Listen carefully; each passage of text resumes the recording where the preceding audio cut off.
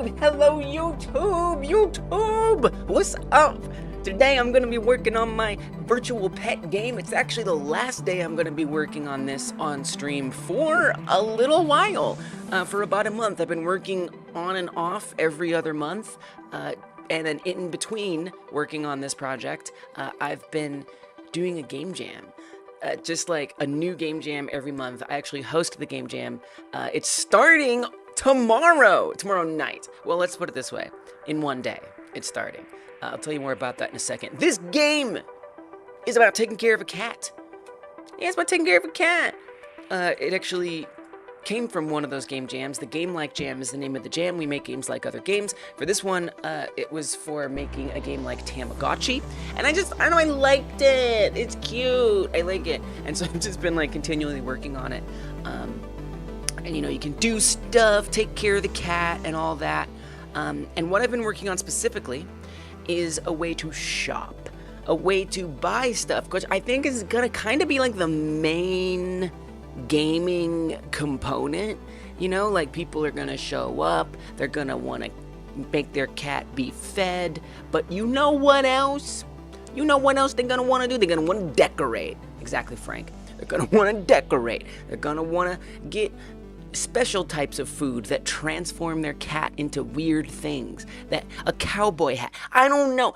Goofy things to put on their cat. Goofy things to put in their room. Or fun, beautiful, cute things, whatever. Maybe make like a gothic room. I don't know. But the only way there's gonna be any of that fun stuff to try and earn and, you know, decorate with is if there's a freaking in-game shop. So the in-game shop looks a little weird right now. And I just want you to be okay with that because we're going to fix it today. So you can go on this computer and you can do stuff. The way you make money is by playing these mini games. Think like Neopets, where you get Neo points by playing mini games, and then you can spend those in the world. This is like going to be a game for putting posts on social media. It's really just kind of a little roguelike where you collect items and then it becomes a social media post. Again, it's just a way to get points to have money. And then what you're gonna do is you're gonna go shop. Now I know the shopping looks weird. Why is there a big cell phone image in the middle of it? Well, that's actually an amazing thing that I spent hours and hours getting to work right. So let me back up a little bit. In this game, you can go to the computer. You can also load up this phone, and that will let you do stuff just like on the computer. You can use apps. I want that also to be on the phone. I haven't really set up any apps on the phone. This is even just placeholder image. Still kind of working on that. But you see how it says money on there, right? So what I want is when you're in the shopping app, the phone will be off to the side and you'll use that to check how much money you have, what your inventory is. So it's just kind of like diegetic UI type stuff, like representing the user interface in this way that's immersive, but also it's kind of just UI too. So what I want to work on today is getting that phone to not just be smack dab in the middle like that, but to be off to the side attractively and to be, you know, to have the apps. To have the apps that let you check your inventory. And then somehow I want to tie all that together so we can press these buttons in the store and actually get stuff added to the inventory and make the money go away. Right? Could you, like, honestly, kind of psychopathic behavior to have a widget on your phone that just constantly tells you how much money you have in your bank account? I can't, like, I actually can't even fathom doing that. Unthinkable. But, you know, it's a weird line to balance, right? And I think that's a thing to keep in mind too. You know, the more like realistic your game gets, the more it's weird when things aren't real. Now, obviously this isn't realistic, but it is like a simulation game in a way. And so if I'm simulating what it's like to have a phone, it's starting to be like, well, that's not what I put on my phone. So I don't know, we'll see. For now, I'm just gonna worry about the functionality. You know, you can actually check the phone. You can actually check your money and your inventory. So just, yeah, it's kind of like the GTA phone, exactly. And so, I mean, that's like very much literally what this is. I'm thinking maybe it's gonna be horizontal at the bottom here, like right down there. You know, obviously that'll cover the taskbar a little bit, but yeah, I don't know. It's tough, there's not a lot of space, I'll be honest, not a lot of space. You know what would be cool? Okay, this is getting a lot. But you know what would be cool is if we were kind of looking at it at an angle. I don't know. I don't know. Because I don't know how I feel about that. Whoa.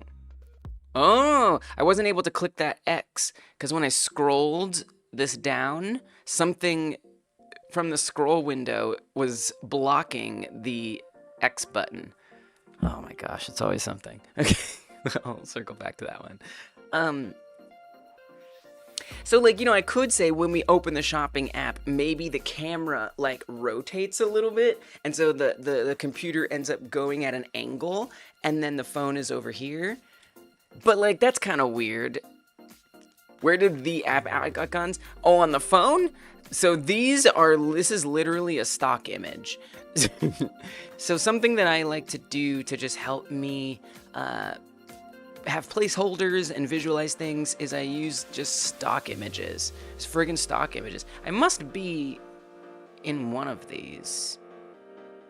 It's gotta be. It's gotta be. Yeah, annoying. Yeah, it is annoying.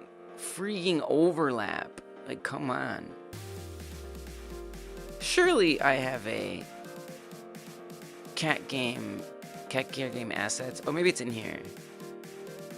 There it is. So this is just literally, so I like using Canva or any kind of stock image situation as a way to like mock up. So like, as you can see, look at this. That is the room before I even put any code to IDE. That was the room that I was imagining. And look what it turned out to be. Look at this. Look at that. Couch on the top left or the back left. Door on the left. Computer station kind of on the right. Litter box is in a different place, but so yeah, so that's where that comes from. Is it's literally just you know, a stock image that I found on here, but it's temporary, so I'm gonna replace it. The couch does. The couch is for petting the cat. That's the entire purpose of the couch, is to usher in the petting mini game. At least for now, that's all it does. So yeah, it's kind of like, you know, they're all just, everything in this game is an excuse for mini games. I feel like that's what virtual pet games are. They're vehicles for mini games. So you click on the litter box, you're scooping poop. I don't know why the word poop, I always laugh. The tripod is for filming the cat. Maybe. The cat might be floating a little bit. Going to the food bowl is for feeding and watering the cat. I haven't actually finished that mini game. I actually even started. You know why I haven't started this mini game? Because I want to be able to buy stuff. If I can't buy cat food to put into the cat food bowl, I can't make this mini game. If I was going to make this mini game without having food, then it would be, I would potentially just have to refactor everything anyway. So that's one reason this doesn't work yet, because I need to get that shop going. So yeah, I'm gonna get that. I'm gonna get that shop going. Visual, yes, Fleck. It's visual lorem ipsum, precisely. You get it. You get it. So yeah, so there's a game jam starting in a day. There's a game jam starting real soon. Starting real soon. We just got Craft Picks agreed to be a sponsor again. Let me tell you why that's cool. That's cool because it means that you're gonna get the top three winners are going to get a year membership to Craft Picks, which is kind of an amazing deal. If you don't know about Craft Picks, y'all, let me tell you something about Craft Picks. Let me tell you a little something about Craft Picks, okay? Craft Picks has a ton of cool assets. I mean, we are sponsored, but this is not a sponsored ad. I'm literally just telling you because I'm excited about the, they do have an affiliate link, so if you want to support the channel, you can go shop on Craft Picks. But they have a lot of free stuff. They have tons and tons of free assets. Such great stuff. Like, if you like 2D pixel art, it's not even just pixel art. Like, look at this smooth lines. It's not all pixel art. Really good stuff. Music, sound effects. So if you're interested in just seeing some cool assets, I recommend Craft Picks. And so now, here's why I'm telling you this, because for the next Game Like Jam, there's going to be a prize where you get a membership. And when you get that membership, you get all of their stuff forever. Okay, everything that they have, if you go in here and you download their entire library during that year membership, you can keep and use those assets for eternity without any limitations, other than you can't resell them, obviously. So kind of a nice, yeah, graphics is good. Graphics is good. So anyway, I just wanted to tell you, we got them for a sponsor. In addition to Craft Picks, there's also Amos Makes, who makes 3D assets. So Amos is offering 3 asset packs, 3D asset packs to the winners. And then Pizza Doggy, who is also offering 3 asset packs to the winners. Not only that,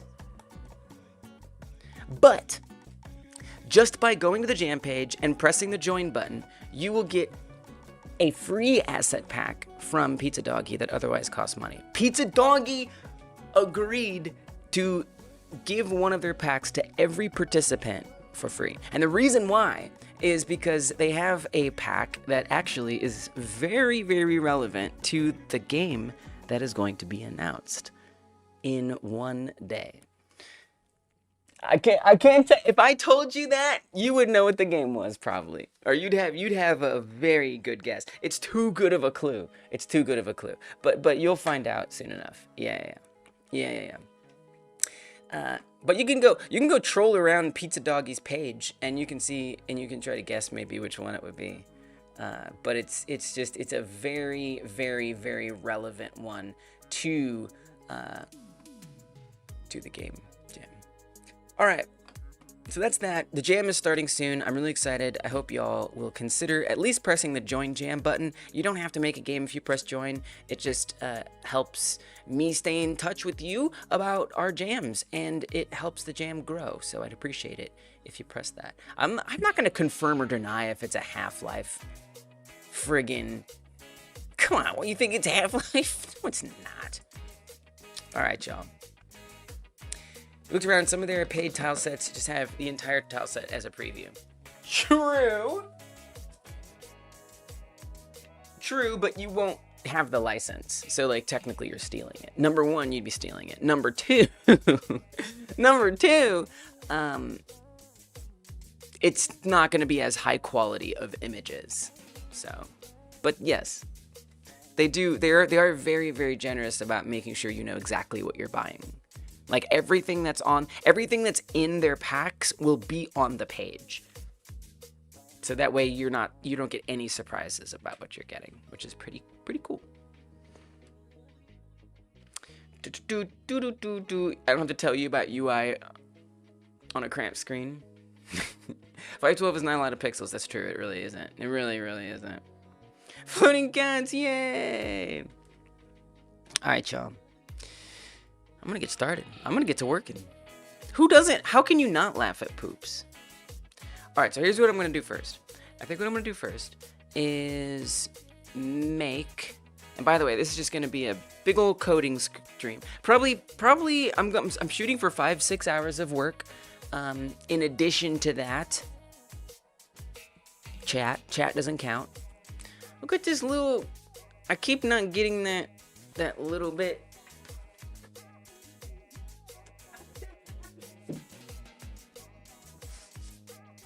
I don't even understand how that happens. Did I move the camera? Doesn't make any sense. That's my green screen floor.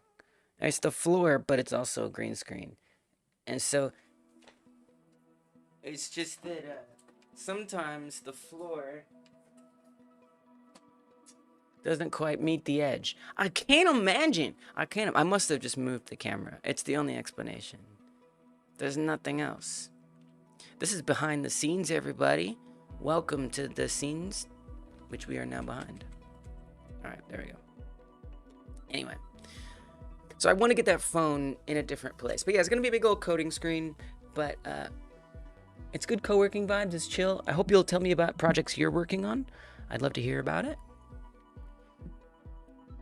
I'm going to figure out. So here's the other thing, is I want all of the apps that are on the phone to be able to function horizontally as well as vertically. Not only that, but I want them to be able to function on the computer as well. Most of them. Well, not, let me rephrase that. Not most of them. Like the shopping app. Anyway, don't worry about that. Don't worry about that. Lee's what? Don't worry about that. Okay. Don't get in over your head. Hey, Willow, welcome. Okay, so what I'm gonna do. So I have the tuna can inventory slot because it looks like. That looks like all you're missing is the tuna can inventory slot. Yeah, well, I need inventory. Yeah, I need an inventory app. But I kind of want to get the phone. I don't know. I'm just debating. Like, it would be weird if we clicked on the app and it changed the position of the computer. Like, that would be bad. I'm just trying to figure out how I fit this in. Okay, Lise, what if you put it... Let me try something. Here's what I'm going to do. I'm going to go to the phone in hand here. But Lise, also, how are you going to rotate it around? How's it going to rotate around? Chatting with Lise. Finally adding the command pattern to this, and you'll probably upload it tonight sometime. The command pattern? Oh! I don't know what this is, unless you put a link in YouTube and they exploded it. But you're talking about the coding technique.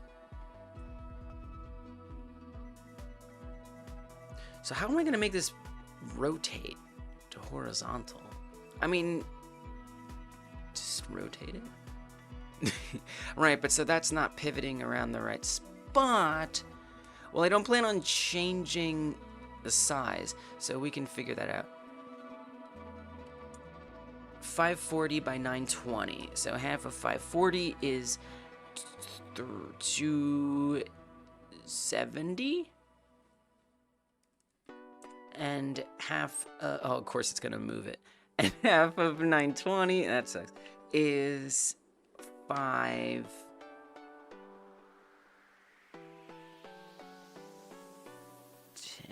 Four, wait, what the hell is half? 460. So that would be the center. Okay.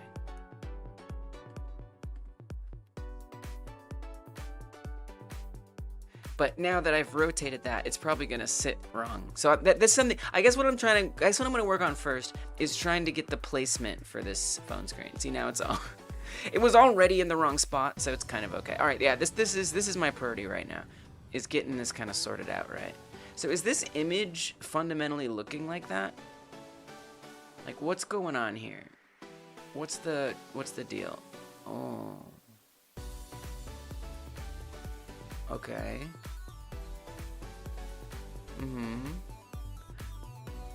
I need to I'm gonna close some of these things. Thank you, Roger, for the hydrate. Cheers.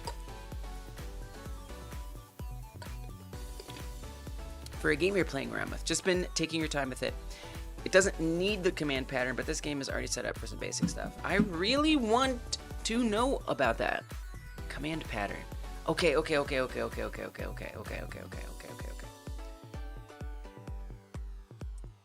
So quick.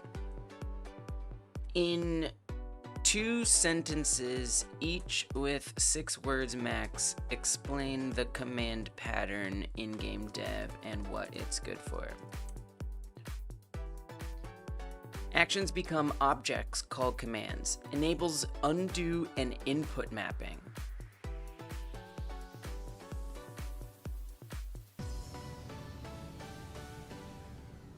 Actions become objects called commands. Undo and input mapping. I don't know what to do with that information. Most of the game start logic is Most of the game's start logic is finally set up. Nice, love that. Alan, hello, thank you for being you. I appreciate you supporting Hyper Game Dev. Welcome.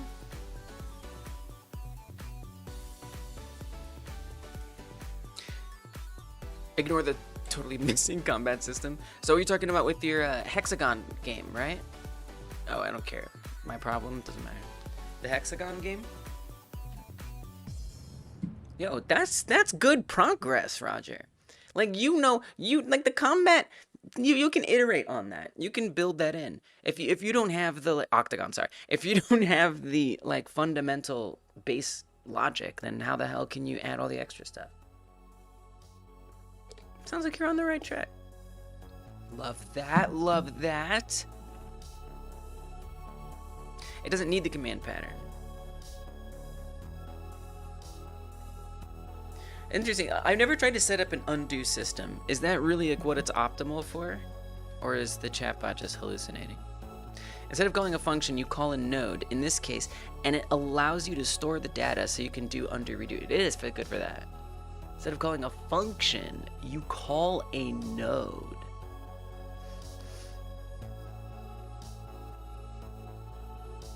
I was just thinking to myself, do I want to add like a text editor app? With undo and redo, make a paint app so you can paint your own wallpaper. Maybe I'll find an excuse to need it. Sounds like that's a good like learning experience. Okay, so I think what happens here is this gets compressed down magically into that, which is kind of amazing. I don't remember why that works, but it does.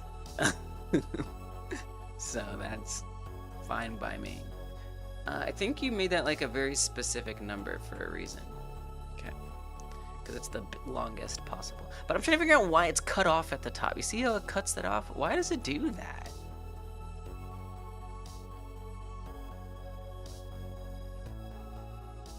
See, it's not cut off in here.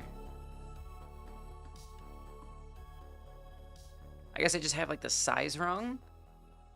Let me see what that size is. So this is called phone screen placeholder. Phone screen placeholder. It is 540 by 960. Some weird ass dimensions. Well, and you see it's stretched out. Well, I think that's the other thing. Is it's stretched out because that's also what fits. I feel like I need to make my own phone screen. I think it's high time. Yeah, you can keep that open. Let me close this. Let me close that. We're even gonna close the cat. Close the mouse. Basically what I'm trying to find right now. So many things open. What I'm trying to find right now is the phone. The in-scene phone. Oh, it's not open. Okay, that explains that. So that's called phoneinhand.tscn. Nope. Oh, yes. Oh, it's both. It's both a 2D and a 3D element. Got it. Okay. I'm lost. Okay. So I see it's cut off there too. I wonder if this is here in the... Well, it's not just in the 3D though. It's not just in the 3D because you can see it. It's cut off in the 2D. Okay.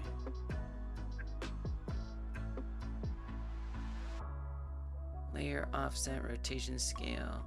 Where's the size being set? I don't friggin' remember.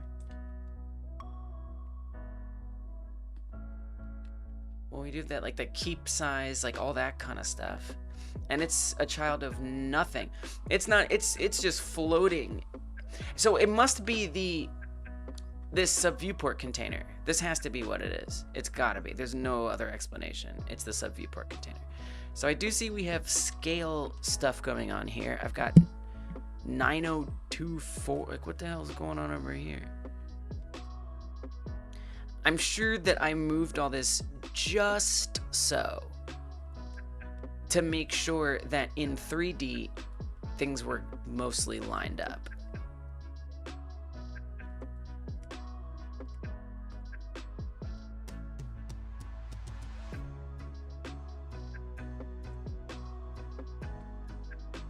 But obviously there's some imperfections here.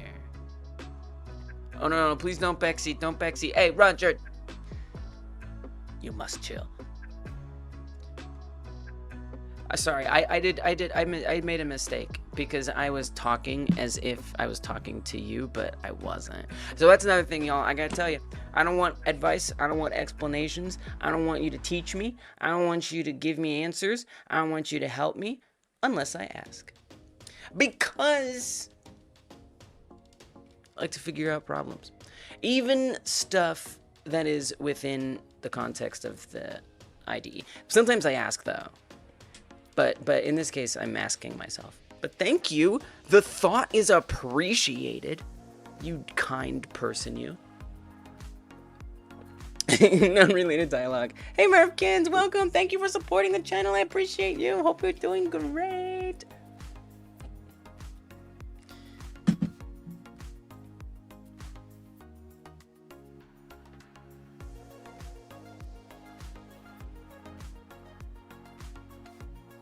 The vibes want you dead. Position. Let me just try like moving it. Just see what happens. Okay, so that's not cutting that off. If I increase the size, like if I made this 1,000, literally nothing even seems to happen. Adjusting the pivot isn't gonna make a difference.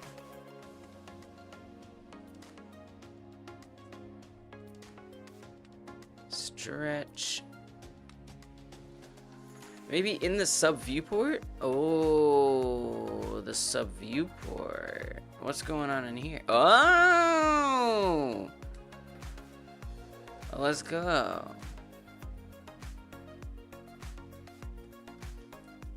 You know why else it's good to ignore chat and not to be helped? It's because often chat will send me down rabbit holes that don't actually help. Bless your heart. Okay, so this needs to be a little bigger. 960. Well, what was the image placeholder? 960! Why wasn't it 960? Just a typo. Love that. Okay. Alright. Better. That's 962. That's so weird. Okay, so now let me see where we're at. See, it's just a little oops. But now... Noted, Roger. Look, I gotta tell you, I do be asking for help sometimes. Y'all know it. That sounds like something. Don't go chasing rabbit holes. Finally, a song reference I get. Keep it to the... Sharing your own projects that you know.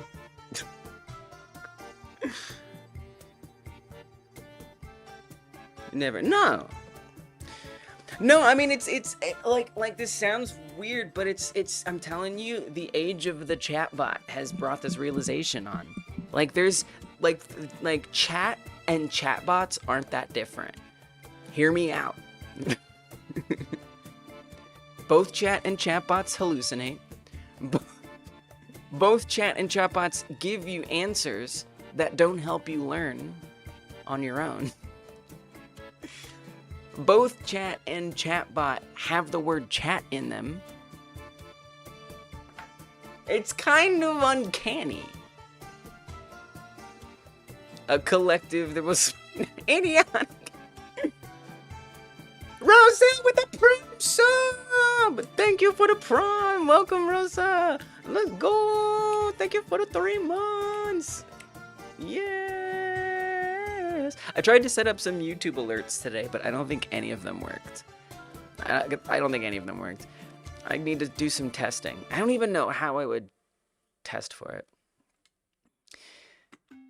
Not a clue, but they definitely aren't working. Maybe in a member stream, I'll fix it.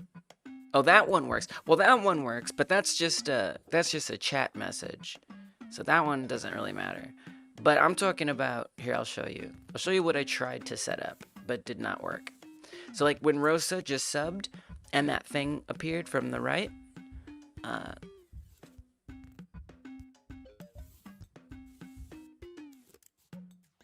supposed to be these kind of things. Look at that. See? It's like set up to, in theory, work. You see? Look at this. So I can trigger these like I'm just manually triggering these, right? But in theory, they're supposed to get set off on their own. Also, thank you for the hydrate. So, oh yeah, and I made a like button one too. But that one's supposed to pop up automatically at like different times. But I should make that a redeem. So I'm trying to set this stuff up for YouTube, but you know, it requires a lot of testing because I have to be live to find out if anything works. Considering the first word stuff didn't show up, I have a feeling it doesn't work. But that's okay. Now I know, and I can try something else. Don't go chasing rabbit holes. Absolute banger, honestly.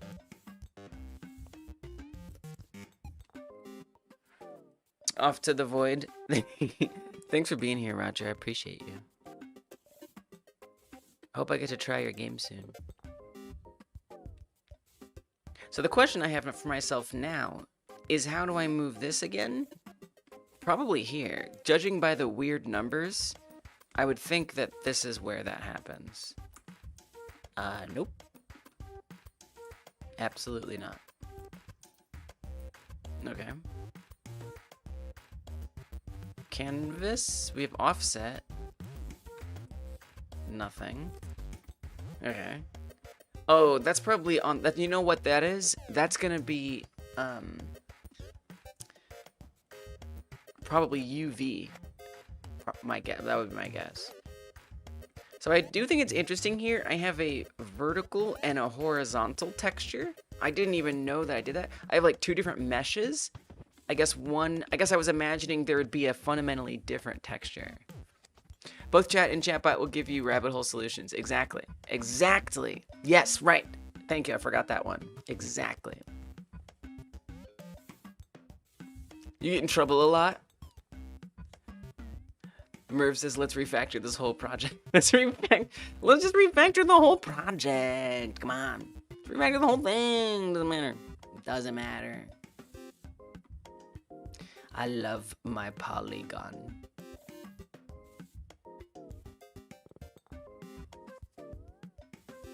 Asking her other self, yes, that she often talks to, exactly. Precisely. How to code, how to do programming, how to learn code, how to make the box open when clicked, how to do the thing, how to ask a chatbot how to do things.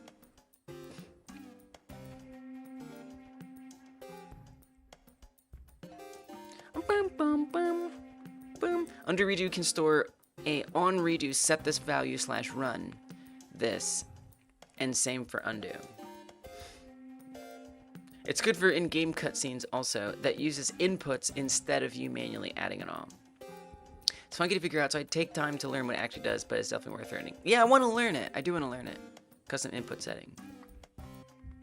It's funky stuff. Oh, yeah. Interesting. Rosa says, I might have went nuts last night when I learned the signal bus. What do you mean? You changed too many things and broke your code. I love that. You got excited, though. If code excites you and learning something new excites you, you're doing it right. Changed too many things, broke your code. You finally fixed it and learned that not every signal needs to be in the bus. That's true. Yeah, just the ones that are hard otherwise to connect. Yeah, that's it. That's the whole sentence. Really good at rabbit hole solutions, like use the algorithm you never heard of when you're short on time and stressed already. I mean, look. It's different. It's different when you're like, because your own problem solving technique, you know how to pivot quickly. when you're like, oh, try this, right? And you know how to pivot from that. But when you're giving an idea to somebody else, they don't know how to like work with your way of being wrong. You know how to be wrong your way better than I know how to be wrong your way. Does that... Anyway. Yeah, so this is probably... Yeah, it's UV. That's what we're adjusting here. Is the UV. Why is that so satisfying? Oh. Okay. So just a little bit. A little bit. Okay, careful. But need to make sure... Yeah, see, now it's too... So we have to make some compromise here, because this is a square image, or a rectangular image. So it's not going to fit perfectly in these rounded corners. And that's the other thing where it's like, well, maybe I figure out what this size is and try to make an image that actually fits it. But that does sound like a lot of work. And I mean, you can see I have non-uniform scaling, so I'm just kind of like allowing it to get like stretched in weird ways. I don't even understand. It actually looks like this is making it stretched more normal. It's all very bizarre, isn't it? Lise, here's what I think. I think you should make it in the middle. Does that make sense? So...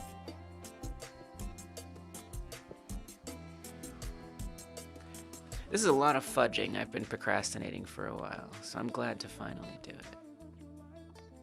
I've been procrastinating the hell out of this. Y'all been seeing that goofy looking phone for a while. It's because I didn't want to do any of this. Oh, it doesn't grow from the center? Come on. Come on. Just grow from the center. But you can see how it looks a little stretched out. Which is not optimal, but I kind of don't care.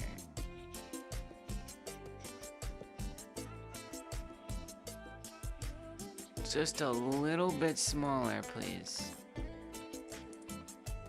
Or bigger. Actually, I think you went the other way.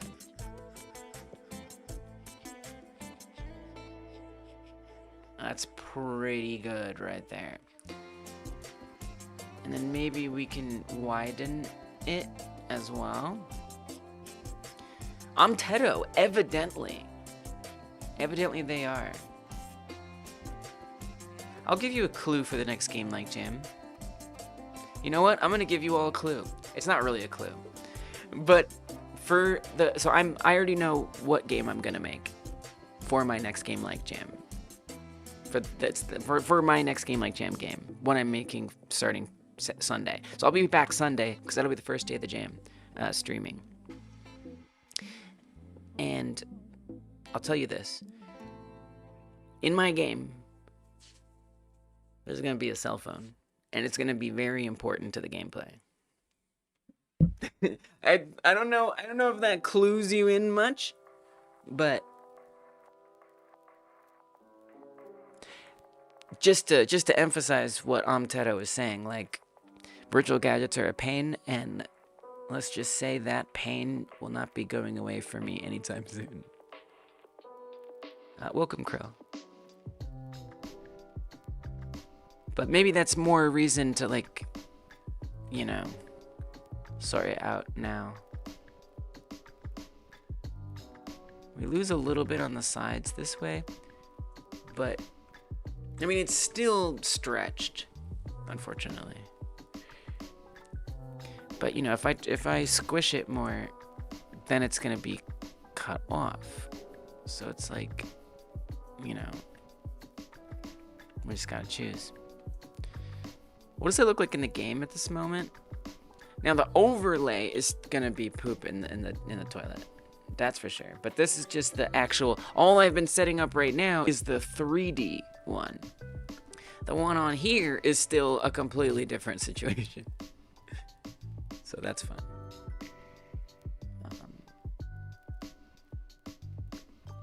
So let's see what the hell's going on with that. I assume Actually, I don't know. Yeah, well, wait. That's this. Says full 2D overlay. So I believe that that's this. We have offset. The subviewport has position. It has to be this. This is definitely a pain, right? So if I move that, is that going to move it? Yeah, it is. Okay. So this is actually what I'm going to have to move in game and stuff. Oh yeah, this is going to be rough. This is going to be rough. As you see, it does not fit. And then we're like fudging the size too. Oh my god. Oh, I can't even... Oh, we have to do scale. I see. And then I gotta figure out some way to animate this so we can go horizontal. I don't even know what that's gonna be like. But today we're gonna find out.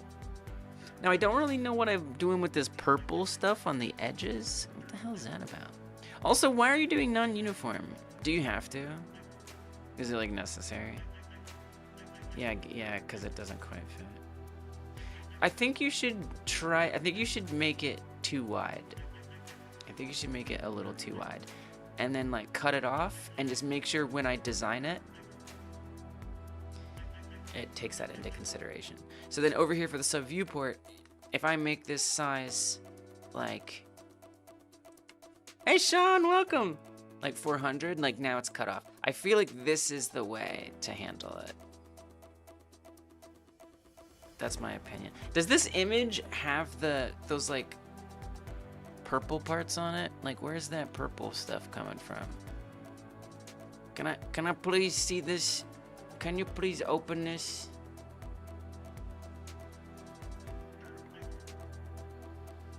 It does. So I must have put that in there to change the size. So that's the other thing. Like do I want to adjust this fundamentally elsewhere? I mean, here's the reality. I don't need this image. Lise, what? Back it up. Why? Because, okay. Don't do any of this. Why? Because it's a waste of time. Are you sure? I think. Okay. Thank you for the hydrate, Krill. Cheers. Indian or Thai? Oh, that sounds good.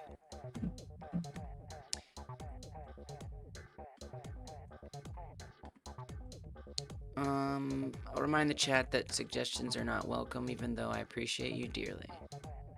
Your thoughtfulness is noted, and your help is rejected. Unless I ask. Okay, here's what I'm gonna do. I'm gonna undo this. How did I do that? This stuff? Okay, here's what I'm gonna do. I'm going to not use the freaking placeholder image anymore. I think that's like more my problem than anything. A placeholder image is useful, it is. But guess what? It's going to be freaking 2D control nodes. Like that's what everything is gonna be, is control nodes. So I don't think there's even gonna be a texture like this. So I feel like I would rather start building those things and see like how they fit together would be better. Found some good frozen cheapish stuff. Love that.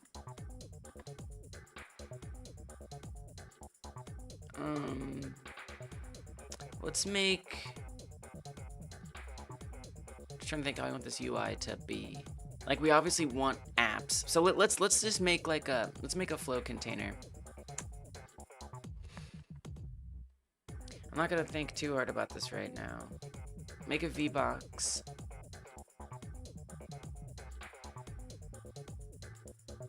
That's in an HBox. So I kind of want an HBox on the top with a VBox inside. You need things on the sides. Why do you want things on the sides? I don't know. I guess I don't need an HBox. Just kidding. Yeah, because a phone is like vertical. Yeah. Well, unless it's horizontal. Well, it'll still be vertical. Okay. Sorry, I just gotta talk it out. I'll get there. We're gonna put the money container in the VBox. Did not like that. It hated that. Let's make sure that this is not a mess. It would be optimal. Center. Okay. Center top. And then make sure that it is expanded. That's gonna look really bad. You don't want to take up a little more space? You don't want to take up a little more space there? How about what if I make it? No, I can't. Okay. Okay.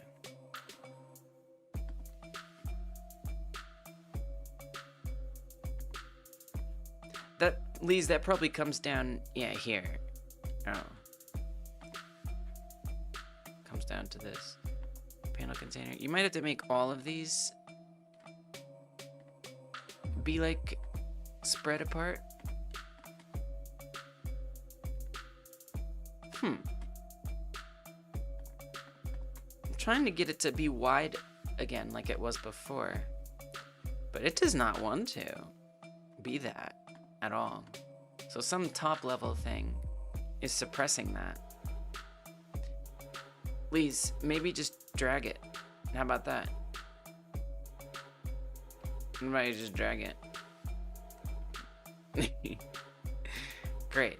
So it's literally capturing a certain segment of this. It would be really helpful if I had like a guide debug screen. Whoa. Yes, if I had, oh, whoa. And that's actually squishing it.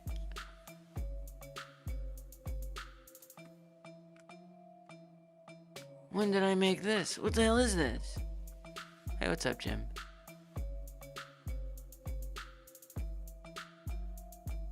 It's you in your head all day long. So I've got this, like, it looks like I have like a margin border on the left. And something in the top right as well. And then I've got this background thing. It's amazing how it's just like squishing into it. It's very impressive. So that's interesting. Okay, let me try putting in here an H-flow. Oh, we already did.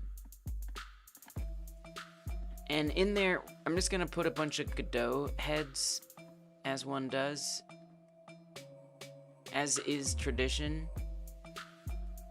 Oh yeah, texture rect. Well, remember, you want them to be like apps, so you should probably use like desktop icons. Might as well. You already have the desktop icons made. It should literally be exactly the same. Like, they're the same. And that would even be better if they're the same, because now I don't have to iterate on it and make a new version of it. They are the ultimate prototype. What would we do without them? So as you can see, that is definitely not a square, which is a problem. Don't let it be stretched. The stretch is poop in the can, which obviously belonged in the toilet. So, well, it depends how good your sewage is. So that didn't need to be talked about. I want to squish it back down. That's gonna be, what is that? What is making it stretched? I actually don't know. I'm asking myself. Thank you. I actually don't know, because this isn't, like, I know there was the UV stuff that we were dealing with earlier, but that's not what this is. This, Lees, might be the subviewport. Oh, here. Yes, the subviewport container. That's this. Don't do this crap. Yes. Yes! Do that. And then if we could, like, slice off the edges, just slice it off, just crop it, that would be optimal. Just give it a little crop. Now, ideally, we'd also have the rounded edges, but I think I can probably fake that. Oh, what if I use transparency? How the hell do I use transparency? Maybe on a subviewport? transparent background. Okay. This is good. This is good. Whoa! And it works just like desktop icons already. Let's freaking go. What the hell? How does that already work? Modularity. Yo!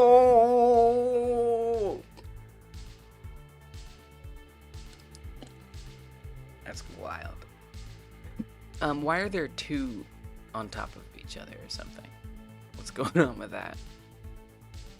This is going well. This is going surprisingly well. Yeah, the double words. I don't know what that is. Oh, I know what that is. That's because the 3D space is being overlaid. So the phone in 3 dimensions is being overlaid by the 2-dimensional one. So they're both there. So that just means whenever the phone is facing us, or the screen, the 2D screen is active, the 3D screen needs to be turned off. Which is essentially this, but not that. So this material has to somehow be silenced. How do you want to do that? I don't know. Maybe turn this transparency.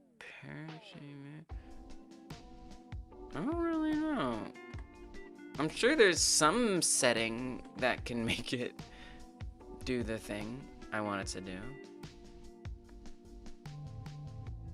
I'm a little disturbed that none of these are making any difference. It makes me think that we're not actually looking at an up-to-date version. I could be wrong. Well, I'm asleep, too tired to think. You deserve that rest. Sorry I started so late today for everybody. I didn't mean to. But I was trying to set up stuff for the stream today. None of it worked, incidentally, but now I know that, so that's good. I started a little late, but I'm still working on being earlier. Appreciate you stopping in. I might be here when you wake up. I hope not, for my own sake. Good night, though, Willow. Yeah, none of the stream stuff actually worked, but it's okay. As far as I know, it didn't work. Tastes good on like 90% of frozen meals. Love that. Chef Bombay. Actually, I've heard good things about that brand. It started without you? Because I was working on stream stuff? What do you mean?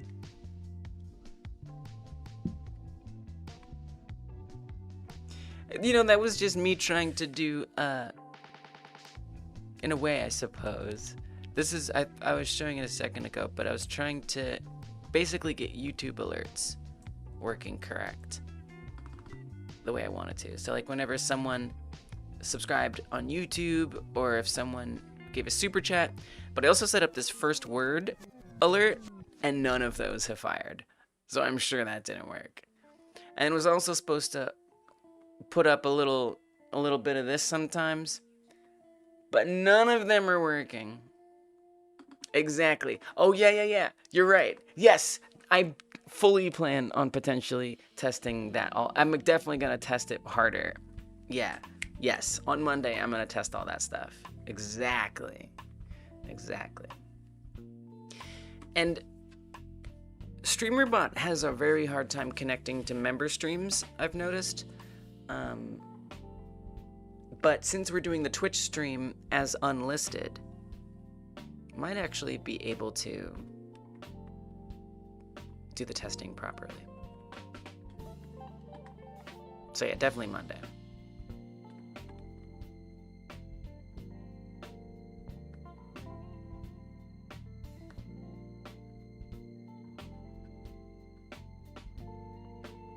Use the algorithm you never heard of when you're short on time. Yeah, I mean, sometimes it's fun to learn. Sometimes the pressure is when the best time for us to try to learn something new. Order all the pizza on your phone? Whoa. Yeah, I guess I never thought about like the player feeding themselves. I'm hungry too. Vinge keeps putting off breaking down their player controller parts into components because you know ChatGPT is going to screw up the components you need extracted from it. And you know you will as well.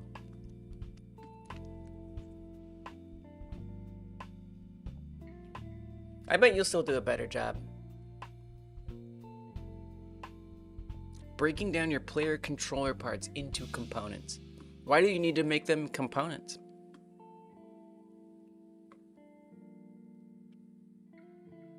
It's gonna be rough, but you have some useful stuff in it that could be onboarded into enemy AI. Nice. If you ask GPT, make sure you're feeding it only when it needs. It should be able to help. That's true. That's a good point. I'll boil down to whether it mixes up the directional tracking data with other systems like AirDash or directional attack data. You know, it might actually do a pretty good job at that.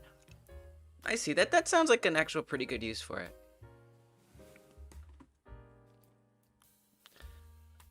I'm a 360 on that one. So how am I going to make this texture disappear? And why isn't it changing right now? Like if I change this color, I should see that color change here. Do you want me to press Control S? Do you want me to reload it? Maybe it like can't do it. Yeah, it can't do it in real time. I don't know why. Why can't it do it in real time?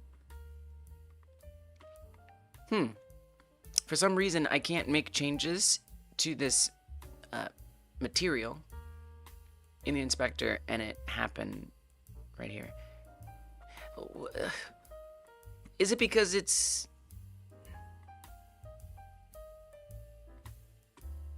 Do we have this saved? We do. And this as well? We do. And then this one too? There's nothing on there. Okay, so if I come back to the base version, and what if I just load it on here? Like, what if I don't do it in the scene? I don't know. I'm just trying to see if I can find some way to actually make it update in real time, because it would just make my life a lot easier. And I love an easy life. So I'm going to do something a little wacky here. I'm going to turn off the editable children. I know. Actually, you probably shouldn't do that. I don't really know. I don't know if I should do that or not. We're just going to do it. Okay. And then over here, we'll pull in the phone screen. That'll be fine, probably. And then come to this one. It's already got it. Okay. Now I'm going to reload it. And hopefully... Nope. Okay. That was a mistake. I see that now. I apologize for my mistake. Is it because like the code is expecting it to be there? Oh, it's subviewport stuff. Oh yeah. Okay. I'm sorry. Right, because this is looking for that subviewport link, and I would need to tell it where it is. And if it's not there, it can't link it up. That makes a lot of sense. All right. I see. Nope, it does have to be here, unfortunately. So we'll put it back to editable children.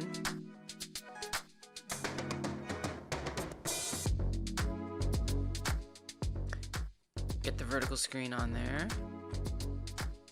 Point it to the subviewport.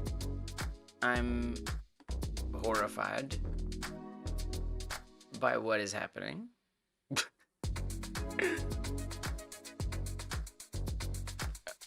Okay, it's fine. Great. But also, why is it not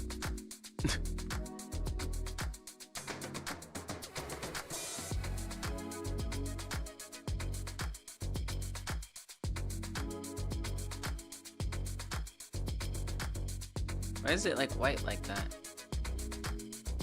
I have a lot of questions.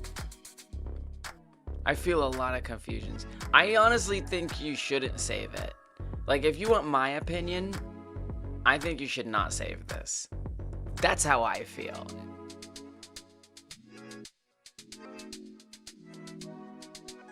I feel like I should not save that. I think I should GitHub redo that part. Things got a little out of control there. Hey, Stone. No, I'm lurking. I'm definitely lurking. 100% I'm lurking. You're right.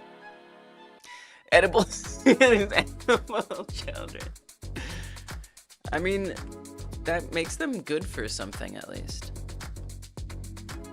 Why does it look like this? You don't want to look more gooder?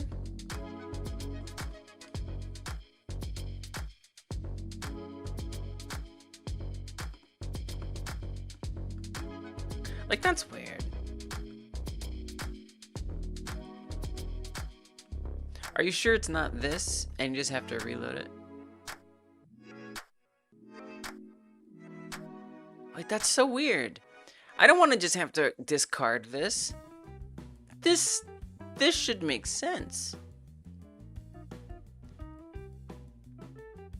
There must have been something I did in that edible child. Is it render priority? No. Very strange. Okay.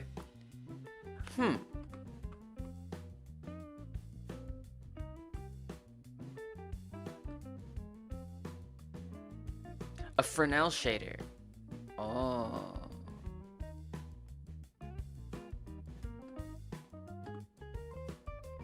No, that's not doing it either. You got the job? Let's go, Krill! Yes! Congratulations.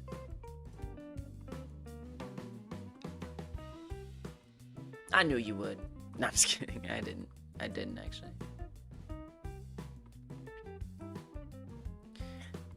I mean, it's clearly like a lighting thing. I wonder if I had it... I wonder if I had like something changed with the way light hits it.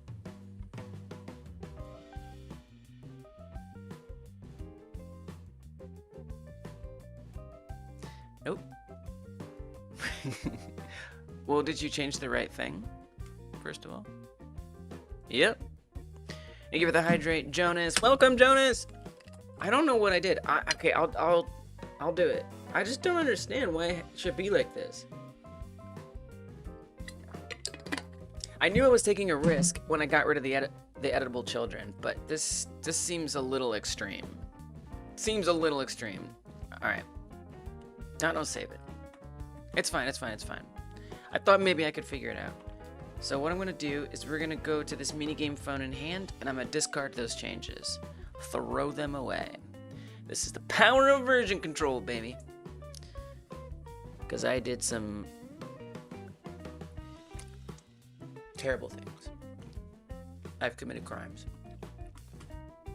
Orientation next week. Pon, you said, I don't know if I'm lurking or trying to procrastinate. ¿Por qué no los dos?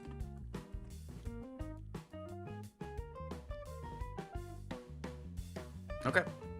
Why? Why is it fine now? Like, what is it? I just would like to know for the future.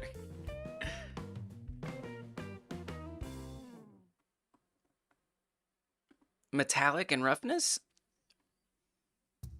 But wouldn't I have saved this? That's the thing. I would have saved this. I don't know. I find it all very confusing and mysterious.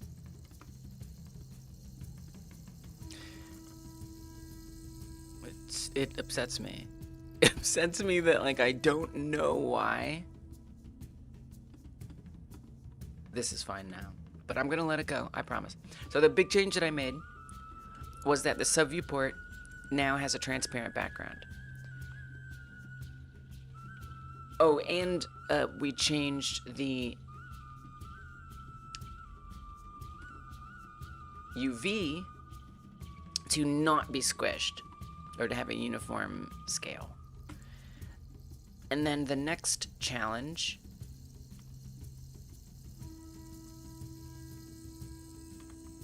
Okay, not a uniform scale. Let's not go too extreme here.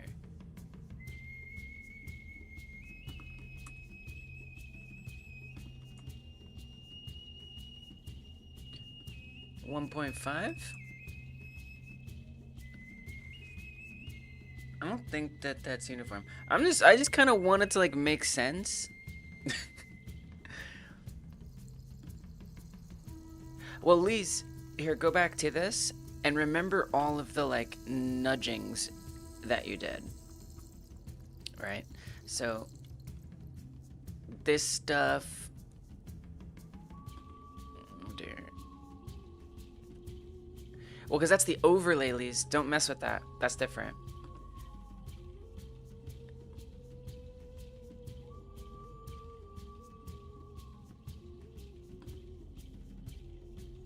Why shouldn't it just be perfect? You know, like does that point to me needing to go into Blender and change?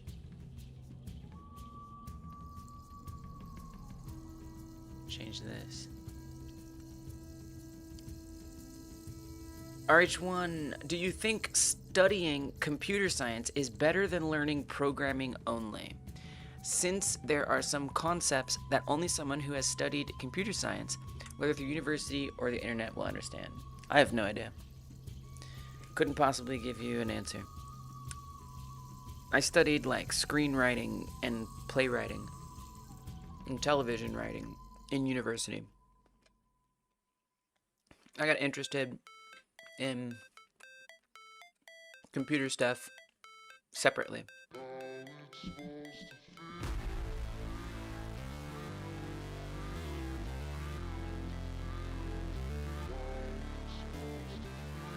But maybe someone in chat can answer that question? Someone else? It's up on the screen. But I don't know. I don't know the answer to that. I'm not qualified. I'm not even gonna try to hazard a guess.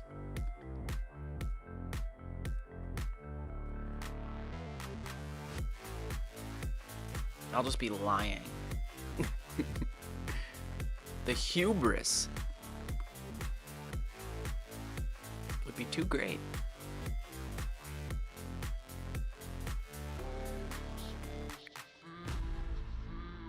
So basically you're just asking, what's better to study?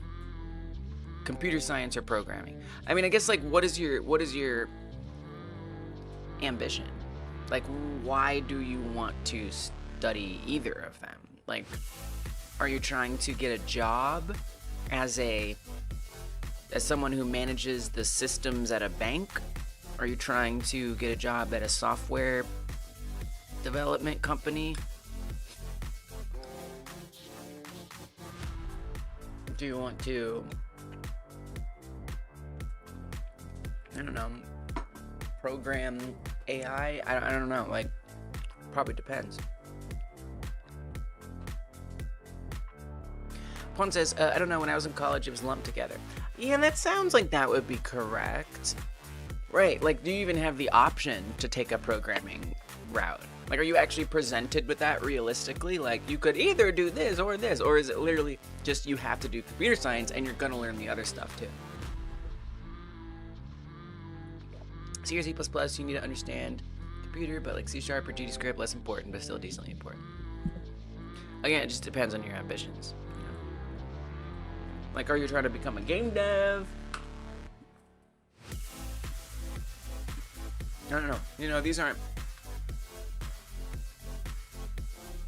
You know, I don't really think of anything this way anymore. Like when I was younger, I used to think of things that way, but now I don't. It's weird. It's weird being at that age where, you know, you're deciding whether you're going to. Like how you're going to take this like opportunity that you have to learn and get a degree that's going to, in theory, define your career.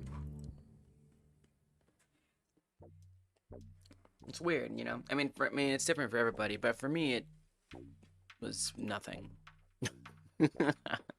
into finding nothing.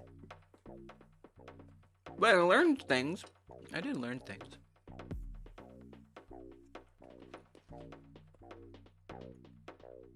Computer science unique part is the math. The answer is yes, but if you're asking for affirmation, it might not be worth it.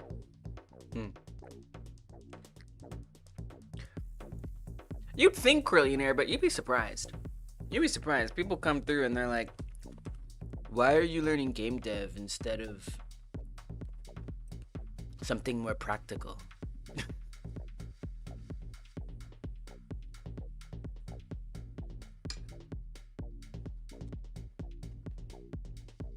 Pawn taught themselves physics when you got into game programming.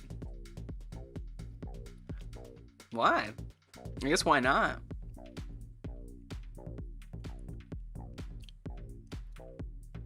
Study physics is a hyperfixation? Wow. Krill doesn't know what parts computer science encompasses. Imagine they teach you stuff like the stack and heap as well as CPU instructions stuff. Yeah. Yeah, I mean, from people I've known who've been in computer science, it just like it seems to cover a very broad swath of things. Assembly, like from assembly from the lowest level possible to modern implementations and like practical modern implementations. You know, ordered lists, stuff that you will need to know about. But you also have to grind out that stuff like assembly that you may never use. I don't know. I really don't. Please don't take my advice. But I do feel that there are probably things they teach you that. And for me, I'm just thinking of an analog. When I was in film school, there were people, depending on the type of program they took, or the track they took, they were more focused on actual filmmaking, where I was focused on the writing. But the people who were focused on actual filmmaking, they had to learn how to make films using actual film. So they had to get like these super old cameras, and they had to cut the film and develop it and all that stuff. And I remember they hated it. And at least the students were convinced that it had zero purpose. Again, that's still not really my experience, so I don't know. But I think there probably is an argument to make that sometimes learning the most old base fundamentals aren't necessarily going to help you to manage a tax app for a company. But I don't know. Again, I don't know anything. Please don't listen to me.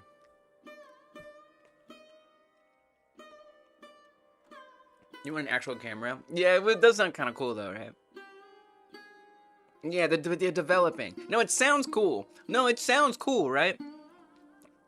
And it definitely is kind of cool, but it's labor intensive. It's like impractical. But it's kind of cool. Like, it's tactile and interesting, and the result is really like genuine and has an interesting texture. But you could also just pull out your phone, open the camera app, hit record, and then edit it in CapCut and be done.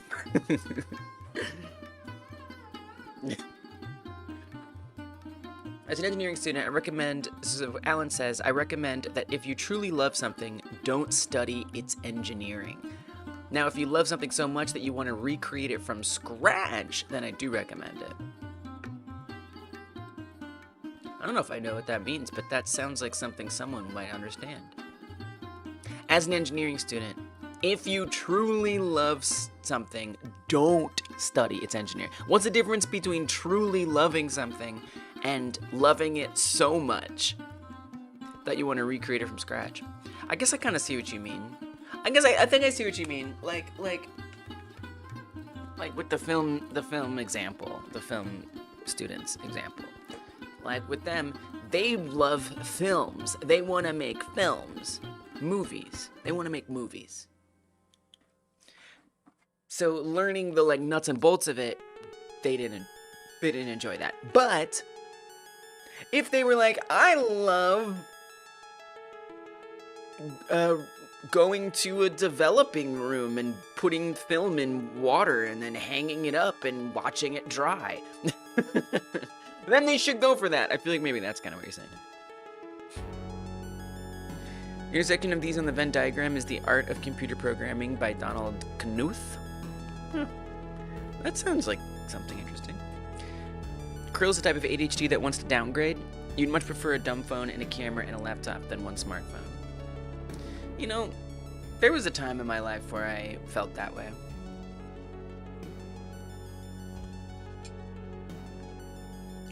Sometimes, once in a while, I like break my phone as an ADHD person, and I just don't replace it for like years. But you know what I do? I use my spouse's phone. So I do replace it in that sense. I don't know, gotta just miss some of those modern, won't you miss some of those bells and whistles? I do have a lot of admiration. I got a dumb phone. I got a dumb phone right here. I keep it close. I keep it right next to me.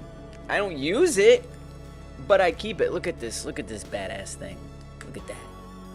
It's got a whole QWERTY keyboard. I keep it just because I like it, autistically. I'm just like, this is neat. This is nice. Look at these. This is an LG, actually. And then this other one, which slides out. This one's a slider QWERTY key. I was always way into the QWERTY. I wanted the full keyboard. This one doesn't even have a brand on it. Damn, it really was a different time. Well, I think the screen got ripped off, so it was probably on there. So I have no idea what this one is. I couldn't even tell you. It's relatable? I mean, I don't know, I like them. They just like them. So I do understand where you're coming from, Crow. Battery messed up. It's kind of like a whole thing. They get all like bloated and you gotta worry about exploding. But they're so nice. You had a slider, a green one? Nice. Oh, the sliders are dope. Right, Krill, just keep them. We keep them. I got a drawer of them. You know. Old phones are cool. I get you.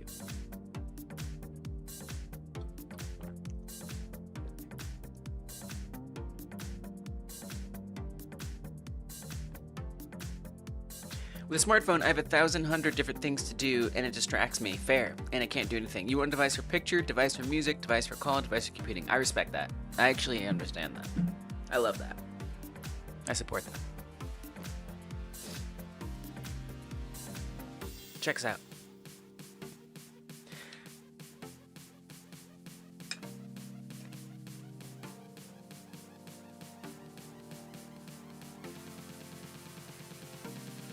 I like that. I like that a lot. You know, sometimes it does kind of start to feel like a lot of crap. like I don't know. You're going on a trip or something, and you got like, this is all of my stuff. This is my smartphone. It's just like 8 things. But I get that. A collection of books is thick, like whole shelf to itself. Whoa. If you thumb through a bit and get excited, then maybe going into that level of detail is for you, but honestly, most programmers never read it. And you shouldn't feel like you have to in order to be productive with the ideas you have. And that sounds like very good advice, RH. I love that for you, RH. What was it called? Knuth? Something like that? Doug Knuth? Donald Knuth. You better look that up in Tor before they're like, at your home address, Lee's, this and this and this, you can buy these books.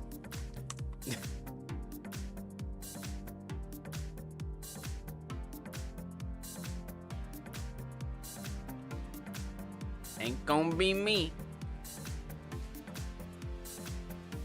Ain't gonna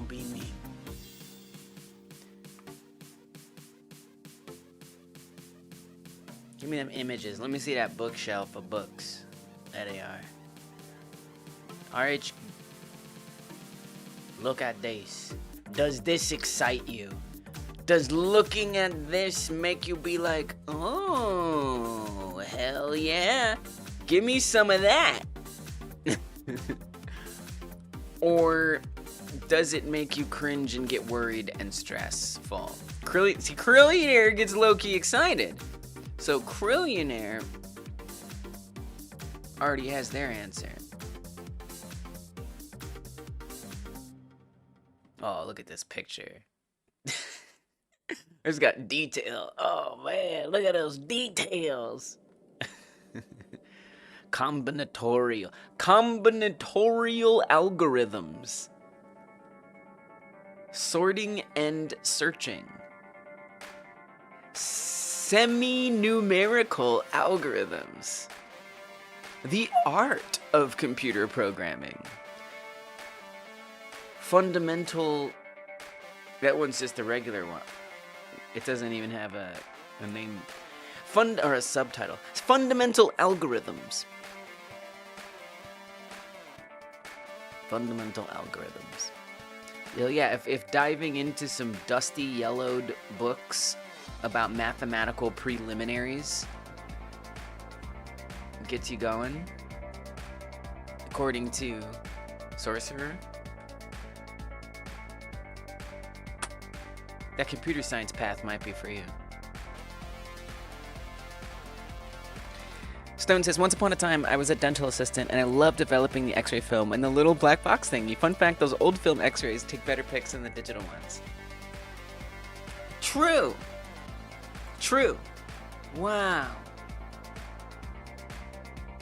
Now I want to make those. Wow. This is such an interesting Stonehaven lore bit.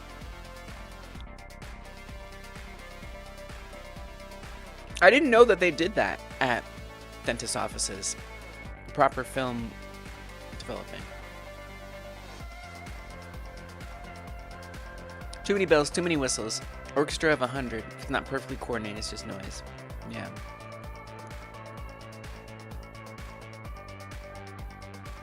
Oh yeah, right. True. Just throwing them out. Yeah, that's risky. Good point. It's like you're like committing environment crimes. You'd rather be physically over-encumbered than mentally? Krill loves books. Wanted to get a book on C language for the past year. You're gonna be so real. Get it. What are you waiting for? You could also just buy it and keep it on display. That's true. The typography is beautiful. Knuth is the guy that invented text of latex paint. You know, that's a good point. Like, at least when I was in university, I mean, I bought so many books. I read 50% of them. I read 50% of 50% of them.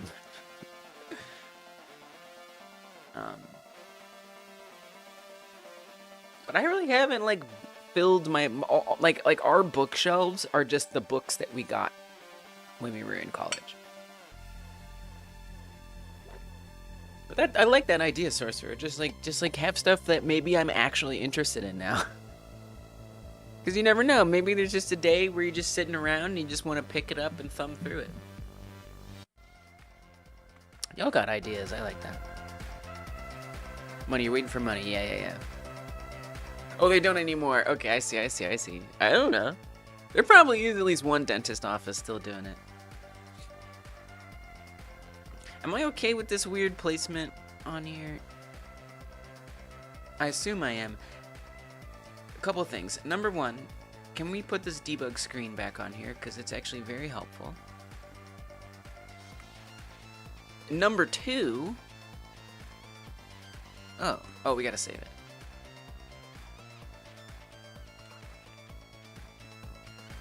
That's a lot of saving. You teach your girlfriend chess when we live together? There are people who don't know how to play chess? I mean, I can understand, like, not knowing certain rules, like castling or whatever.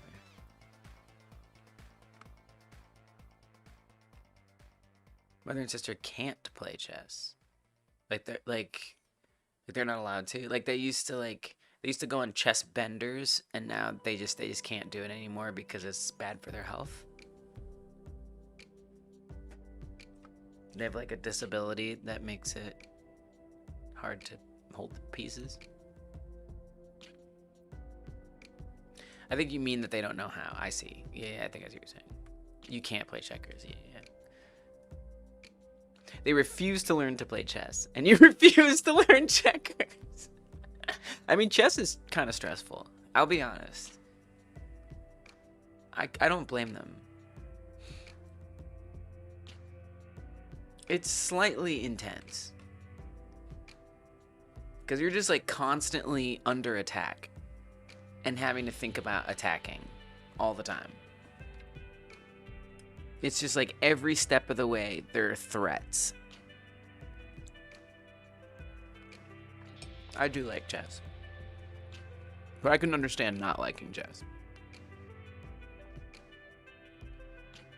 Sorcerer has partially made a recommendation.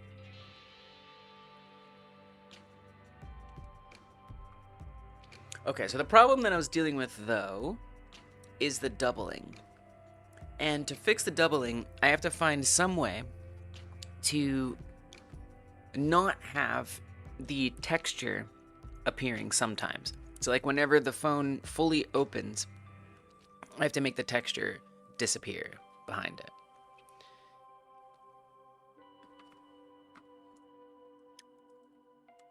What if I put the render priority at 0? Does it go behind? Nope. It sucks that I can't just like test stuff, but I just have to keep restarting it every time. What if I put like a debug restart key? That might make my life a little easier. It might not actually work, but I would love that.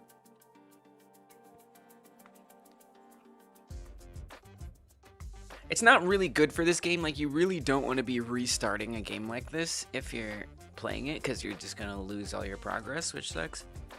Well, that's not true. It has saves. It would be fine. Okay, we're gonna add a restart key. What is this? Something? I must have been explaining something. Add the R key, and then do we have like a game states? Manage state, no? Game, how are we managing game states? I don't actually know. Managers. Manage time, data, stats, HUD. I guess I haven't done any of that because there really isn't like a pause. I just haven't needed any game states. I haven't needed to pause. It's a game that just keeps running all the time. It never needs to be paused. Wow. All right. I guess there's a first for everything. Ay. Can I copy paste something? I don't want to have to type that out. Come on. I don't want to do that. Who wants to do that? Oh, another recommendation.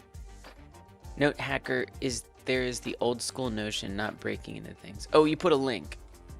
I see. I was like, what are you talking about? Hacker's delight. Oh, the old school notion of hacker. Yeah. I gotcha.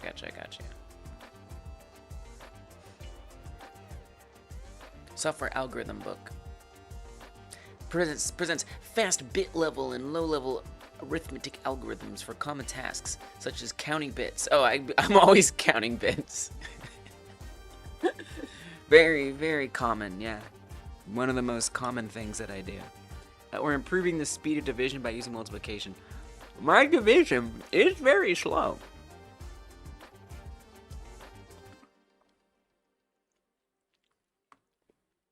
Wow.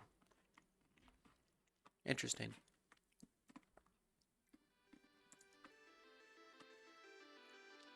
Sorcerer taught their girlfriend to play chess. Now we have a mortgage, a kid, and weekends are planned. Turns out she was several moves in. That's funny.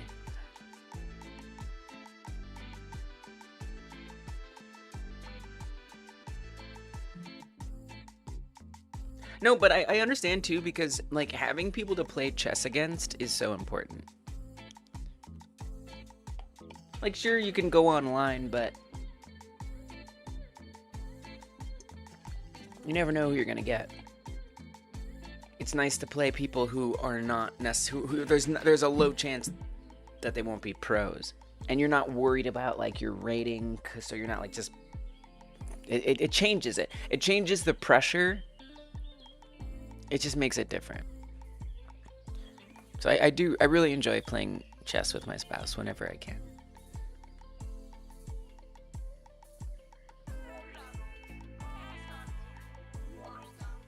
Oh, do I really want to implement all this?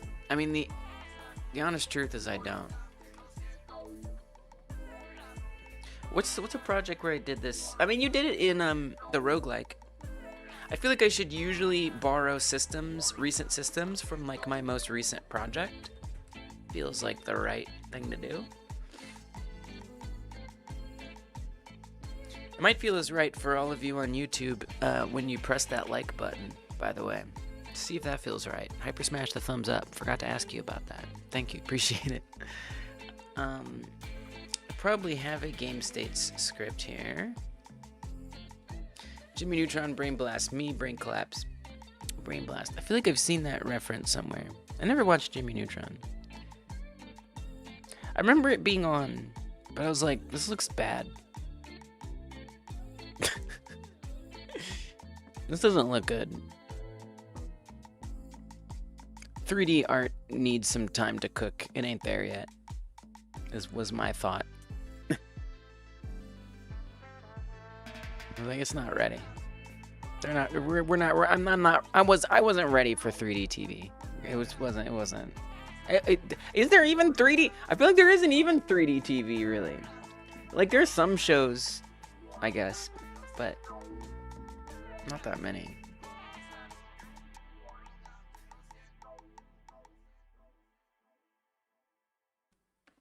I could understand still liking it, I guess. I didn't like his hair. I thought his hair made him look like a jerk. I was right. Cartoon Network was always the best of the three. Right, 'cause Jimmy Neutron was Nickelodeon, right? I agree. Yeah, Cartoon Network was good. I mean, Nickelodeon was good. Nickelodeon was good for a while. They had some bangers. Angry Beavers. Ah Real Monsters. Ren and Stimpy. Right? But then I feel like Cartoon Network kind of surpassed them at some point. PBS Kid.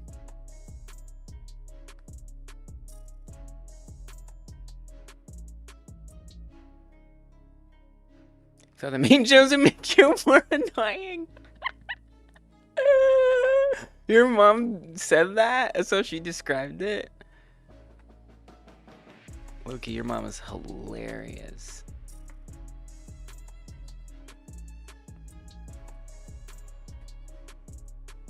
Oh, it's this. I see. Okay, so I'm gonna copy this whole script. This should be useful. I'm gonna make a new node, and it's gonna be manage game. I still can't believe I haven't done that yet. I can and I can't. A little bit of both. Okay. Manage game. States pregame. We don't need to do choose platform. That's not a thing anymore. Gameplay pause. Don't care about this. States. State changed to. Sounds good. Game state changed from. Love that. These I don't need. Don't need it. Don't have anything to say about that. Don't need this function. Gameplay state. Just don't really care about that right now. Don't care about that. Really just want pause. I just kind of want to pause the game is really all I care about. Oh, I don't really have a true pause here. I just realized. That's okay. We're not doing pause now. All I need is restart, which is not even handled on here.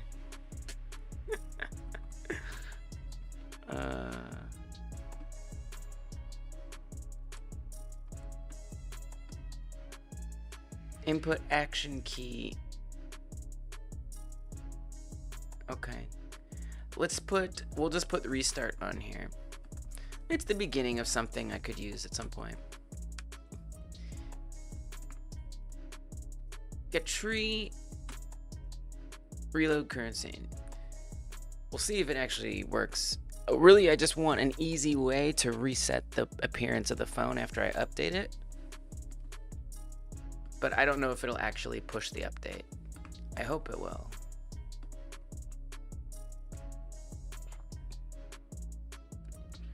Okay.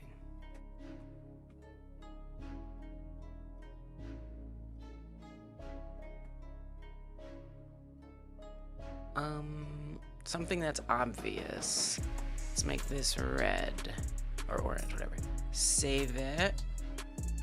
R key. Nice. Okay, that is a lot faster than waiting for the whole thing to start over. Okay. Now, what I want is to make that thing on the bottom go away.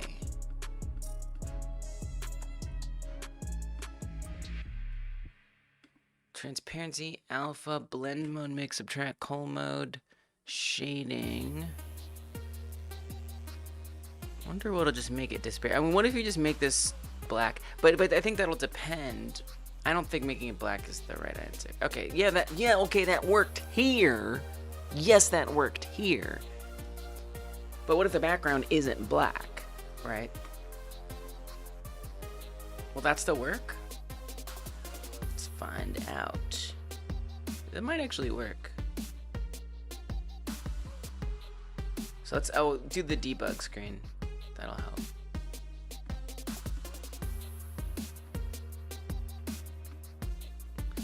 Okay, so then the idea is just I have to make it go black. Thank you for the hydrate. Y'all are making my water go away quick. Cheers.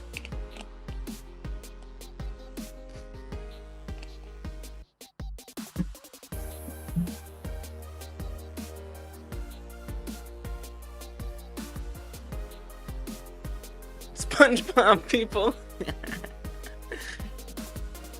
Next to her 9-hole, 3 men's Morris played on the same board. Pieces actually less. Tic-tac-toe variants in the movement. I don't know what those words mean. Are those other games? Clear by me, specifically people that still have loud over the top gross humor from SpongeBob, and everyone watches SpongeBob is annoying. Need more? Let me know. I can hook you up. Wait, thank you. Thank you. I kind of feel bad. It has a face. Vince says, I feel like Nick became mid during the 2000s. Never been super into Disney. They have good movies sometimes. No, wait. Disney Channel was awesome. Not for cartoons, but Disney Channel had some good shows in the 2000s if you were a millennial and liked millennial stuff. Disney Channel had some great shows. Freaking Xenon. Famous Jet Jackson. These shows were cool. Okay.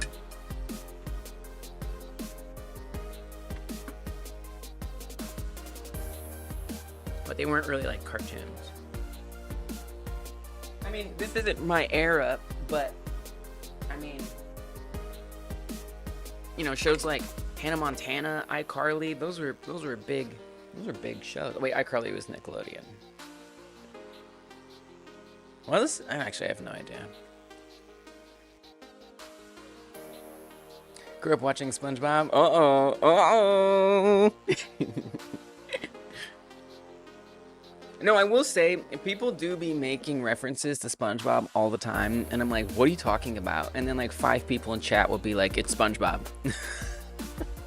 I'm like, oh, oops, sorry.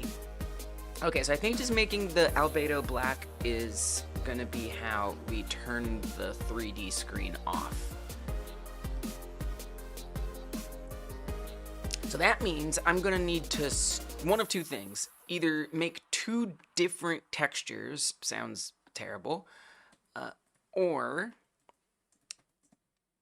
just store the 2 different hexes for the albedo and update it.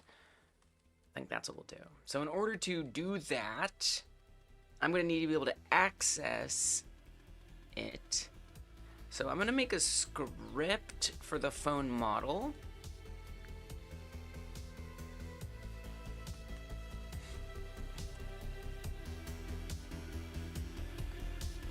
And it's going to have all the crap I usually put. Oh, it already exists. Okay. We're not using it, though.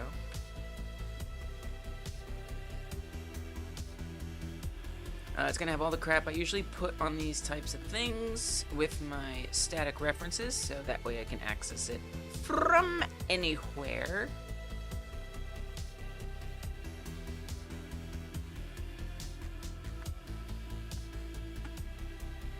And then we will simply on-ready all of these. Well, let's do the one you need. Let's do the one you need, which is this one. Now, here's the thing, Lisa, you do have to keep in mind, will it be the same one as the editable child one? I don't know. Actually, I'm not sure about that. What if we don't put the script on here, and instead we put it in the scene? I don't know, I just want to make sure this is the one that we're applying that to. I don't actually know if I need to worry about that, but I'm sure someday I'll be confused, like, why is there not a script on here? But I don't care. I'll figure it out. So what we need to get from that is going to be the material. Wait, let me store constant phone visible color, which is going to be a color, and I want it to be a hex code. Do I remember how to put hex codes in here? Is it just like 0 color 0x something? I always forget. I mean, you don't have to do hex. Don't do hex. Hex sucks. I mean, it doesn't. But for this purpose, it's not really that useful. So it's probably easier if you just do something else. Yeah, give me that. That'll be easier. Okay. Then we'll get the phone invisible color. Let's call it show and hide. If I can reduce the number of characters, I might as well. This will simply be black. All right. Some references I don't understand. What bothers me is when I don't know that something is a reference, and I'm listening all I know, it happens so much. It happens all the time. I just wish like everybody would help us understand a reference, especially when like nobody explains it. I'm just like, well, okay, all right, I guess I just don't get that one. I hope you enjoy getting to know that you knew and I didn't.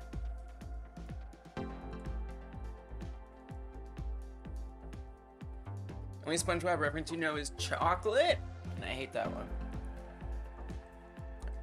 All right. Okay. All right. I don't know why. SpongeBob. I liked it. I didn't even dislike SpongeBob. I liked it a lot. But I guess I didn't like remember. When I watched SpongeBob, I feel like I just zoned out the whole time. I was just like, oh, everything's kind of blue and the voices are funny. I never was really locked in. It was just like background noise, you know, and I liked it. It was great background noise. It was vibes. But it wasn't sinking in. But it seems like for others, it really sunk in. It was a bit chaotic to me. The show just kind of was like, I was like, what the hell is happening?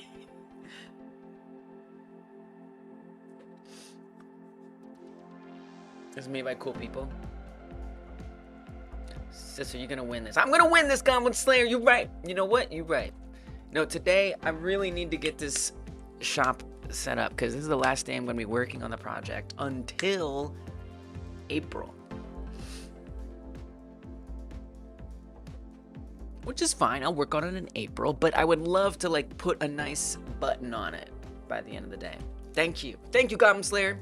I hope you are gonna win what you're working on too. Slay those goblins, Goblin Slayer. Whole being ruined because it's explained is so last century. It is though. It is, because not like this, the notion that like explaining a joke makes it not funny is ridiculous. If someone doesn't get a joke, then they can't find it funny. It doesn't make it, literally fundamentally is a stupid thing to say. It's ableism if you ask me, at worst. At best, it's just being kind of a jerk. Okay, show color, hide color.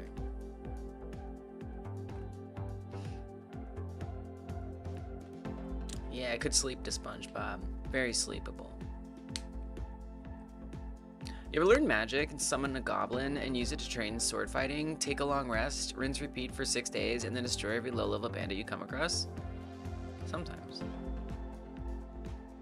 Now that I have these colors, I need to actually change them. I'm gonna make a function called show phone screen on model. And it's gonna have a Boolean show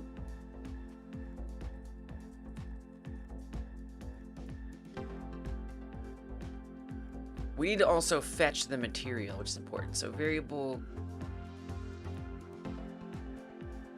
phone albedo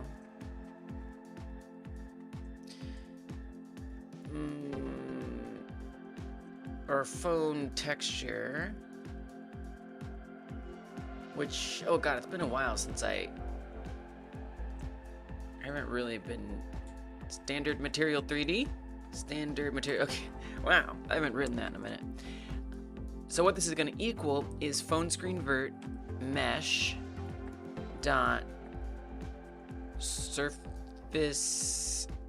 get material override surface get material sounds.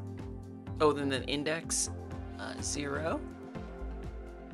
That sounds correct.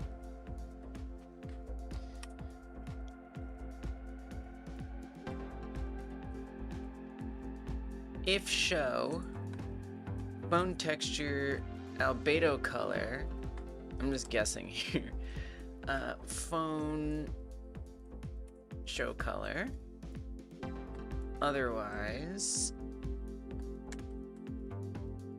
phone hide color. You could write this as one line. I wonder if that would look terrible.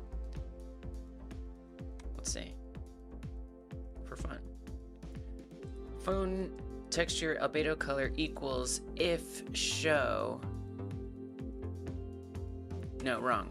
You would say phone show color if show. And then you could do like else.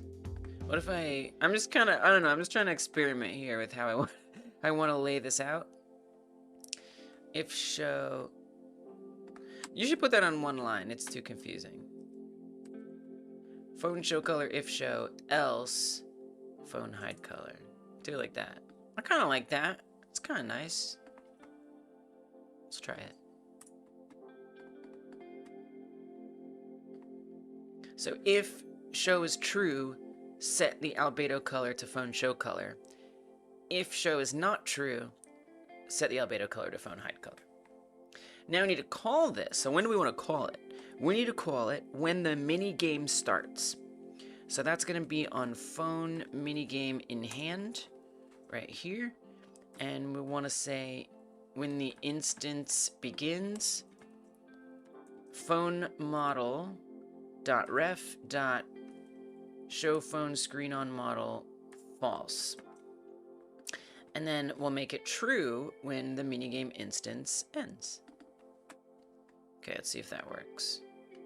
If it does work, we'll see it right here when it comes up. That did not work. In what way? So let me see if this is running. Print.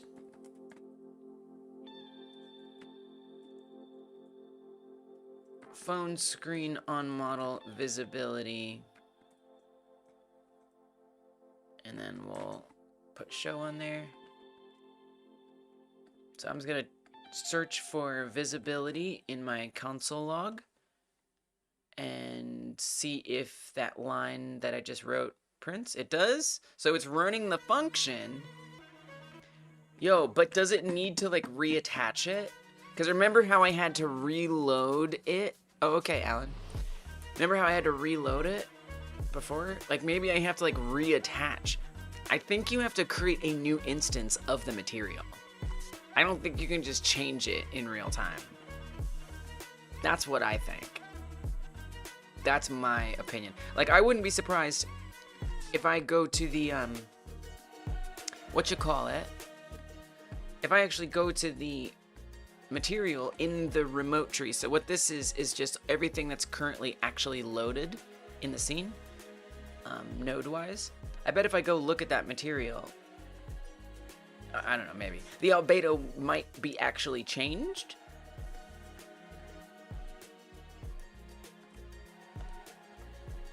But we just don't see it. Okay, it's not changed. It's kind of weird. I'm kind of... Look at this. It's like got a weird, like... I'll be honest. I actually don't really understand what's happening. Albedo? I don't know. Doesn't it just not matter? But honestly, I don't think... Let me tell you something, Krillionaire. Number one, I think if you know what I'm saying, it's right. Number two, I don't know, is it? I don't know. I assume it's... I've heard it pronounced both ways, honestly. And I just happen to think albedo sounds nice. I like the way it sounds. Albedo. Albedo. Albedo. I don't know. Like beetle or something. SpongeBob has funny episodes early on, but it's never really had an overarching narrative to really turn your brain onto. Yeah, my brain was not on. Yeah, my brain was off. Albedo sounds like an Italian pasta. Does it? I guess so. Okay, so if I'm gonna create a new material, that kind of sucks, because it's got the sub viewport. We can't just do that.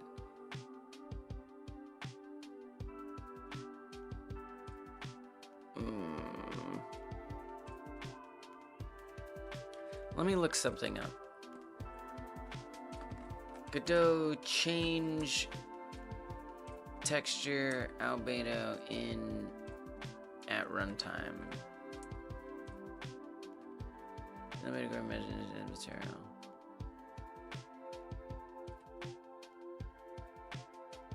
Conservative albedo color. Yeah. That's exactly what I'm doing. 3 ways to assign a material. I don't want to assign the material. Get active material in 3.3. Jesus, it's a long time ago.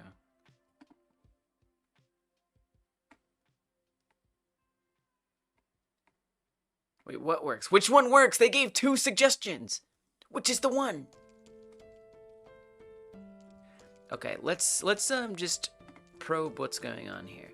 I'm going to not just print that, but I would like to see what phone texture is returning.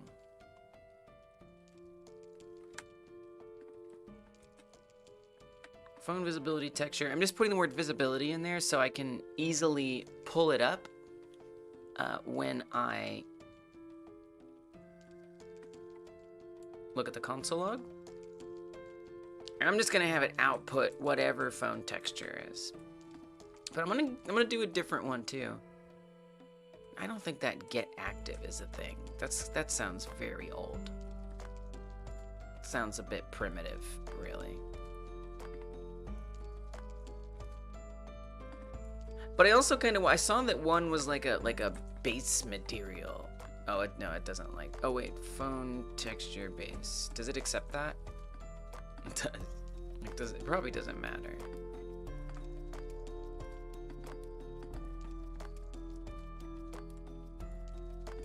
And it would also be interesting. It'd be nice to see what does it actually become.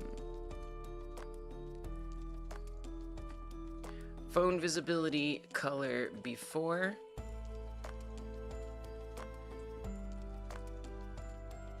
And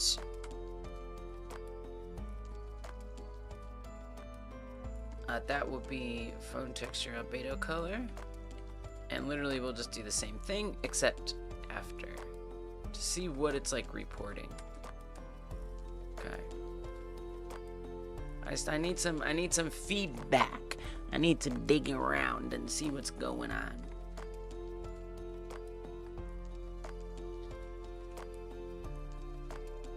It is updating it.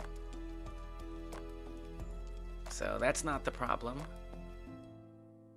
We just aren't seeing it visually. So like I need some way to like reload it or something. Bugging.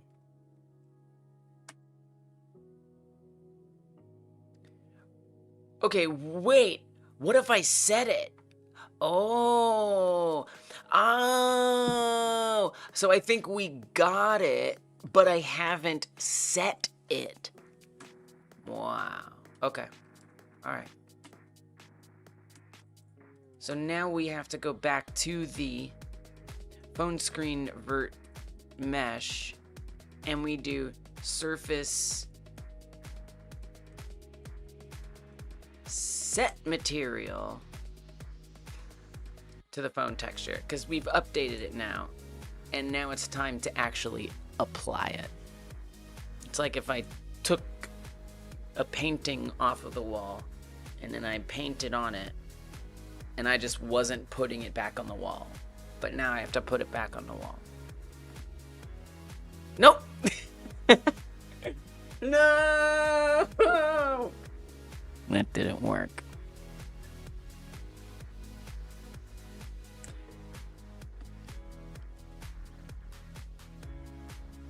Alright, okay, alright. Cool. I might need to just come up with something else. What if this isn't how I handle it? Oh yeah, there is a lurk command. Forgot about that. Thank you, Jonas. Thank you for being here. Thank you for lurking. Appreciate it. Yes, dropping. And then if you all are on the Discord, and you're interested in staying abreast of what is happening with the game like Jam, there is a role that you can get. Working on your own bugs? Oh no, with the signal bus? There is a pings role. And why am I talking about that pings role? All you do is you come here, okay, you go to the Discord, go to the Game Like Jam section over here, click on the Game Like Jam pings role channel, okay, right there, and then you react to the message. And if you do that, then you will get notified of jam related things in the Discord. Now, why would you want to do that? You already get the emails, you say, because you joined on the jam page. That's fair. I am putting out clues last night, tonight, and tomorrow before the jam topic gets announced. I'm going to be dropping clues about what the game is going to be. And they will be increasingly obvious clues. So tonight it's going to be it's going to like confirm it for some of you what it's going to be. And then by the time I drop the clue tomorrow, y'all are going to be like, I know what it is. So if you want those extra clues about what the theme is going to be for the next Game Like Jam, get you that pings roll. Pass signals, nice. Struggling with trying to get your function to instantiate a frigging enemy. You know why it's wrong, but you'll get there. Yeah, you will. Okay, okay. Enemy instantiation, nice. I want a back seat. I want a back seat so bad. I get it. I get it. I do. You got this. You got this. I dropped a clue in one of the threads on 2/23/2026. Saw something from me that made you very excited. What is threads? I don't know. Here are the places. I'll tell you where the clues have been dropped. I dropped a clue here on stream, and I'll tell you that clue. That clue is that the game criticizes a political ideology. A political ideology is criticized by the game. Then there was a secret clue in the emails, which I sent on Monday. And on Monday, was that the 23rd? That was the 23rd. Maybe that's the clue you're thinking of. Just for the people who had pressed join on actually the last jam. If you joined the last jam. I think Game Ideas Forum. I don't think I put a clue on there on purpose anyway.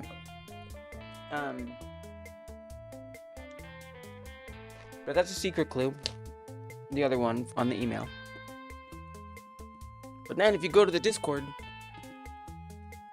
and you come to this thread, there's a new clue I dropped last night. I'm not gonna tell you here. I'm not gonna tell you here. Then maybe I'll tell you here.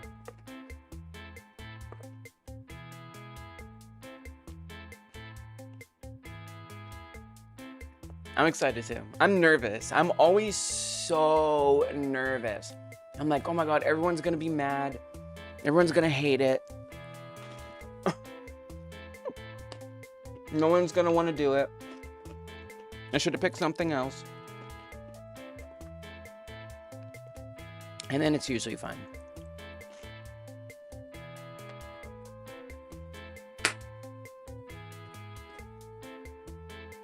Unknown says, I hate C so much. I don't know anything about it. I've never even tried it.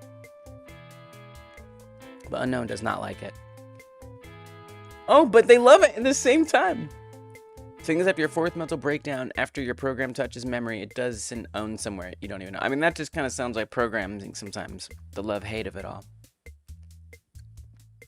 What you making with C?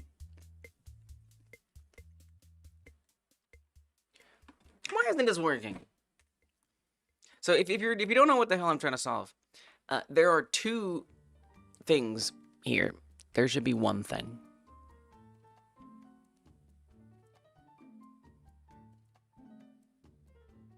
Good morning, Limesoft. You know what? What if I just don't worry about it? How about that? I have a better idea. You know what? I have a better idea. Forget this. I don't even care about this. I don't even care. But there's not supposed to be that doubling, right? So if I go back from the phone, you see there's just one set of it, but it doubles up. I have a better idea. Forget all this. I mean, I wish I didn't have to forget this, honestly, because it would be kind of nice. But forget it. Never mind. The phone model script. I keep like almost making the phone model script, and then I'm like, actually, never mind. Yeah, forget all this for a second.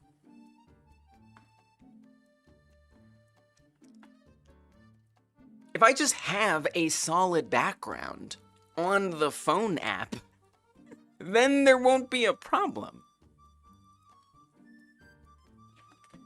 Yeah, but Lise, the whole point of making it transparent. No, wrong. No, not true. I was about to tell a lie. I won't do that. I refuse. Okay. Just make a background. Phone background. What's like a phone? What does a phone background look like? Well, mine is just black. But I feel like most people's has a phone background. What would be a good phone background for this game? I ask myself. I mean, it could be like, we do like a pattern on the floor. Maybe I could contrast that a bit. super devs, hyper devs.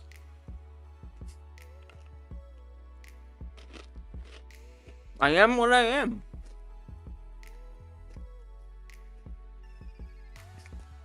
Unknown is making a basic terminal game with a rendering module with daily streaks and affection bars and all of that. Does GScript let you touch pointers and let you ask and handle memory yourself, or does Godot garbage collect for you? I have no idea. I think the answer is yes. The second one. Second. But honestly, I have no idea. You're asking the wrong person. My experience with programming is 100% GDScript. I only started learning 2.5 years ago, and I have started learning JavaScript, and I know like HTML and CSS, but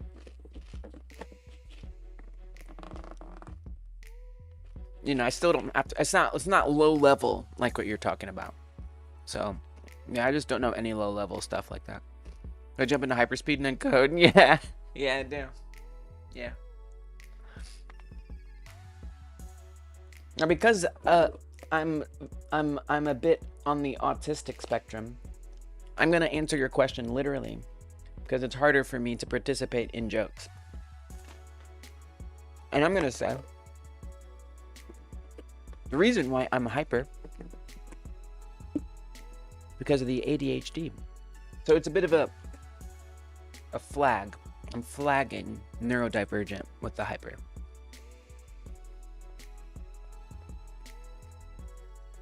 Rosa says, it was working when I do a print, output shows they're there, but you're not seeing them in the remote scene tree like you expected.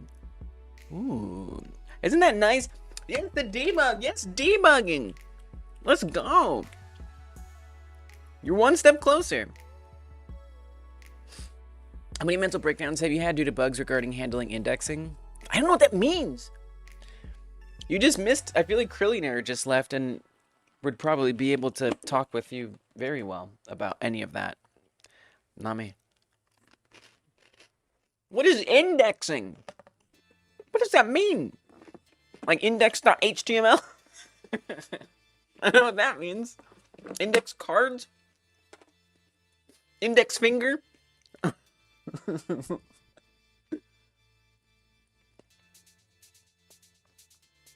Indexing arrays. I don't know. Can arrays be indexed? Spicy says, I know C++ had pointers, but I'm no expert in C++ and Godot.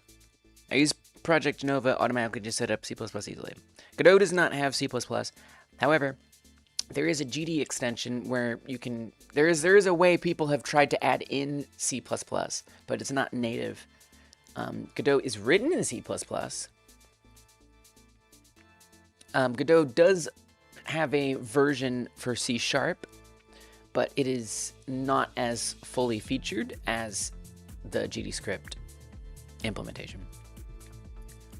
If you did an array or something, it'd be like array index. Oh, yeah. I knew that. The I. Oh, you mean I. Yes, I do know what that is. I forgot. I totally forgot that's what that's called. You knew.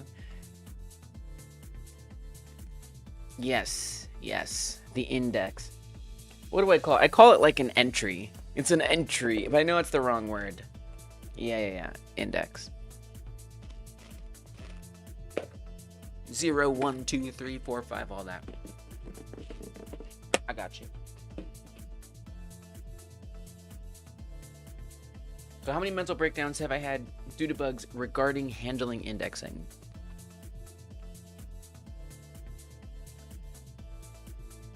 I mean, I remember there was one array that I had that was just like filling and it was never clearing itself. And the game would just get slower and slower and slower and slower, and I couldn't figure it out. And then eventually we figured that out. That sucked.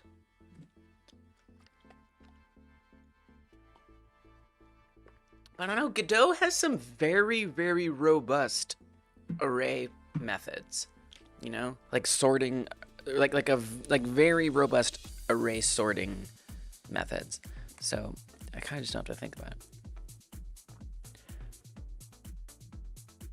Porting arithmetic is making you go insane. Okay. Let me put a background on this. That is the solution to my problem. Oh yeah, I was trying to think about a phone background. Okay. Oh, what do I want to do for a phone background? I'm imagining something kind of swirly. I don't know how to make that. Yes, I do. Okay, wait. Let's try something. Let's try something.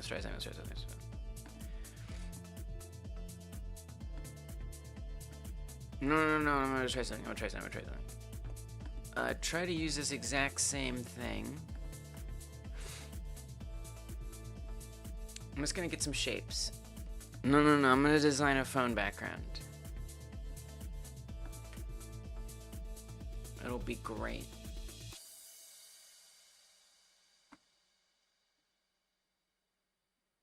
Hearts, banners, teardrops. Those don't look like teardrops. Canva, are you okay? You look like you're having a hard time right now.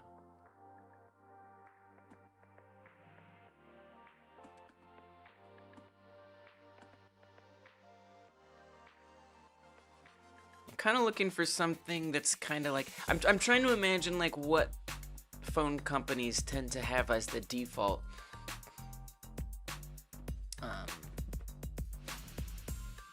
phone backgrounds.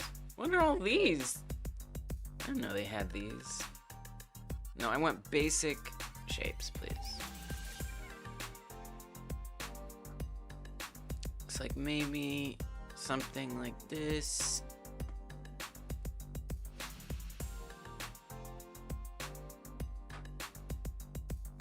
It's like abstract art, but it's like kind of flowy and technological.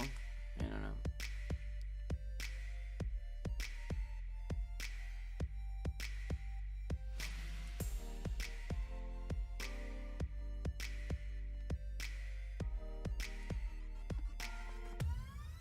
You sorted it out, now you're struggling, you don't know where, but your entities aren't loading properly, but it worked in your time and you used a header once. You don't even get why it's broken. Do you have ways to debug it? Sounds like you're in the debug phase. Rosa's about to get out of the debug phase. Love that for her.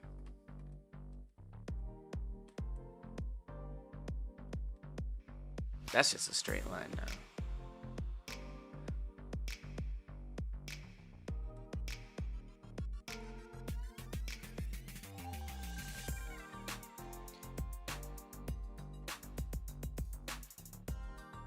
Use a heart. I don't know, just getting some shapes. And maybe like the background. Oh, what if we put some like dots everywhere? You know, like some dots. Oh, I kind of like that. Look at that. It's abstract wallpaper, phone wallpaper. That's what I'm going for. Definitely need some dots.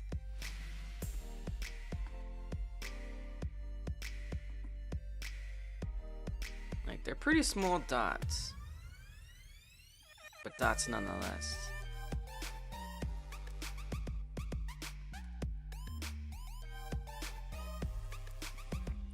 Some of them should probably be slightly different sizes.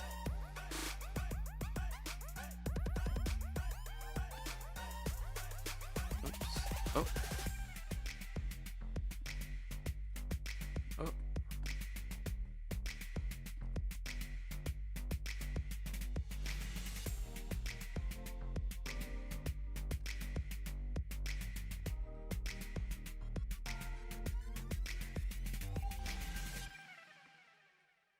One by one, every dot shall be placed.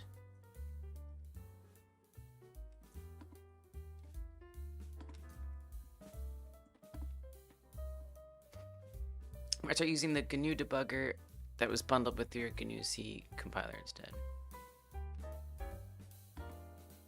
Definitely sounds like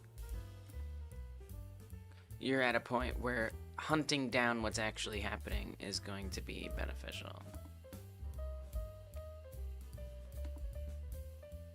I hope that you resolve it soon. It sounds like it's taking a toll on you.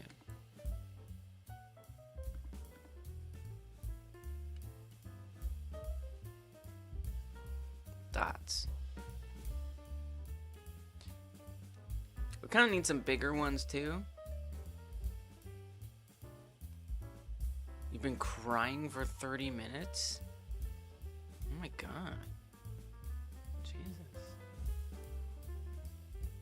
It's okay. It's gonna be okay. Yeah, take a breath. Exactly. Here. Oh yeah, let's take a breath for unknown. It's a good idea.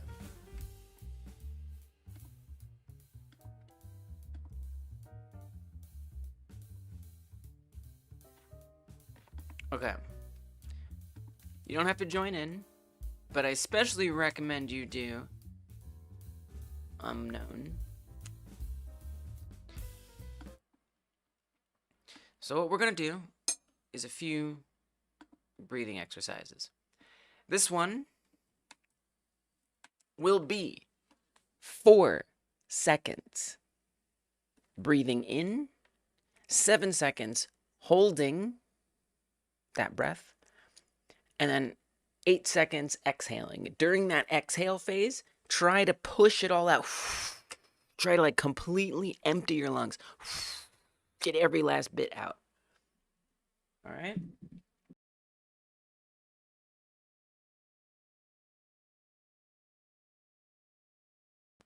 Okay, ready? Inhale.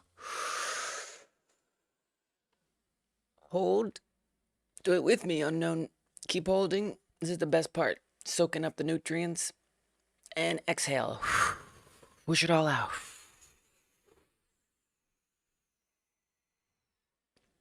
Breathe in. Hold. Soak it up, soak it up. And exhale. Keep exhaling. Breathe in. Hold. Keep holding, keep holding. And exhale.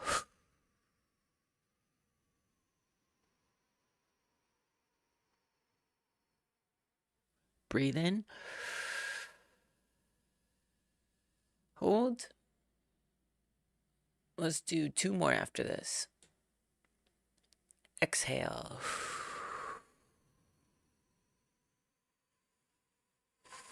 Keep going.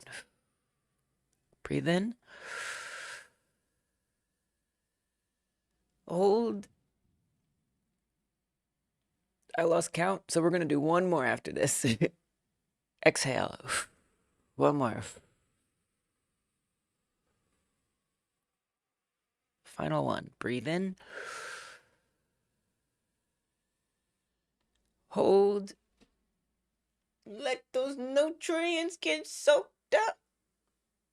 And breathe it out. Exhale, exhale, exhale, exhale, exhale. And then breathe normally.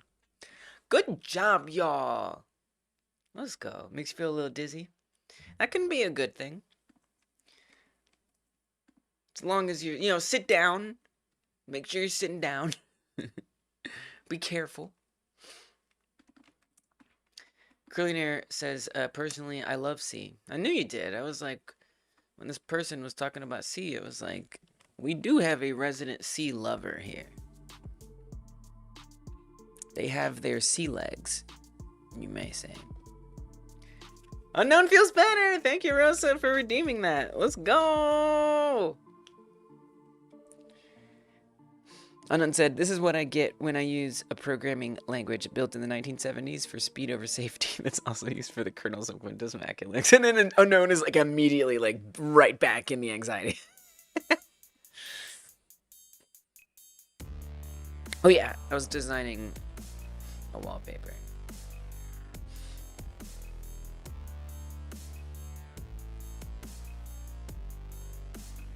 I only slightly wish I had grouped all these sooner, but it's okay.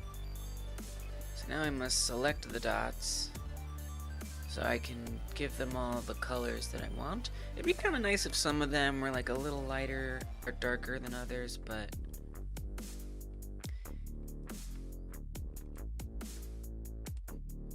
sir, this is a Canva. Okay. Make this sort of like that, but maybe a little lighter even. And then for the background,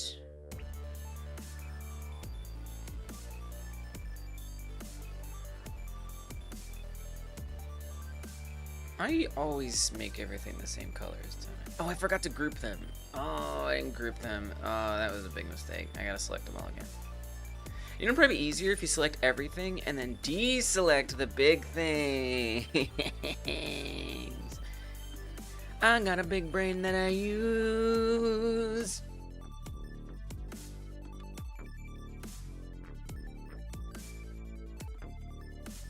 Okay. So then, because if I group them, it's easier to just like manipulate them. Am I good at making the visuals and art for my game? I don't know if I'm good at it, but I do it. I do make visuals and art for my game. The only visuals I didn't make for this project is the cat itself. I would have, but I was trying to finish it for a game jam, or finish a version of it for a game jam, and just taking out the factor of having to make the cat saved me a lot of time.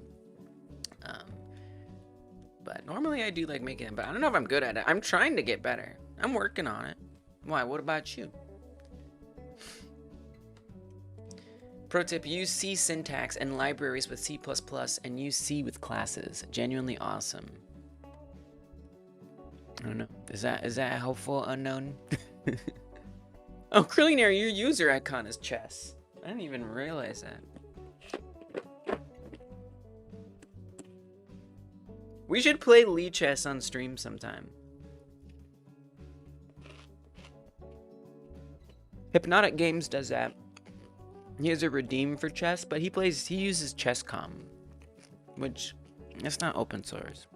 Even though Chess.com is objectively better, it's not open source.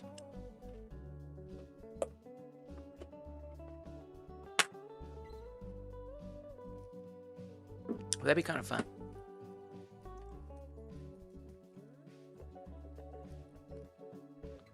Safety is the #1 issue with C. Good says the Lee chess is superior. Welcome, Good Vibes. Okay, I'll say this. I've actually never used Chess.com. But, I mean, I watch chess streamers. Okay? They're all sponsored by chess.com. And it seems like it's got some nice features.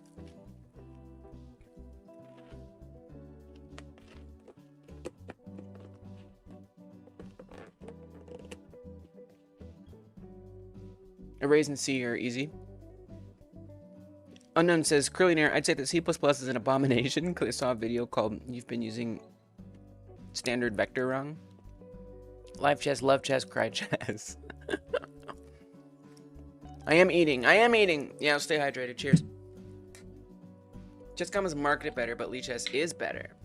Then I'll keep on my Lee chess then. Hey, you don't gotta tell me twice.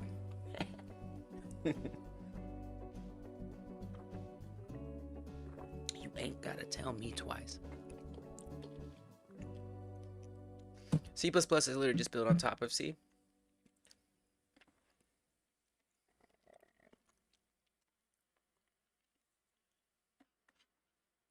Krillionaire got that. Krillionaire got that information.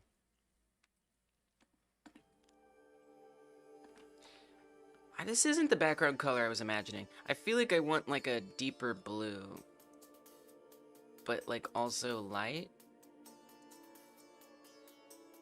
I mean, it needs way more layers of stuff to really be like what I'm imagining. This is a little too geometric for what I typically see.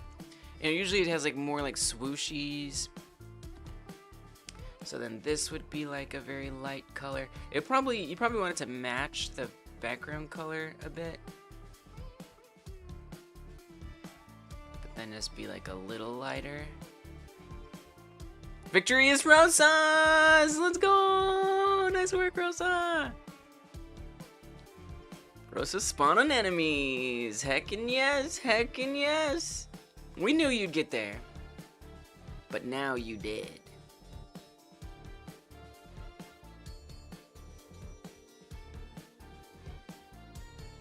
So these shapes are just supposed to be kind of subtle.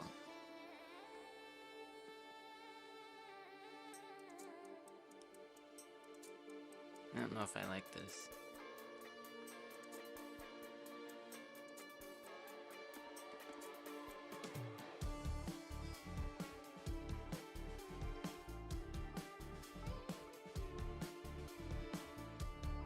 Thanks for the follow, good vibes.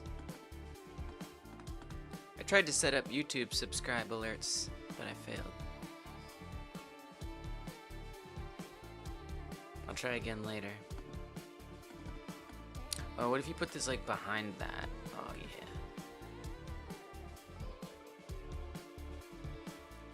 Now the dots are way too bright. They need to be much closer to the background color. Yeah, like that. And then group up things that are the same color so you can just change them at the same time. You should definitely always please be starting from the base color.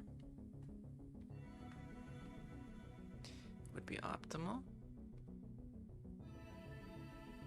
It doesn't not look like a phone wallpaper. It's just you know, it doesn't have like that detail. It's not like high fidelity, but it doesn't really need to be. I do feel like we could use some orbs actually on that big circle section or something. Something needs to happen in there. It's just looking a little, I don't know.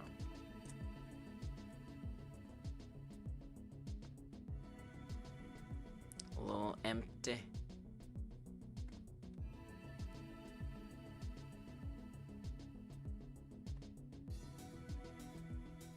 I really wish the curve would keep its shape when it was super thin.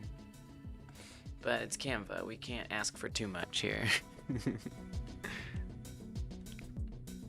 If I wanted more, I should use a better program. But I like the limitation of this, so... Oh, use a line tool. There you go. You're just using the wrong tool, girl. That's what the line tool was made for. Look at that. Curves.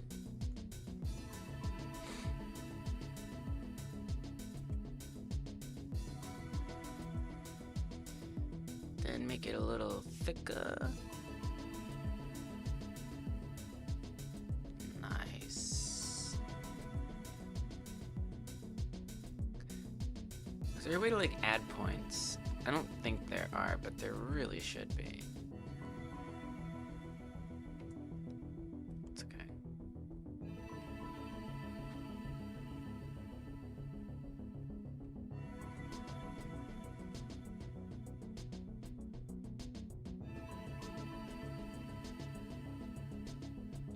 You know, Curly, you think they're over-optimizing?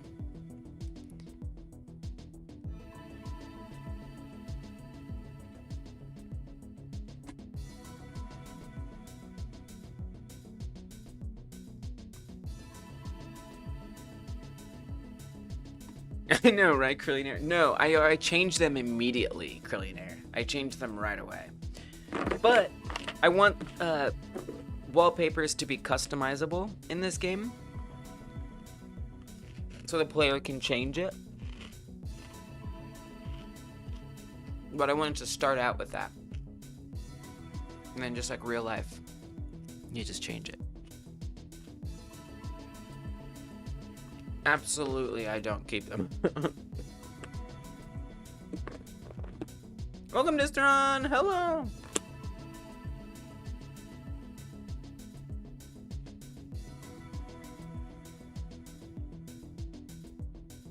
Good vibes all around. Hell yeah. You always use pictures that you've taken? I always make them solid colors. I just make my phone wallpaper is black. Not only is my phone wallpaper black, but I don't even put app icons on my phone.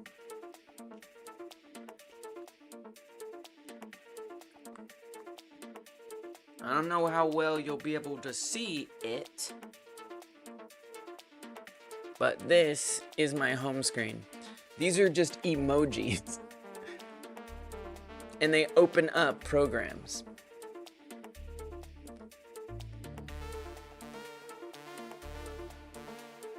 So like, instead of having app icons, they're literally it's just one vertical row of emojis. And then it's just black, and then it has like the time on it and stuff, and that's it.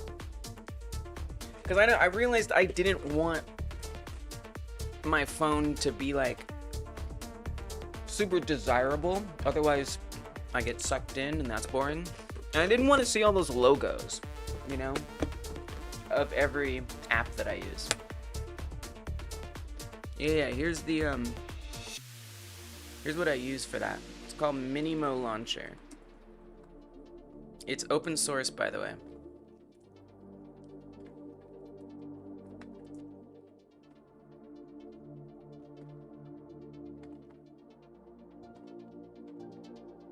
And it's dope.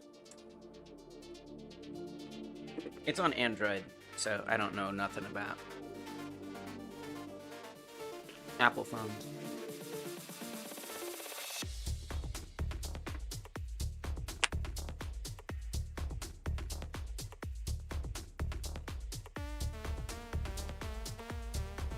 No, I know what you mean, Crow.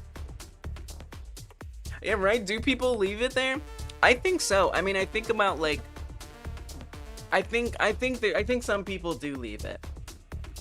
I think it depends on. No, I guess not. No, actually, I have no idea. You know what? No, I actually don't know. I thought I knew someone who did, but I was wrong. No, they didn't. Nope, I have no idea.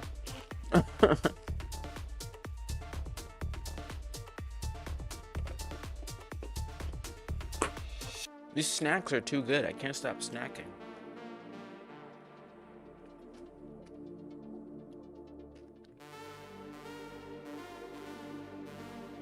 When Rose was younger, she would use abstract art wallpaper. Nowadays, doesn't care. Still have the default background. Trying to look at my phone. Yeah, right. I like that. I like that attitude. Just like, who cares? You know, instead of just being like, this is my precious doom scroller. Wow, and you're thinking about getting a dumb phone. Wow, we were just talking about that. A rebooted version of BlackBerry. Oh, I heard. That is tempting. Maybe it's an Apple Watch and no phone. Yeah. Yeah, honestly, the phone robs me of my life. It mostly is a parasite. There are some convenient things that it does for me. Like music. I like my music app. I like being able to use it as a phone. I like text messages. I like using it for security, so like keeping my authenticator and password manager on there and stuff on like an SD card on the phone. I like having a camera. But everything else, I don't care about. Well, let me rephrase that. I try not to care about. But lo and behold, I open up the Reddit app. Don't worry, it's not the real Reddit app. It's a front end. But still. And I'm like 5 hours later, I'm like, where was I? Who am I? Apple Watch, it's not a bad idea.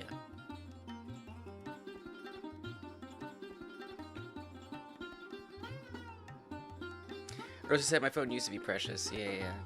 I like to not be required to having a phone to do two-factor. Yeah. Well, I don't like using a cell number for two-factor. I think that's not very secure. But I like using authenticators. I like two-factor a lot, and I like using authenticators. Obviously, it's like an extra step, but authenticators I'm okay with. Text message authentication I don't like. Any employee at Uber can track you real time. Why? How? And what are you talking about? An employee at Uber can track me? First of all, anyone can track you. Especially if they hold certain levers of technological power.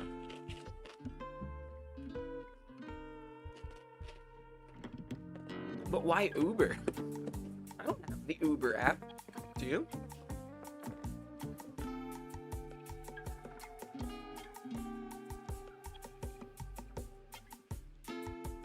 Rosa says I'm tracking them too. Yeah, they could do it. Yeah, that's true. I'm like very obsessed with security. It's borderline paranoia. I haven't rooted my phone yet, but I probably should. But I have de-bloated the crap out of it. And I don't update my phone very often. I update it for security reasons sometimes. But I run on a Tor VPN constantly, so my phone is super slow. I try to resist as much fingerprinting as possible, but you can only get so far. I don't have Google Play services or anything like that.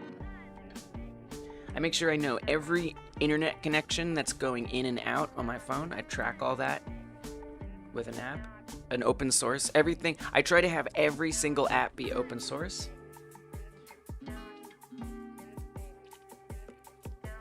But at the end of the day, I can only do so much. You don't have a phone, Unknown? Don't tell me why. I'm just gonna say something. This is apropos of nothing. Okay? Apropos of nothing. I'm just putting this out there for anyone who needs to hear it. If you tell or strongly suggest that you are under the age of 18, you will be instantly banned. Thank you. Okay, you broke your phone. Cool. I just thought you should know. I just thought you should know. Use a broken phone for a decade? Whoa, Curly Ears on YouTube. Your mom tracks you. Oh no. Talking yourself off of Life 360? Oh, right, because you're on like a family phone plan. Y'all, don't get a cell phone plan. Why are you on cell phone plans? Okay, let me tell you something. Prepaid. Get you a prepaid phone plan. Or don't. I mean, really, we're programmers.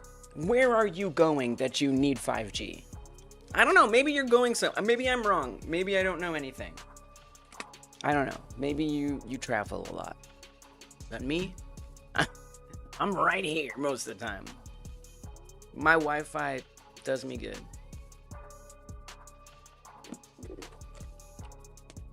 You don't have to get a phone from a plan. You can get an unlocked phone you can get a refurbished unlocked phone for like $100, $150.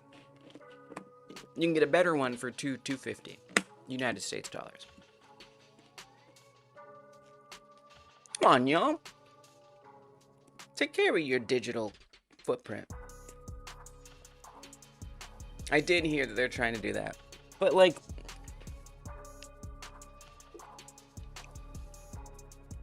it doesn't really sound like like much. It does sound like they're trying to make bad moves, but it doesn't really sound. It doesn't sound like it. It seems like it's going to affect developers who are uploading to Google Play Store more than anything, as far as I understand.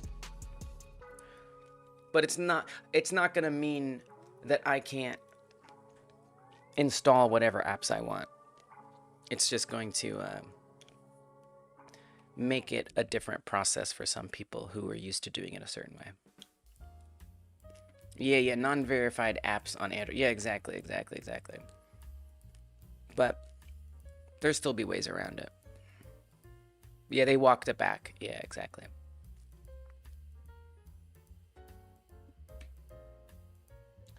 Don't you come for my F-Droid, Google. I swear to God. I don't even need F-Droid, honestly.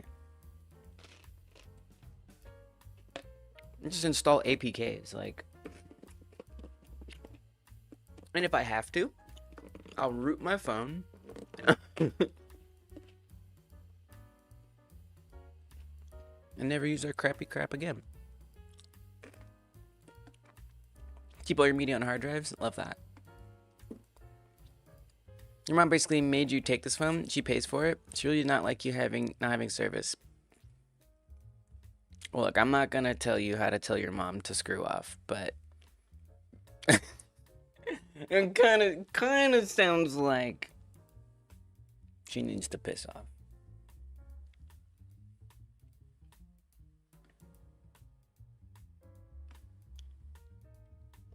But maybe you just kind of have to like pick your battles. I get that.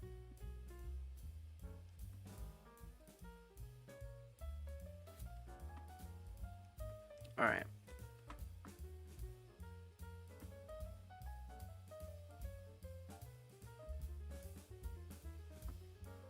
Oh, the broken phone cut your fingers. Oh, I've been there. They make good screen covers now that you can just put on top of a crack and it'll be fine. CRT fiified phone. Whoa, that sucks. This round has been burning Blu-ray discs to back up super important files. Whoa, optical drives are not as fragile. Whoa, I don't think they are. That's badass, Distron. Whoa, that's a cool idea. I like that. Okay. Wow. Because I'm all like, oh, I gotta buy a new terabyte hard drive again. Nope, I need another 2 terabyte hard drive. Blu-rays. That's pretty cool. I'm gonna remember that. I guess, but how much can you really put on there, though? Like small files, probably. Like, how big can they be? Hey, nonsense.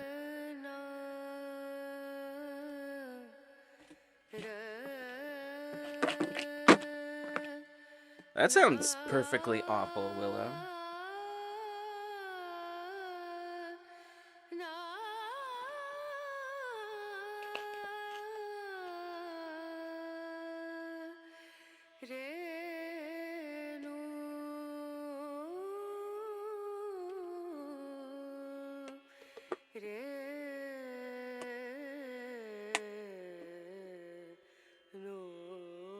You can put 100 gigs on a Blu-ray? Huh. Sorry, I'm giant. I didn't mean to be giant. But while I'm here, if you're watching on YouTube, hyper smash the thumbs up button. Hit the like button. Sorry, I didn't mean to make myself gigantic. Yeah, that's really good. 100 gigabyte is fine.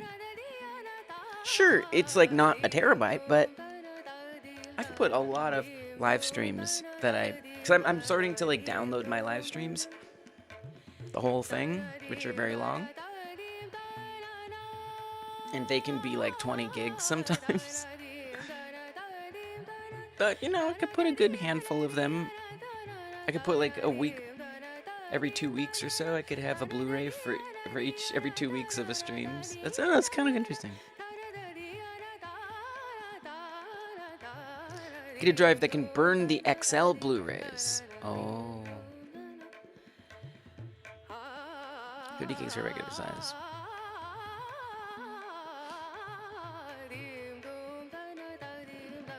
Go to backup the BF's YouTube archive. The BF's, your boyfriend's YouTube archive? Wait, why do you want to back up your boyfriend's YouTube archive? As opposed to some other archive. Oh yeah, I was making the wallpaper. I feel like it's missing some balance in the bottom.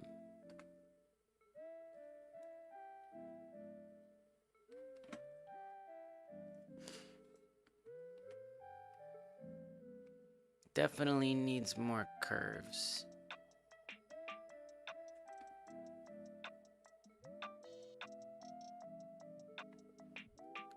Look, man, an abstract phone wallpaper artist.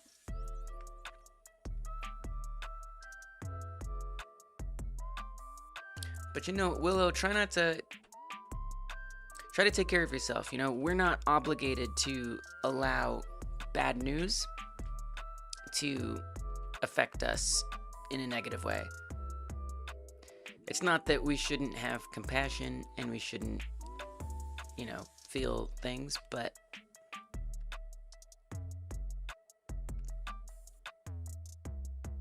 we don't have to engage with all of that all the time. You know, sometimes it just kind of can be, yeah, exactly.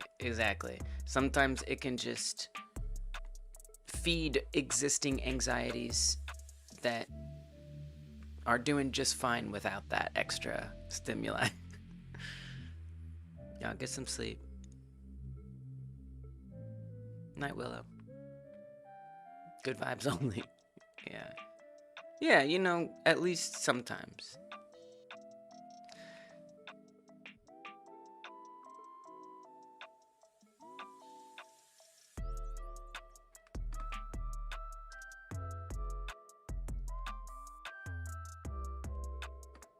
I don't know what I'm doing, but it feels like art. It feels like what art is.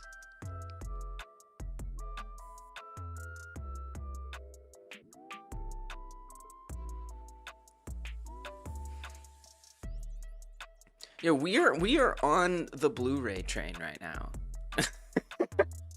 DOS CDs. Oh, of actually good games.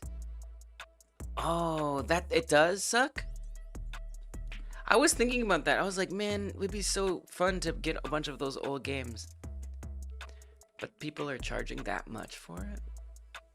Seems unnecessary. I think we need something down here.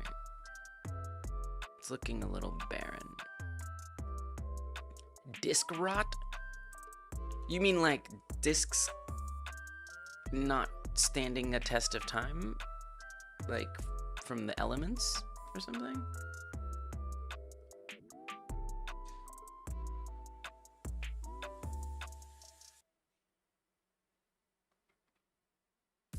Disc rot.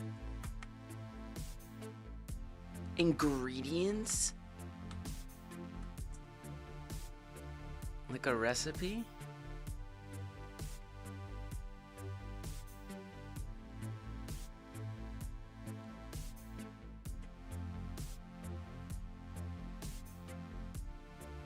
Something about this big circle in the middle that's bothering me. It's a bit much.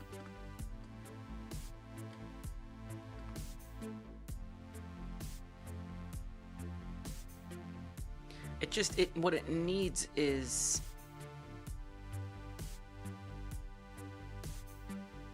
something kind of breaking it up.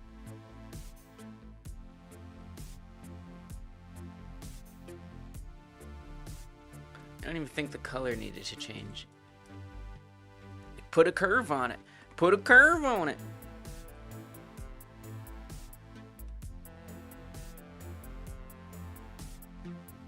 Give it the swoopies. It just needs a swoopy.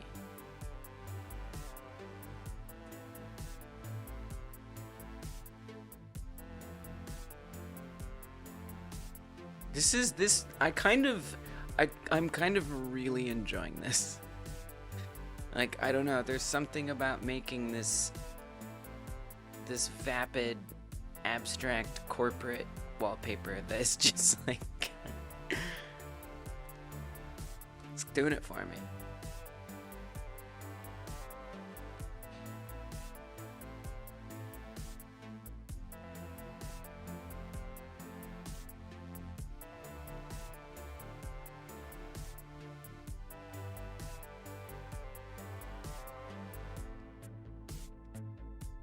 It's like I don't have to think about like anatomy.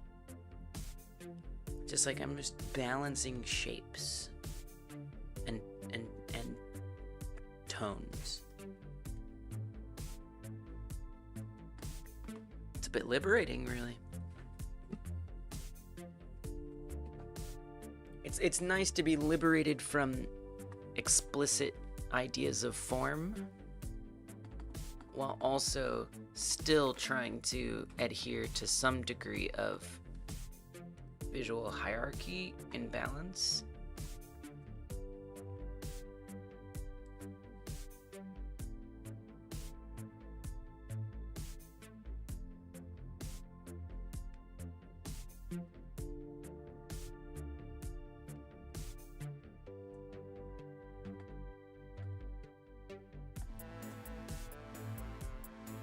Curly accidentally saying something rude?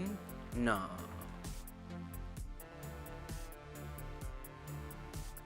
Curly never means it. Whatever it is.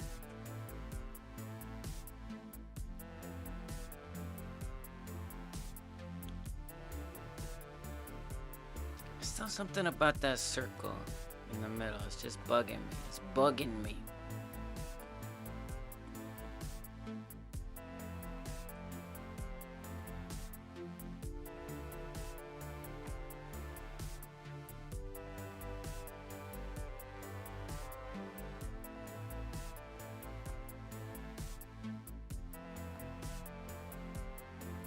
Rose says enemies aren't showing? Why sort?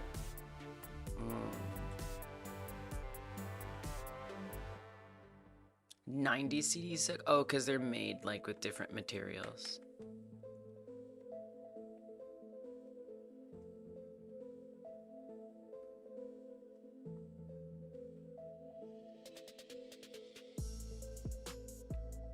Polymorphism. I've heard that word. Definitely heard that word.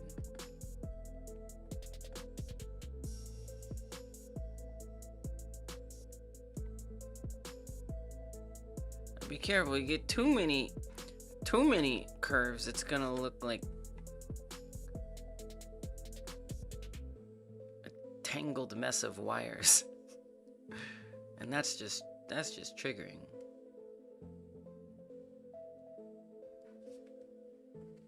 You said delicate balance.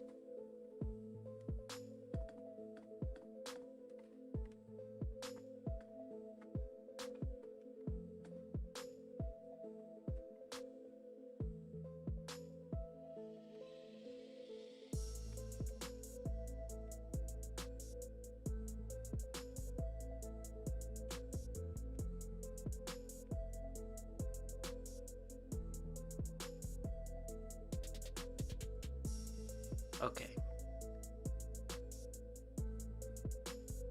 I think I'm pretty happy with my abstract phone art. It is a little busy.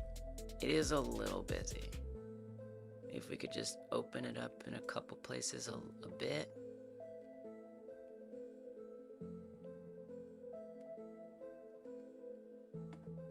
Hey, I could make this in 5 seconds flat and it would look like trash.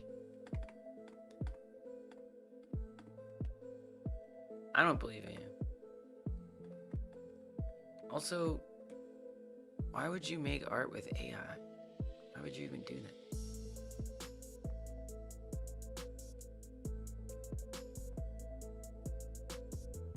Like, does everybody just hate themselves now and not want the satisfaction of learning how to do anything?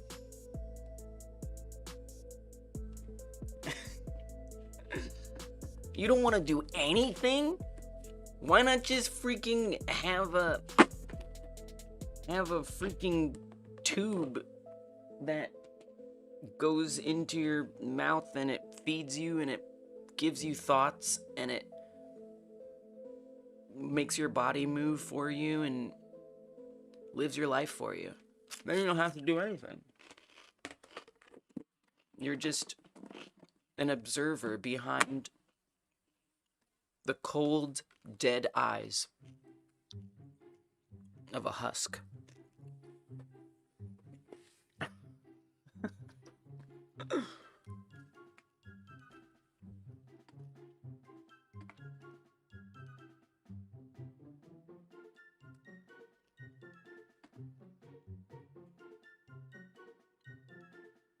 Still feels a bit busy, but I don't really care. I gotta work on this code.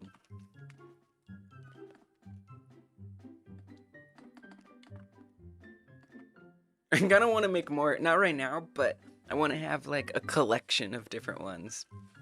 You don't think it's busy? Alright. Yeah, it was a joke. Behind us, guys.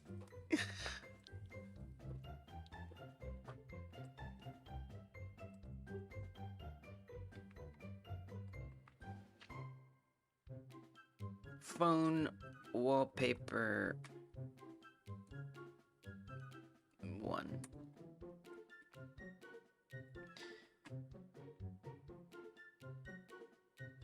And I guess I'm just gonna toss that into the images folder. I haven't really been big on deep organization. I tend to find it just makes things harder to find.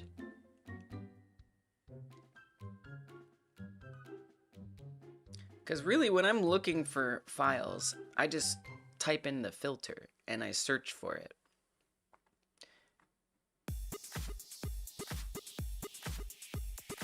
I'm almost never scrolling through here. Okay. Now I'm gonna go back to this and we're gonna add in this wallpaper.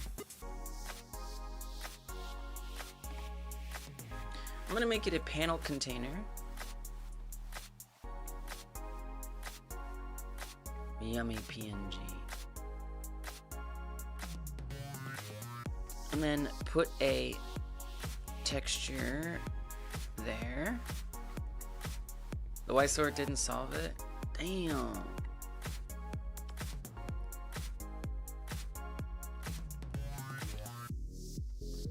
So they just, like, the enemies just literally aren't appearing. Damn. But you know they're there. Frustrating.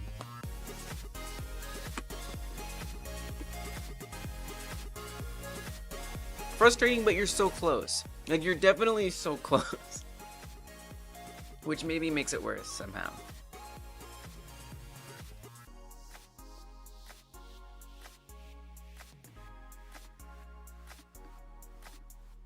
Whoa. Well, I wonder if that'll correct itself, actually. Nice. Now that color is looking a little funky because I've made some adjustments to it so it looks good like in the room, but I don't really want that, if I'm being honest.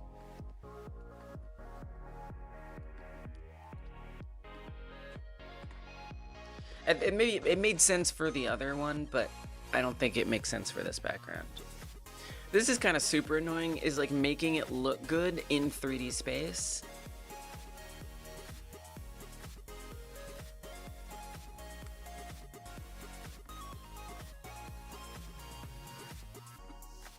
Wallpaper, panel container. I'm gonna keep it named panel container at the end, just so I always quickly can see what it is. Flip! Make that background available for download. You made that your phone background? You are You are welcome to do so. Thank you. That is incredibly affirming. I felt like I was cooking.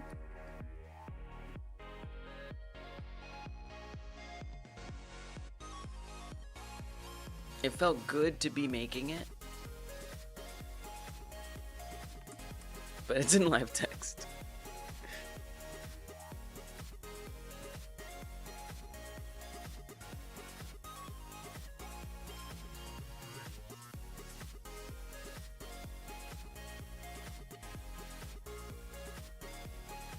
But I do need to fix the color here. I didn't. I was gonna wait for you to come back. Because you left before I got to see it last night. I'll adjust this color, and if you'll still be here, I'll check it out. Gladly.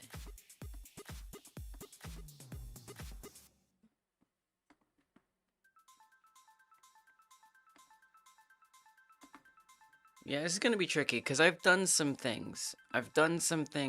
Oh, okay. Texture Force sRGB. Maybe don't do that thing.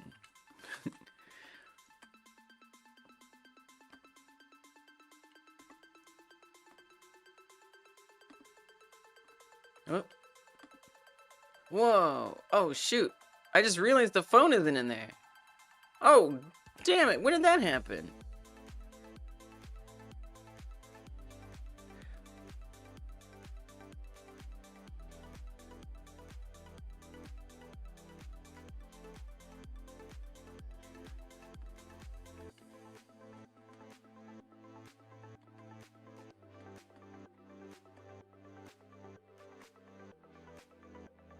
Oops.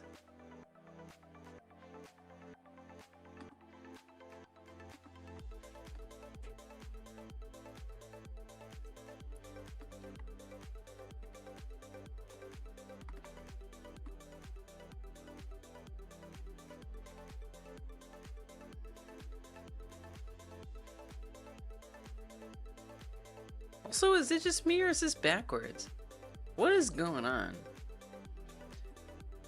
Some strange things have occurred.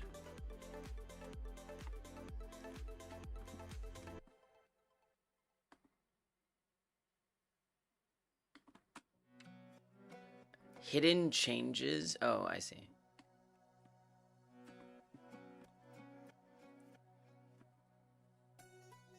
Well, yeah, they both use the phone model as a base.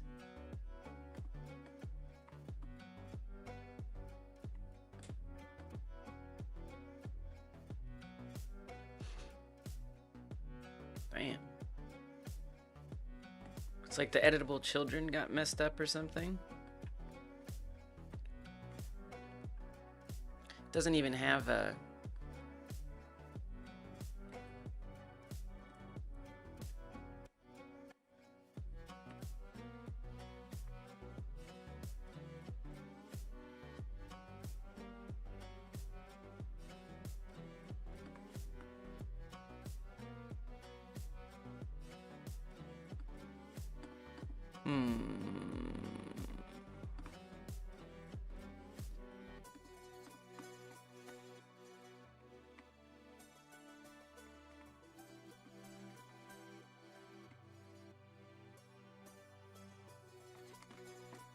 How did I do this before?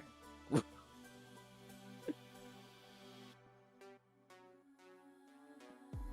don't think I remember how any of this worked.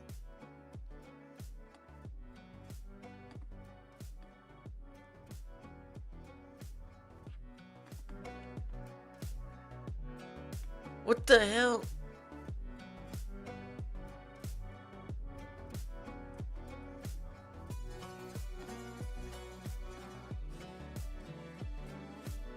Oh yeah, it's supposed to be the horizontal one. Number one.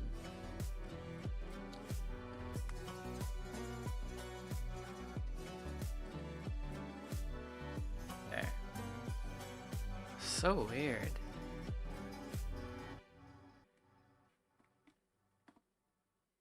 Wait, no, I changed it. Oh my god. What has occurred? I've done bad things. Bad things have happened. Okay. But seriously, why is this... Oh, freaking sub-viewports. Why are they the most fraught thing? It's always something with the dang sub-viewports.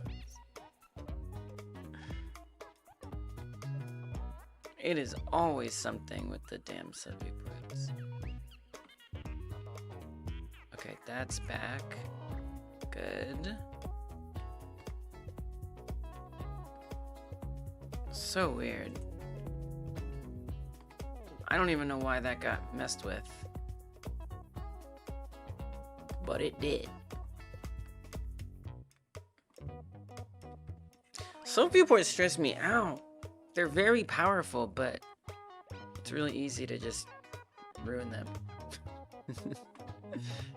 They're so easy to screw up. And when they get screwed up, they are screwed up. No, no. You have to make it visible when I click on it. No. I think we want the whole thing to be hidden. Like that. There you go. Alright. Jesus.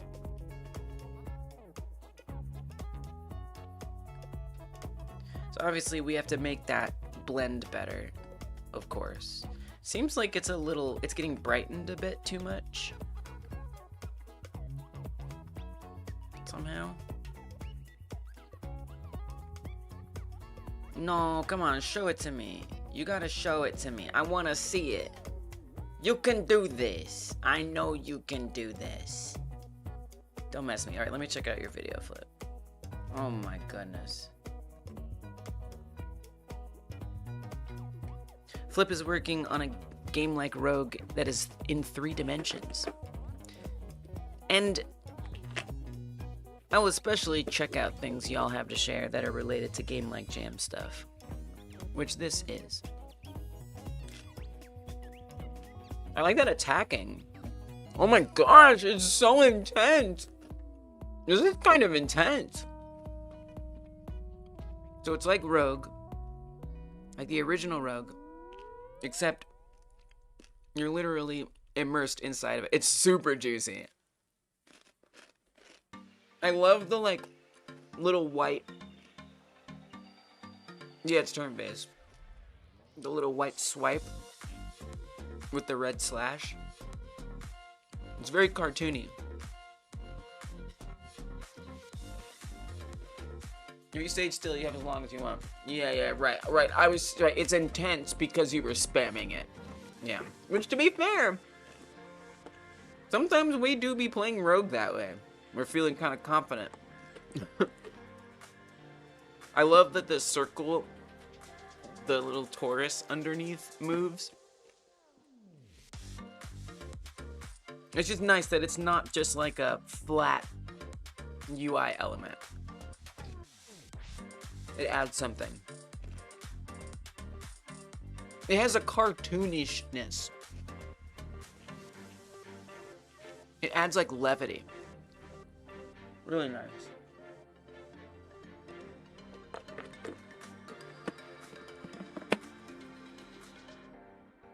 Unknown, what are you talking about? Character. Yes, reload it. I want to see what I'm working on here. Come on now.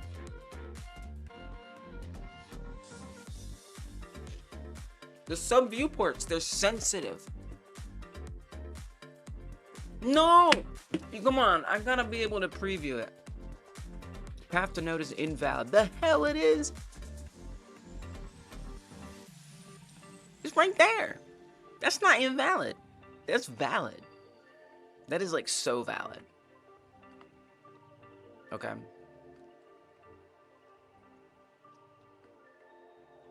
Why are you saying these things? Why are you telling lies on me? Okay, make it be a scene then. Oh my god. Oh my god. Right. You can't save it. If you save it, everything falls apart.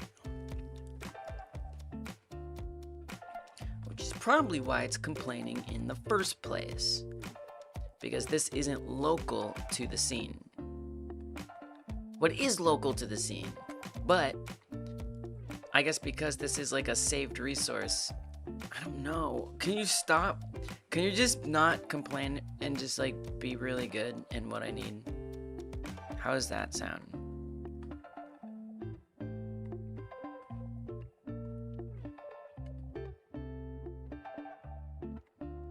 No one asked you, Krillionaire.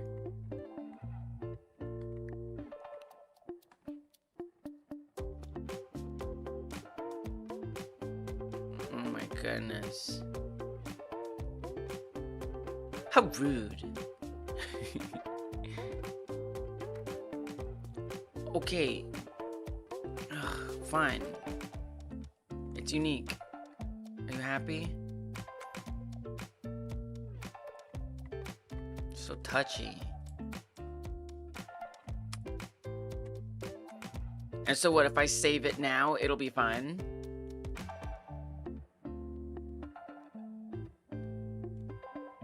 You say how rude that way? I mean, it's the Family Matters way. No, not Family Matters. Full House. One of those old shows.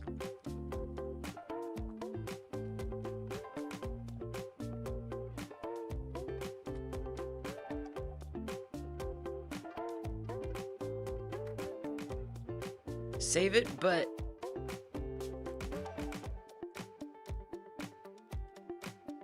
call it something else. Call it phone screen vert in hand. And then it doesn't care. It's only if I change it. Alright, so with the colors, it's just a little too bright. So I just want to darken it. Basically get it so that when I click on it and the overlay appears. Okay, that's pretty good. Nice. Yeah, it looks good. It just like matches. Okay, so now as you see, it's a little too wide. We can fix that. Or sorry, it's not wide enough. Now I do want it to cut off. You know what, it would be nice? Man, I kind of wish it was a different... Ooh. Maybe I know what we... Okay.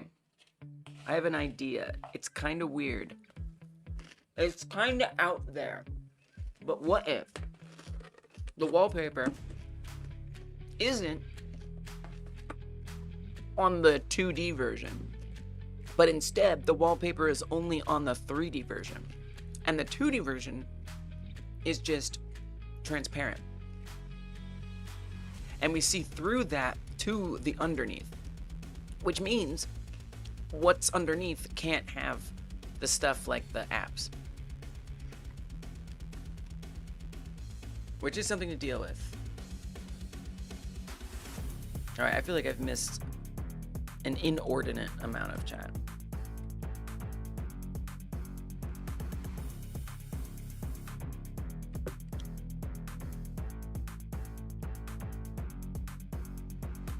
You have Elder Scrolls 4 Oblivion on CD? Nice. 2027 plan is for everyone to have a Blu-ray disc changer setup. I know, right? I hope so. Onion, I hope so. Like, let's go back to physical ownership. Not put it all in the cloud. A little bit in the cloud as a treat. It's the only place he has most of his videos. Oh, I see. I'll take this for a YouTube account to get hacked. That's true, Onion. Oh my gosh. I've heard that happening to people. Like they get their accounts hacked and then Google freaking shuts them down for eternity. They will never forgive you. They don't care that it wasn't you. The account is cooked. Yeah, that's real. That's so real. Cleaner wants to own the whole series on CD, but the very first release of Skyrim on CD actually has the game files instead of a glorified Steam key. Nice.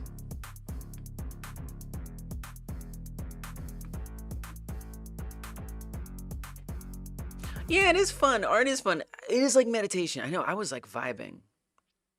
Writable CDs work by having a thin layer of ink that when given heat darkens. Whoa.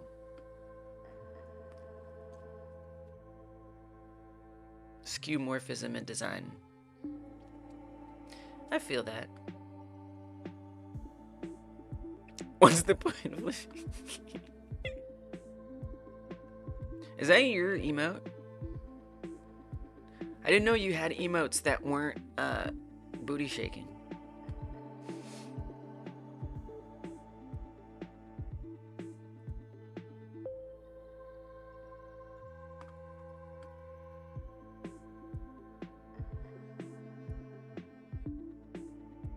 Downscaling? Terminal aesthetic looks sick with downscaling? What is downscaling? Yeah, what do you mean downscaling? Godot is a built-in. The game engine draws it at a smaller scale, then scales it up to the right side. Whoa. Oh yeah, then a filter. Oh, you were talking to... I thought you were talking to me. It's not always about me. Me? That was rude of me. That was especially rude of me. Add a side-by-side of your phone before and after?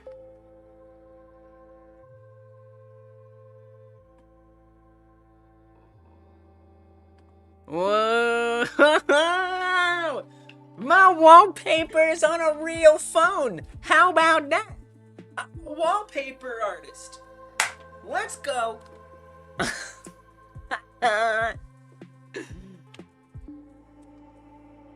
How about now? How about now? Yo, that's so cool. I want to hang that up on my wall. I want to hang up a screenshot of your phone that's using my wallpaper on my wall.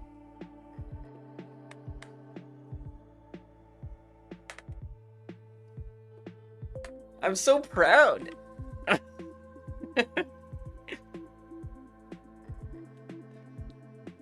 Let's freaking go. Is Apple worthy? Should I? What am I doing game dev? I should be making wallpapers for corporation. It's my calling. I'm seriously downloading this though. I am actually gonna download it. I'm gonna hold it dear. I'm not even gonna put it in the downloads folder. I'm gonna put it in the pictures folder.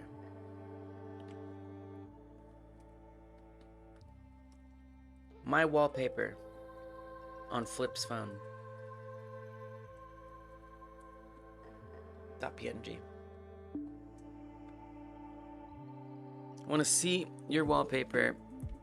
HJ. What is HJ? I don't know about that.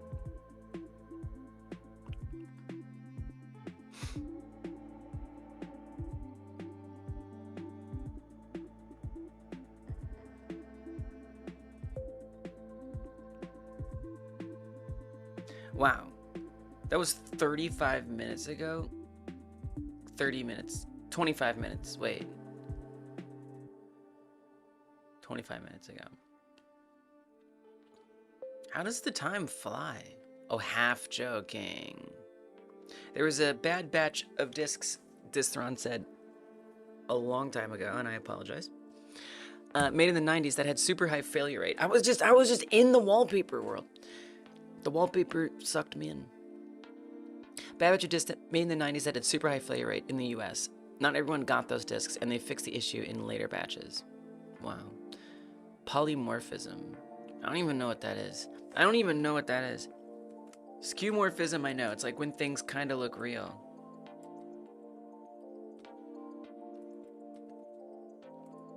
Like real tangible things you can press. Wait, it's computer stuff? This isn't art. I don't care about this. It's not pretty to look at.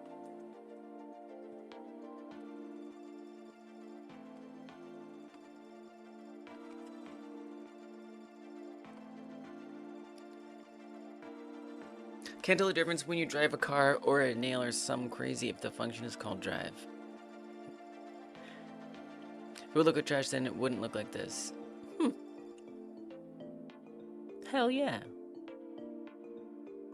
Couldn't I remember another point using Railbase like raylib? I feel like I could see myself trying raylib someday, actually.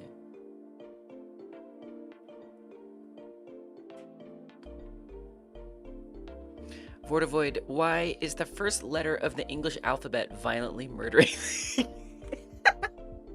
Violently murdering the cameraman. Flip is adapting the original game Rogue, using stuff that was put together in the Game Like Jam game that they made, which I'm very proud to say. And also Flip is using my wallpaper on their phone.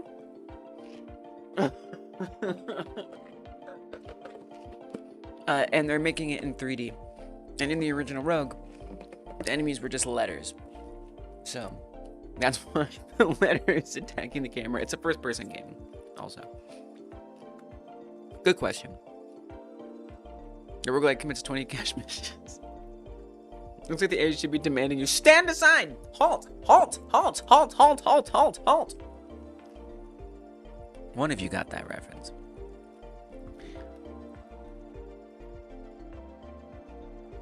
Cache miss, the RAM is slow, but the CPU is fast. The CPU caches to make the program faster, but if you miss the cache, then you have to get from RAM all over again. Okay. That kind of makes sense. Flip is actually, non-ironically, one of the most competent programmers in this community. Yeah. Literally. Flip is incredible. Flippy making amazing games. If the backseating rules in this stream were lifted, Flip would be carrying everything.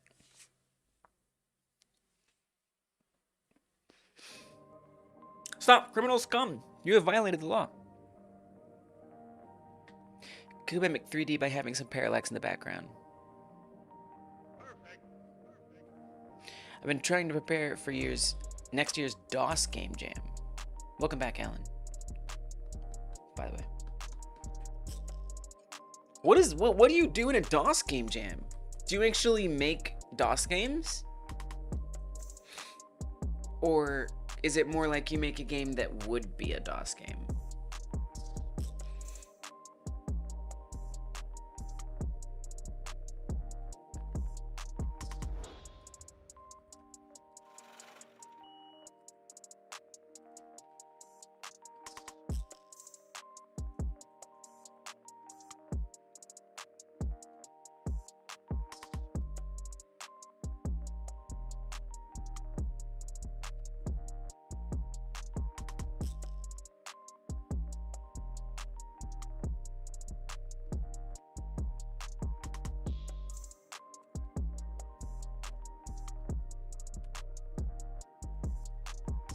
Five years ago, 4 years ago, 3 years ago, a year ago. The last one was last year. So it happens every year.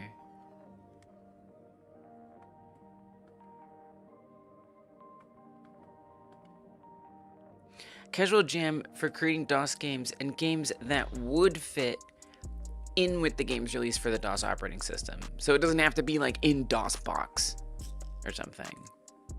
My God, I'm gonna need some dark mode right now. Oh my goodness. Dark Reader won't even load. It's like, it's too bright.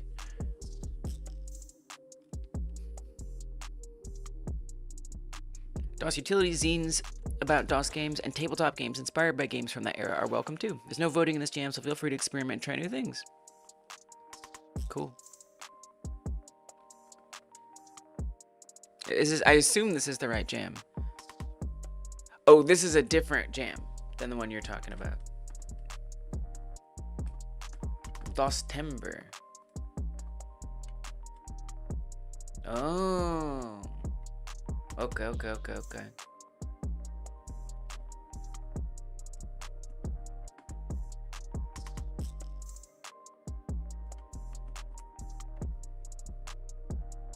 This one ended 2 months ago. An annual streaming event on twitch.tv. Verging its 6th year. Oh, but they've only done one, at least from this one account. Participants make a game that runs in DOS or a DOS emulator. That's it. Oh, that's cool. I like that. That's it. Like, that's it. As if it can run in DOS, you're good. That's really cool. Why should I make a DOS game? Because you want to. I want to. I want to.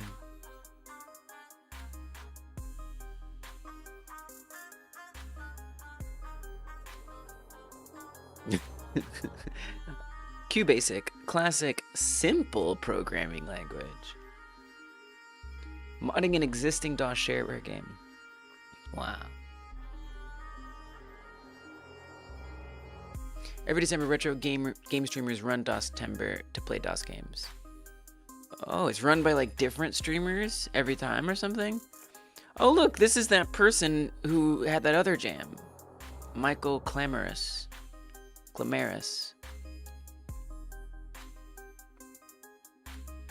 This is like a community of DOS fans. Quid Pro Quo, Signbite, Monster Mansion, Secret of Monkey Island Randomizer? That's super cool. Wow. Ski Free! We did a Ski Free game jam. But wait. I don't understand. It's just Ski Free? It's just Ski Free? You know what?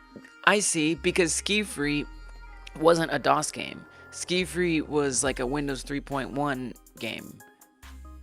And so this is porting it so it's like standalone on its own as a DOS game, I guess. I actually don't understand. Are you sick of boot? Yeah, you have to boot it. Wait, what did I do? What was the one that we did for the Game Like Jam? That one was...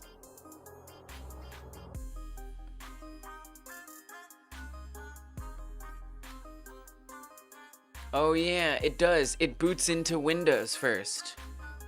I forgot. Yeah. So it's basically emulating Windows. No, it's DOSBox! But DOSBox is emulating Windows 3.1, and then it's designed to just auto boot. Yeah. And then it just auto boots Ski Free.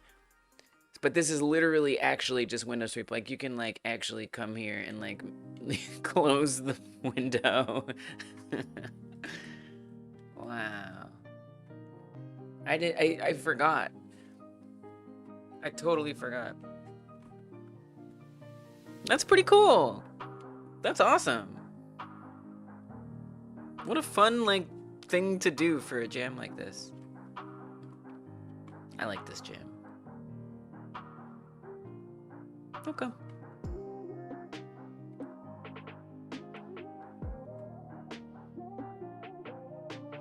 Insane says, I did something wild today. It's something you always thought of doing but never did. You wrote an article. Ooh, what'd you write an article about?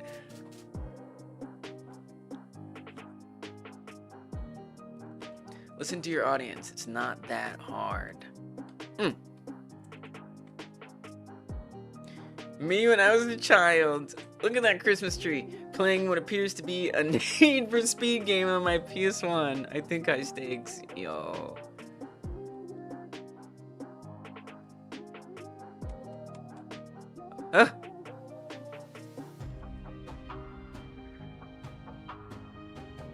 Wow.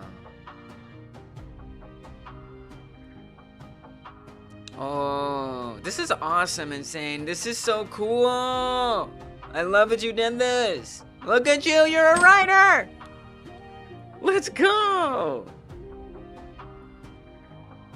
And look at all these words! I'm gonna have to read this at some point. This is perfect for you. This is perfect for you. I love this for you! You've got so many thoughts about things like this. This is great. Everyone look at Insane Alpha Beta's article. And be proud of them. Well, I think Medium is basically a like a blogging platform. And then Medium just will allow you to potentially charge people to access certain content.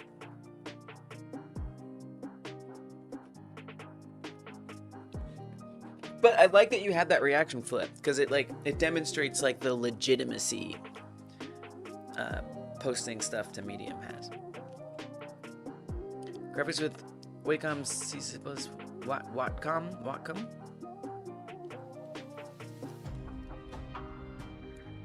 I don't think I have pics of me playing games either. Oh, I pinned Rosa's message.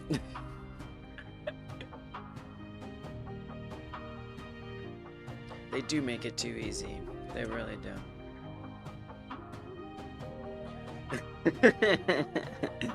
You were famous for a second. I don't think I do either. I don't think I do at all. I mean, I guess, like who took that? I know, insane. Who took that picture? Like a sibling? I mean, I can't even imagine my parents even thinking to take a picture with film, a film camera, a picture of me as a 5 seconds, a picture of me as a kid playing games. I feel like they like resented that I played games. They certainly didn't want to immortalize it.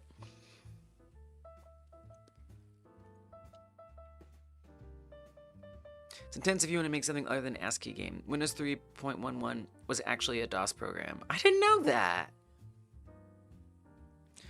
Hey, what's up, SRC? Welcome back. Yeah, I have been doing well. It's me, it's Elise Lady. How you doing? I remember you. I remember you from the Dreams days. Okay, I don't know if I can remember something you made, though. Oh, I do, though. I feel like...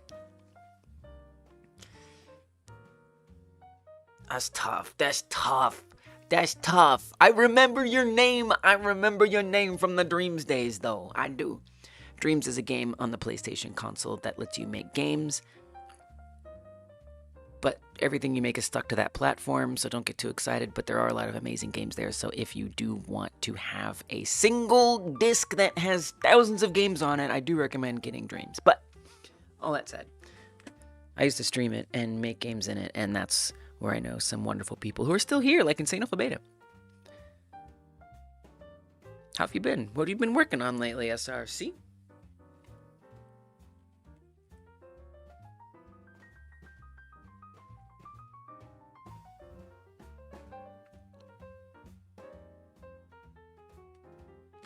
Your parents resented that you play games too. They still do. Boo. Boomers. No. There's some cool boomers, actually. Windows up until NT was just basically a DOS program. Well, you wanted to play Dreams. Seemed like a lot of fun. It is. Hey, it's still there. There's still thousands of amazing games. Okay, hundreds of them are amazing. Thousands of them exist. Amazing, good, actual games on there. And there are some bad games, too.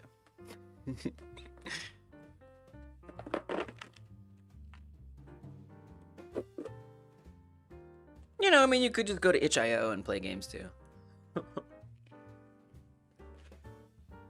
Oh, yeah, you need a PS4. Yeah, you do need a PlayStation. Yeah, it's not worth it. Don't get a PlayStation for Dreams.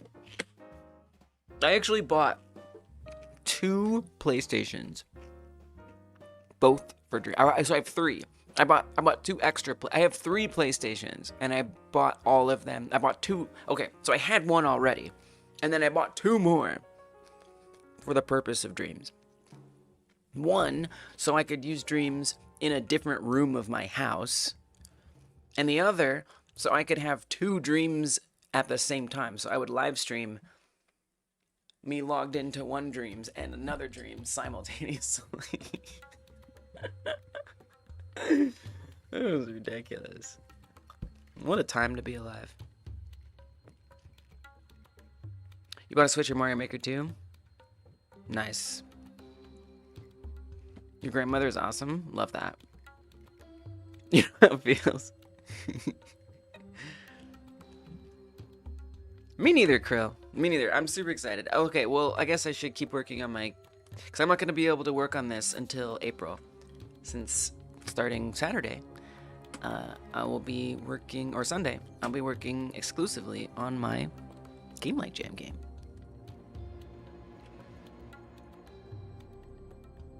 Right, so this needs to be... Oh yeah, I have this whole idea. It seems like today is setting up the phone. I have this whole idea where I want this to be invisible. So that's going to take a little bit of setup because we need something else in the subviewport of... Because like right now they're sharing the exact same subviewport. But what I'm suggesting would mean there would be two different subviewports. One subviewport would have all of the UI removed, but keep the wallpaper, and the other subviewport would only have the UI elements, but not the background. So I would need a second one.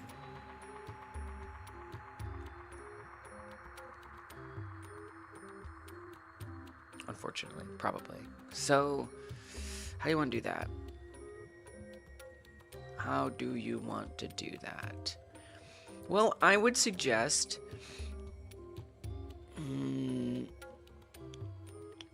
it scares me a little. Make a commit. I swear, you need to do this immediately.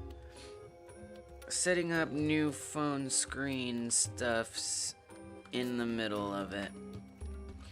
Cause there's risky things here messing with subviewports. Very risky. Open source project is the first Mario game massively revamps it, made in Godot. What is it? Link it. Might seem like Mario Maker 2 isn't as deep as Dreams. No. No, I know it is good. No, I know it's good. The reason why I know it's good because one of the first live streamers that I watched regularly besides news live streamers was this guy called DGR Dave, and his whole thing is just playing frigging Mario Maker. He's still playing Mario Maker. He's still playing Mario Maker. We've been playing it for years and years and years and years and years. And he just plays people's custom levels all the time.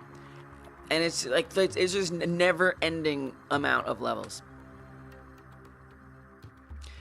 You had a Mario Maker 2 streamer stream one of your levels? Right. It's like a whole community. It's a huge community. Yeah, and people just keep making levels, yeah. That's really interesting. It is, because it seems so limiting, but then again, in those limitations, a lot of creativity can come. And you don't have to code, right, in the same way. It gives you these pre-made tools, and you can just iterate. You can just be creative. Now I want Mario Maker 2. I just talk myself into it. Oh, a Zelda Maker. That'd be awesome. Right, because they made a Mario Maker 2 Zelda thing. It's basically Mario Maker, but it has Zelda stuff. I remember that. You had a friend who plays people's levels? Nice.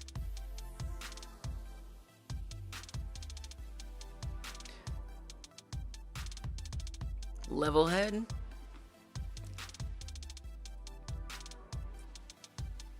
But what is it? Oh.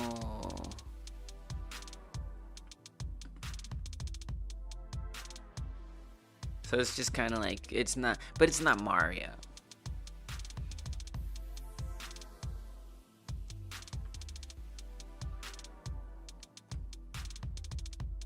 But the tools are better. Got it.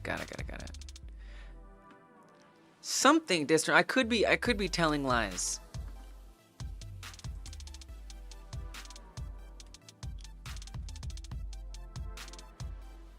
And I could be telling lies. So let's not.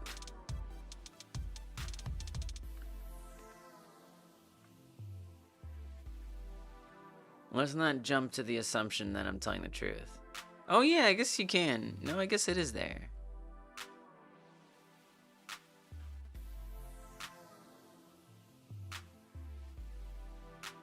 A legendary update. 6 years ago.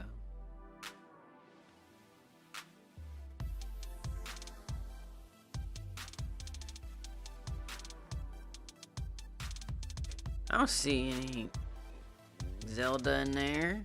Do you? They probably just like teased it for 2 seconds. Yo, the new Pokemon game looks pretty good, by the way. Y'all saw that? Oh, here we go. Wind and waves.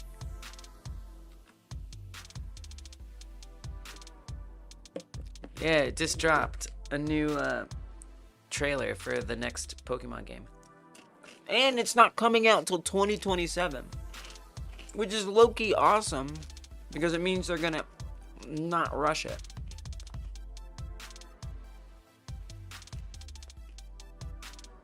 Like, I was playing Ultra Sun, Ultra Moon. And then Sword and Shield came out.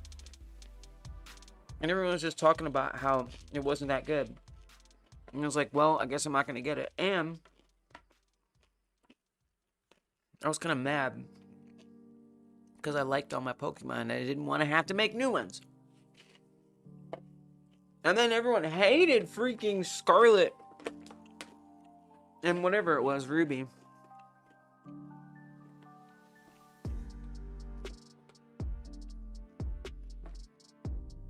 Link is your Smash main? I'm a Pikachu main. So I just throw there's a little bit in there. But I wouldn't say it's like a proper, like you were saying. I don't think proper is the right word.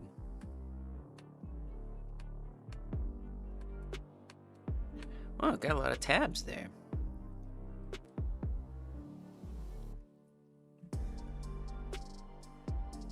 When was the last time I played Smash Brothers? I mean, it was probably when I was in college.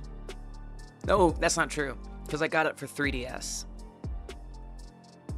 Last time I played it was on 3DS.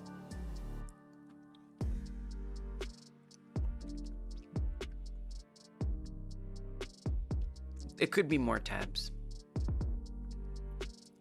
Write a Nintendo article. Do it. Rosa, your Switch is broken? You know what? My Switch isn't broken, but one of my Joy-Cons is. It like drifts. It sucks. Yeah, not quite Zelda Maker. Steering wheel. Nice. Yeah, I know it won't insane. But that's why I'm saying it's good for you to be writing. Because I know you have these like strong feelings. It's a great outlet for you. Okay, I made the commit. So now what I'm gonna do is I'm gonna save this. I feel like I have such like y'all ever like have like something big coming up, like you gotta go on a trip the next day or first day of school or something, and you like can't sleep and you're kind of like aimless.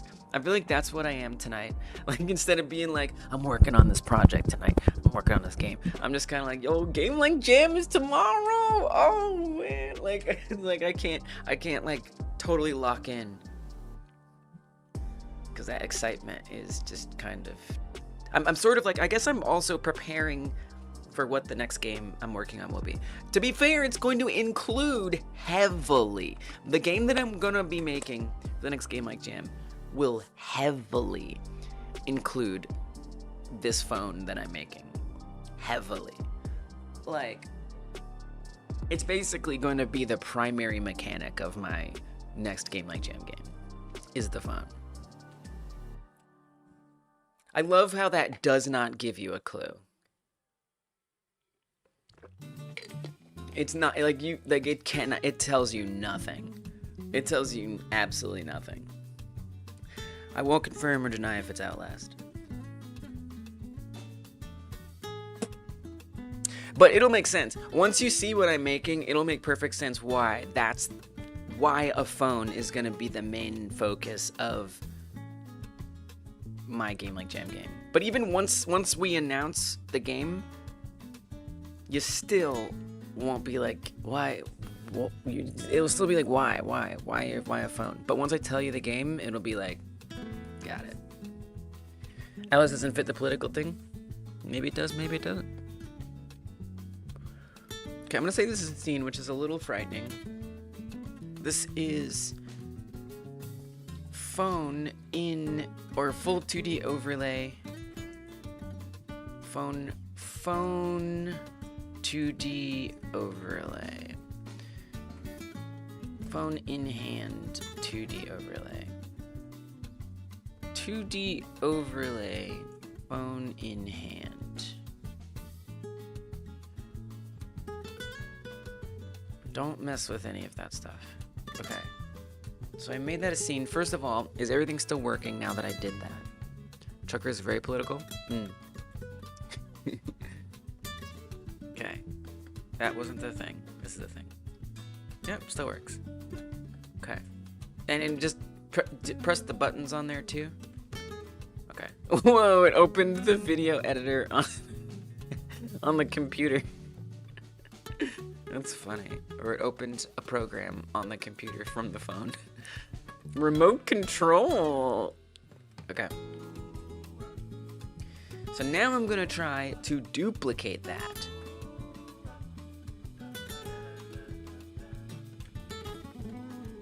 Now if you rename it, that's gonna break this.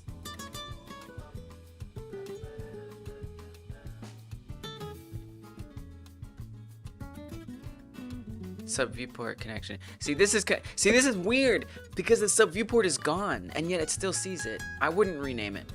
Full 2D overlay in 3D.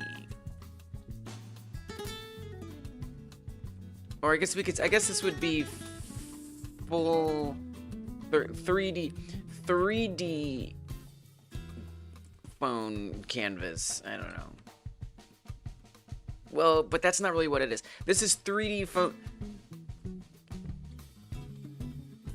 2D. Let's call it full 2D underlay. I've decided. Persona. I'm not gonna confirm or deny. This is Persona on the possible games list. It is not. Yeah, put it on there. That's a good one. You can't go to sleep till you fix this one little issue. How long have you been at it? Not so little. Damn, Rosa. I want this for you. It's a good guess, Duplex. I like it. We should totally put that on there. Not that I'm confirming or denying, because I'm not. The only clue that I've publicly given is that the game is critical of a political ideology. And then if you joined the last game jam, you got a hint. And then there's another hint on the Discord if you have the Game Like Jam ping roll. And I'll put another one out tonight and tomorrow.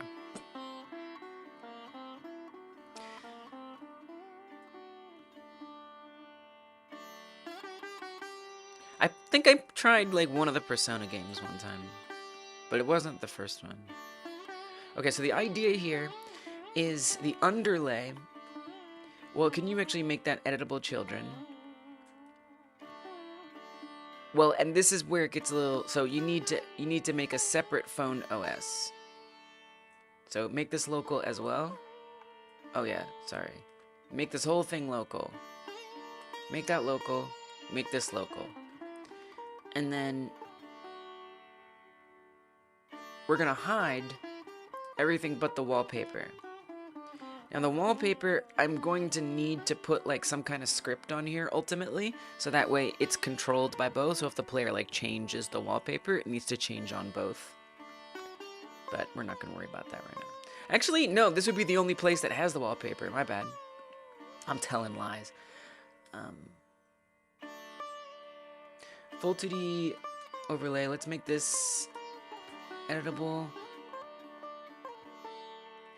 Actually, in here now, I'm going to hide the wallpaper.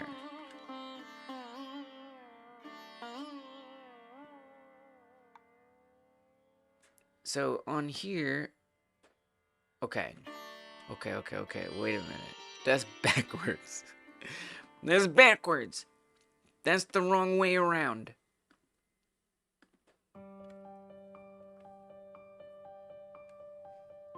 You were gonna make a Persona 1 like?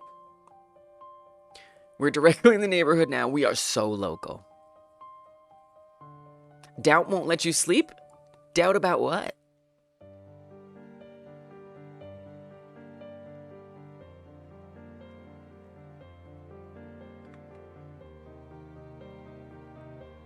I don't know what that is. Disjaya?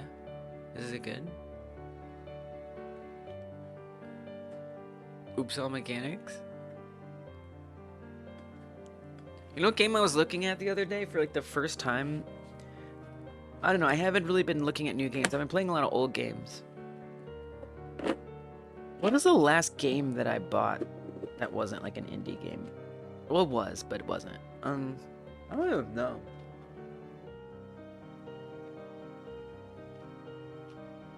Fallout 4? I don't know. It's been a while. Oh, sad. I missed my mouth. But you know what I was looking at? Octopath Traveler. That game looks cool. I realize I like JRPGs. I like JRPGs. And I like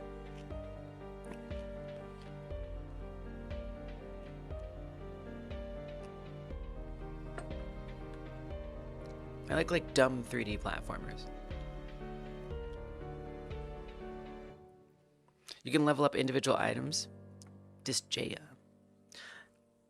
Last non-indie game you bought was Skyrim? Holy crap. What is that? What's up, Bethesda games? You think I'd like Clair Obscur? You know why I don't think I would like it, Insane, is because it seems like it has dexterity-based mechanics. And I don't really like games that demand dexterity. So I know I just said I like dumb 3D platformers, but I don't consider that a dexterity challenge. It's like you're hopping around and jumping, but the jumps are easy. You know, we're not talking Celeste or something like that, or Hollow Knight. It's like simple platforming. But I feel like Clair Obscur has that like parrying stuff. And I really don't enjoy games that expect you to like get really like try to like time things really well and like press button. Now that's funny because I was talking about Smash earlier. But you know, Smash is different. Smash like for a lot of us I think occupies this place of like nostalgia.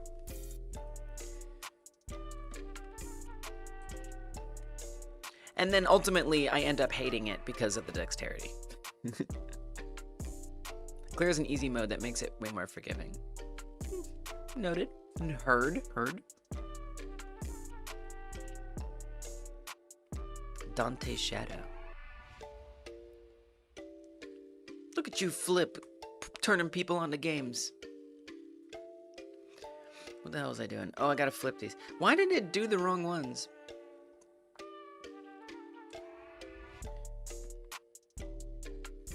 Come here.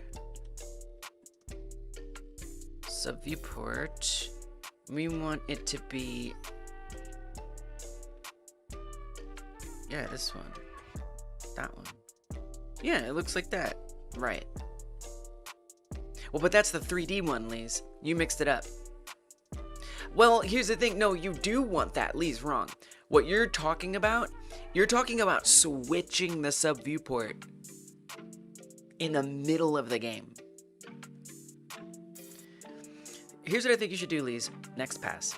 I think you should do a next pass. That's my opinion. Load a material. Get a vert screen material.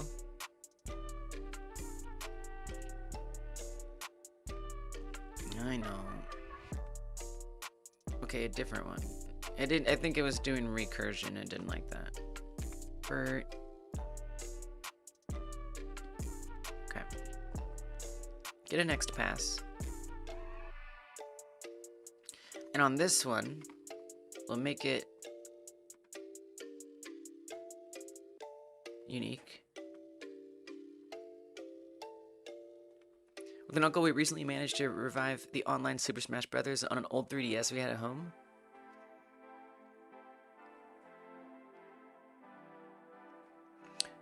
Are you saying that... I don't know what you're saying. You're talking about...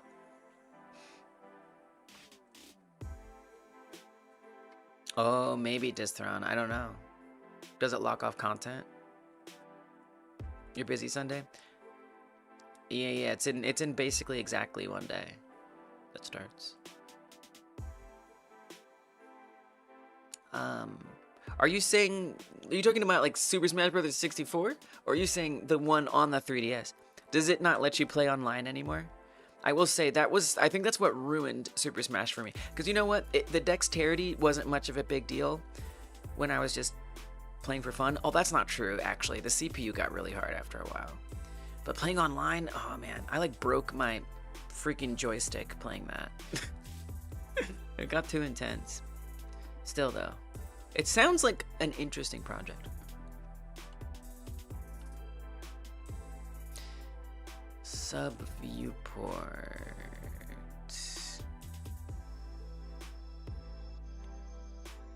This one. Right, so I want to have this one be on top. Okay, I noticed that it doesn't look like anything, but that's probably fine. Transparency alpha. This looks really bad. Okay. And then in theory this one, I feel like I'm just gonna have to switch them. But if I could make it be like an overlay situation, that would be optimal. This is not looking good though. It's looking bad. It's looking real bad.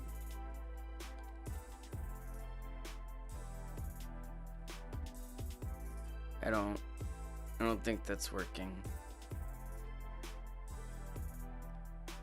I'm a little confused. And then if I get rid of this, it's just the screen again. And so to be clear, if I put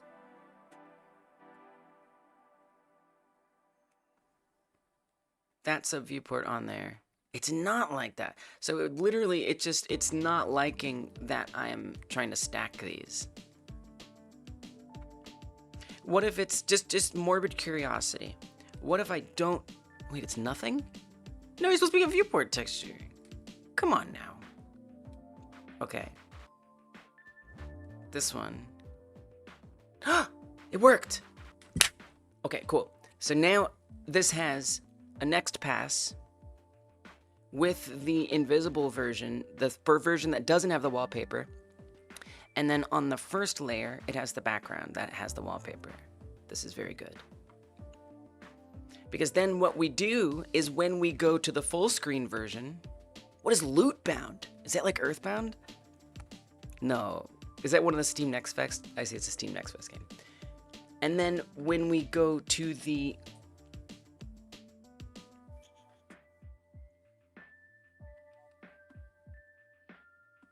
(2D) overlay,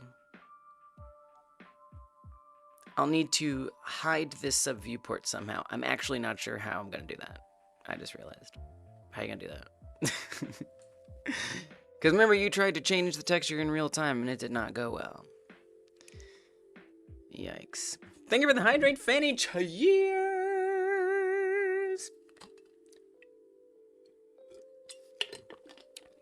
So the games I've seen so far in Next Fest indie games looks amazing. Oh yes! How you been, Fanny? What you up to? The games I've seen so far look really good.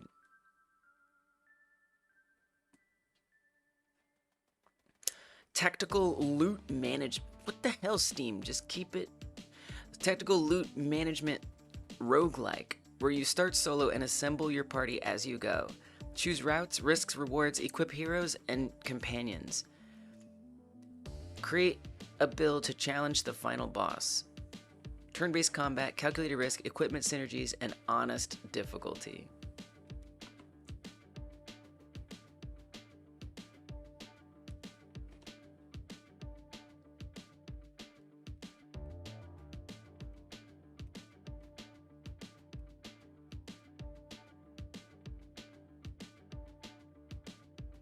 I don't like it, but it looks good. Let me put that a different way. I don't think I would want to play it, but it looks really good. No, it looks good. It looks like a super good game. It looks amazing. Just like, it looks like something that, you know what, it says it's a tactical loot management. Like, loot management, I don't know. As a game? No, it looks good. No, I think it looks good. When I was looking at this as like a consumer, like, is this something I would want to play?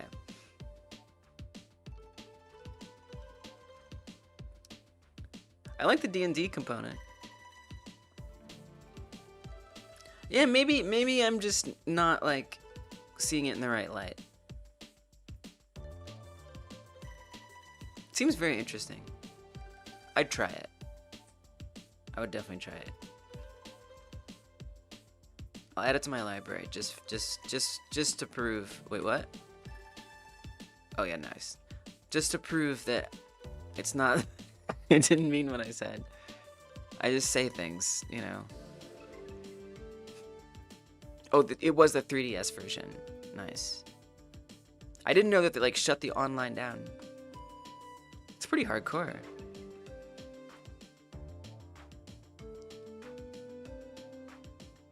So, Lise, what problem have you solved here? Like, okay, you have this on a next pass, but you still need to make that go away. I didn't say what she mean. Oh, I guess I could try. What if I switched the priority around? Okay, number 2.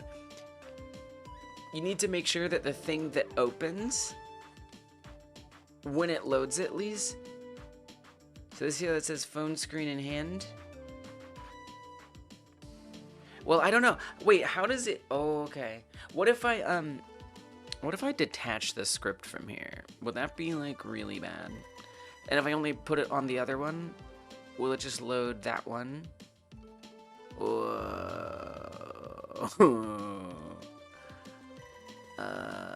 First of all, this is kind of weird and cool. Please know, today has been an engine day.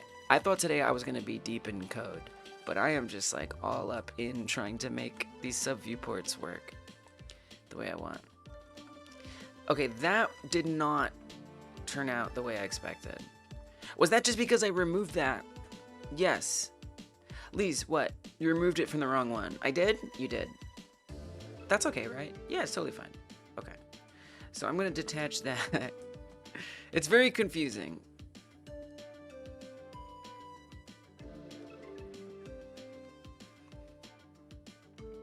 Camera should like behind the phone screen when you're looking around. I don't know what you're talking about. Okay, pull this up. Oh, damn, that's not what I thought would happen at all. What have I done? Camera should be like... What are you talking about? What are you talking about?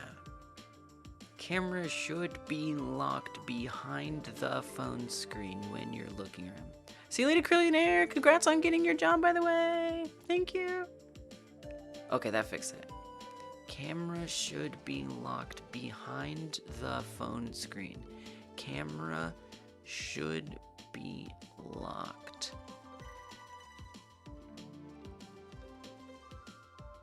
Got your children all messed up?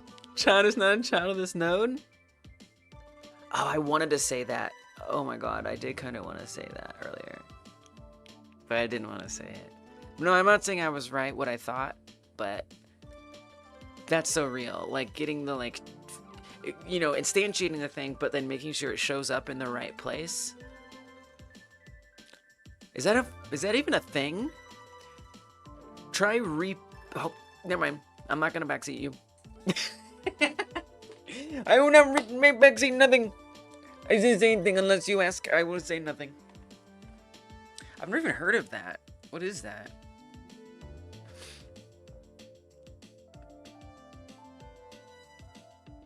I don't recommend it.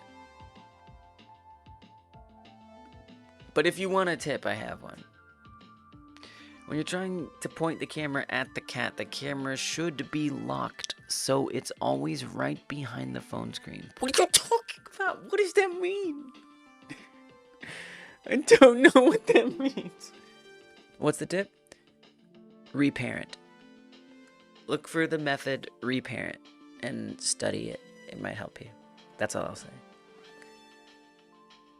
What is he even talking about? When you're trying to point the camera at the cat, the camera should be locked, so it's always right behind the phone screen. I don't get it. I don't get it. It doesn't make any sense. I'm sorry. I'm sorry. The words aren't wording. I tried. The brain isn't braining.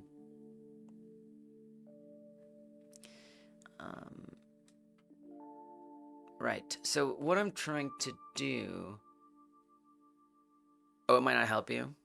You want to move the whole container, basically? Yeah. So reparent. Here's what reparent does. Reparent. Let's say I have a node right here. If I run reparent on it, it'll take that node, and I'll say reparent it to this node, and then it will go to that node. So it's literally about moving one node to another node. I'm not saying maybe that isn't what you need, but it sounded like you're trying to move a node to another node, or make a node a child of another node. And reparent is super good for that. Camera perpendicular to the phone. What? What the hell does that mean? Camera perpendicular. Oh, I see what you're saying now. That was hard. That was a hard concept for me to wrap my head around. I see what you're saying. You're saying that, like, currently it's as if the camera was, like, right here instead of right there. Is that what you're saying? Yeah. That's a good point. I hadn't thought about that. Thanks, Duplex. Sorry, Distron. I couldn't wrap my head around it. That's a good point, actually. That makes a lot of sense. Should be easy. Actually.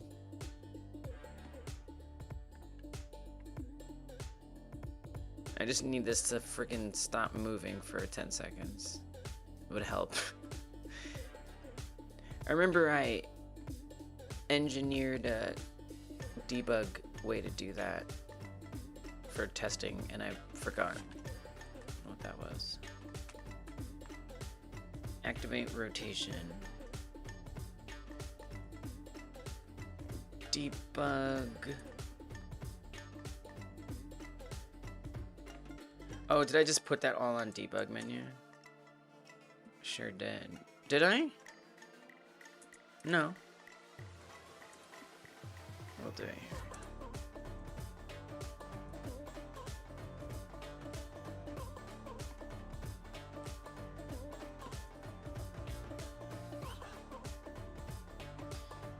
I don't think I have any like debug keys here at all.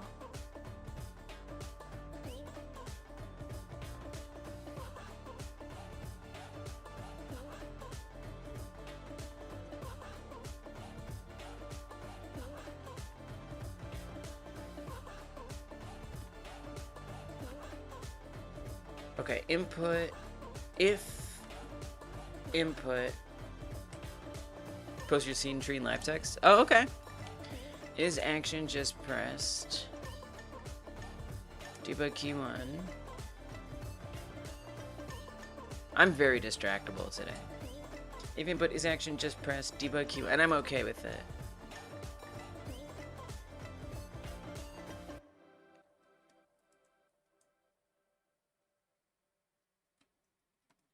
Phone or tripod. Activate rotation false. Or you can even just toggle it. Would probably be good. Variable, toggle. Well,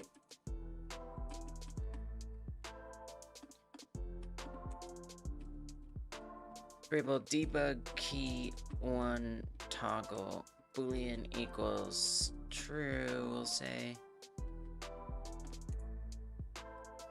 Debug key 1 toggle equals the opposite of itself, so it toggles it, and then we just pass that in here. Okay. So then I can rotate it and hopefully stop it. You were meaning that the player camera should remain in sync with the phone screen? What are you talking about? Like if you were actually doing this, you would move your body so you can keep your eyes on the screen. Have you ever used a tripod before? Are you familiar with tripods? You wouldn't move the camera so that you can't see the screen because then you don't know what you're filming. Everybody. Like you've used a tripod, yeah?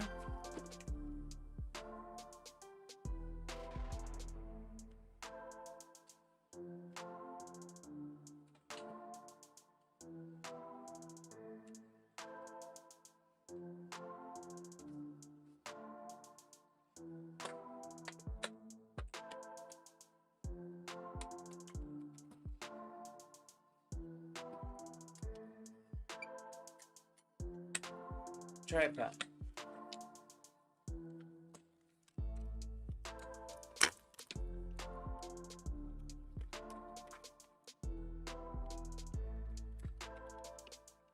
Phone.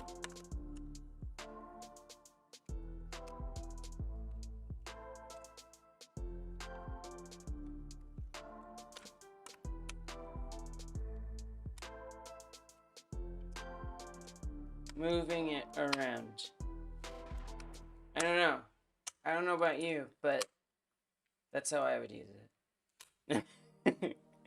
Alright? Like, this makes sense. Like, this makes sense. I'm looking at, I can see the screen, just like we can see the screen here. You know, I can see the screen. We can see the screen. You know? I need to tighten this. It's a good tripod, but it's been through a lot. And, it ain't what it used to be. This isn't supposed to be moving as much as it is. But anyway. As you move it into more extreme angles, you have to... But I already see it, Distron. Look, I see it. I know what you're saying. I get what you're saying. I do.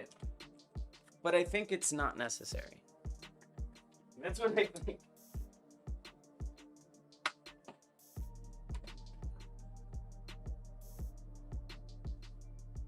But I do hear you. I think it's like fine though. Yeah, but you just don't do that angle. You just don't get to do that angle. Number one. Like, just don't do that one. you know? Like, you just have to, so part of this, so understand, this minigame is not finished, right? So this minigame, the idea is going to be, you will distract the cat. So you will play with the cat, you will try to get the cat to do a pose that gets you more points. So it's like Pokemon Snap is the way that's going to be working. And so, yeah, you just don't get to look that far, and that's okay, you know? So, like, you don't want the cat to go all the way over here.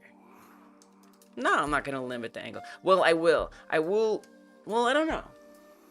I haven't decided yet. I don't think it really matters. I mean, I didn't add a camera onto the back of the phone. So if I don't feel like modeling a camera on the phone, then I will limit it. But it's supposed to be like a game, right? I don't want it to be like so easy it's brainless.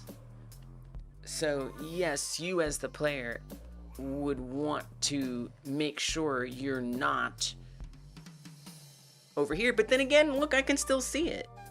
You know, I can still see the cat. So it's part of the fun. It's giving the player that freedom. Now, I know what you're saying too, or you might be thinking, well, wouldn't it be more freedom if the player could move their head? That's too much. That's too much and confusing, right? This is a simple, basic game.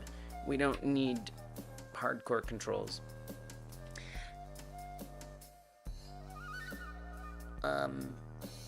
It's just simpler than that, you know? It's not about it being a super immersive, hyper-realistic kind of setup. Anyway.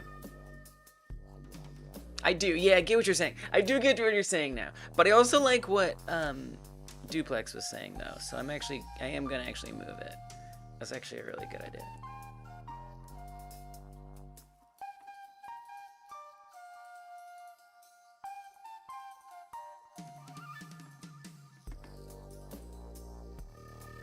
It's kind of weird.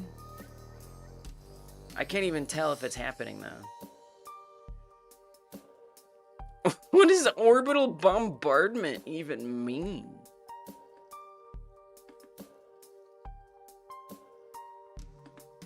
It's so weird. I like can't even tell. It's like that it is like over more. I guess I can, because I'm like looking here and the couch is like further over. Yeah, it kind of looks like it does. Just a button that says orbital bombardment to configure. No.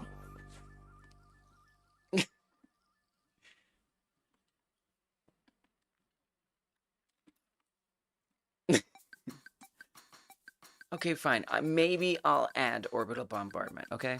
Maybe. I promise, maybe. You have my word that maybe.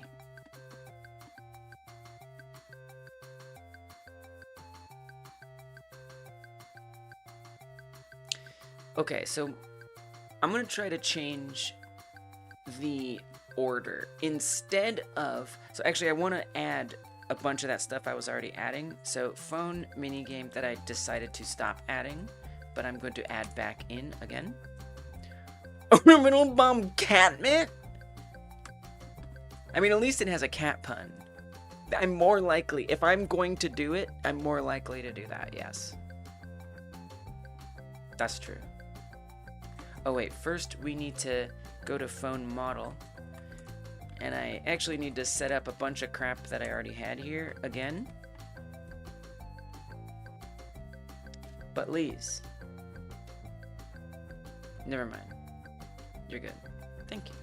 You're welcome.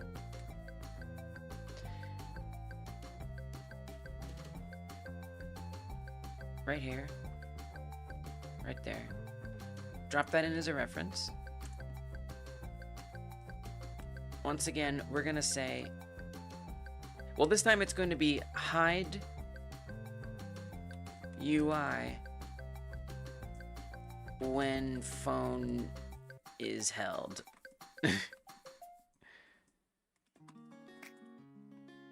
Again, I don't know if this is gonna work, but I'm gonna try. Try to say variable phone texture standard material 3D equals phone screen vert mesh texture surface get material 0.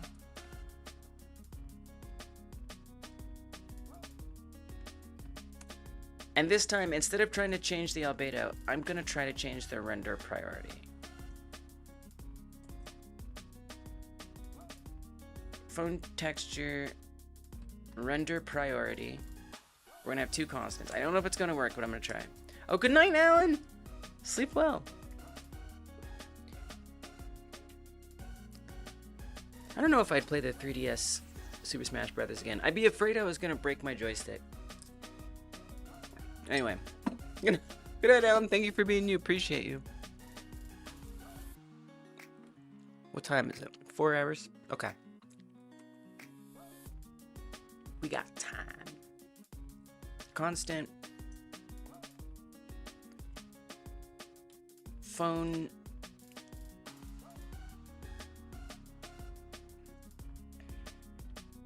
Phone UI. Show phone UI priority. And I guess that's an integer. And it's going to be 110.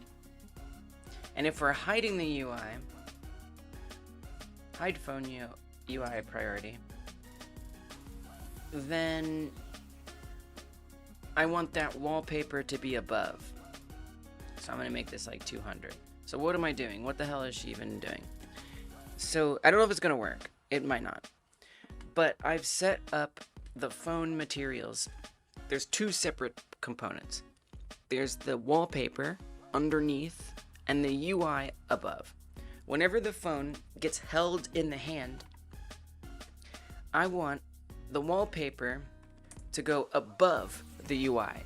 So that way the UI isn't there, because we're going to overlay the UI so that way it's interactive. It's not going to be interactive on the 3D object, but it will be interactive on a 2D overlay. And the only way that that's going to look right is if I hide this first. Thanks, Gab. Appreciate that.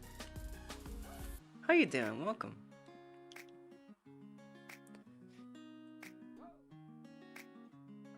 Again, I don't know if this is going to work. Earlier, I tried to switch the albedo color, and that didn't work. Hopefully, this will be more functioning. Miss me so much. Been busy.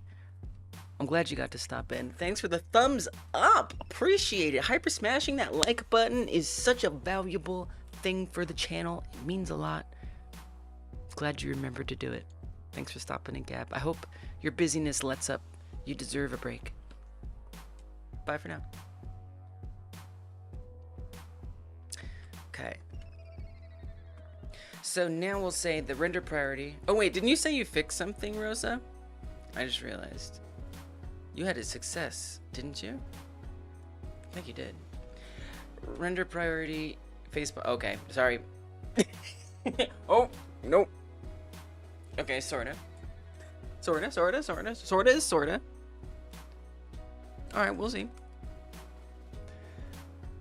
Render priority equals... Well... Yeah, this is on hide. Well, don't do hide. We're gonna say... Make it show. And have it get a boolean. Show boolean. And... I'm gonna say...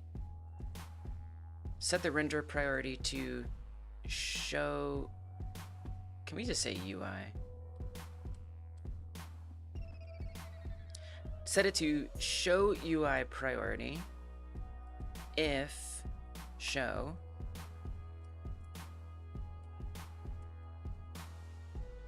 otherwise set it to hide UI priority.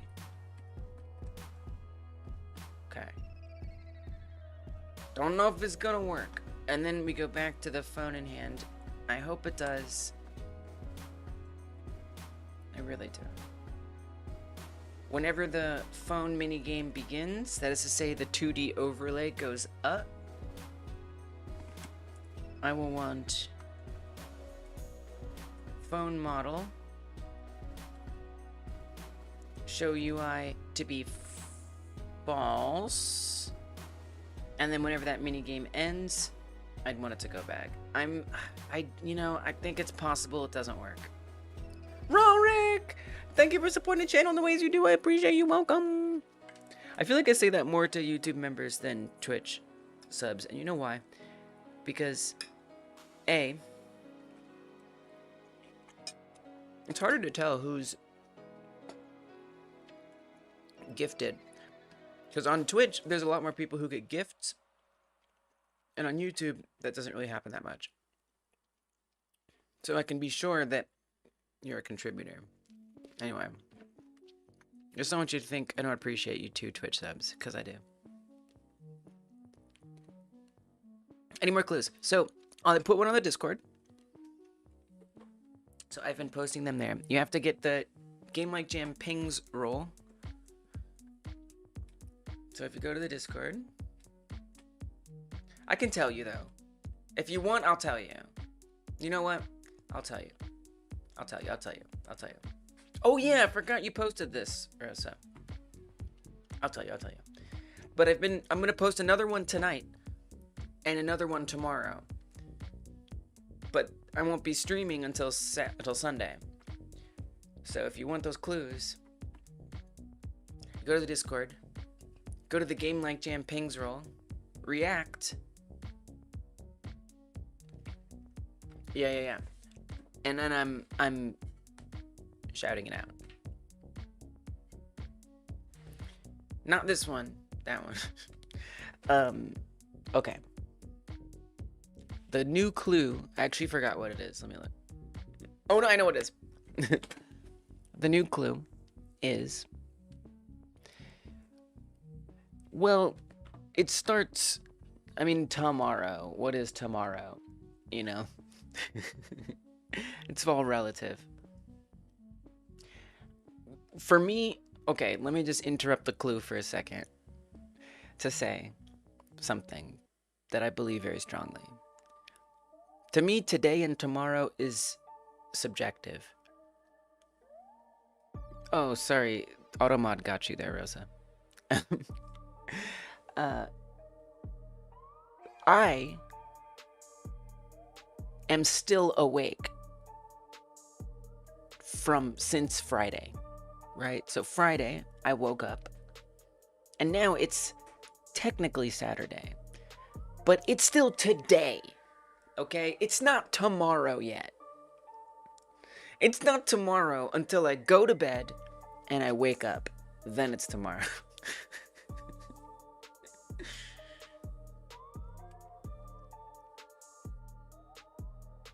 So for me, it's 2 sleeps away. It's 2 sleeps away. Let's put it that way. 2 sleeps away. It's 6 p.m. Saturday for you? It's 3 a.m. Saturday for me. Whoa.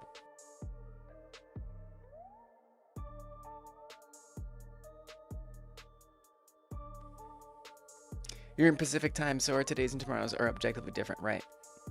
That's right. I am in the US. Regrettably.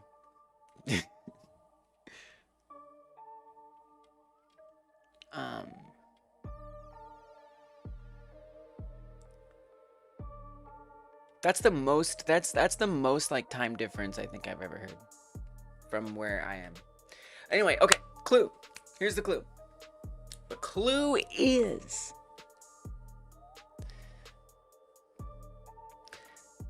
the theme game has been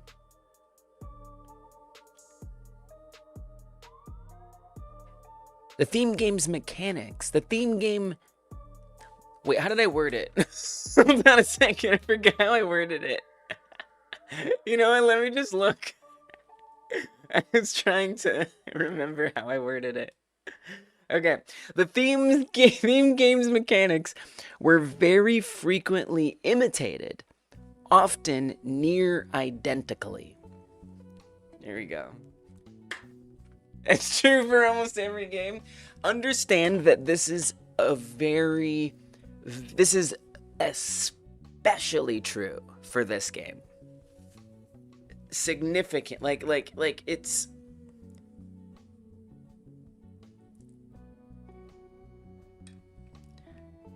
I can't. Think of it as a bit of a riddle too, to an extent. Hey, what's up, Ori and Ray? Well, right now, I was giving a clue that was asked for.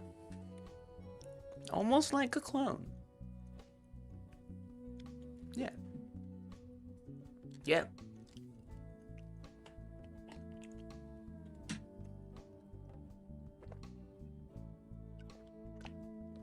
The Mario jump. Yeah, wahoo! Yippee! Okay, wait, so what did you say with your scene tree over here? Right now we were just talking about a hint for the next Game Like Jam, which is being announced in less than a day. Today's... You're just gonna have to wait for today's. You're gonna have to wait for today's. After the stream, I'll put it up there. You gotta wait on that one. I'm just kidding, or am I? Okay, you need to move it up the tree. The enemy spawner. Where are you trying to move it, though? What do you mean move it up the tree? I don't understand. What does that mean?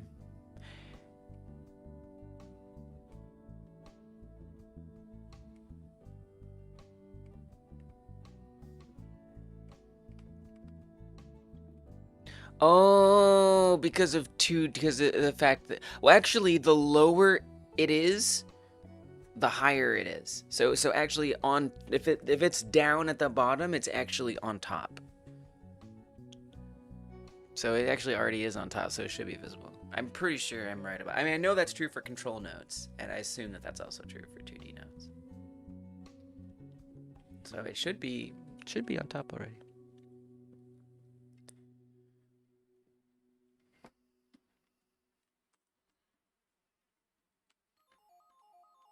But what I'm doing besides that, Ori and Ray, is I'm setting up the phone. Oh, I can't see that it works yet. Setting up the phone so I can try to have a shopping app with a phone in the background. But in order to do that, I need to set up my phone screen correct. And I kind of just got sucked into getting the subviewport behavior of the phones to do what I want. So now when that screen comes up, you want the overlay to show. But I do not want it to have a wallpaper. Well, it should already not have a wallpaper. I'm actually a little confused why the wallpaper is there. Why is the wallpaper there? The other problem you sussed was the fact that you didn't map to local stuff. I don't know what that means. But it sounds like a lead. It sounds like a lead. Why is there the wallpaper? I mean, clearly it's showing the wrong one. It's supposed to be showing the UI that doesn't have a wallpaper on it.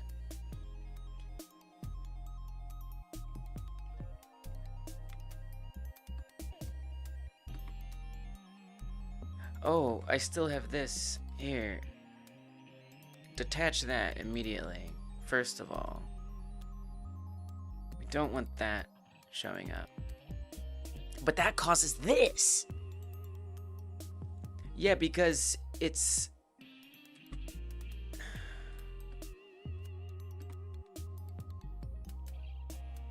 You need to give it a different screen. Or a different script. They have to have different scripts. That's the only way that's going to work. Because normally, the screen on screen hides itself at the start. And you may not want it to do these other things, but you do need it to do... Yeah, so okay, I actually need to split off... Okay, we need to make new scripts. So if I detach this, and then I attach that, we're gonna call this phone, or phone screen in hand underlay. Okay.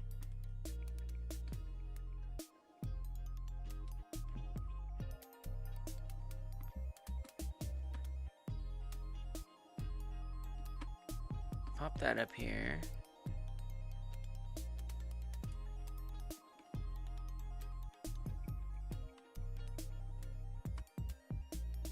Phone screen in hand underlay. And I want this to extend from phone. It's wildness. Do you want that to extend from that though? Do you? Are you sure? I don't think you do.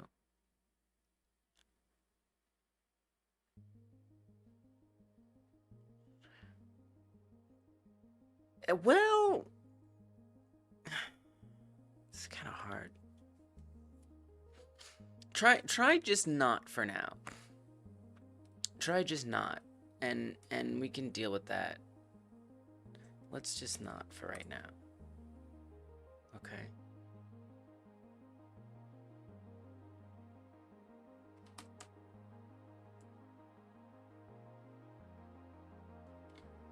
This isn't gonna work. This isn't gonna work. Oh damn, this is confusing. Well here, this is oh man, I'm really confused. I kind of, this is very confusing. I'm confused. Okay. All right, let me see.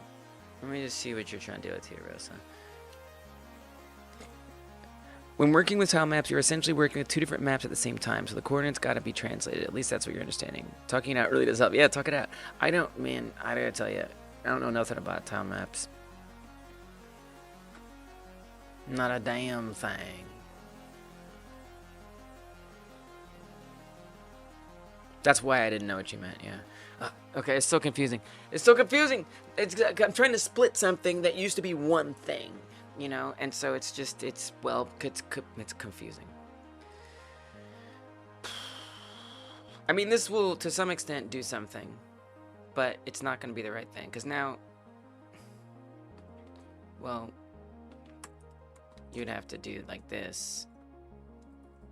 I mean, this is going to break some things, but I kind of just want to see it just as like, just to like affirm that I understand things are going to do what I want, or what I expect them to do.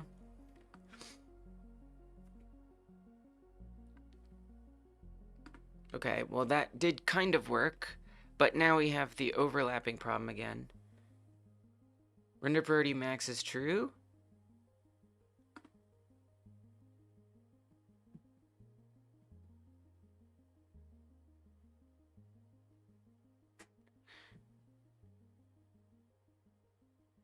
Huh?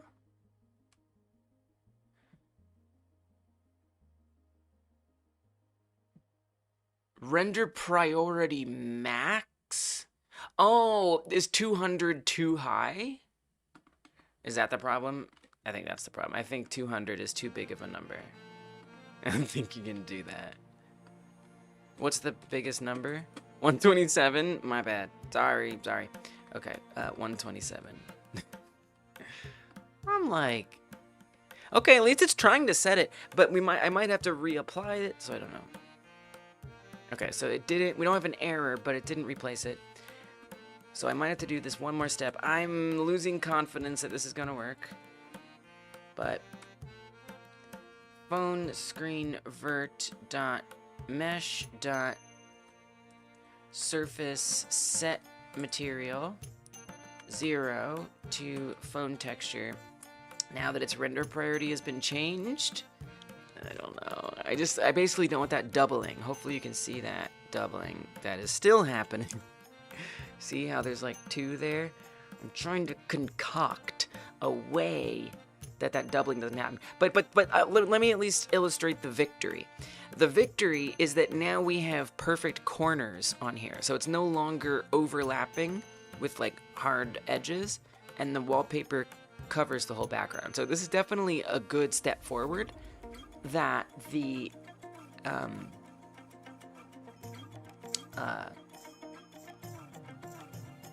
UI has a transparent background and is on top of this. But now I just need to get that wallpaper to be the only thing on there and cover up the UI behind it. Please.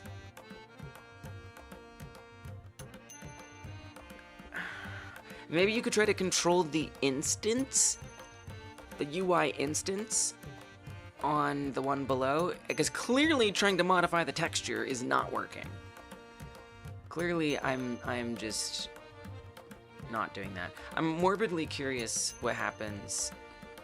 Oh, damn it, what? Why is it blocking?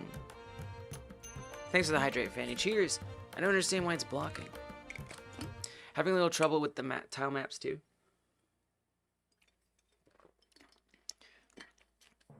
I've heard that people either love tile maps or hate tile maps, or they like them and sometimes they don't like them. You know what? That actually just sounds like normal things. Okay, so the phone is blocking again, and I don't know why. What? Yes, I created a new one. Wait, how did I... Yeah, I've heard that people have opinions about that. No, really though. Like, as opposed to something that everyone's just like, oh yeah, this thing's great. It seems like tile maps are a little polarizing. Coming to grips with them. Yeah, they're useful. Right, like a necessary evil. You know what I mean. Yo, what? Okay, what did I do yesterday that made it...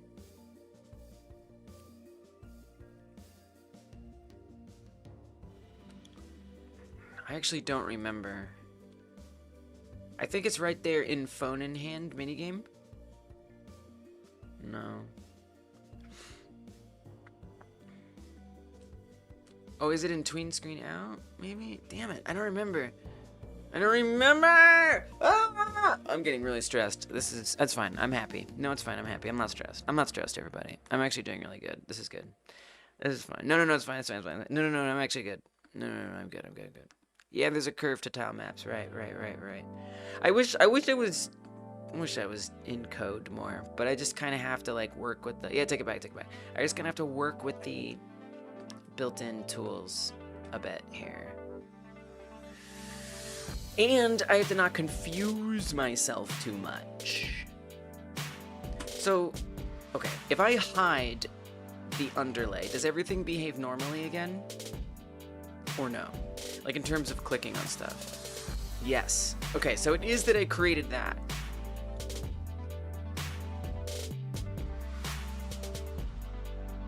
And like if I click on this, come over here, click on that, those buttons work. Yeah. Wait, why is everything fine? Well, it just didn't show up at the beginning. Strangely fine. And you can see there's no background, which is not good. This is kind of a trip. This is kind of really stressful. So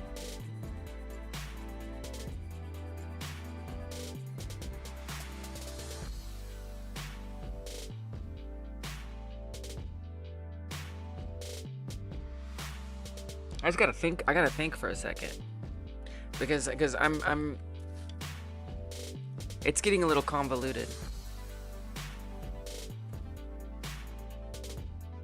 Exactly, Fanny.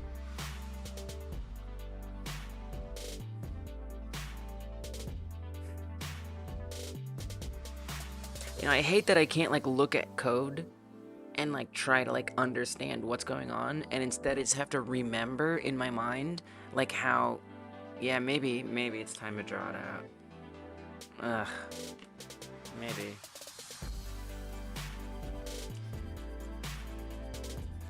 Well, if I am gonna draw it out, I first have to kind of wrap my head around what I'm drawing.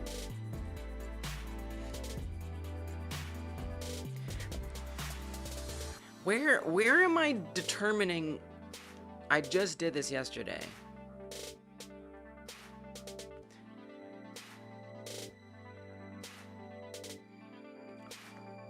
Let me see if I can tell from the GitHub history.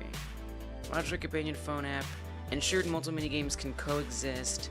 Screen on screen is now only interactable and active. Yes, this change. What do you mean there's no files? How can that be? It's lying. Okay, there we go. Is this change? What was this change? End minigame. I know it's harder to follow what the hell I'm up to today. That's not just you, it's me too. I'm having a hard time following.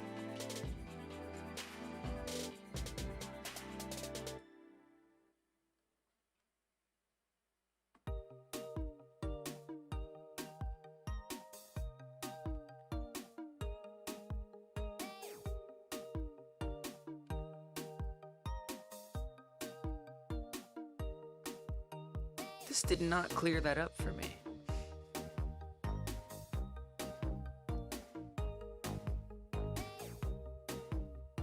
All I did was comment out some things.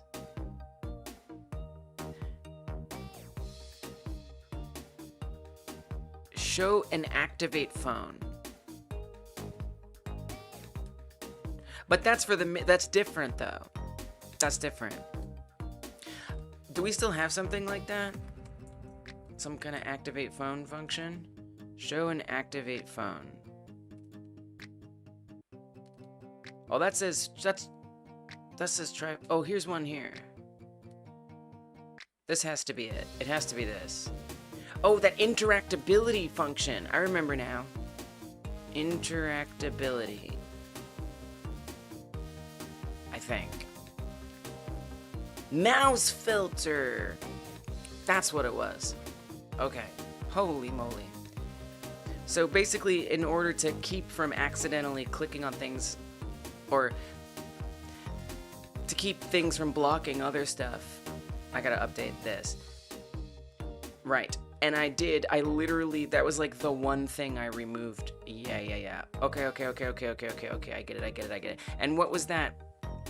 Where was that at? Screen on screen. So Lise, here's what I recommend. I recommend that you have, I got it. I recommend that you have this skip here. So okay, how do I even explain what I'm trying to do here? So I have phone screen on screen.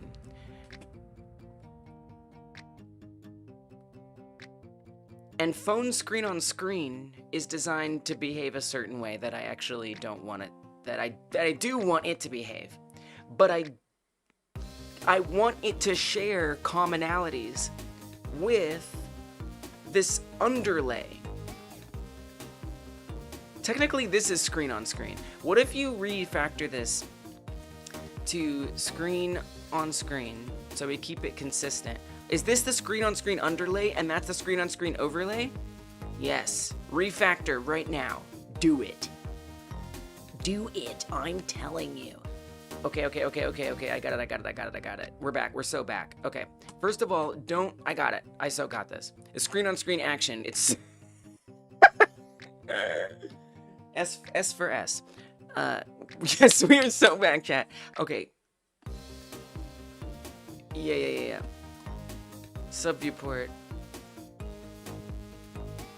Yeah, you did. It did do a brain kick. Yeah, full credit. Full credit for you, Rosa. 100%. Absolutely. Thank you for the brain kick. Okay. Oh my god. Okay, so what I need to do is, first of all, refactor this. So we're gonna do a replace all. Phone screen on screen is gonna become phone screen on screen overlay. Because this was the main thing that has happened. It's an ADHD trick. It's because we didn't want to do it. Oh, that is a good ADHD trick. Totally. Oh my gosh. You know what? Sometimes when I can't like decide something, like just like being forced to like pick one of them, it's like, no, I don't want to do that. And it's like, oh yeah, I know which one I want to do. It's kind of like that. You're so right. Thank you for HD tricking me. Because what I originally had was one phone screen on screen, right? I had one.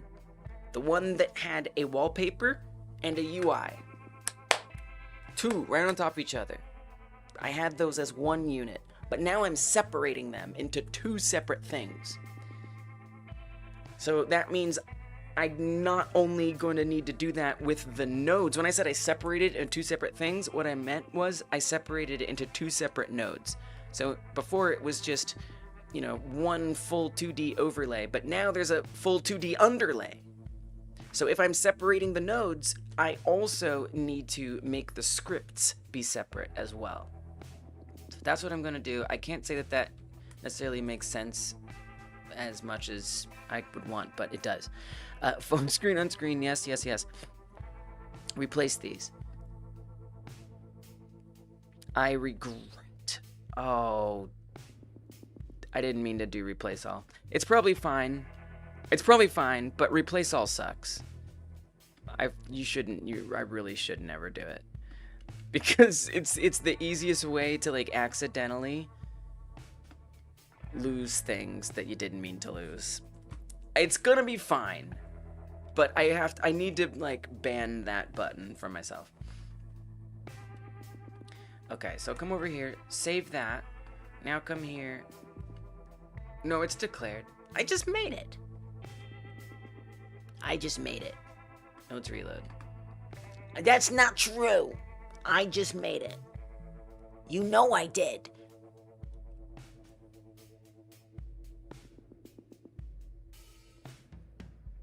Come on now.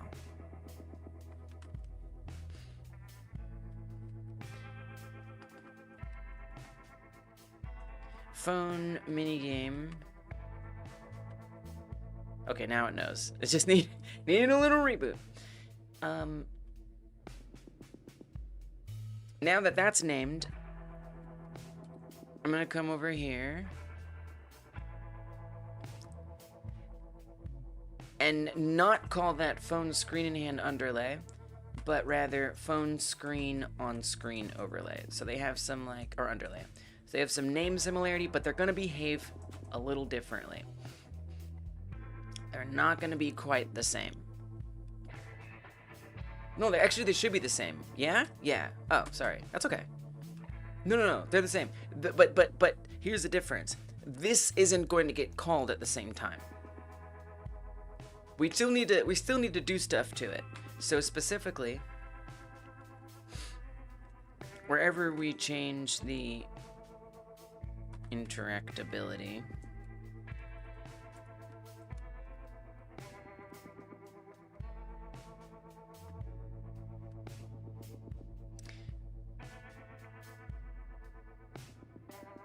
whenever we tween it in.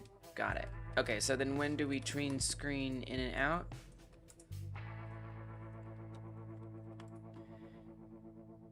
On the minigame. Right. So when the minigame starts... Okay, I gotta think about this. There's different scenarios. Well, when the minigame starts, I do not want the underlay. I want the underlay to not be there.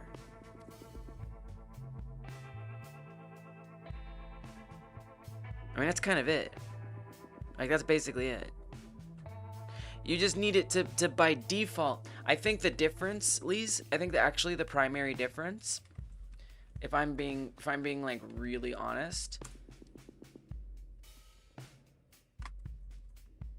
I'm gonna do a ready super. That is to say, it's added on to a base class ready instead of being an overwrite, which it would be by default.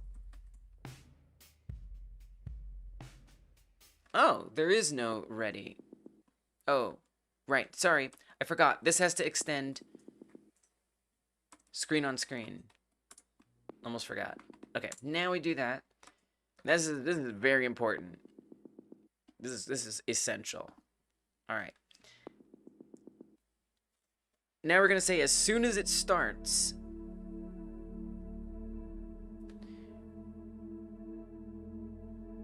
we run the visibility. Well, it's gonna do that anyway. It is? It is. Oh, my bad. That's okay. That's what screen on screen does. Literally. See? Okay. Boot it. Sorry. This is confusing. It's confusing. Okay, pull this up. Okay, good. So it's only doing the front. It's obviously still overlapping, but we're not gonna worry about that right now. If I come over here, we can click. Now, what I would want is the underlay does appear when the shopping app opens it. Are you sure that's what you want, Lise? Yes. Oh. Yes, I'm 100% sure that's what I want. I am completely, absolutely, unequivocally sure that that's what I want. But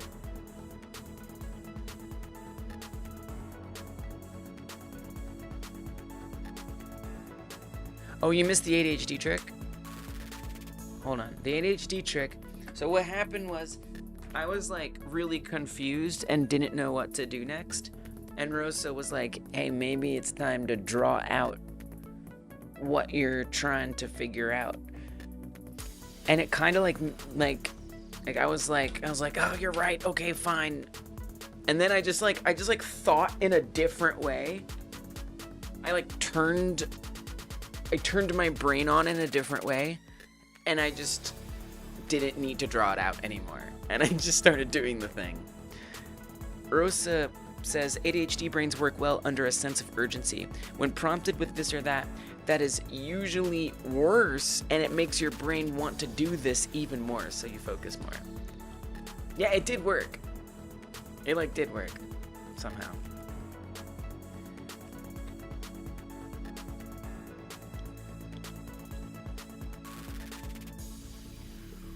So if I want the well, here's the thing. I want a fake phone. Do you? You want a 3D model. Girl, you want a 3D model. You want a horizontal version of a 3D model, which is a whole other thing. Hey, Mimi, welcome. I'm having a fine day. I am. I just confused myself, and it's okay. Elise didn't really want to draw. I didn't. I do it if I have to. I do if I have to. Luckily, I didn't have to. Maybe. Well, now I'm just trying to decide what I actually want to do. Do I want? Because when the shopping app is open, I want a phone to be there. This is the whole thing today that I want to do. Is I want the phone there, and I want it to be off to the side, out of the way, down at the bottom, horizontal. Now, I haven't even made a horizontal version, but I'm still trying to get the vertical version working right. But I certainly need this to have its background. That much is certain, regardless of whatever happens. So, well, no, that's not true, because if you know, wrong, lies. Not true. Because you're going to put the 3D phone there. Put the 3D phone there. Give me a 3D phone. Do it. Let me get that. Put it in there. Go to the computer station. I want to see a damn phone right now. So we're actually going to duplicate. I'm going to duplicate this phone in hand situation. And I'm just going to friggin' paste it in there. Okay? We're just going to slap it in. I'm going to put it in a different spot.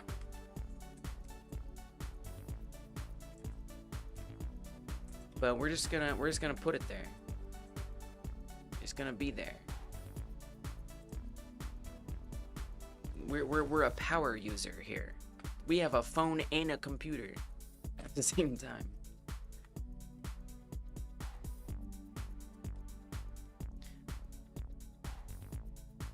Sheesh, technology. Okay, I actually do have a very serious problem here. Because, look, damn it. The start bar, the desktop is covering up the phone. This is not good. I was kind of hoping the phone would cover up the desktop. Well, if you... Okay, Lise, I feel like you have to move the computer out of the way. I don't think that. Yeah, look, even if you got the phone to cover it up, I mean, it's just the player won't even get to use the taskbar. It'll just be completely covered up, or mostly covered up, which is super annoying because I want the player to be able to use all that. What if you zoom out? That would be easiest. Ugh, but I still have to do that. This is kind of complicated. Okay. Here's what's gonna happen. We're not gonna worry about that right now, but ultimately I am going to have to worry about it. I'm just choosing not to worry about it right this second. Right this second, I'm gonna put it down here, which is way too... It's perfect for an orbital bombardment button?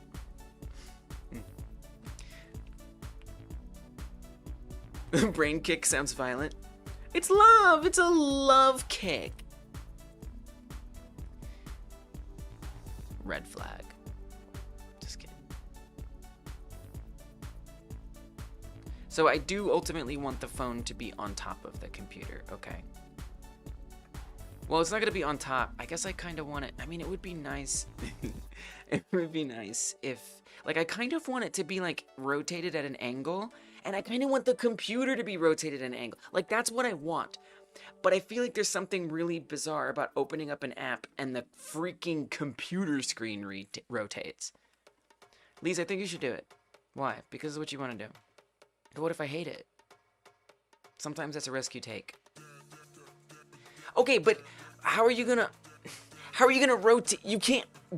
How are you gonna do that? How are you gonna rotate the 2D overlay, girl? Take a breath. Okay, give me a minute. How are you gonna rotate that? That's gonna be so hard. That's gonna be so difficult. Maybe impossible. I mean, I'd have to skew. I don't even think you can do that. I don't think that's a thing. I really don't think that's a thing.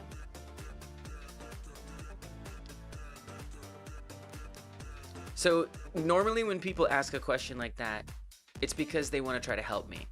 But I reject help. No explaining, no advice, no help, no answers. You just want to understand. That's the other reason people ask. Yeah. The reason why, or what I want to rotate is, I don't know if I want to rotate it, but what I was referring to is the computer screen and the phone. Basically, what I'm trying to do is I'm trying to fit in the phone with the computer. So they're both in frame in a way that is usable, attractive, and stuff. So if I were going to rotate the phone and or the computer screen, that would mean the 2D overlay, because there's a 2D overlay, and that may not seem obvious, but actually one way I can break that illusion for you, because see, look behind, see how the phone is going behind the screen? That's because in 3D space, we're actually covering up the 3D space screen with a 2D space screen. So that way I can actually click on things and interact. So if I wanted the computer screen to be rotated at an angle and still interactable, then that means this flat 2D overlay, I would have to find a way to skew it or something so that way it was rotated, which sounds maybe impossible. Maybe not, but yeah, like I'm sure a shader could easily do that, actually. Actually, a shader could definitely do that.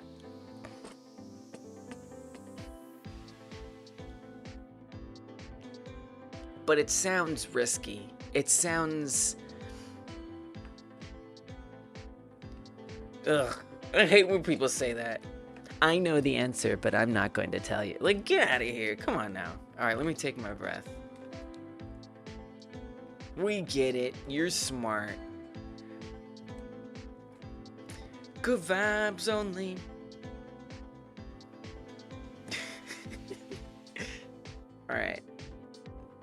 Breath, breath, breath, breath. I'm going to do the 4241. Yeah, you like me figuring it out. But I think I would do a shader, probably. And then here's the thing, like, I doubt you actually know it. Because most of the time, when chat thinks they know the answer, and this is why I also don't like the answer from chat, is because like a chatbot, chat hallucinates. Because like a chatbot, chat doesn't know the whole context of my project. And it's super possible that what you think would work isn't going to work for what I'm doing. But what I'm sure would work, well, I'm not even sure. What I think might work is a shader. But it's still a might. Do you use unions to save storage space? What are you talking about? Alright. Let's do this breathing. You don't know the question, and you won't tell me the... Alright, let's breathe. Let's breathe. So this one is, I'm choosing 424. It's kind of more of an energizing one, I think. You don't have to join if you don't want, but if you do, I think a shader would work. If you do want to join in, then let's do it. So this is going to be 4 seconds in. Good vibes turn spicy. 4 seconds inhale, and then we hold for 2 seconds, and then exhale for 4 seconds. So it's kind of a fast one. It's kind of a hyper one, but I like it. All right, we'll do it on the next one. 4 inhale, 2 hold, 4 exhale. You don't have to exhale all the way. Here we go. Breathe in. Hold. Exhale. In. Hold. Exhale. In. Hold. Exhale. In. Hold. Exhale. In. Hold. 2 more after this. Exhale. In. Hold. Breathe out. Breathe in. One more. Hold. Exhale. Last one. In. Hold it. Blow it out.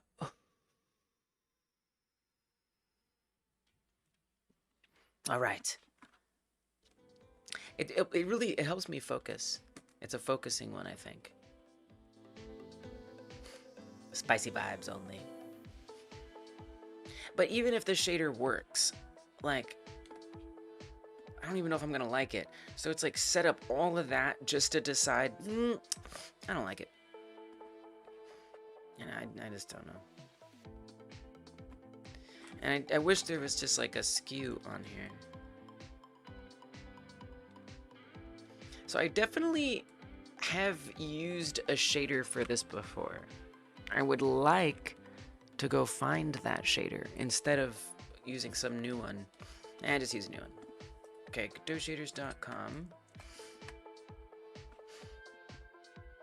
A union is able to represent many items in the same space variance and less overflow. Unions can represent many variables sharing the same data. If one changes the number in the everything is set to, this is mainly for saving space. Okay. Godotshaders.com. I feel like one day, Unknown, I'll like actually look into low-level stuff, and I'll be like, you know what? Someone was talking about that one time. You're like putting it in my brain to someday, maybe ever, maybe remember. Okay, we're just gonna type in the word skew. Shader type is canvas. License, I'm a big CC0 fan. Persona 5 vibes. Spiderweb. Okay, this is not looking good.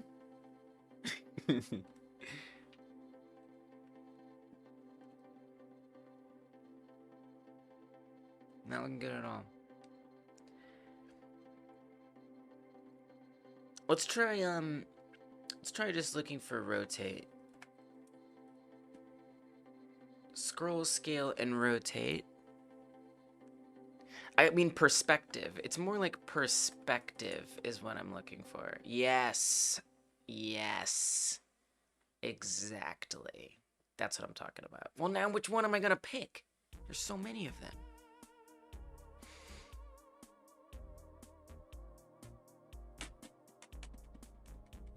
Subunion has an integer floating point and a character. If you use a character modified union, like a strategy, if you change it, you're gonna go to bed. You know what, Rosa? You're gonna sleep on it, and I know you're gonna wake up and you're gonna deal with it, and it's gonna be glorious.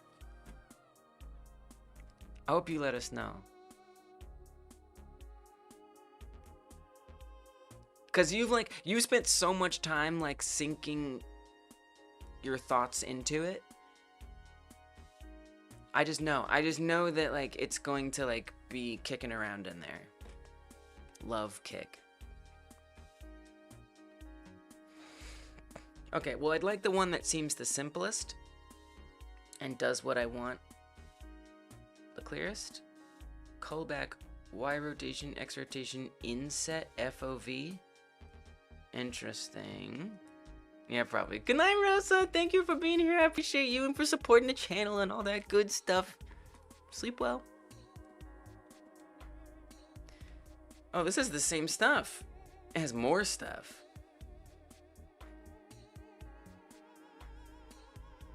There's a lot of stuff. Thanks for the hydrate.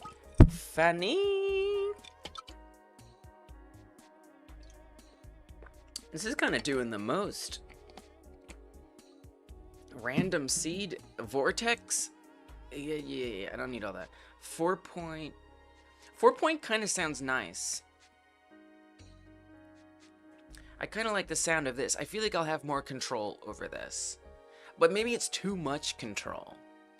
You know, and I could make it like a little off. Whereas if all I have is X and Y, actually, I think I'd rather have this one. Give me that. I'm not going to read any of the instructions. Always advisable to not read any of the instructions. This is a bit of a tangent, but it could be really good.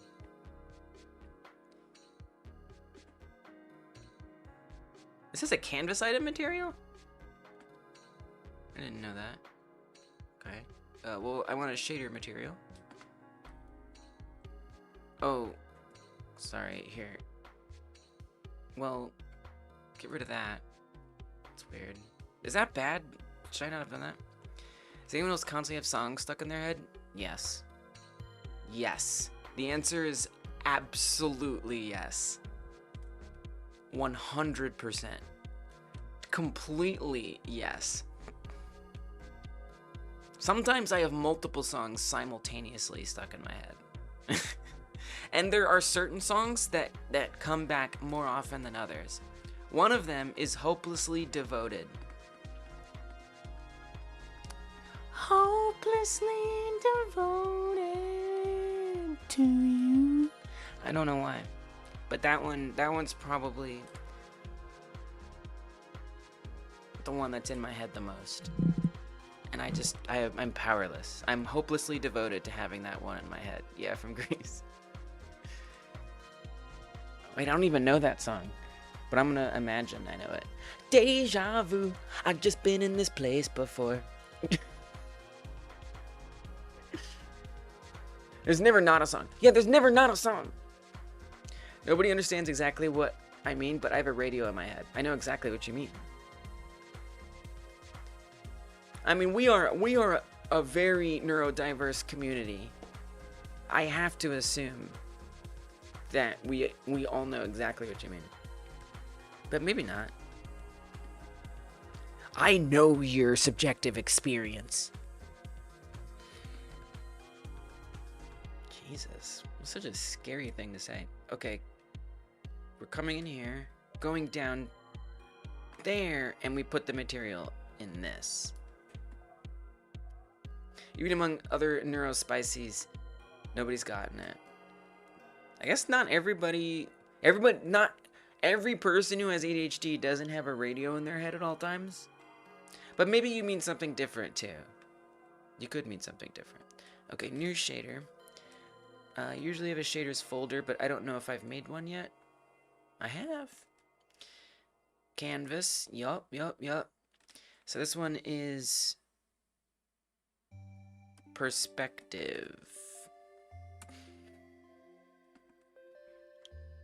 It is autistic, but no, you definitely get it.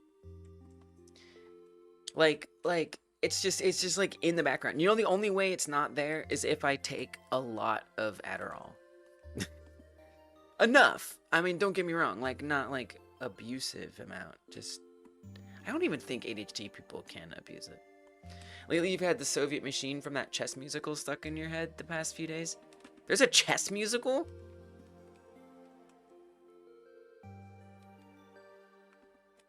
I watched The Queen's Gambit for the first time the other day. It was really good, and then when I found out it wasn't real, like it wasn't based on a real story, I was pretty upset. I didn't know that. Fanny says, I've never not had it be there, but I've never tried to quiet it. I like my radio. Yeah, I like my radio. Oh my god, I love that. That's so nice. I like my radio.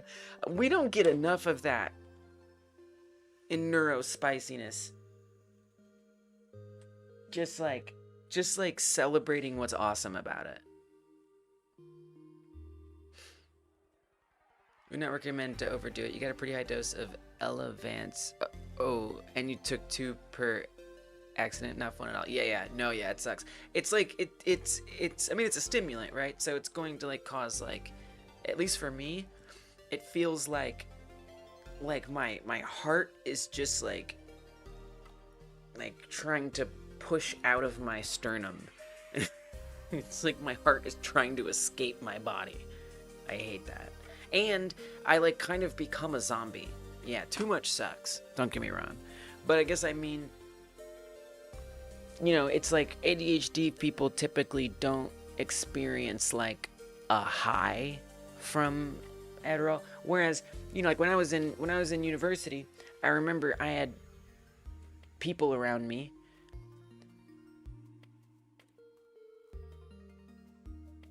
unsavory characters who wanted to buy my Adderall and use it for not things that I wanted my Adderall to be used for. And it wasn't the same. They would take it and they were different. It was different than the way it affected me. It was like a drug to them, like a party drug. It was like a party drug. How do they want to use it? They wanted to cut some other thing with it. Something that they sold. And they wanted to... Yeah. And, I mean, first of all, I don't want to help you be a liar. And rip people off. Number 1. Number 2, I need my medicine. Basically caffeine. I mean, it's a stimulant, and so is caffeine, but it like works in a different way. But yeah, yes. Technically, it's more an amphetamine, if you want to be technical.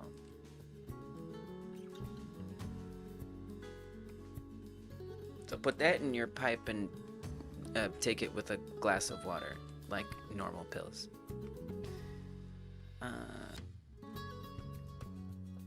Oh yeah, look at that. Hell yeah.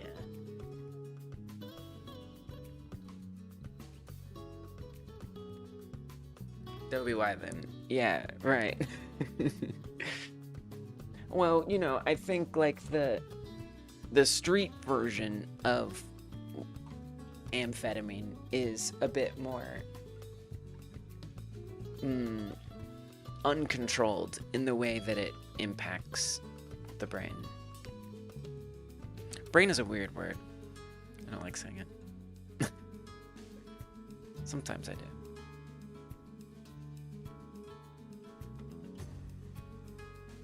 Different adult substance, yeah.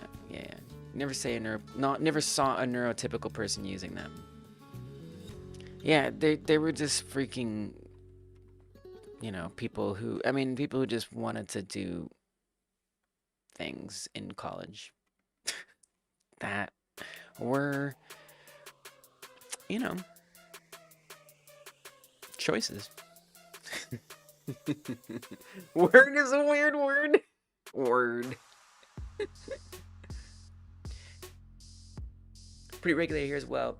Get into deep crap if you had to sell it to random people, right? I was like, what are you talking about? It was such a weird, it was so off-putting. Like that was the like I'm just out here sharing my truth about being neurodivergent, and this person is just like it's like, hey, can I buy that off you? No? Excuse me? Why? Maybe you should go get a prescription. Are you ADHD? And he was just like, no, I want to sell it. You want to buy it so you can sell it? Get away from me.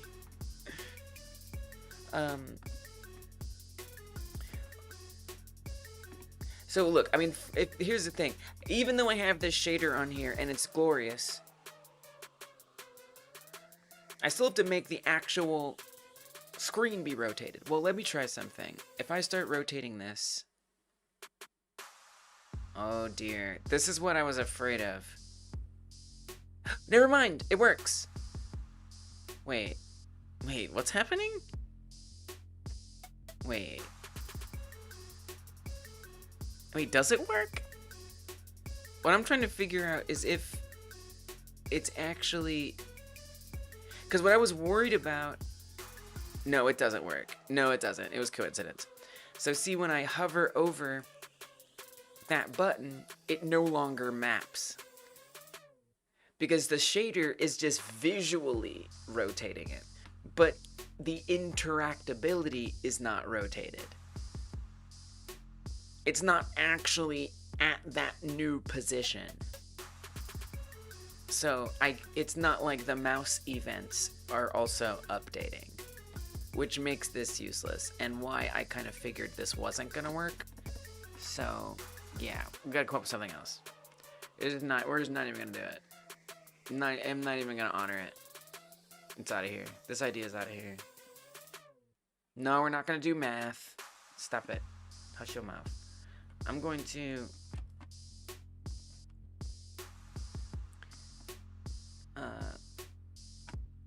We're not doing math. We don't do math here. I'm gonna delete that shader. And instead, I'm just gonna try to move things around without rotating them. As neato as rotating them would be, it's too much of a nightmare. So in order to move things around, this is going to be quite an interesting situation. Because the camera is not really designed to move to other places. So I do have this computer station position. So what happens is, when the computer station is clicked on, the camera moves to the position that is defined right here. Now if I want to move it to a secondary position, I need to somehow re-engineer this to be able to do that, which it was not designed to do. Lise, what I recommend is... Oh, it's gonna be hard. I was gonna say I could update these values, but if I update these values, then I would have to somehow transition the camera to that place again. You could do that. That could work. I think that'll actually work. You know what? That'll work. Because there's parts of the code that depends on this being the thing that we're at. So it needs to see that we're on this entry. If it doesn't see that, we're gonna have problems. So I can't just go creating another, I can't just make like computer station 2, because there aren't things that are looking for a computer station 2. And while I could rewrite them, I would like to not. So instead, I've done enough refactoring lately. Instead, I'm gonna try and update these values. This was a messy endeavor today. I think I underestimated the complexity of the things that I wanted to do. And by complexity, I just mean the number of... Because the project is getting complex, right? And so if I just want to change one thing, like okay, let me put the phone horizontally in front of the computer. That sounds simple. Well, the phone has been completely set up to be vertical. So now I have to come up with a whole system to make it horizontal. Well, the phone has not been set up to be in front of a computer, because the computer is set up to be in front of everything. So now I have to figure out how that rearranges. Not only that, but to make it fit together, I have to reimagine the camera system, because everything is so carefully designed to work for its own situation and not necessarily for any situation. And when I was first building this, I couldn't have imagined how I would need to even make it modular, because I didn't know what I was gonna want to do later. And so, you know, I just have to sometimes realize that when I say, okay, we're just gonna add a phone here with the UI for the shop, that means a lot of things need to happen. So here's what I'm thinking right now. What I'm thinking is I am going to do a little bit with the phone, okay? I'm going to set it up so the camera's in a different spot, and that activates. I'm going to try that. But in order to at least kind of keep to what I wanted to do, I might just make a temporary placeholder UI that can help me build the shop out. Even though, because I tend to think to myself, all right, I would need to make feature X. If I'm making feature X, well, in order for feature X to be made, I need feature Y. Well, in order to make feature Y, I need feature Z. So to me, it's like, well, I should start with feature Z so I can make feature Y and make feature X.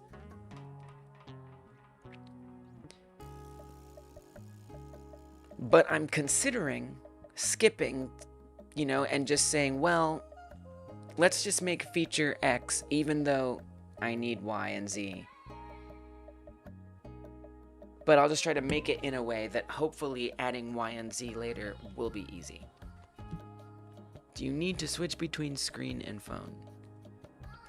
You need to stop backseating. You're getting too comfortable. But to answer your question, I see you. You're not just curious. With that said, I want both screen and phone to be there at the same time. It is my desire. Need is not the issue. That is my desire. That is my desire.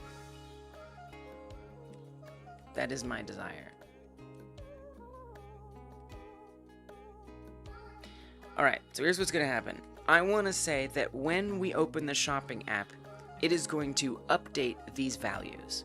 So where is it going to get those values from? Well, we have camera location data, but now I kind of need something else. So I'm going to create something else, and it's going to be a constant.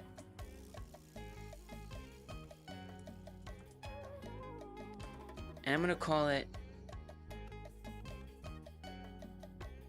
secondary camera location data.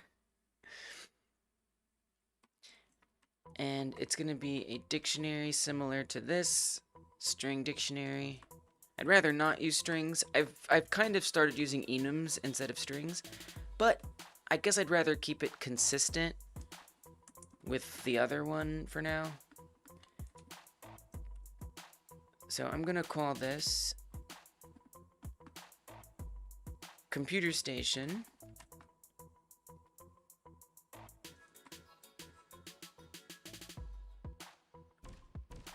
with phone. Now, in order to get to that position, I actually already have kind of a way to do this, but we need a function. So let's add a function.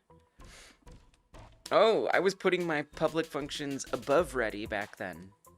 You know, these days, I like putting ready first. But I was still developing my habits. Okay.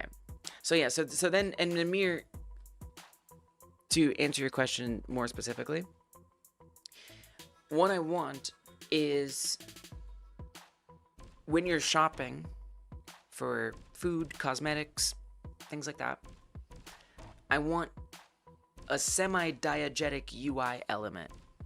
So how you check how much money you have left, how you check what items you've bought, basically inventory and money.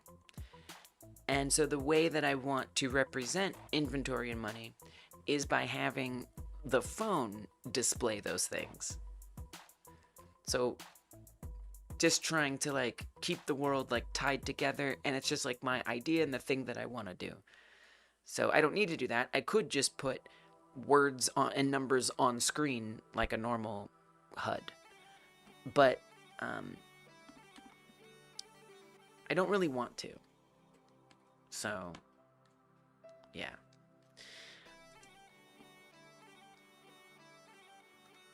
You know, it's more complicated, but this is a longer term project. I don't have a deadline.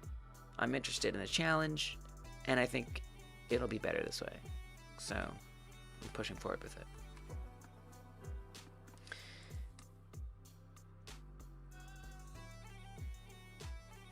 This function is going to be switch to secondary camera. And we'll want to call with camera target name, travel speed, sure, why not? It'll actually be pretty much the same as this function, actually.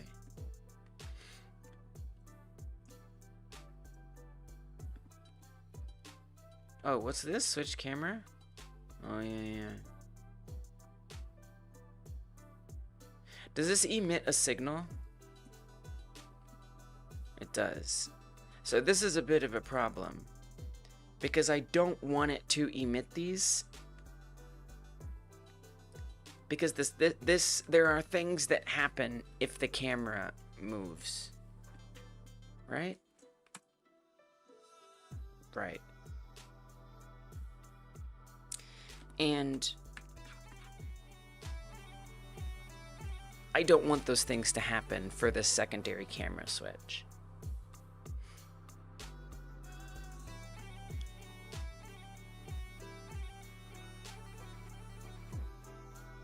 This is hard.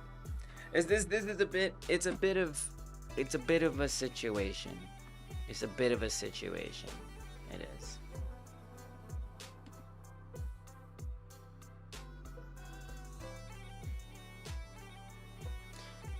I mean, obviously a flag, but you know, I have to do that, and I have to make it be a thing.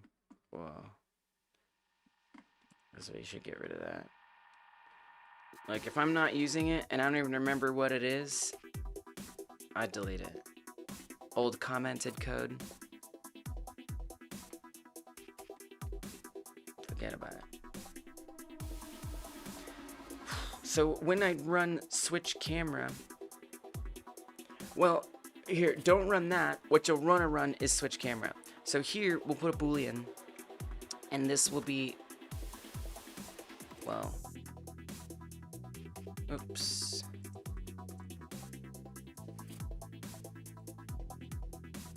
What? What? Manage camera. Oh, I just changed script.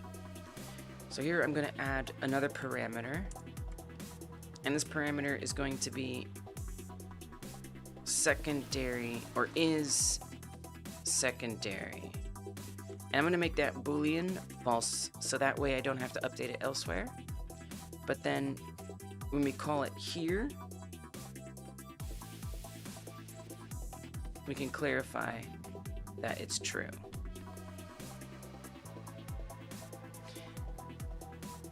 Can switch camera if current target object name, if the current camera target is set to object name.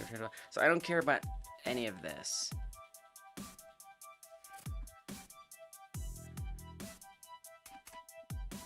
Don't want that. Transition speed, sure.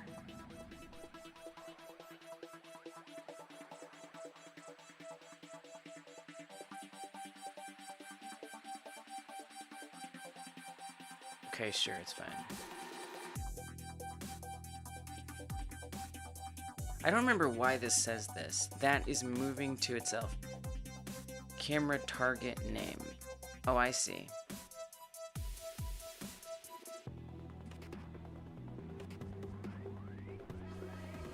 Okay, that's fine. Alright, now we gotta make that matter, that boolean. That is secondary boolean. And for now, the only place I can think about it mattering is here. I am a little concerned. Okay, on tween begun. Okay, we'll pass it that way. So this will take in the is secondary camera, so we can pass that on. I haven't looked at this code in a very long time, but I do vaguely remember how it works.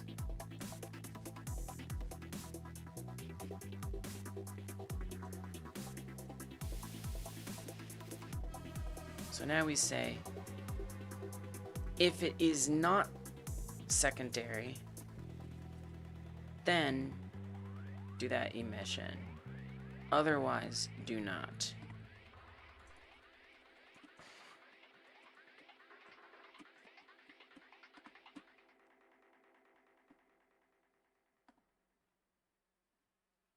Oh, sorry, is secondary. And then on tween ended. So I'm gonna have to bind it. Oh dear. Oh, that's gonna be tough. Hey, see you later, Distron. Thanks for hanging out. Appreciate you. Goodbye for now, Distron. I should stop soon too. I should stop soon. I think my task right now, or my thing is going to be, let's get this camera change. Maybe a little bit of the phone positioning. And that's it. Because there's a point where I just have to say, you know, it turns out what I wanted to achieve requires a lot more rearranging, which just happens. It just happens. Like,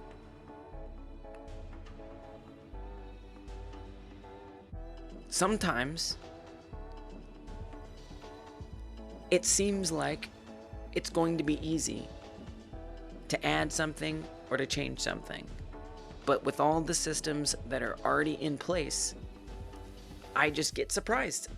And I realize, oops, actually that isn't going to be easy. Now it could be if I was okay with making a mess.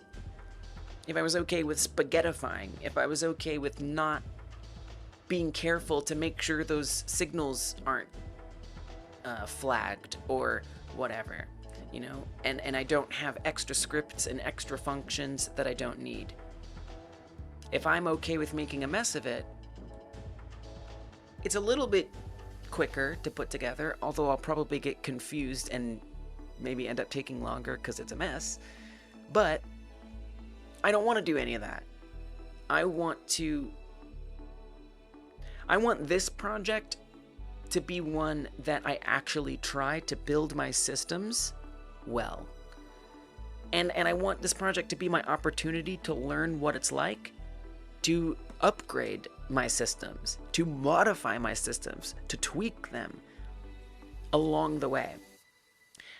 And I like how every other month I'm still going to be trying to make games quickly. And I'm really going to lean into that for the next Game Like Jam. I'm not going to make something for this project like I did with the last one, where then I'm kind of caring about being precious with it. The horror game from the Granny Like Jam, I was a little bit more focused on being precious with it because I was interested in building systems, and it just kind of turned out that wasn't the game I wanted to be precious with. I didn't know that at the time until I got to the Tamagotchi like this game, and I thought, actually, this is one that I do want to be precious with. So anyway, I don't know. I knowing me, I'm probably still gonna wanna make my code nice, but I'm gonna try really hard to make the next Game Like Jam for the next month be a game that is just trying to get to the finish line, as opposed to thinking about, ooh, long term, how do I make sure this is scalable, this is super perfectly clean, you know? But that's what this project is for. This project is for that, so I have an outlet for that. So I know I'm growing and I'm working towards improving my ability to build a good system. I don't think that's always the right thing to do, but I'm going to be okay with that and be okay with the fact that I can't achieve exactly what I wanted to achieve today, because I'm laying the foundation for something. I'm laying the foundation for what I want to achieve to be done more effectively than I expected. It wouldn't. Instead, I'm laying the foundation for achieving what I wanted to achieve in a more effective way than I realized I needed to do.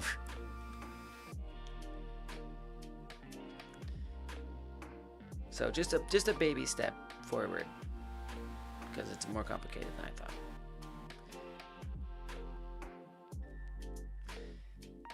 So instead of passing this in here, I'm going to do a member variable, because we've got this out here on a signal. I don't even know if I like that, but I set that up this way during the jam when I was hurrying up, and kind of is what it is. Until later, you know, I might refactor this whole script. I'm sure I will one day. Cannot be today. Okay, I'm gonna type in variable secondary movement.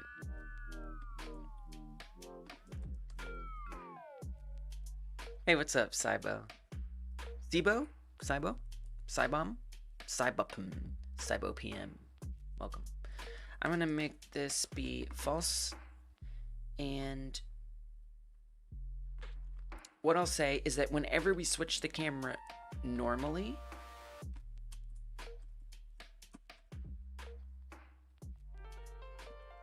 secondary movement becomes false. Whenever we switch the camera secondarily, it becomes true. So I'm not going to pass something into there anymore. Instead, I'm not going to pass it into here either.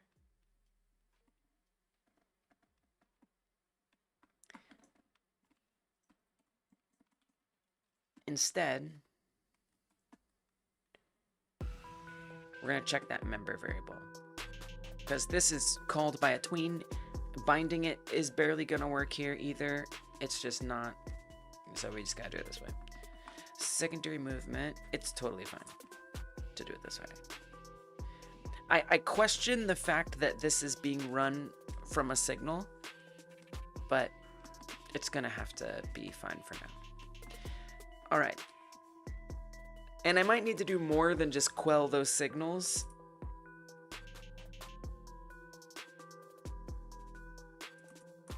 But we'll see. I don't think so. So going back to the secondary movement switch, that's gonna run switch camera. So that's gonna work like normal. I mean, it could be fine. It could be fine, actually. I'm just gonna guesstimate. I'm just gonna like put these at different numbers. I don't know. I could be completely wrong here. Because unfortunately, this is not local space. So if I want to just like take the camera, what I want to do is take the camera and move it like that. Just go. Please, what? I would recommend capturing those values. Oh, okay. It's gonna be easier. Yeah, you're right.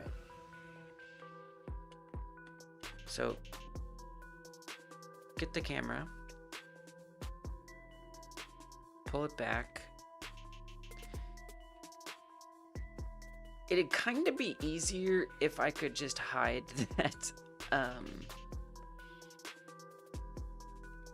that overlay right now. Thank you. So yeah, let's actually do it this way. And then if we could also move the phone so I can see where I ultimately want it to be. So it can coexist with the computer. Now my concern, I mean, that seems very small. Can we put it in the center? I just feel like center is gonna be better.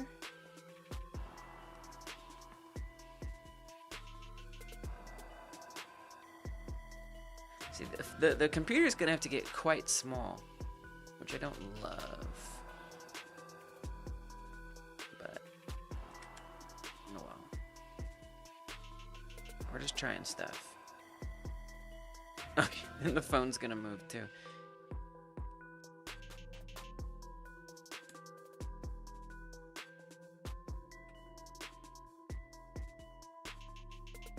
Okay, put that like that. Come back to the phone.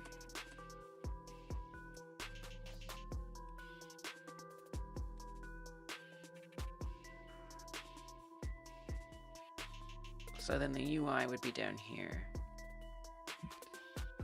It does feel a bit small. I mean, you know, think about it. This is going to have the entire inventory of everything that you have purchased. It needs to have that, and it needs to have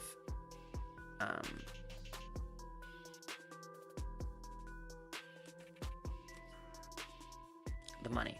I really don't like the way this looks. To me, like, from like a visual design perspective, like, this looks better. The overlapping, it's just like visually more attractive to me. But due to the limitations of everything,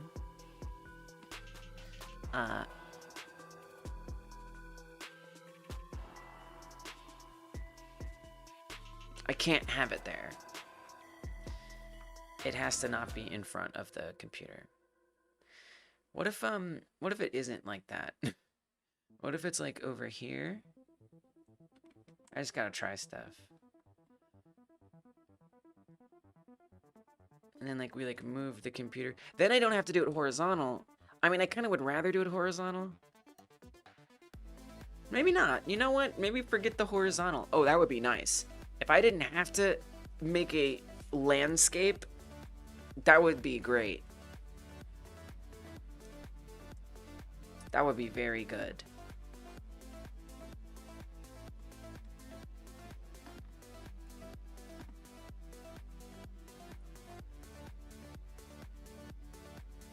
And I think it would look better. This looks better to me. This is much better. So we can put this a little lower so it's like not quite flush with that. Yeah, I like this. This is more gooder. And it's gonna be easier to work with overall. This is the way. And we get to see more of the desk and the background, which is nice. Love that. Okay, alright. Okay, I'm feeling good about that.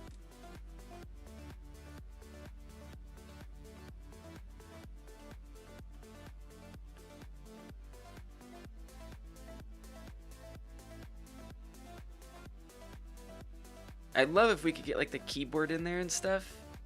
That'd be really cool. One thing I don't have in the parameters is like changing the FOV. But that would be kind of nice. So I could like get more things in there. But I don't want to lose too much. Because a player needs to actually interact. And it needs to be usable visually.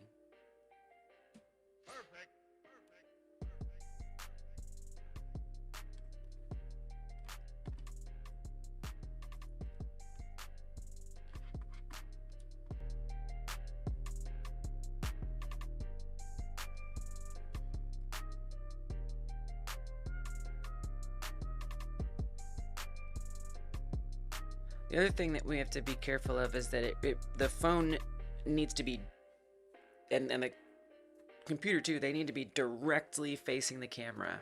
So that way they fit in a 2D perspective. So I actually have to kind of rotate this a little bit.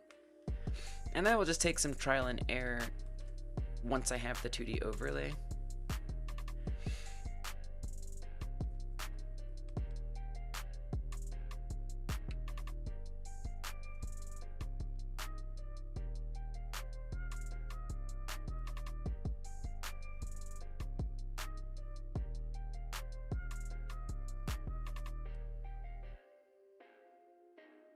I don't know. I don't want to be too nitpicky about it right now, but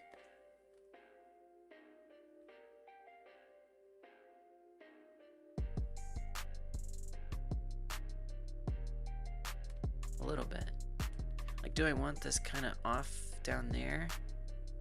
So that way it's... I kind of like that. But then again... yeah, I don't know.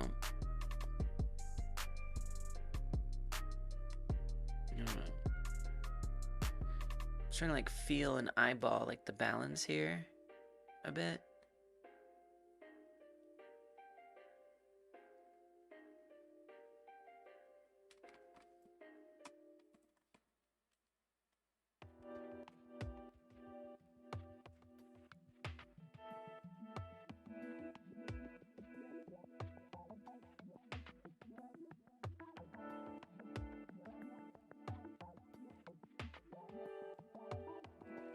Aesthetics are important to me.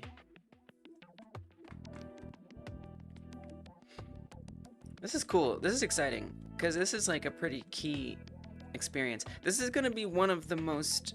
this should be like one of the most desirable places for the player to be. Thanks for the follow, Saibo. Not Saibi. Saibo. Appreciate it. Nice, Lise. Someone follows you and you just mispronounce their name. I'm just kidding. I'm kidding me.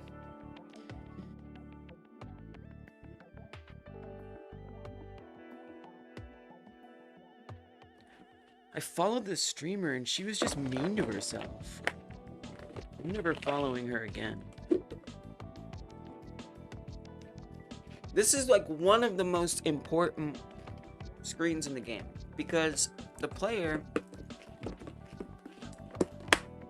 needs to want to come here. The player's gonna buy decorations for their house, decorations for the cat. When the player is playing mini games, the player's trying to earn money so they can come back here and shop. I do feel like this is not using space great. I mean, we lose like all of this, like nothing's happening here. But, you know, maybe Maybe you could add things at some point that use that space better. You know, it obviously doesn't have to be the final version right now, but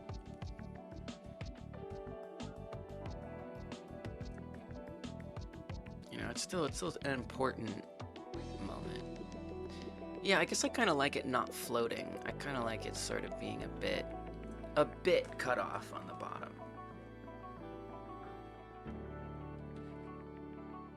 It does feel like weirdly angled. It kind of feels like the phone is being held like a little off to the side, which is a little bothersome. But we can't be angling it, unfortunately.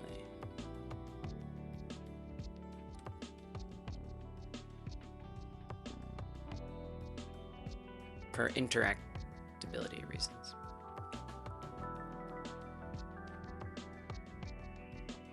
You know, just to keep things simple. Like, obviously, yes, like Mimir was suggesting, I could use math. I could angle it and use math just for, like, you know, the couple things, but I don't know. It feels like scope creep in a way that I'm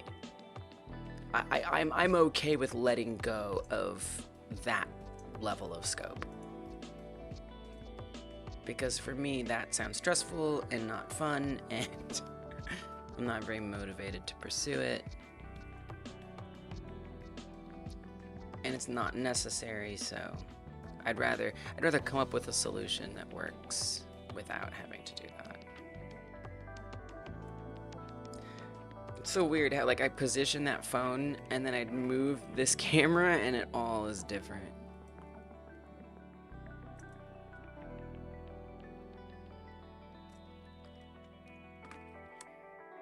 It's kind of a fun challenge.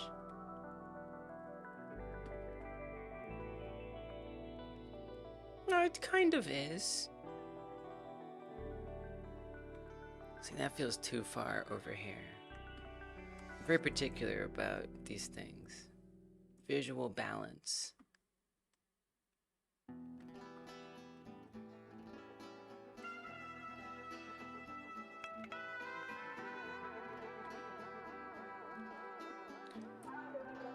Especially for something so important.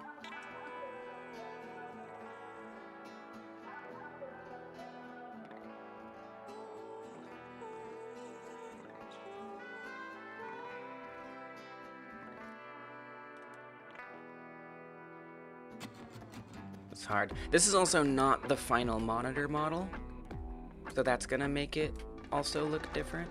Also, you kind of need to angle the camera a bit, because computer isn't dead on either. But it actually kind of is. The camera looks great. If you look at the screen, it's actually pretty good. Actually, I wouldn't worry about that. Never mind. Yeah, I'll kind of let it go for now. I think adjusting because if I make like the monitor mesh like a lot darker, for example, that's gonna change like the visual balance. So I think it's just a bit hard to really be sure what ultimately it's all gonna be like.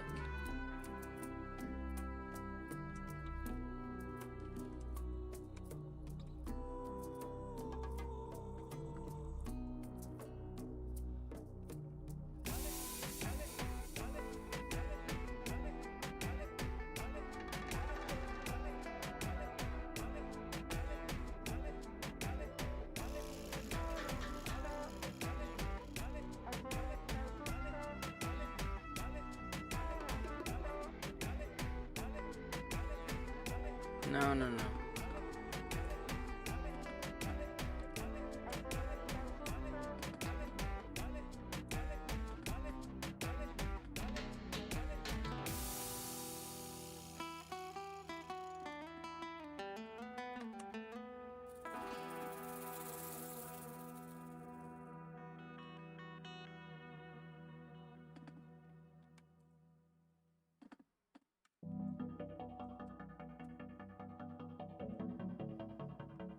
Okay. I can live with it. I don't love it, but I can live with it for now. Alright, so this is the position that I want. So I have to capture these values now and put them in my secondary camera location data. So we're gonna copy those values, paste them in, so we can switch to them when the time comes. Wait, was this the phone? Oops, that's the phone. Wrong values.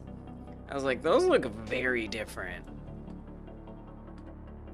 Okay, these values. Tamagotchi. This game. Tamagotchi, like, Neopets a little bit. Like, not in a multiplayer way, but as far as the way the mini games kind of work. But you're basically taking care of a cat, and you will play mini games to take care of the cat, but also to make money to spend on the cat. Alright. So we've got the camera position locked in. We have the phone where we want it to be. Team Gucci. I don't know if you're making a joke or you genuinely didn't understand what it said.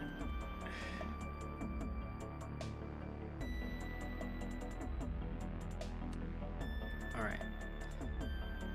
Oh, whoops. I forgot. I did need to actually record the phone position. Alright, no, it's okay. It's okay. I actually did, when I first copied those couple values, actually, I could kind of use those to my advantage here. Not joking. Tamagotchi is the name of it. I'll show you in a second. Yeah, but I still don't know what those numbers were. I don't know which ones. I guess I could rewind. Oh, that's what I'll do. I'll rewind the stream and put them back in. Oh, you found it? You found the game? Okay. Yeah. Tamagotchi. So actually, this was... Yeah. So, I host a game jam every other month. Actually, the next game jam is starting in friggin' less than 20 hours at this point. And so we did a Tamagotchi-like game jam, where we made games, like, we had a month to make games like Tamagotchi. And so this was a game that I started making in that month, and I enjoy it. I think it's a cute game. I want to keep working on it, and so I'm continuing to work on it beyond that. So yeah, actually, if you go to that page, what the hell was that? If you go to that page that I just linked in the chat, and you scroll down to this section, you can actually play the games. I don't super recommend the original one, the 20 years ago one, because it's actually kind of unpleasant, because you have to wait 5 minutes for the egg to hatch, and it doesn't explain that at all. And it won't even do it at first. What you have to stretch. What you have, it's so weird. Like, what you have to, it sucks. It's like, I can't even believe we were okay with this as children. So, what you have to do, and the controls. The controls are so, I don't even remember the controls. They're so weird, though.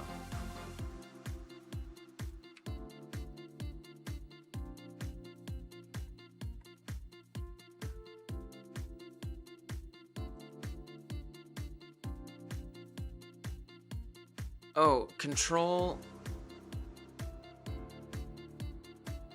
I should have left the controls up there. It's like unplayable. Basically, you just have to set the time. And once you set the time... Jesus, I don't remember how to do this. Spacebar? Spacebar. Spacebar. Okay, I got it. The controls are the Alt key, spacebar, and maybe Control? I think maybe it's Control, Alt, and Spacebar are the controls. So it's like simulating the 3 buttons that were on the toy. The controls suck. So now, once that's done, you have to wait 5 minutes. 5 minutes for that friggin' egg to hatch. And even when it hatches, it's kind of like not that fun. So that's that. I much more recommend the other one that we added as like the harder challenge, which gets you in the action really, really quick. It's a blob, is what I would call it. A blob would be how I describe it. This might actually have my saved game data on it, but this one gets you playing right away, and it's technically from the same generation. Yeah, I did remember my poorly taken care of. Can we not have this? Can I not have my dying Tamagotchi? I don't anymore, but I did when I was a kid. Let's see, what are the controls? Scolds? No, no, no. No, no, be nice to it. Be nice to it. Yo, why are the controls all so hard? Oh, I think we click on this.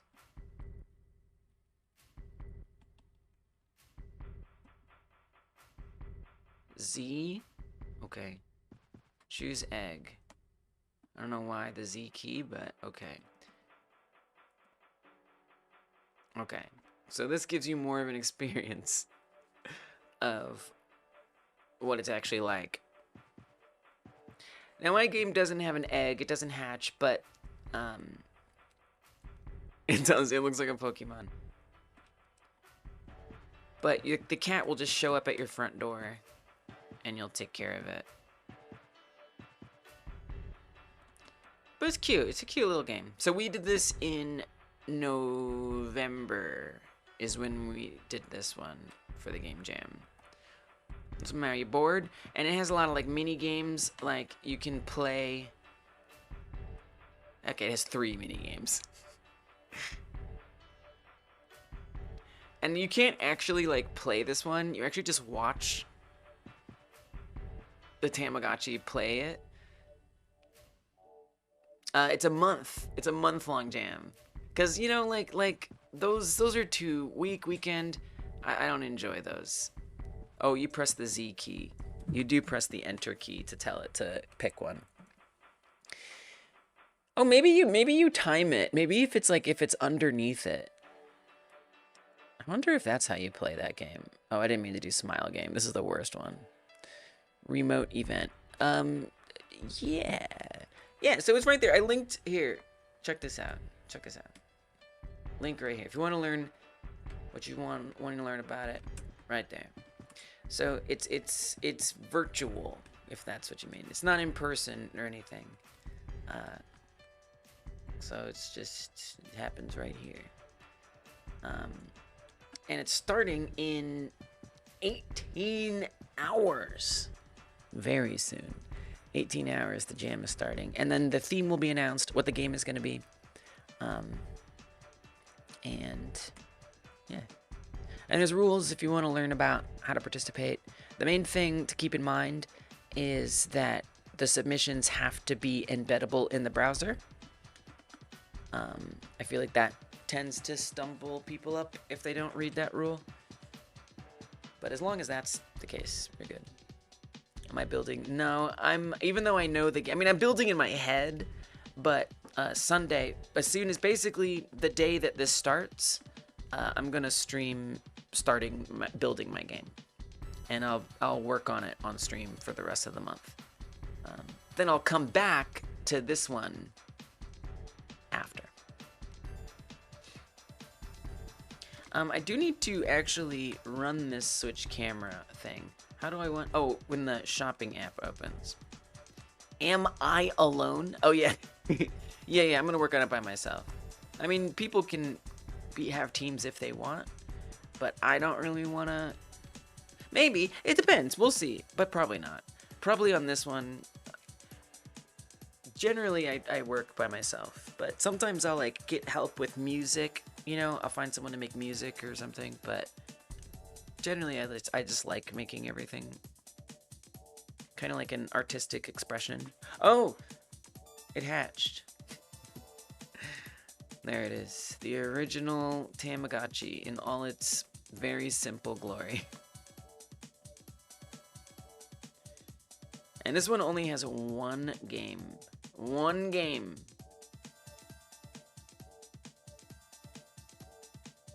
This looks pretty. I mean, it is black, and black is beautiful, so I'll give it that. Right, it's super, it's so simple. And this was like a worldwide craze. This is what took the world by storm 20 years ago. It kind of blew my mind, because I remember walking around with this thing, and I loved it. Yeah, it does. It evolves. Yeah, it does evolve. So, I mean, it's cool. And that's what was cool about it, right? Was getting to see it change. That was what was so great. Is feeling like it was this living thing that you had, you know? Not a stuffed animal, not a Beanie Baby, not an action figure, not a Hot Wheels car. That was just static. It was like alive. So yeah, it did grow, and that was very cool. Anyway, that's that game.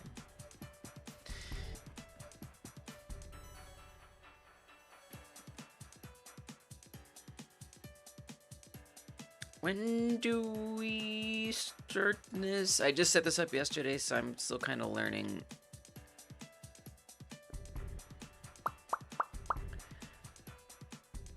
It's whatever makes the phone appear when the shopping app starts. That is handled, I believe, on minigame. No. I think we put that at least partially on manage programs. Right. Whenever a program is opened,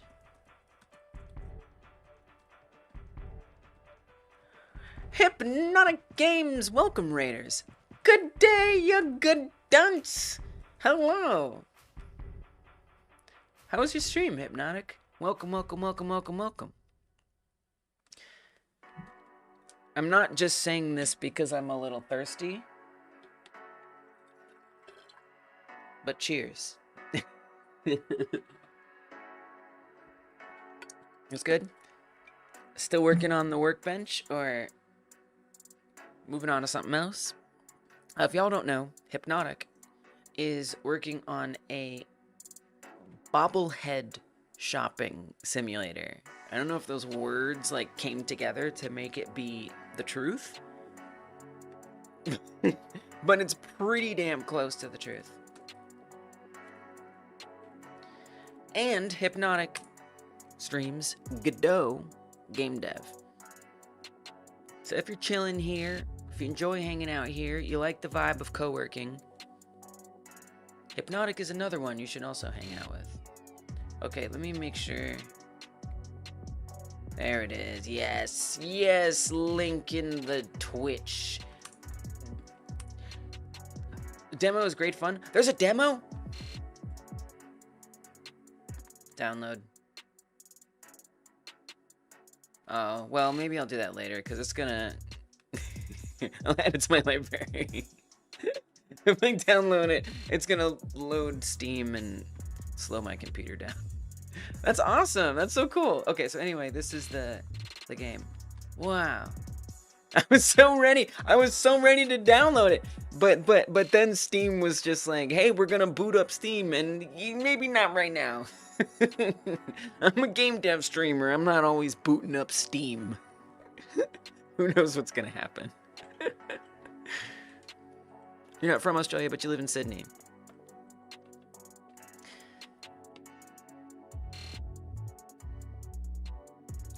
This trailer's looking good.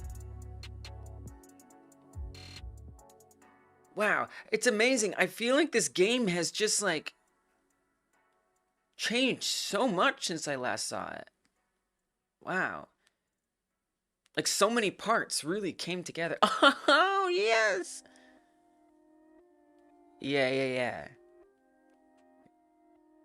And we got a Godot. We got a Godot. Yes.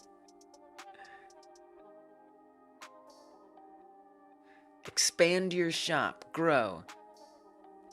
It does a really, this trailer does a good job of just showing you what the friggin' game is like.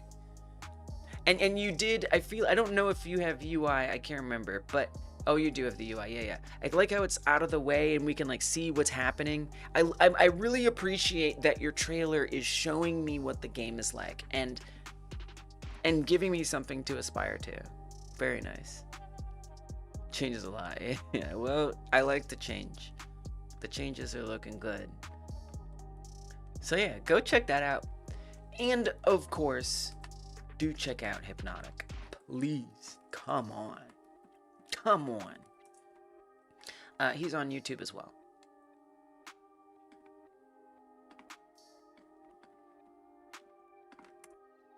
I like that music in the trailer as well. Y'all can't hear it, but it's... it's quirky. It fits.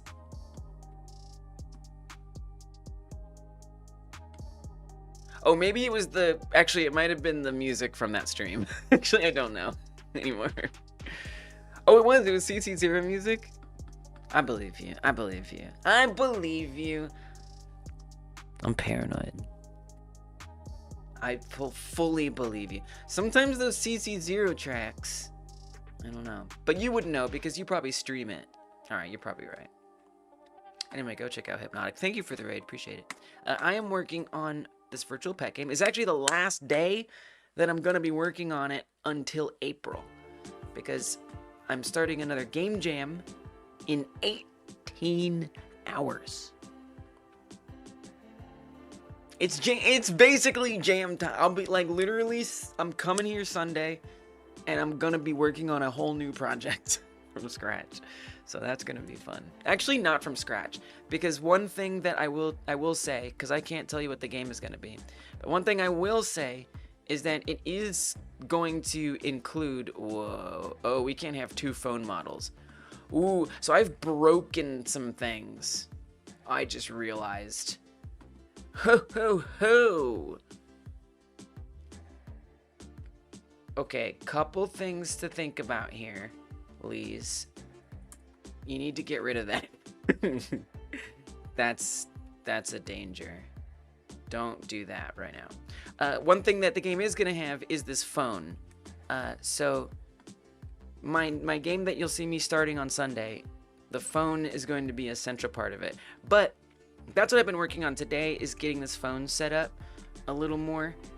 So you can like use a computer and play mini games on here, which you'll use to like earn money to, you know, make your cat more gooder. And why use phone and not tablet? I don't know. Maybe it is a tablet, just a little one. It's more gooder. So yeah, I need to make sure that phone model, that other one is set up correctly. But, you know, you'll be able to film your cat like Pokemon Snap minigame style, pet your cat, all that kind of stuff. So that's the game I've been working on. And today I specifically wanted to set up a shop. I've been saying that this whole week, that I'm gonna set up a shop for the for buying things. But it sort of turned out that there were a lot of other systems in the game that need to be dealt with before I can have the shop in place. The only reason I was gonna make the shop was because I wanted to make feeding the cat, but I can't really feed the cat if I can't buy cat food. So for that, I needed the shop. But it turns out I can't really set up the shop until I set up inventory and money. So the phone is supposed to be where you check your money and where you check your inventory. So what I realized I needed to do was find a way to put the phone on, like whenever you open the shopping app, the phone needs to also be there as like a companion next to the computer. And so these series of realizations, thanks for the follow, Plobby. These series of realizations have led me to sort of accepting that I'm not going to get shopping done this week. And that I'm just going to lay the foundation so I can build these systems properly later. So right now when the shopping app opens, the phone kind of opens. It kind of starts out. I don't need to, but I want to. Does that make sense? Like I want to do. Does that make sense? Like I know what I want to do and I'm gonna do it. Does that make sense? So I hear you. We could do other things, but this is the way it's going to be. And so here's the thing. I'm not in a hurry, right? I'm not thinking, okay, I need to finish this game tonight or else. You know, I'm just taking my time. This is for me. This project. My main ambition for this project is learning how to build interconnected, modular, scalable systems. That's my intention with this project. Obviously, I want it to look nice. I want it to be playable, all those things. But, like, underneath that, this is my lesson to learn is how to get those systems working well. Isn't it a cute cat? There's gonna be other cat types too, like cat skins. And it's part of the reason why I want the shop, because I want like you to be able to buy like a weird transform cat food. You know, like rare cat foods that transform the cat into like an alien or something. You know, just like weird stuff. Those will be rare, obviously. You get a big sweet fat calico right now. Hello, Plobby's Calico. I will speak your cat's language.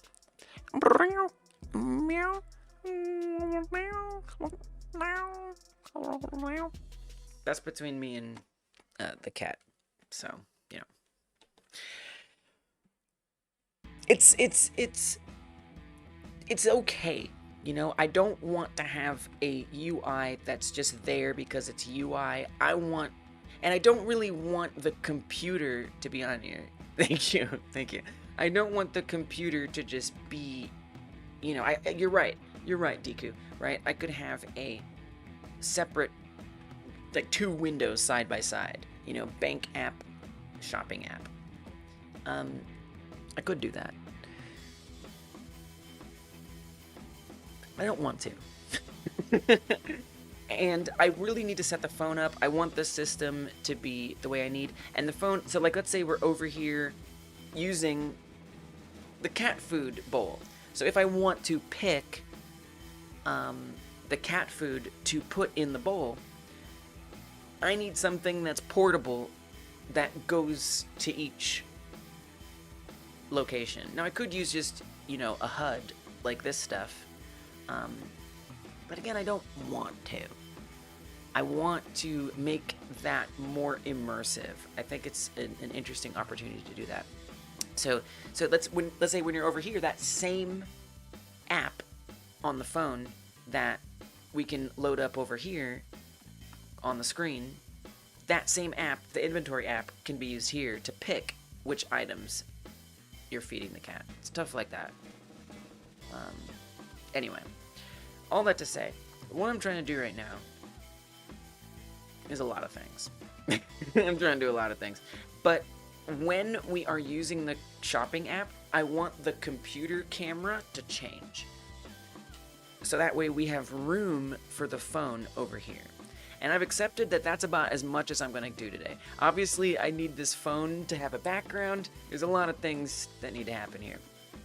But what I want is to get that phone side by side with the computer. So I just set up the camera position that it's supposed to switch to, and now I just need to actually switch to that camera position when the moment is right.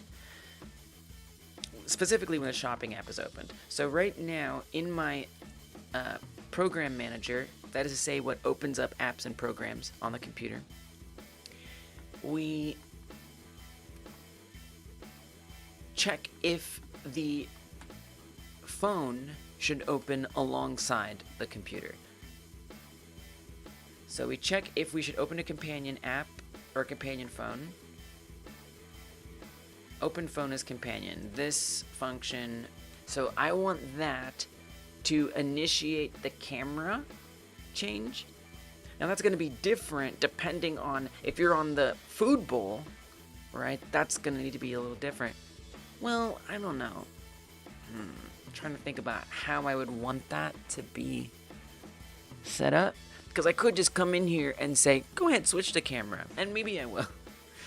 But again, I try to think about scalability. So if I want a different secondary camera position on a different location, like the food bowl, how could I have this moment be able to handle either one depending on the circumstance? Well, I don't know. Oh, I don't know. Let's see, if I go back here, when we call that,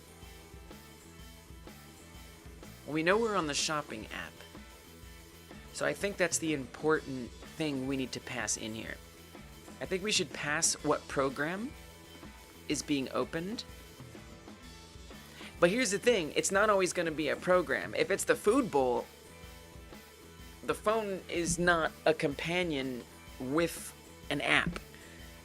It's a companion in a totally different context. So that's fun. Didn't think about that. Alright, okay, alright. It's fine, you know.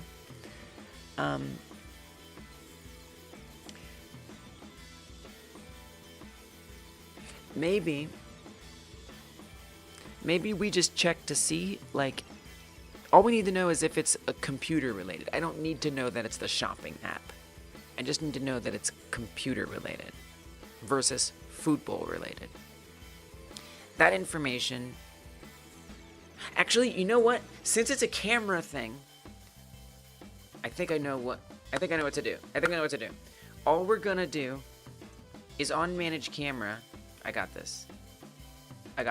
On manage camera, when we switch the camera to the secondary version, here, no, not there, here, we're actually not going to put in the camera target name. Travel speed, don't really care about that. We're not going to put the camera target in because the camera target, all it has to do is find, because right now we're on the computer station. When I click on the computer, it takes us, or if I click on the couch, the camera looks at this dictionary and it asks, okay, what position, what rotation do I need to go to if I'm going to the couch? If I'm going to the litter box, what position, what rotation do I need to go to? Same for the computer station. For the secondary camera location data, that's stored here. So if we call switch to secondary camera, we can just say, well, what is the current active camera? Whatever the current active camera is, find the corresponding, I would say even just get rid of that, find the corresponding entry in this dictionary, and that becomes the position. And I would say if you're going to put something here, make it a Boolean. So we're going to say switch to versus switch from. And for the thing that it's going to switch to, that's going to be current camera target. It's just gonna move to its own thing. That's wrong, Lise. Actually, variable camera target string. Well, now hold on a second. Hold up. Wait a darn minute. You gotta think about this. You gotta think about this. Wait a minute. Wait a minute. I think you should pass a flag here. This does need to know if it's secondary, right? We're gonna say it's false by default.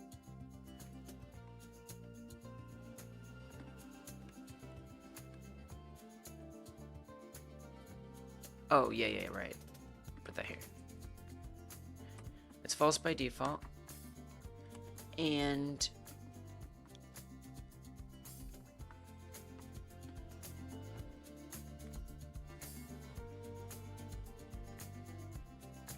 instead of looking at the dictionary it's normally looking at,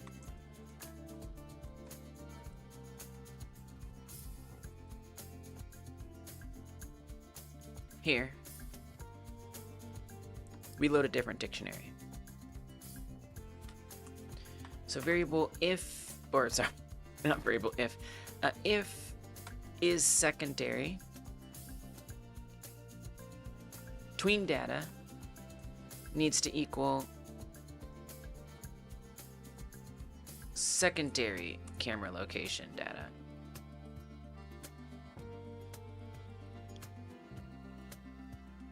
Otherwise, it equals something different. We do need to put the tween data up here, then reference it to update like that. Okay. And then that's where it gets stuff from. If camera target name is set to default camera, update default camera data. Yes. Current camera target equals camera target name. No. See, we don't actually want that to happen. That is a negative. No, it isn't. Nope, because it's the same name. Nope, that's fine. Okay. Great. Oh, it's called switch. Oh, yeah, right. Switch to. Oh, yeah. Why did I want that? Because that's going to determine what this is. So if switch 2 is false, then we're going back to the original position. Okay. All right. A little confusing, but I think it might be okay. Then here, not there, here, when we open the phone as companion, all I have to say, in theory, is go ahead to the camera and could you please just switch to secondary camera? True. In theory, that should be it. And then in terms of closing the phone, that's a companion. I don't even remember where that happens at all. How do we close it? Let's go back to manage programs. And in manage programs, we have a close program. Check if should close companion phone. It just ends the mini game. Okay. So we'd want to check when the minigame instance is being ended. Here. And that's when we want the camera to go back. Now here's the thing, it depends. It depends if we're exiting back to an app or we're leaving the computer entirely. So that gets a little complicated. If we're exiting back to an app, we would need... I would say you actually don't want to put this here. Actually.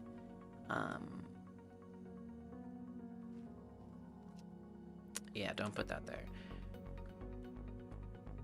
You can put that here, though. Here, this is fine. Put that false. Because this is only going to run if we're going to another program. Yes. If we want to close it, otherwise we actually don't need to. It doesn't even matter. Okay, this is the way. Where am I at? What's broken? What did I do wrong? Just tell me the truth. I can handle it.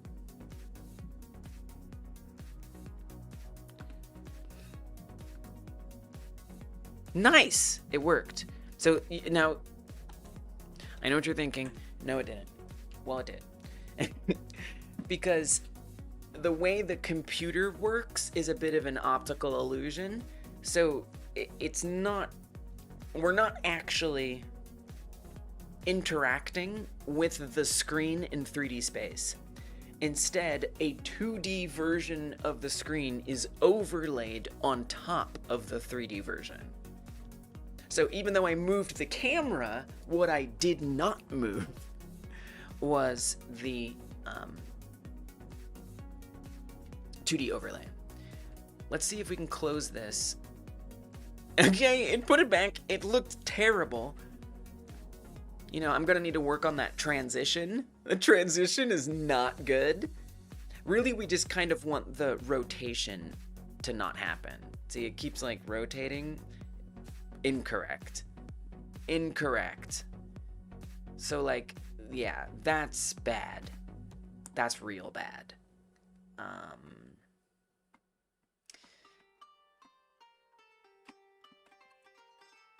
How do I want to fix that?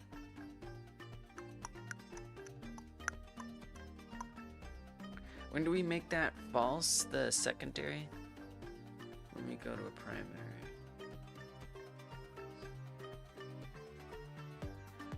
And remind me how the false thing works. Not bad if this is my first game. It is not my first game. So is it bad? Are you saying it is bad, Goblin Saint? Sister, I ate 2 square meals and you are still coding. Salute again. Thank you. It is certainly not my first game. But my other games are learning projects as well. I'm still learning, I'm still growing, I'm still on the still on that track. You know, I think I'll always be, but I'm especially. This is definitely going to be the biggest game I've ever made.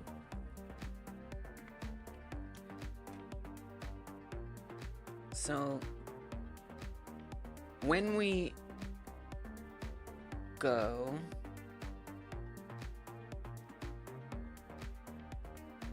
via the secondary camera, when we make that false, that just determines whether or not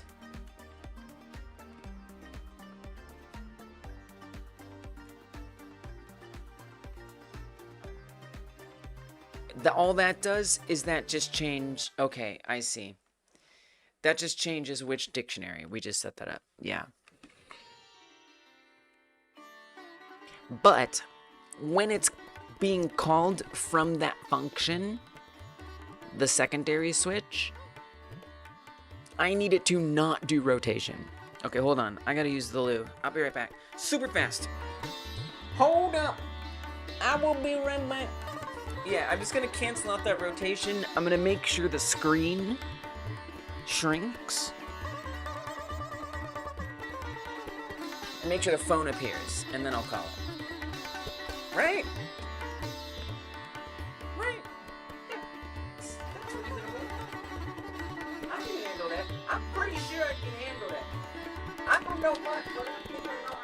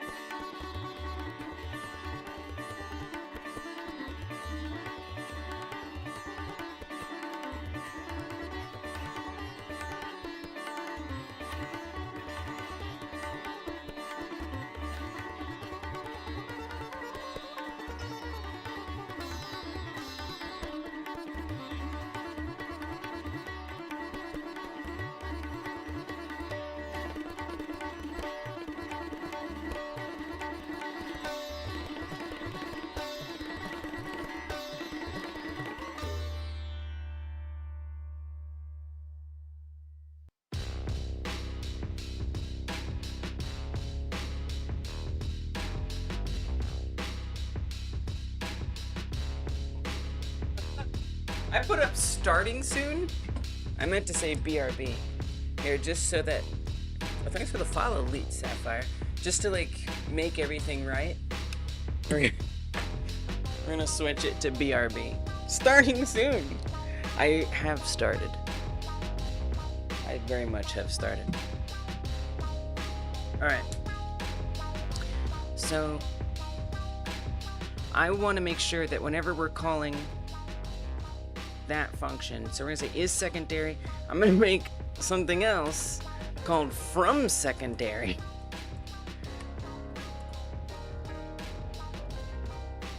Which is also going to be false by default. It's a little wacky, but that's okay. And then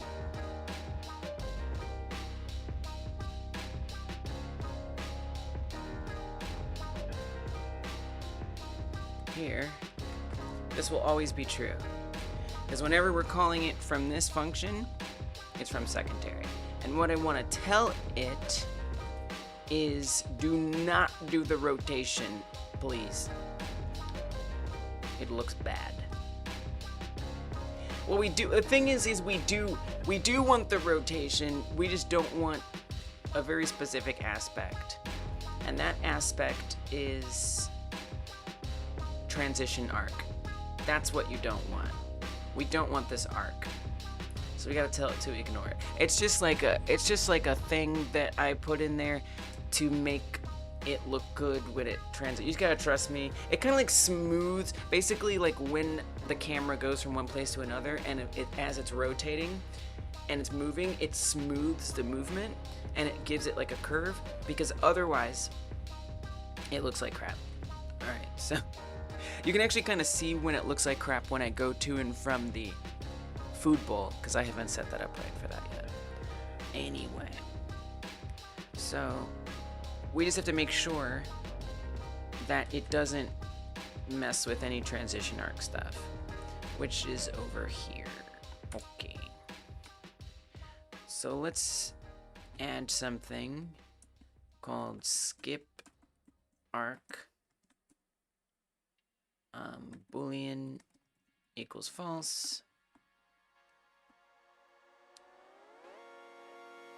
If property is set to position and it has transition arc,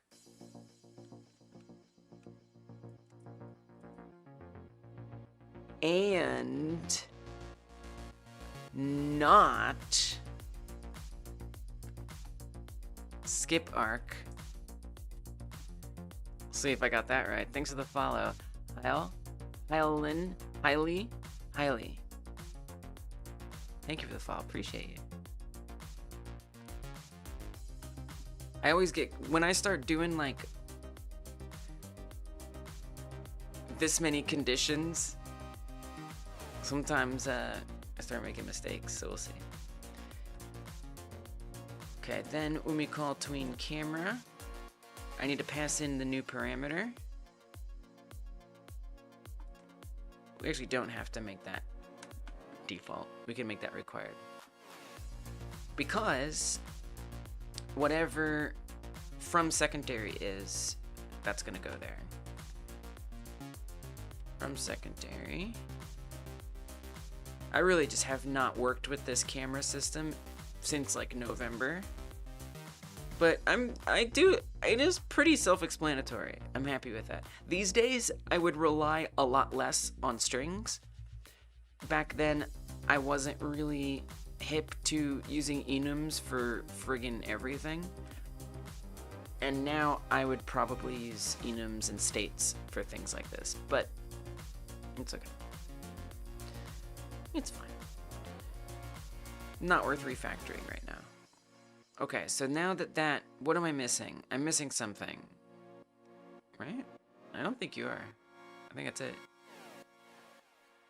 Does the arc come into play anywhere else?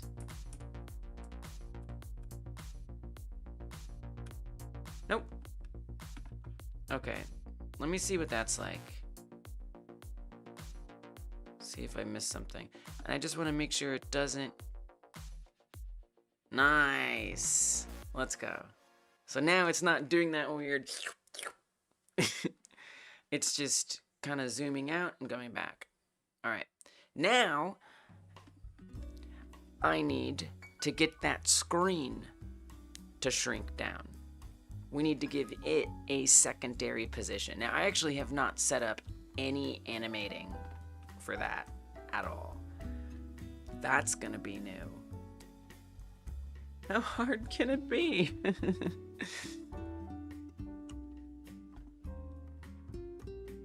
Okay, so this is the computer desktop overlay. And there's a couple different places the size can be adjusted. There's the subviewport container.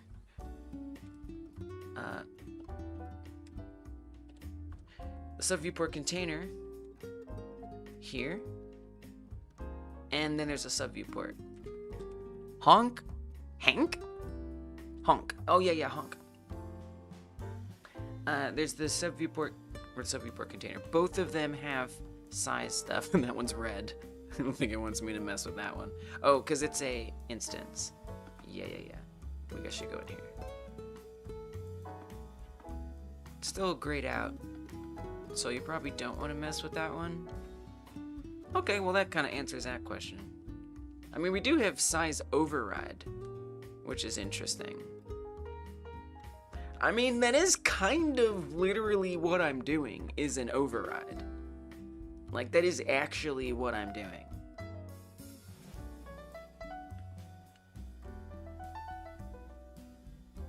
Or I could fundamentally change the size here. I kind of like the sound of an override.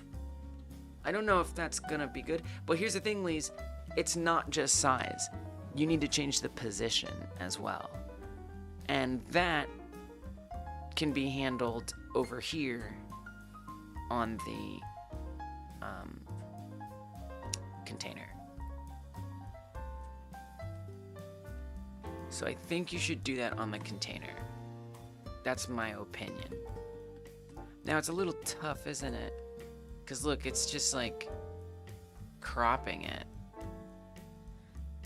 That's not what I want. Well, maybe you should make a shader.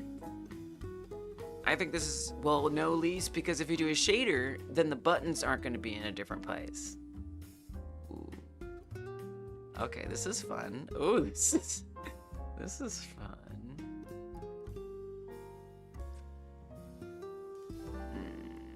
Scale. But is scale gonna keep, let's try it. I'm gonna squish this in a weird way. And then what I wanna find out is if the mouse entered and exited stuff. Oh, it just didn't listen. Screw your scale. Probably because you have editable children on over here.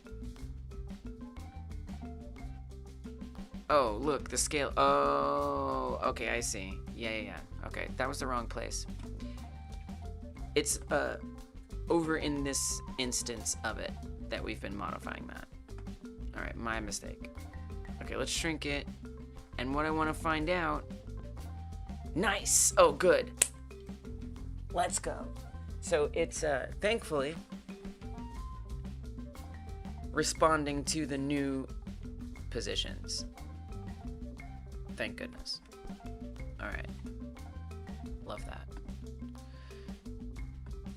Good.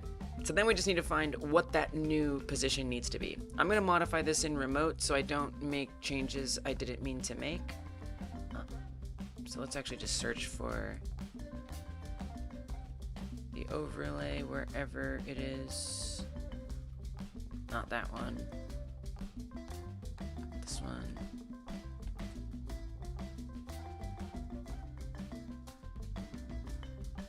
Wait. Oh, okay. You know what? I'll just find it. It's kind of buried a little bit in the scene tree.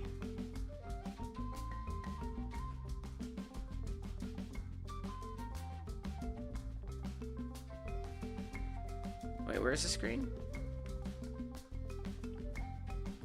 Oh, here we go. Computer. Placeholder computer. It's a bit. There we go. We got there. Okay. Wait. There. Oh, that has scale too? Whoa. So I can also scale the friggin' canvas layer. But, are you sure? Oh, that's a little, now I don't really know. I mean,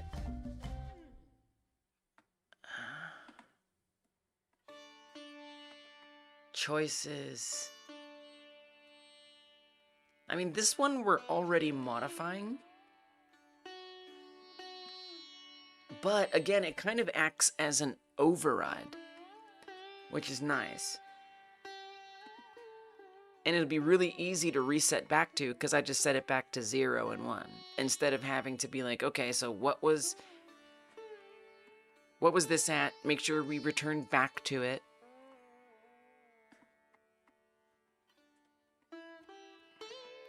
And even if it turns out that's suboptimal, I can always change it later.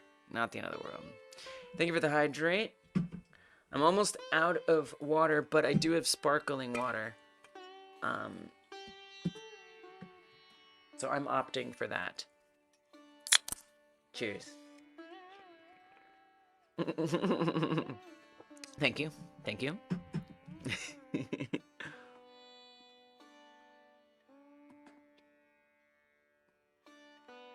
Okay. Yeah, I'd rather do it here. All right, so we're going to open this up. That's going to change. And now I just need to resize this and offset it so it is in the right spot, wherever that may be. Somewhere like this. And then I'll want to record this value and set up a way to transition or tween into it, basically.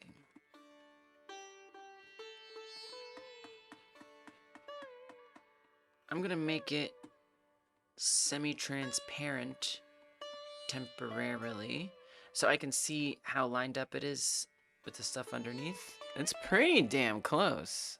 Wow. Sometimes it can be nice to get even a little weird with it. No, that didn't help at all. You know what does help though?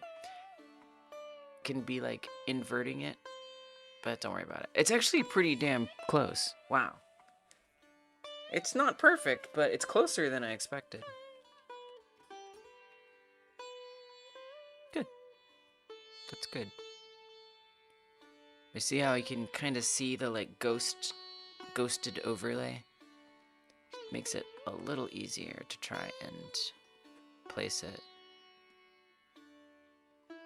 Yeah, and then we'll make sure to reset that. It's it is kind of scary. It's like you have a bad status effect. It's actually a little nauseating, isn't it? Okay. Because that's an easy way to do a status effect like that. Gotta remember that. I always say I'm gonna remember it. But will I? Time will tell. Come on, I want it just right. I want it just right. Why? Because we can. We can get it just right. Whoa. Oh, wrong direction. 18. Okay, it's like 18.5? I can't tell. It's so hard. Down, down. Oh my god, I'm so off. Oh wait, am I? No, because you gotta scale it. Scale it, scale it, scale it. This can be a little crazy making. And again, I don't actually have to be super, super perfect with it, because the player is not gonna notice. I have found that I can't even notice when it's so subtle. Like, it looks pretty obvious here that they're not perfectly lined up. But again, once it's like fading in, and it's just it's not gonna be that noticeable. But try to tell that to my perfectionism. Doesn't go so well. Negative Steam review over it. It's so obvious that the screens are fake. You can tell that they're not the same sizes when they overlay.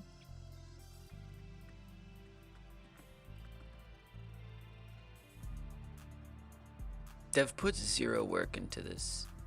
I hope it would get a clown emoji. A clown award.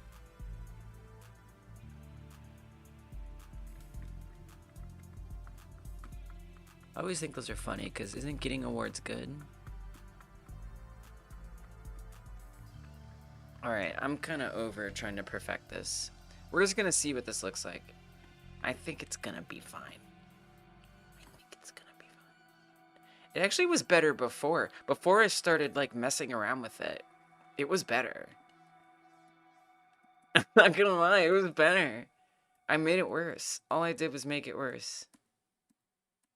Like right there. Not there. Oh, did you lose it? Did you lose it? That was my undo history. I screwed it up. Oh, was that because... What did I do? I did something terrible. Yo, Godot undo redo is not reliable. You can't trust it.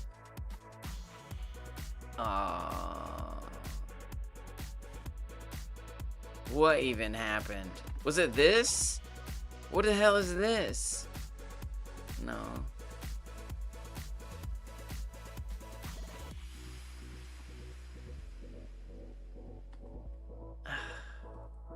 Okay, here's what we're gonna do. I'm gonna copy all these values on the clipboard. I'm gonna reset it. But it's okay. I got them on the clipboard.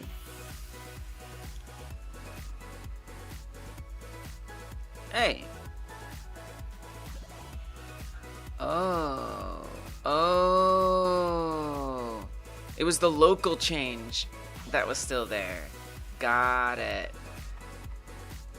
That was confusing. I'm gonna give myself grace on that one. That was very confusing. Okay, well we definitely lost the undo history now. That's okay.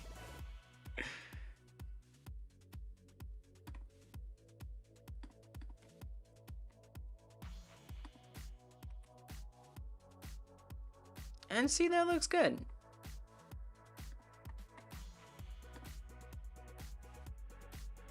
Okay, it's not great.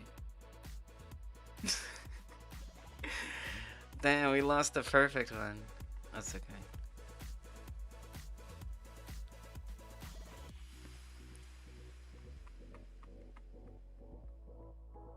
It happens.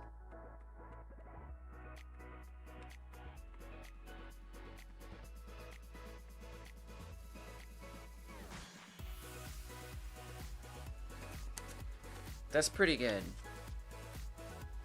Headphones and glasses, they don't go well together. Okay, this is good. Now, come back here. You know what I mean? You know what I mean? I feel like sometimes when I'm here, I'm like, be strong, Lise. Don't let them see your weakness. Don't let them know that secretly the arm of your glasses are tearing up the side of your head.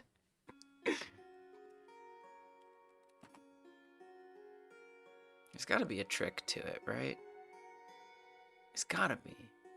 I think what's happening is that it's cut off on the top. Lise, I think it'll be okay if you move this up. Glasses just one. Oh no. Do they like not fit you right? Or is it like headaches? Sensory? You know, it just makes sense. There's so many things. So I think, Lise, you want to make sure it's lined up on the bottom. Yes, like this. Perfect. Perfect. This is actually perfect. It doesn't seem like it, but it is. It actually is perfect. Well, it's pretty damn close.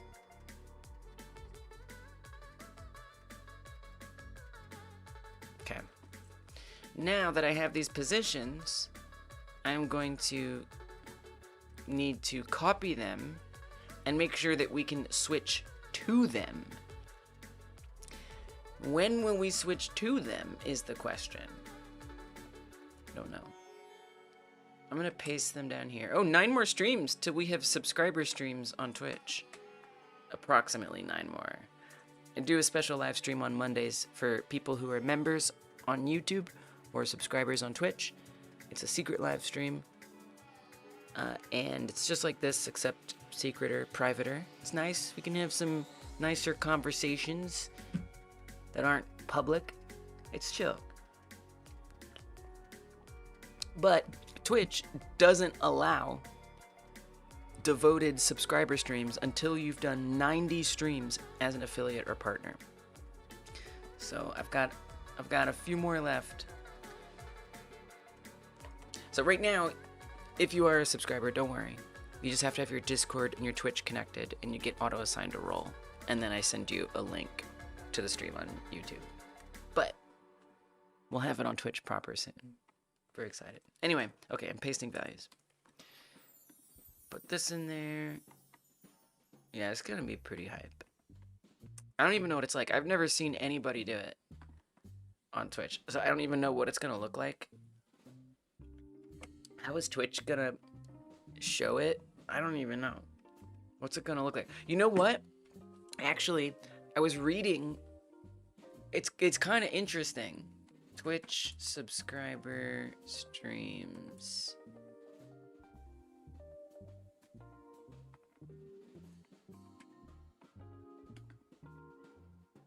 It's kind of interesting because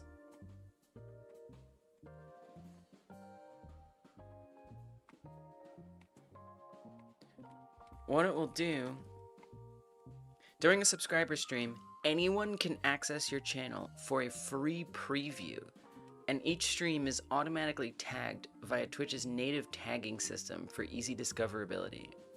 Like, what? So people who aren't subscribers will see that it's there and will get a free preview. Like, what does that mean?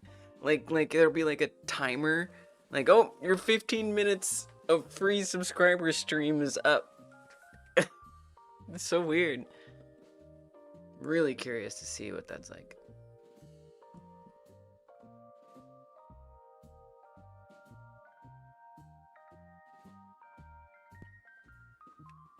Okay, I got the values. Now I just need to make an infrastructure for those values to be used. Do we have a script that we're using for that? I think we do. If I come here and we look at overlay. No? Yes? Maybe? I don't know, I can't tell. That one doesn't have a script, that one doesn't have a script. Oh, that's okay, hold on. I'm just trying to check to see if we have scripts for them. Because right now, there's only the child that has a script. And I could just make this, maybe just do that. It's just gonna be easier. You know what I mean? Just do it. Func.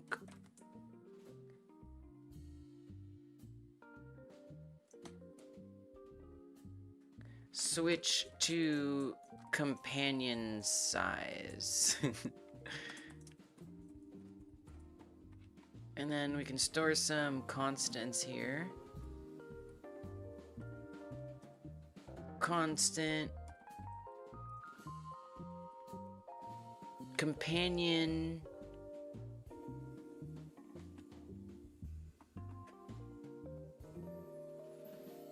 Scale. Which is going to be a float. Oh no, a vector 2.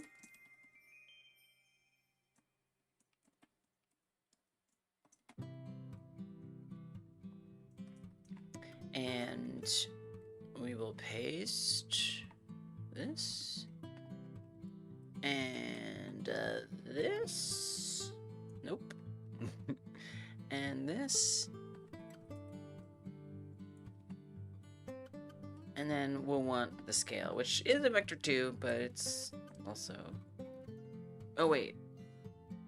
That's offset. Sorry. Offset companion scale. The scale is the same thing twice. That. Okay. Then I'm going to just plug those in to our full 2D overlay. Dot. Wait, what is it? Position. Position. Yes. Wait, there's no position. Why is there no position? Property. You want me to do offset? Why you no That's like what I'm saying. Why you no position?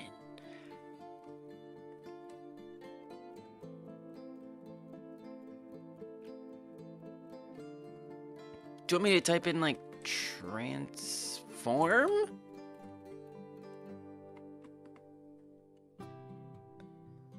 The layers transform. Okay. That's it? That's all you're gonna give me? What the hell am I looking at? 100100. What does that mean? I don't understand. Alright, looks like I'm gonna have to figure that out.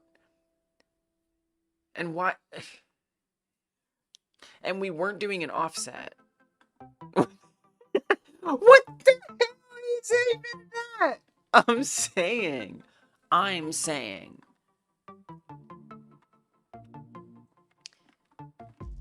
Okay.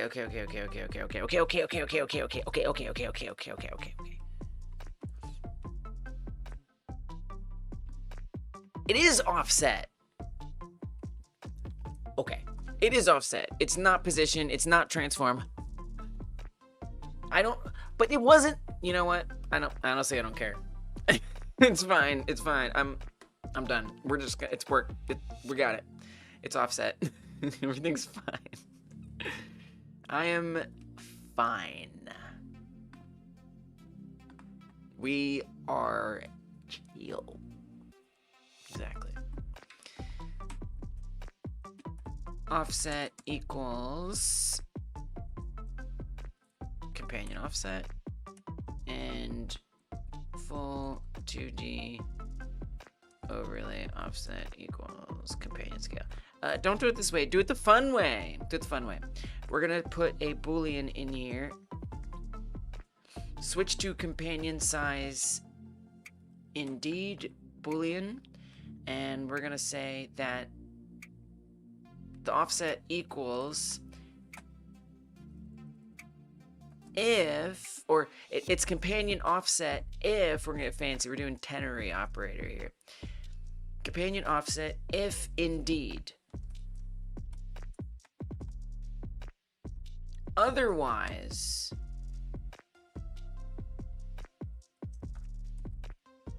vector 2, 0. Then we say its companion scale if indeed. Otherwise, it's 1. Vector 2. Wish there was a vector 2, 1. Oh, there is! I didn't even know that. Let's go. Alright. The more you know!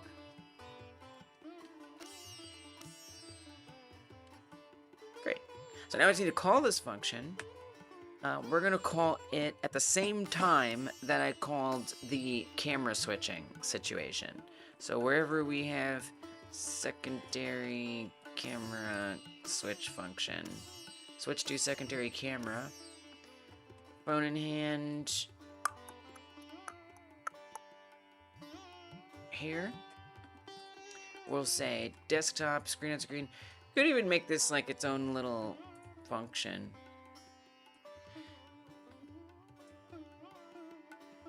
Nah. Desktop screen on screen dot ref dot switch to companion size. Oh, I just realized I forgot to make this a private variable. I was like, why is that popping up in my autocomplete? Okay. Switch to companion size true. And then the other place here, we switch to companion size false. Okay. Okay. Good. Where are we at? Let me see that functionality. Let me see the functionality.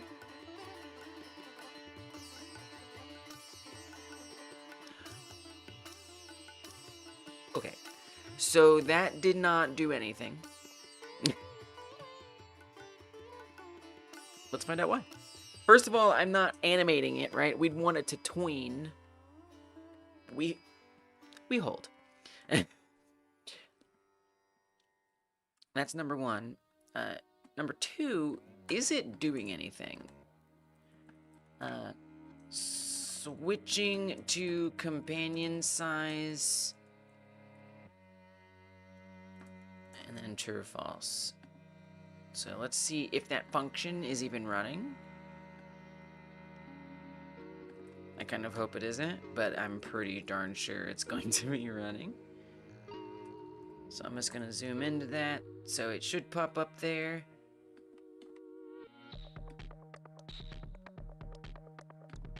Yep. Yep. It knows. It knows. It knows. And yet it doesn't do. Question, Lise, is this script on there? Wait a minute. Did you attach this script? I don't think I attached this script. But when we have errors...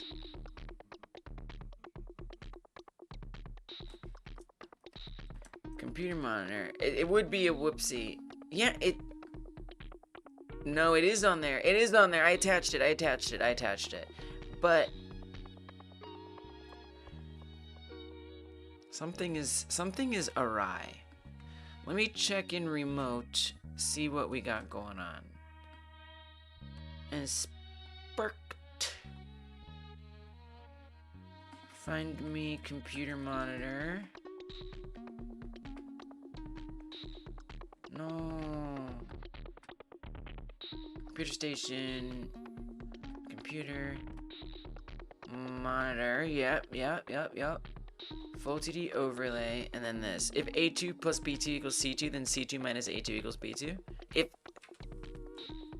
If A2 plus B2 equals C2, then C2 minus A2 equals B2. I don't know if that's always true. It depends. Because it could be negative or positive. Maybe if you say absolute value, if you absolute value it, yes. Right? Am I smart? I don't know. I mean, maybe, but am I right? I don't know.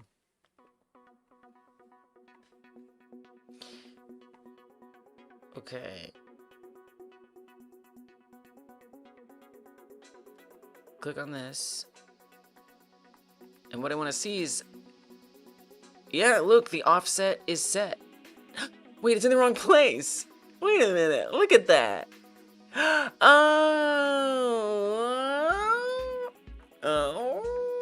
Wait. Look at this. Do you see what I have done? Do you see what I have done? I have done a silly thing, and it makes me happy because it's very fixable.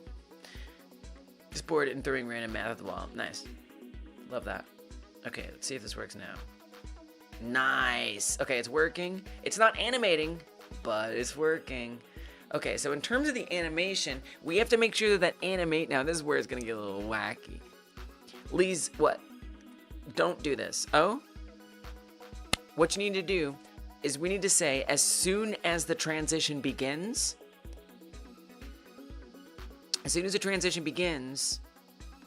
it needs to disappear. And then when it ends, it appears. So we don't actually have to animate it at all. No animation needed here. In fact, the animation is unnecessary.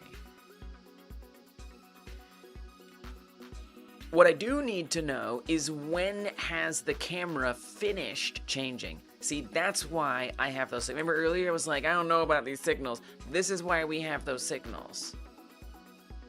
Camera switch begin and camera switch end. But guess what I did?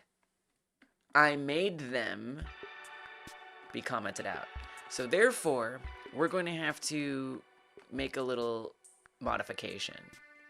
And that modification is going to be a new parameter that didn't exist here before.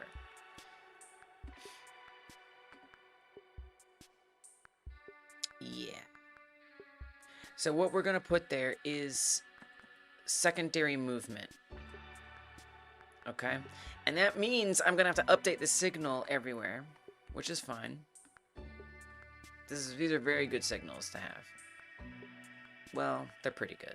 I think it's questionable that some things happen based on the camera. You know what? Let me rephrase that. These are not good.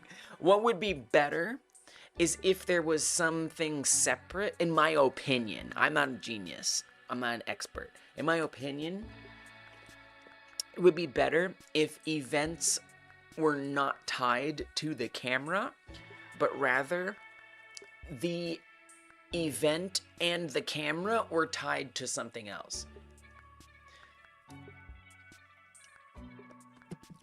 There's no reason for me to do this other than I've actually never used this on stream, but I have it. Do I remember how to use it though? Wait, how do I use it? No, that's the zoom.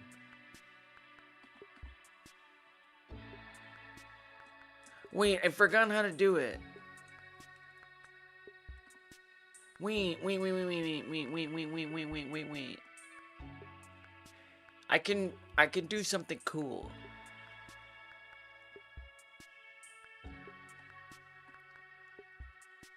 No, it's cool.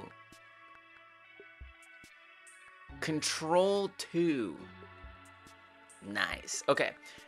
I haven't done this before, but we can do it. I can draw on the freaking screen. Okay, so this is not that important, but what I would rather do... Isn't that cool? Isn't that cool? Isn't that freaking cool? Look at this. I could give myself ears. I can just do that. Like, that's important. That is an important thing to be able to do. So like, for example, and again, it's not the most important thing, but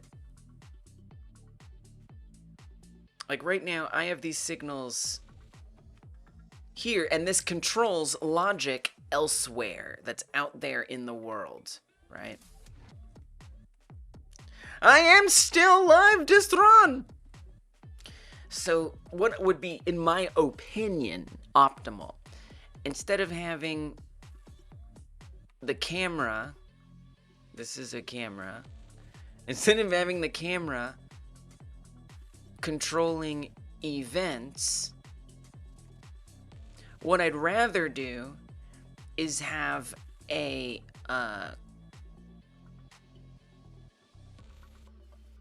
let's call it a manager. Okay. Nice handwriting. I've never written on screen before. This is new to me.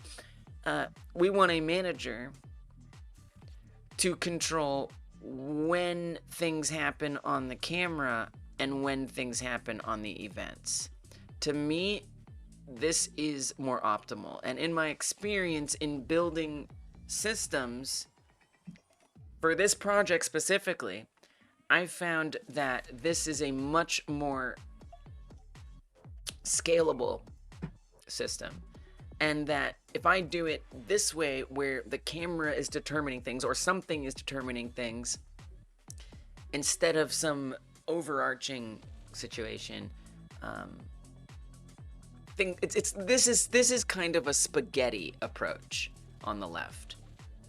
This is a bit spaghetti, whereas this makes things neater and more in control.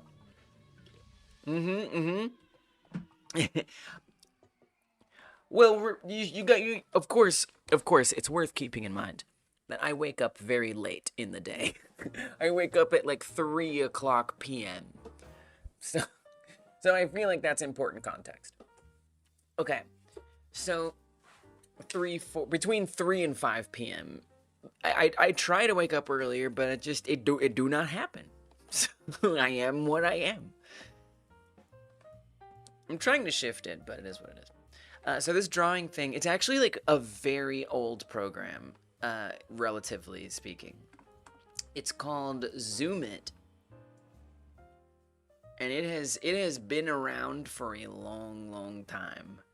A long time. And it's awesome. It not only does that, but it also does, so this zoom here, it does this. And then there's the drawing. You know what else it does? It does screenshots, so I can actually select areas and take screenshots.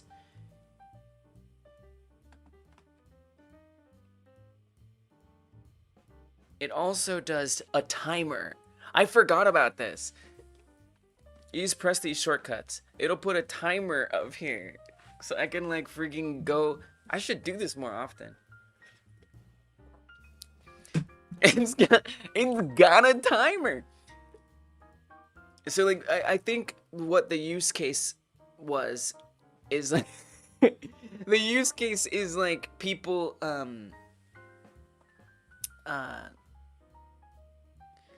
people who are like doing presentations. It allows you to, I don't know, you know, like for a board meeting or something. I think that was like the kind of design concept for this was that. And timers, I guess, when you're about to start the meeting or something. I don't know, something like that. Something like that. But yeah, it's Windows, by the way, so if you're on Linux, I can't help you, unfortunately. I apologize. I deeply apologize for that. I do. I actually truly apologize. Oh, you can't even use the zoom while I have this other zoom. Live zoom, draw, type. Oh, type. Oh yeah, I can type on the screen too. I forgot about that. When we're drawing. I don't know what demo type is, but it seems complicated. Record. Oh, you can record the screen? It's so weird.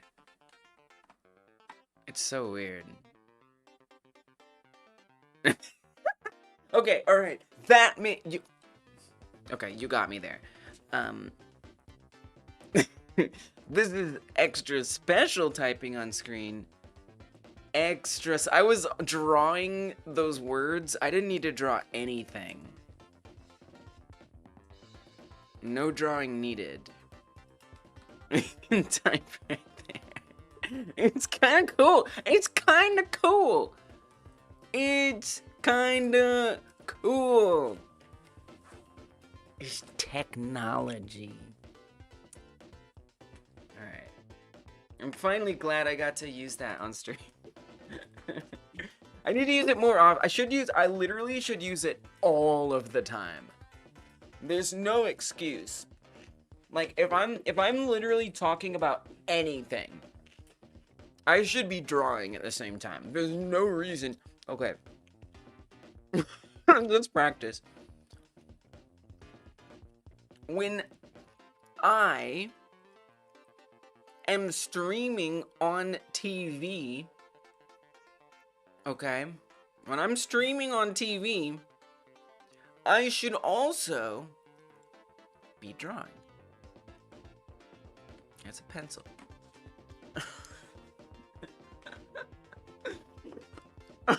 Why not? Why the heck not? Alright. What am I procrastinating again? Oh yeah, okay. So we're gonna add... Yeah, this is like a suboptimal thing. That's okay. Someday I'll change it. This Boolean is supposed to be for... if it's a secondary camera switch. That's what that represents. Oh, and we're gonna make sure we say it's a Boolean. These types actually don't matter, by the way. Godot doesn't give a crap. This won't have actual type checking, but it'll have autocomplete. Actually, it won't. It'll have a pop-up. Excuse me, it'll have a pop-up. This is the only benefit that you get from adding types to your signals, is when you hover over it, it'll tell you what it is. Which is actually very useful, because if you're accessing it externally, it can be really nice to see what the parameters are. But it would be even better if it checked types, but it's okay. So what I'm going to do is go to the desktop, well, not desktop screen on screen. No, desktop screen on screen, that's right. Carefully, this extends screen on screen, which already has a ready. So you need to make sure that you use a super. Super just kind of, wait, can I just practice though? Can I practice the, can I practice the drawing on screen? So, as I understand it, what super does, if I have a ready super, you hardly know her? Oh, come on. You don't know her? You can super. Everyone likes soup. So if I have a ready on the parent, which the parent is currently screen on screen, right? Or the base, or the parent class, screen on screen. There's already a ready there. So that means if I use this ready, then it's going to override that one, which is not good. That's what super does. What super does is, instead of overriding the ready, it will add what happens here after the events in ready. I actually don't know if it's after or before. So like if the original ready has, like, you know, something that it does, right, within the ready. I'm not sure if it inserts it before or after, but I know that it puts it in one of those two places. Instead of, if I didn't put the ready, it would just completely ignore this and do whatever I type there. So all that to say, that's what super does, is it makes sure that it's not gonna override the base class ready function, or any function, if you put super. What I want to do is, I want to ready some connections. Do I already have that? I should probably super that too. Let me see. Okay, I don't. That's definitely in danger of being overwritten someday. But today's not that day.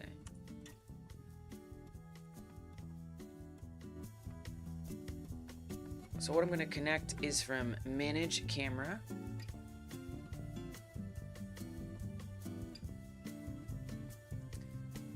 .ref .camera switch begin. We need both of them. Actually, we don't need begin. We don't need begin. Because as soon as we're switching true, whenever that's happening,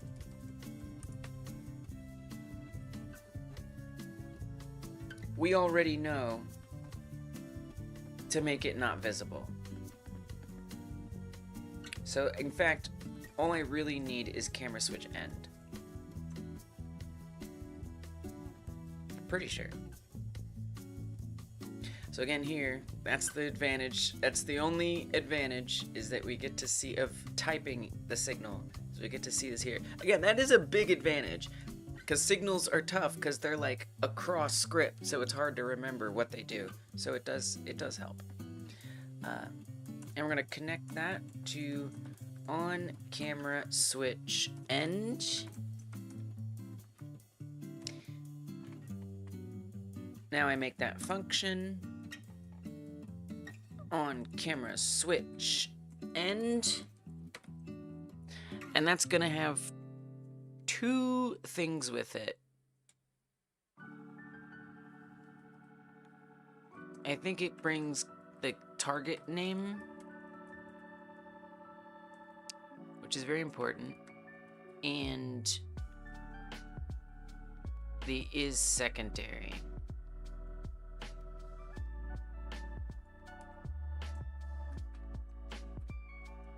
Now I'm going to need to go update this elsewhere in the code. But for now, we say if camera target name is set to computer station. Don't love that. This is where having an enum would be great, because I don't have to put this weird magic string. But you know what? We're not going to worry about it. Problem for another day. If the camera target name is set to the computer station and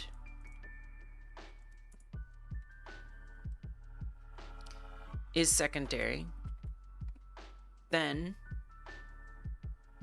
we want to make it visible. That's it.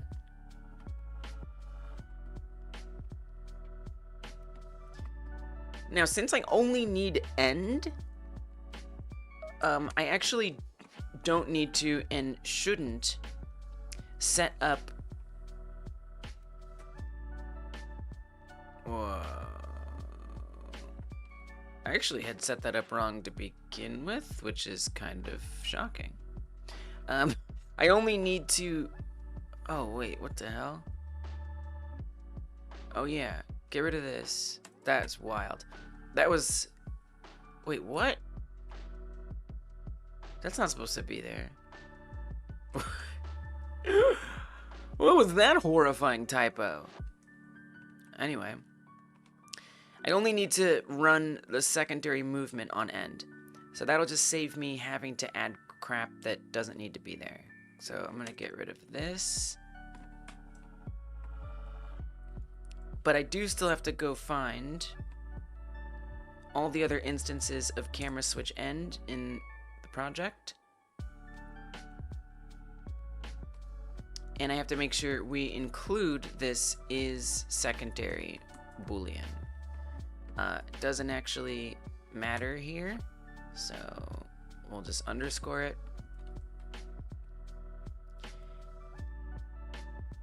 Actually, it does matter, because you don't want this to run. Guess what? It matters. If camera is set to that, and it is not secondary, because the name is gonna match. So we have to make sure it's not secondary. Okay. Then we have it here as well. What do you want me to do?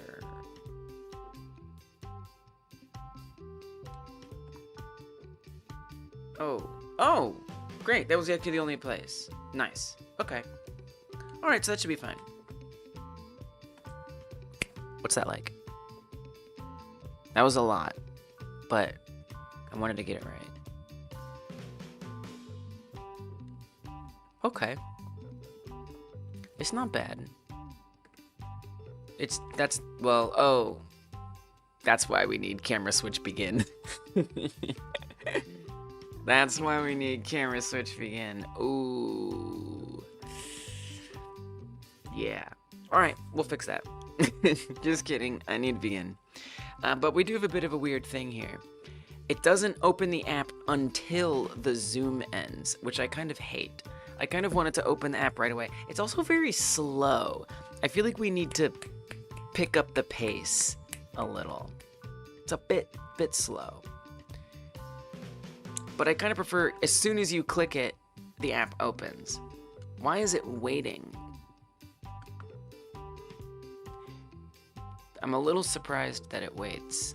I kind of don't understand why that's happening. Now you can actually see it disappearing, but that's because I made a mistake.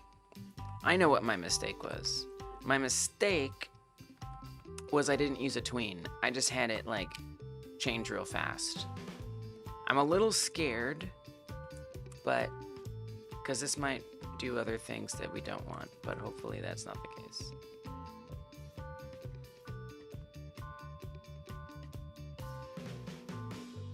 Okay, should be fine. So that should actually look a lot more smooth now, instead of it just like snapping in and out. Oh, that's much better. Okay. That's much better. Obviously, I still need to get the other thing. Now, you do kind of see it. You see it fade on top, and that's not good. That's not great. That is suboptimal. It does look pretty obvious what's happening there. Okay, I actually preferred it before, when it would appear suddenly. That actually looked better. Because you see this, let me tell you why. Let me tell you something. This is not gonna be like that. This is a placeholder monitor, this mesh. Currently, up here at the top. So watch the top here. You see how it pops in?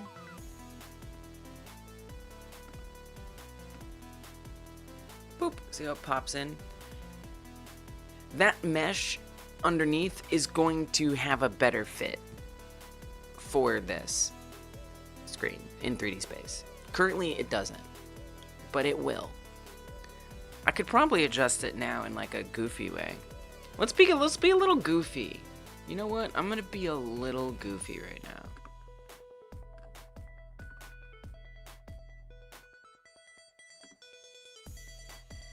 It is kind of hard. Can we hide this for a second? And what if we just go to the mesh and like stretch it? Because see, it's just that that's covering that up. And again, this is simply a placeholder mesh. So I really just don't care if it's a little goofy.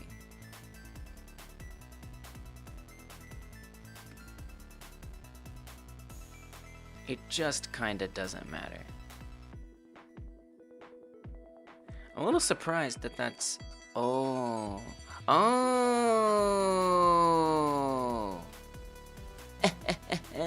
Well, that's great! Look at that! That's all I had to do this whole time? Was just push it backwards? Okay, this actually wasn't even fudgy. This was like correct. This was the correct thing to do. Hell yeah. Love that. Oh yeah, I made it invisible.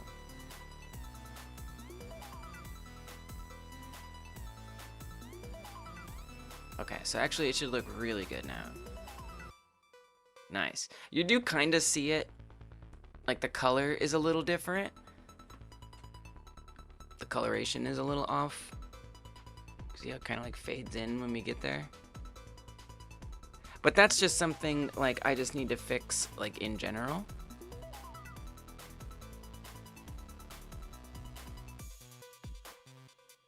I don't even know where I would fix that. Probably on the monitor, on the 3D monitor. You would want to darken it a little or brighten it so it would match what this is.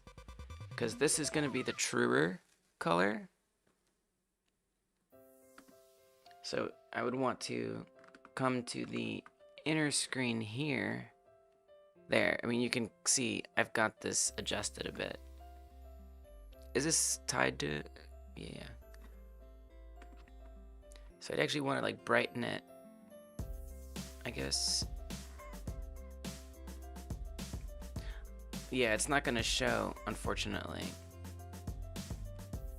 Which is super annoying. Like we can see it there. That's gonna be too bright. I have to restart it.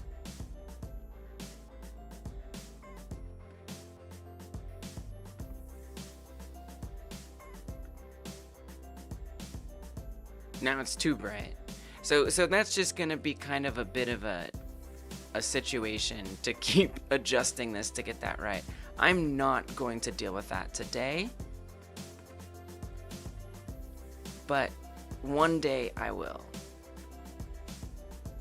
Not that important right now, but one day we'll deal with it. All right, so let's go back, and I was incorrect to change the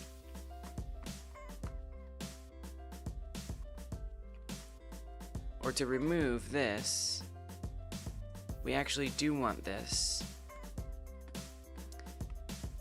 so that when we go to the desktop from the app, we'll know that we need to hide the big version before it gets small. Okay, so we pull this in,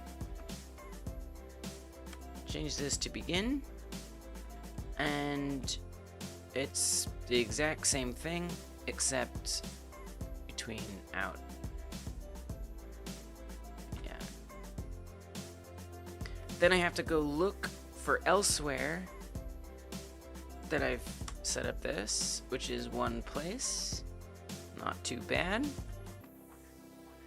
Don't forget your meds, chat. Oh, Dithron, that is very thoughtful of you. You didn't have to remind us of that. Wait, are you saying that because you yourself forgot some? Fanny's on it. Thank you. I have this alarm on my phone. I can't believe I haven't been showing you this. This is pretty embarrassing.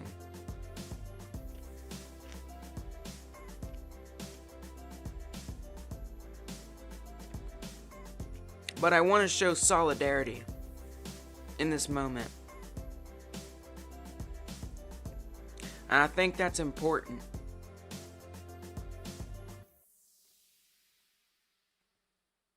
Soon as I find where on here it's saved. Oh, found it. No, I didn't.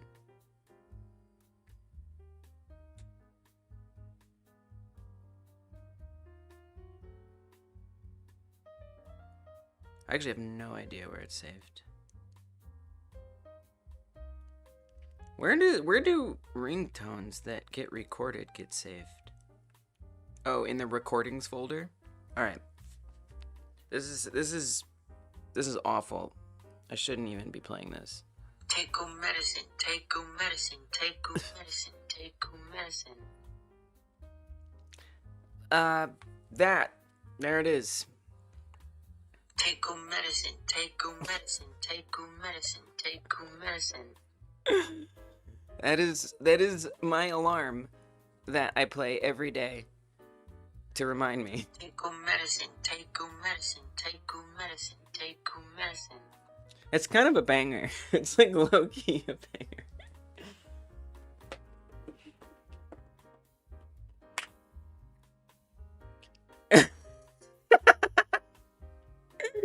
Put it on Patreon so you can use it as your alarm. Yes.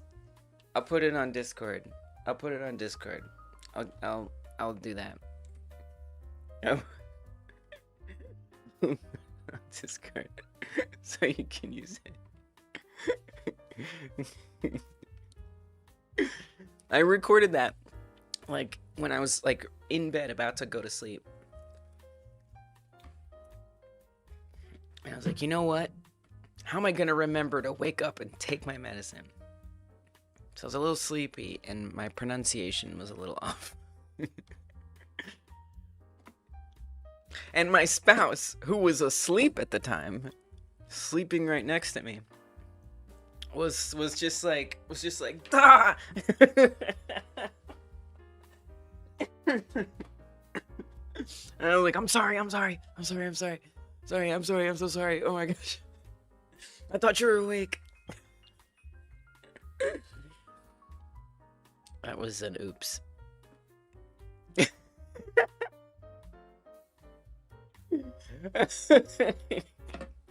I am glad that you relate to that. Alright, I'm gonna tag myself and remind me. And technically the name of that file is Take Oo Medicine. It's Take Oo Medicine. That's the name of the file. Scream it? The amount of embarrassing voice recordings. That's the only one you get to hear. No, but it's look, it's so much easier to take a note that way than to, like, write it out. But you gotta keep it short. I feel like if I make it too long, I'm never gonna listen to it. Oh, when they were sleeping? I mean, they were right next to me. I didn't scream it. I didn't. But if you think about, like, a perfectly quiet room, all of a sudden doing that, a little alarming.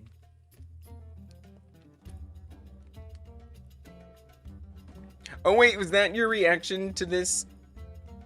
Wait, what does it mean? Is it like loop? It does, though. Like, when the alarm goes off, it loops. It's the ooh. Wow, it does say ooh. I always thought that was such a weird emoji. But now I'll never forget that it's the ooh. Thank you. Thank you for giving... You didn't have to give me that. But you did. Cheers. Wait, what was I doing? It works on many levels.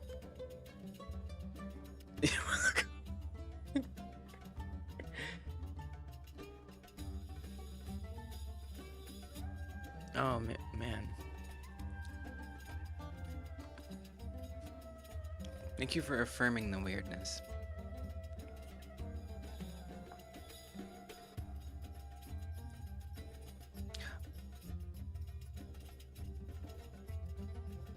We actually don't even need this here. Here we absolutely don't need it. But what if you do someday? We should put it... Well, no. We don't do things we don't need. No, we should do it. This one is a should do. And not is secondary. Okay. Where are we at? Does it do the things that I want it to do? Whoop. That was wrong. That was so incorrect. Why was that so incorrect?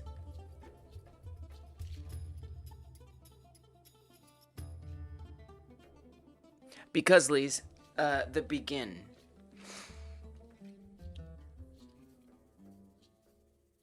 Because that is a begin. So we, ooh. So how am I gonna know whether it's which begin it is? I don't know. I guess you could set a flag. The way I know otherwise is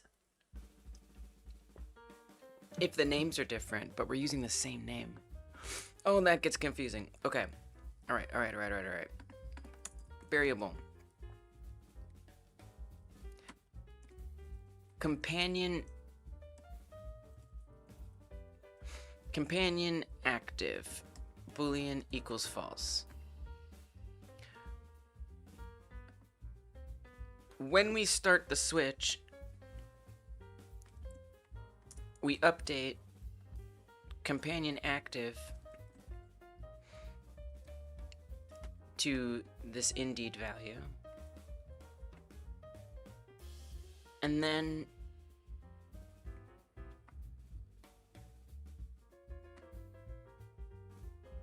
the tween out will begin.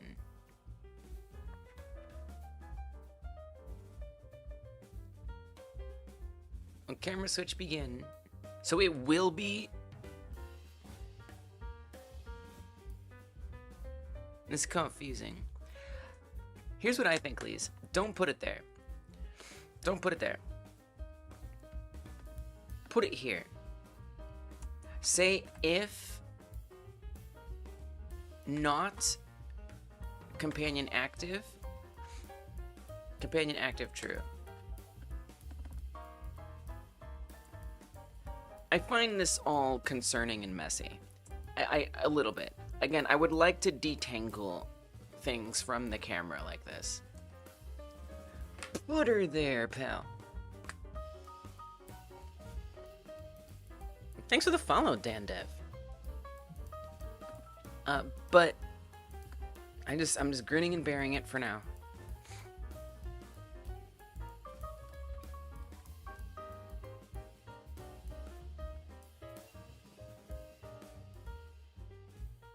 So we set it to true. If it's not active. Now that's not gonna finish. That's not gonna wait for the tween screen in. Yeah, but it's fine, because it's gonna start. No, this is fine. This is probably fine. And then here, I might want to try to say, if companion is active, make it false? I'm starting to get confused, but I'm just gonna do stuff and then fix it. But we need to make sure that, actually, you could even put that right here. And companion active, tween the screen out, and switch this to false. What is that like? Does that do something kind of like what I want? Or not? Which is the situation? Okay, that was a not. But it's less bad. It's definitely less bad. So it's supposed to wait. I think you might have like an opposite situation happening here.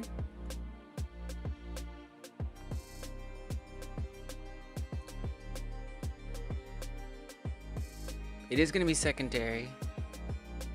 It is going to match computer station. And apparently companion is going to be active at this point. So what if I do that? That actually makes a lot more sense. That makes a lot more sense. I see. Yeah. See, you know what? I got dysboolia. It's like dyslexia, but boolier. So sometimes the true false stuff, I just gotta find out in the field.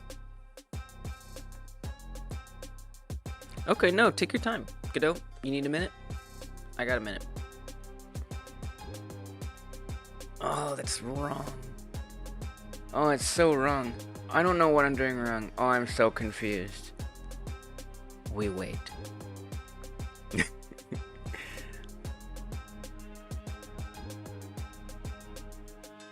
Do me a favor, Lise. For a second, just comment out.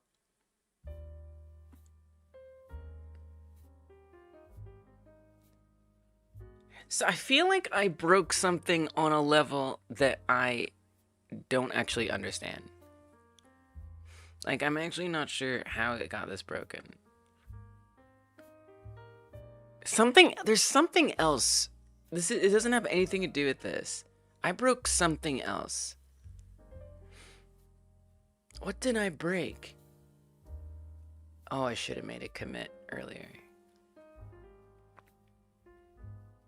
I genuinely am not sure what I broke.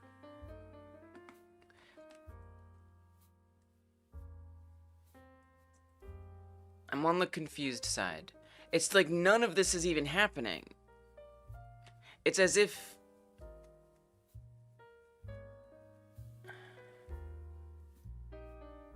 Here, let me go back. Back.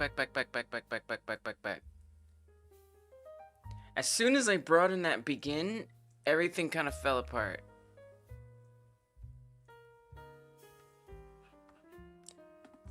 Take that out for a second.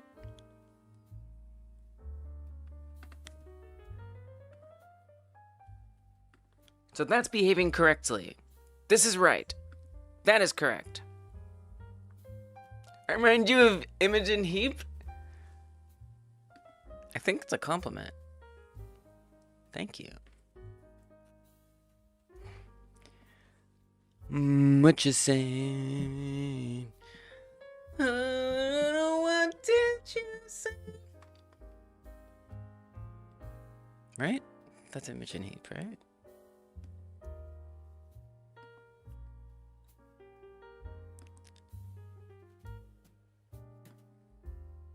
So this is fine.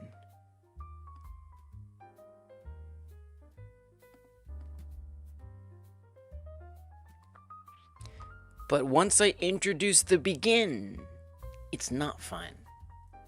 It becomes bad. Tell me more. So let's put it all back.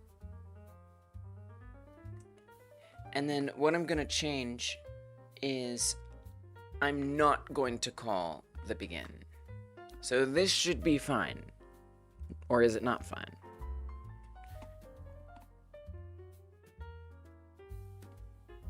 Verbose. Okay, so that's fine.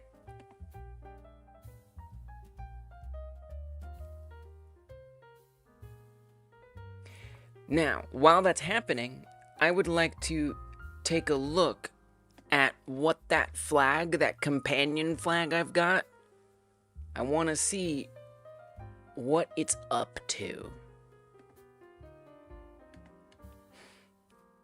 We'll find bullying equals true. Literally, yes, correct.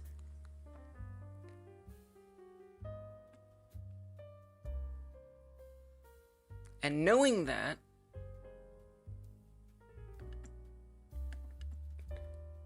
there are different decisions I need to make.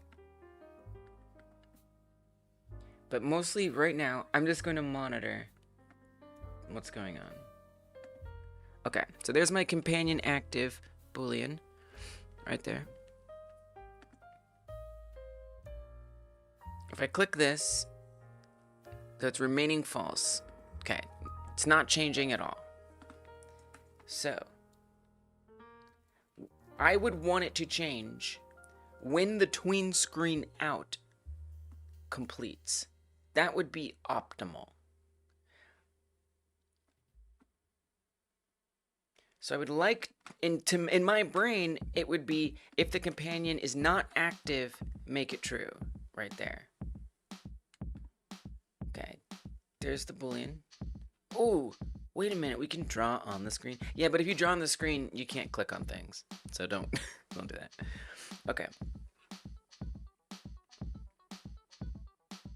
Click this. Oh, it did it. There it goes. It's on. I mean, it does raise some questions. Like, what happens if it's closed in the middle of the transition? So I'll kind of need to make sure I don't allow that. It might already not actually be possible.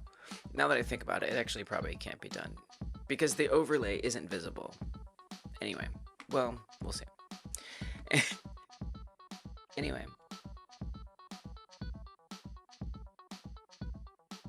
So that did pretty much become true when I wanted it to.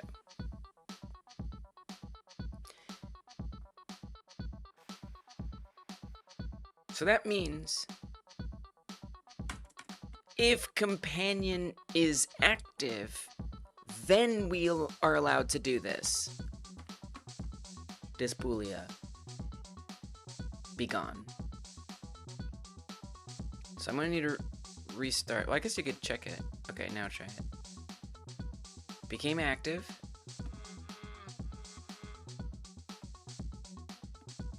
It never became false. How can you say something like that? Oh, because I commented this out.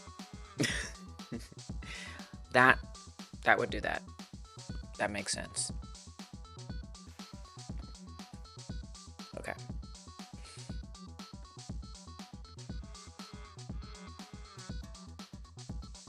Let's go back. You know what can be easier? If I actually come into 3D and I click on this, that's the time saver. Nice. Okay. Companion active? But I didn't open it. Why would it just be active?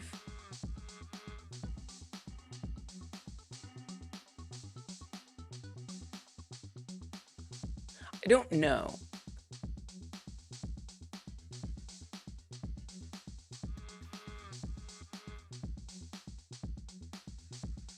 Oh! I see what happened. Did you see what happened? I saw what happened. I needed to put this in there. So you know what would make this a lot simpler? Oh god, that's not gonna be super... Okay, let's try this. If not that, and not that, I'm gonna do return. I'm gonna make it a guard. And maybe that will confuse me less. If not that, and not that, and not that, return. That will hopefully confuse me less. It was really just a wee incident. Basically, it was marking it too soon, which is bad.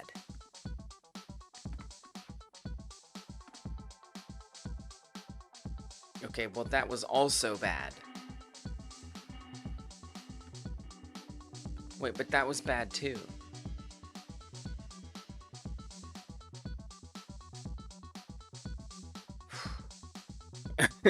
I think this might be wrong. If it's not computer station and it's not secondary, all of those will be true. That's okay. Yeah, right. It should return. So it's this. How is that happening? It might not be that, and it won't be that, so it returns. But will be this, and it will be that. But only, no, but it won't be. What the heck? So you're telling me right this very moment. Okay, companion is not active. I'm gonna click on the computer. No! Do not become active. Oh my gosh, the dysboolean. It hurts.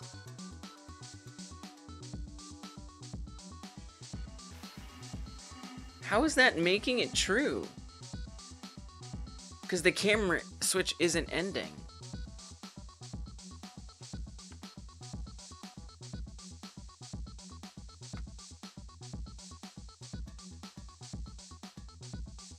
It's beginning. Did you type this wrong up here?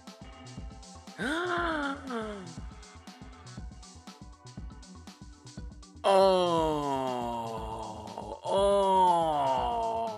do you see what I have done? Do you see? All right. Okay. Do you see what I've done? I have both camera switch end and camera switch begin running the camera switch end function. I just... Okay.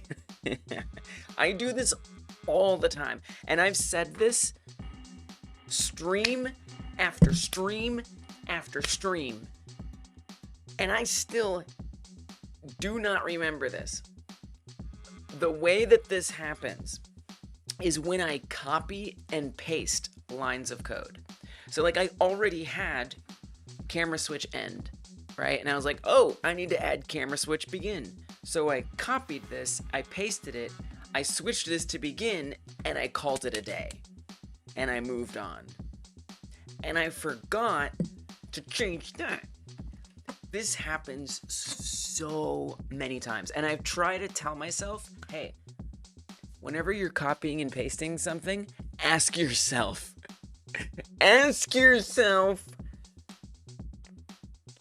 is there something you forgot to change? And I never remember it. So I think I'm just gonna have to like internalize something else. Something like,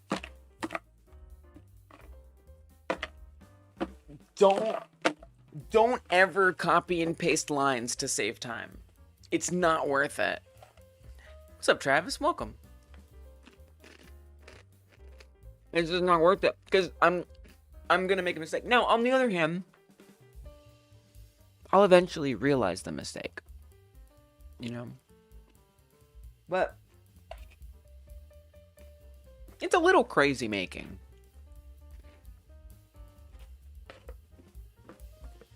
I think I just might have to accept that this is gonna happen sometimes.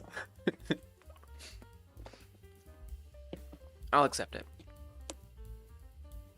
Travis says, just wanted to quickly pop in and say, I just signed up for your game jam. Let's go! It'll be your first one in 17 years? Dang! Thank you for hitting the join button. Well, you know, I know the game theme is like a big part of it. You know, a lot of folks will see the theme and it's gonna make or break whether or not they want to participate. And I get that. But I just want you to know something. You can do whatever the hell you want. As long as it's apparent that you made it for this jam, you can do whatever you want. You know? If it's a 2D game, but you really want to make 3D games, you can interpret it in 3D. If it's a 3D game and you really want to make 2D games, you can interpret it as 2D. If it's a cute game and you don't like making cute stuff, you can make it really violent. I don't care. You know? Whatever. I just want you to know that, because it's like first jam in 17 years. And let me tell you what else is happening in my brain and my heart is the day before the jam game is announced, I get nervous. I'm like, oh my god, did I pick a bad game? Oh no, should I pick something else? And so a part of me is also like, oh man, I hope Travis isn't gonna be like, never mind. That game? Forget it. I'm out of here. Oh, you know who's not out of here? A cat. We finally have a cat. 8 hours of being here and the cat has finally joined us. Welcome, Travi. Excited to start working on a concept. Thank you for the encouragement. You're welcome. You're welcome. You're welcome. Yeah, cause you know, jams are just they should always be an opportunity. Wait, oh, it flops. Oh, it flopped. He probably hasn't even flopped all the flop he's gonna flop. I think there's still more flop.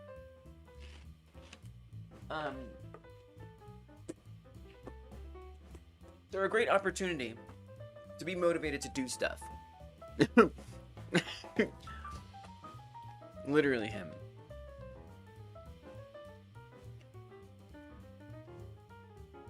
And, you know, I think a lot of folks see the jam and they're like, well, I have to make a copycat. You all know about the jam, right? I'm just gonna make sure. I should probably just explain. A game jam is starting tomorrow that I host. It's called the Game Like Jam. We make games like other games. We've done games like Frogger. Oh yes, I knew this topic months ago. Very much so. I mean, not only have I decided on the topic, I've designed the entire topic page. So, you know, I actually work on it throughout the entire off month. So I designed the page, I find the game, you know, I reach out to sponsors, I have to vet the game. So, I've known for a while what it's gonna be. But I still get nervous at the last second. I really do. He's a very lovable cat. He's the most lovable cat. Can I just emphasize how lovable he is? Okay, I don't know how appreciable this lovability will be, but I'm gonna try. I'm gonna do my darndest to demonstrate his incredible lovability.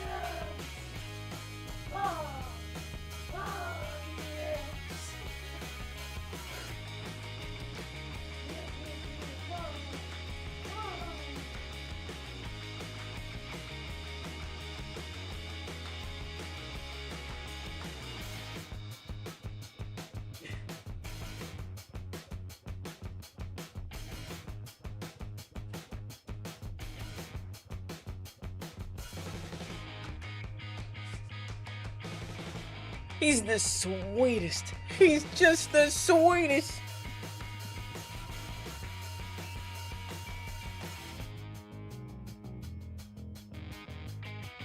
You have a wonderful Saturday. You have a wonderful Saturday. Timer runs out at 4 p.m. tomorrow for you. Wow. That's so weird. Time is weird. Last time I came up with Roomba stuff because I was looking for a way to skip implementing combat. Roomba!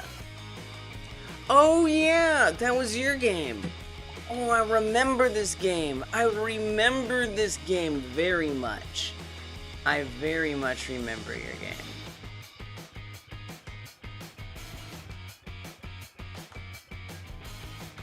That's so cool. See, you can get creative. So the game, let me show you the game that Limesoft is talking about. I remember this. It was the cleaning game, Dungeon Cleaner. So the game we made last was called Rogue.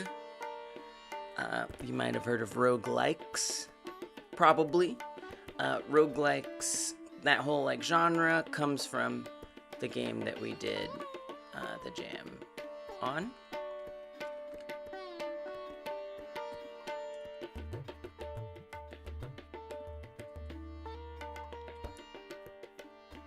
And so the concept, and it's basically like a dungeon crawler. Excuse me, kitty cat. It's a dungeon crawler where it's like procedurally generated levels. And in it, you are a Roomba who's cleaning up like trash. And you're cleaning it up so that the next adventurer who's going through the dungeon can do their dungeoning, their adventuring. But if you don't clean up before the adventurer gets there, oh, it came, it's chasing me down! And it kills you. So yeah, it's like a really interesting concept. Instead of like battling, hey, what's up, silly? Instead of battling enemies. You're just trying to do your good cleaning job. Uh-oh. Oh, no. And it's interesting because you have to, like, really think about your moves to avoid... Oh, crap. The thing about Rogue is the enemies only move when you move. Oh, crap. So it's like turn-based. Oh, it's hard. It's hard.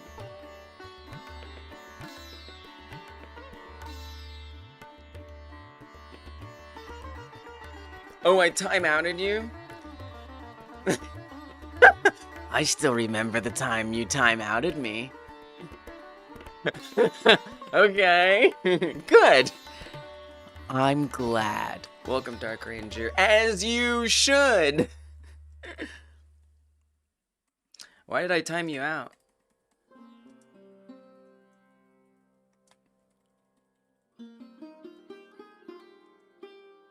It's got good sounds, too. There's no reason to not hear them other than I don't have sounds on in Chrome. Oh, look how far away the adventure is. They won't get me. Let's go. And just like Rogue... So Rogue, again, everything's procedure generated. Just like Rogue, some runs are harder, some runs are easier. Probably backseating. Maybe. It could be. It could be. It could be. This one turned out to be an easy one.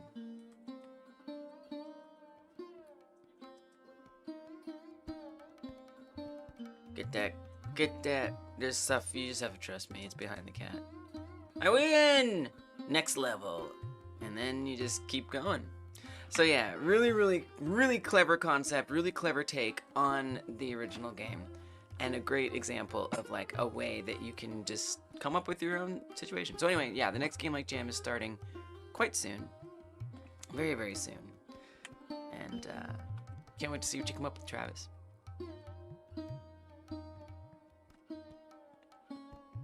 Alright. What were we doing? Oh yeah, realizing my goof. Oh, that's so funny. You know what? I think I just have to accept that that's gonna happen to me sometimes. I just think that that's gonna happen in my life. Alright, let's see where we're at now that that is...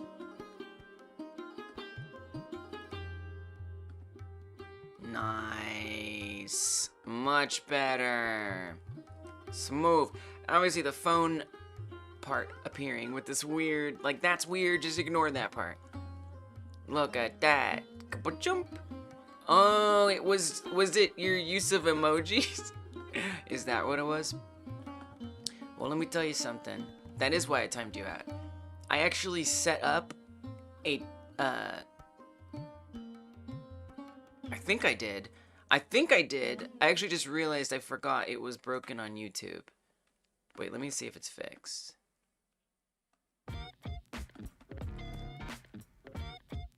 I think I fixed it. But I think I added a system that blocks. It might only be on Twitch. Let's see. No, I did! Yay! Okay, so because of you, actually, because of you, you helped me find something I needed to code into the on-screen emotes. Because of you, silly boy, it will time out it won't time a person out, but it'll time out someone's ability to have emojis appear on the wall if you do too many in a short period of time. So thank you, silly boy, for letting me know how to make sure that people can't spam on the emoji wall. And now you can spam all you want. Kind of. And eventually, it'll stop. Thank you. Thank you. You did me a favor. Great. Let's freaking go. Okay, so the other thing that I did want to do, commit, please. What? Commit. Okay, okay. The other thing I did want to do is make the phone appear to the left. I think we can handle this. I believe that this can be handled. It's just what I think. Let's freaking go! You commit, I go to bed. I feel like I should go to bed, you know? Sleep well. Sleep well, Fanny. It has been a pleasure and a joy, as always, to hang out with you. Truly.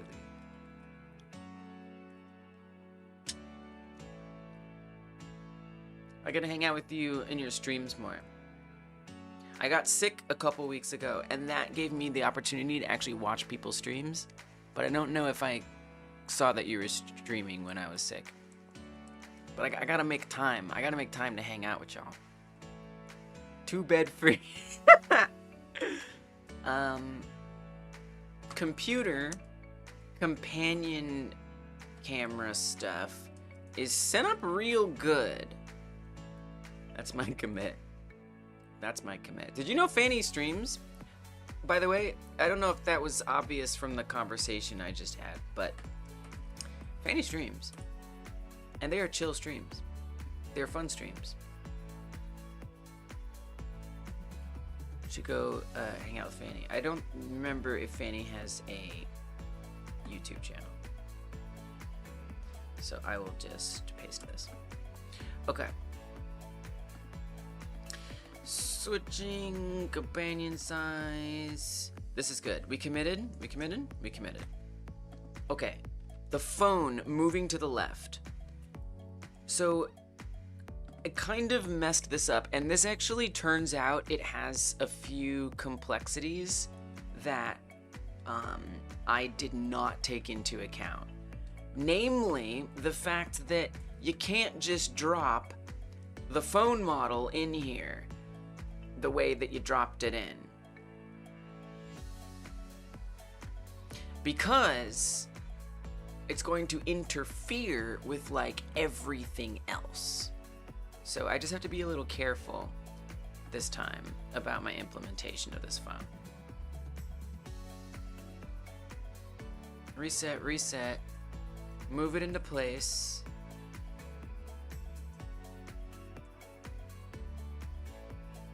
We're gonna rotate it.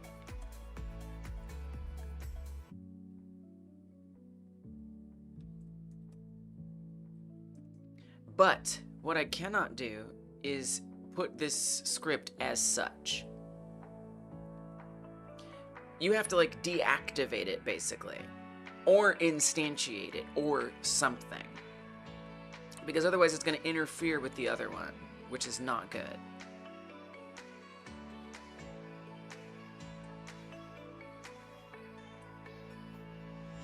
I'm not exactly sure how to handle this.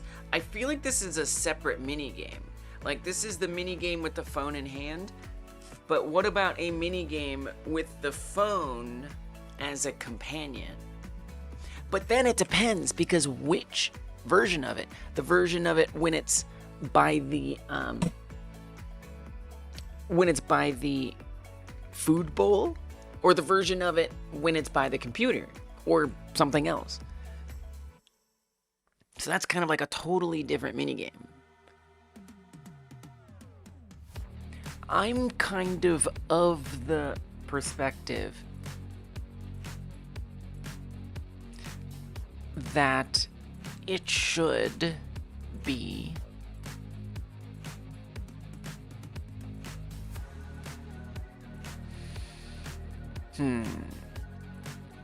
like it could even just exist like a separate phone that is only to be part of the context.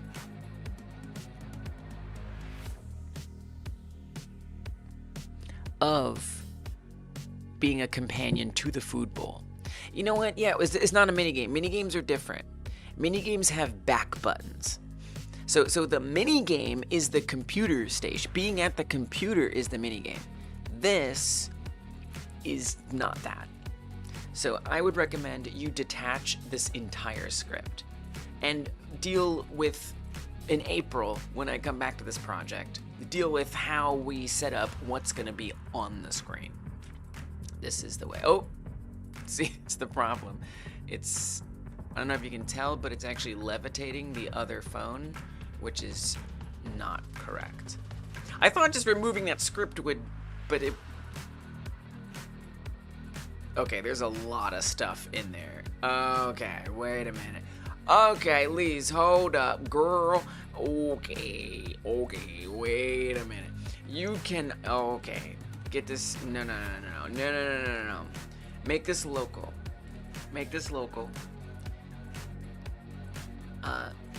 Underlay and overlay. Yes.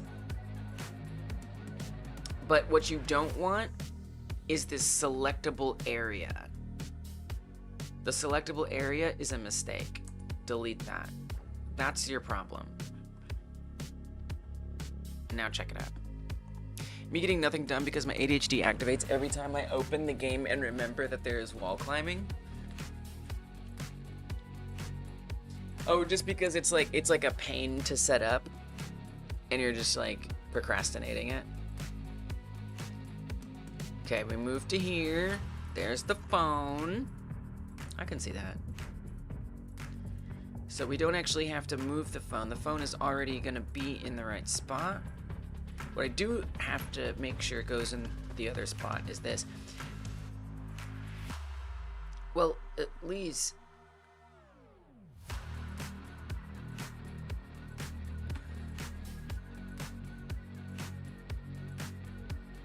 Now I just realized.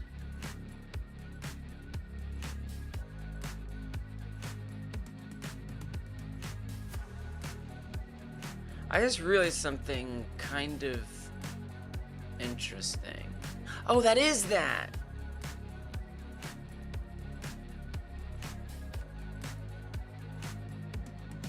Whoa.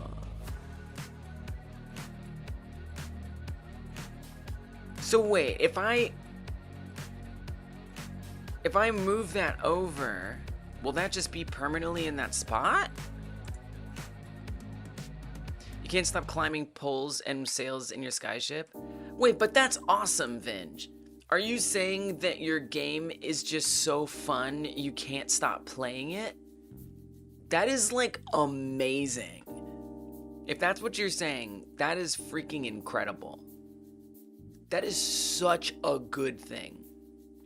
Disrun says, I had to post a video for the last bug you reported. What do you mean? A bug you reported for what? That is such a good thing. What? Love that. No, that's not procrastinating. That is playtesting. That's so cool. Wow. Wow. For your game. You posted it.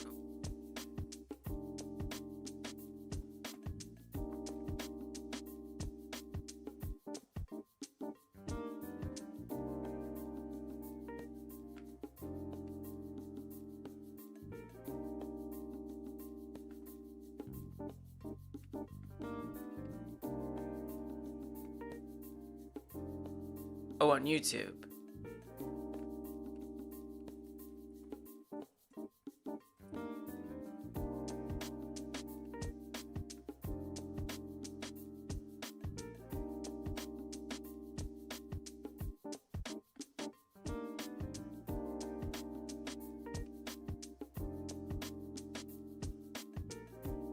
I have to take your word for it. Maybe it's unlisted.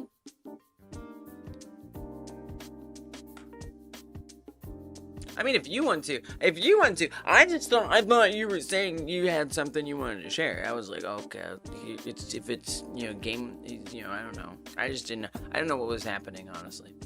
The wall clay mechanic is fun. You essentially copied the Mega Man X. Oh, yeah. I remember you talking about that now.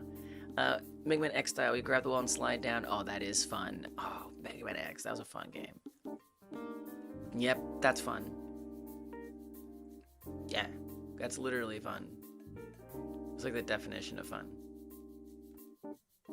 Okay, I thought so. So that will offset it over there. Yeah. That's so weird that it shares the same... Wait, but then it's...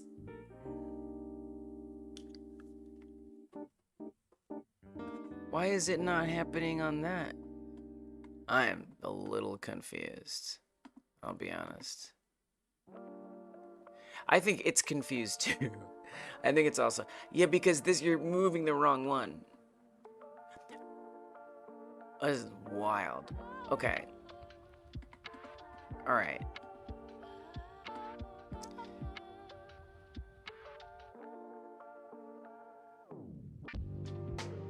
How am I loading up that phone?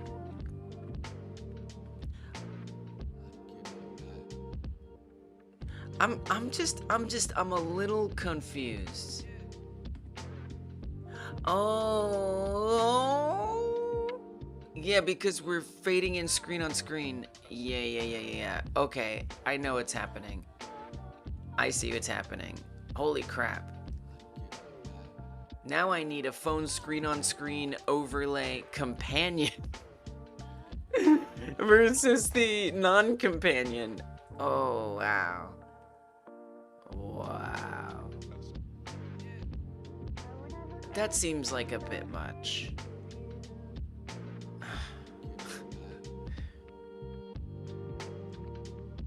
Just to make sure other people see it, your workmate is probably still sleeping.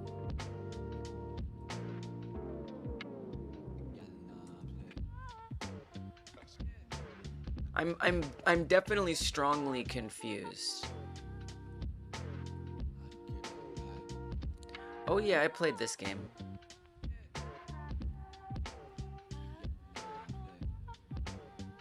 This game was fun.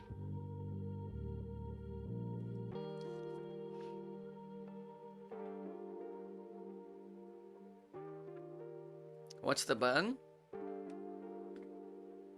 Oh, you're saying words.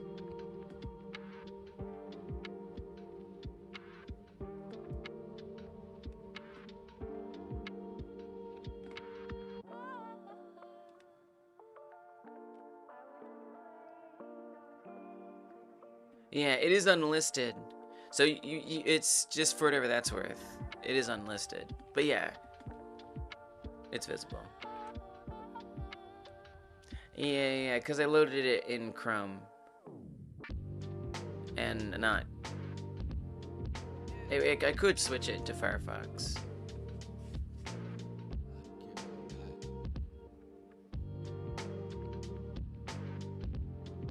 Alright, well...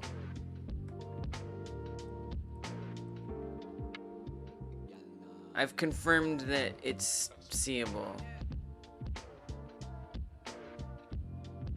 They have to do that. You ran into an issue where if it seems like you're jumping from a hill onto one of these, you can't. You're bashing the keys, but you can't jump through the platform after having walked. Oh,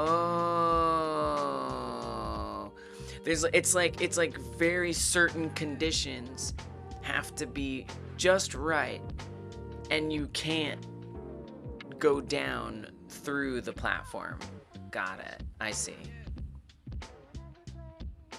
You can put bad words in YouTube titles? I didn't even know you could do that.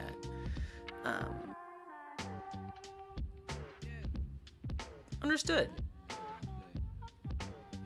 Yeah, that sounds annoying. It seems like an annoying bug to fix.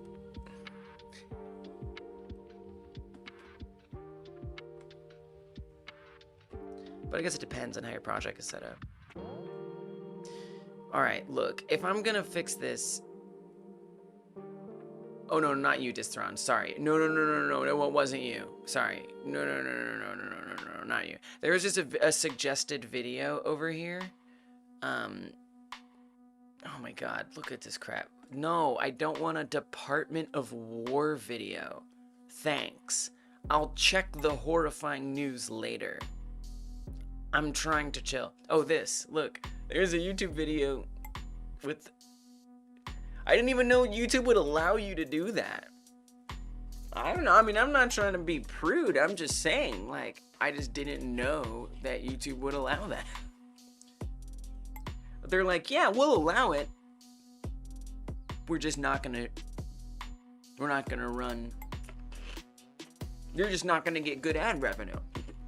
Has to be it. Still. Yeah, I know. It's like kind of surprising.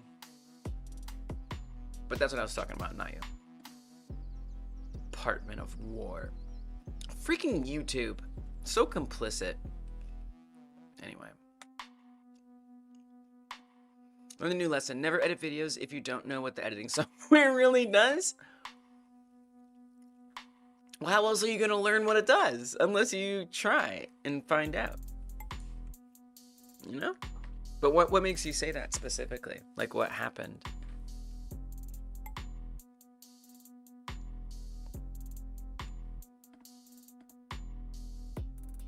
But yeah, this is pretty good. I actually need like a fundamentally different screen up here, which actually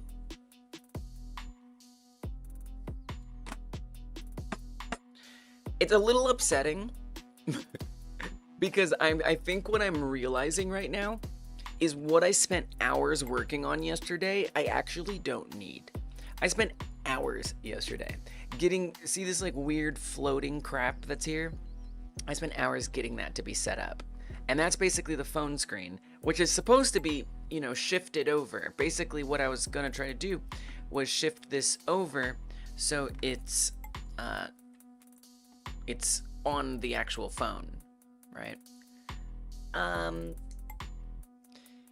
But I think I've just realized I didn't need to, and so I set up this whole system that would check to see if I'm opening this app, make sure you open the phone with it. If I back out of here and come back, make sure you keep that open again, right? Well, I think it might have turned out I didn't need to. Now I will say, it led me to refactor things in a very positive way. So it was worth it. But I'm still kind of, grappling with the shocking new reality that I didn't need to do some of that. Huh. Alright. Silly Boys PC crashed and the editing software got like, I don't know, 8% of your main disk in your folders? That sucks. What does that have to do with not knowing it, though? That sounds like a totally different thing. I'm sorry that happened.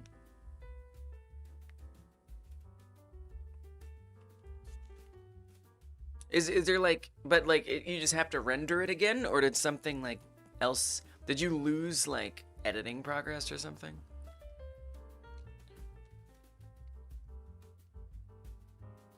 Because what's going to be most optimal is if I don't load that same phone screen. That would be optimal. Look, I'm going to be honest. I did do some good things.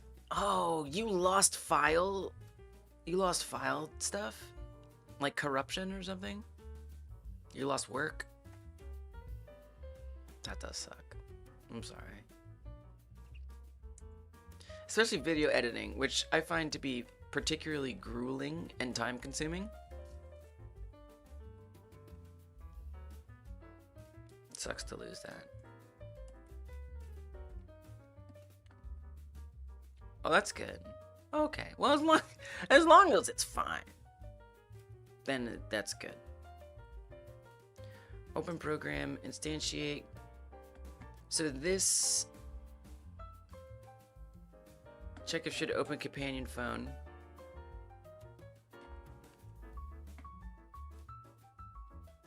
Open phone as companion. We do need this to run. What I think I don't need to do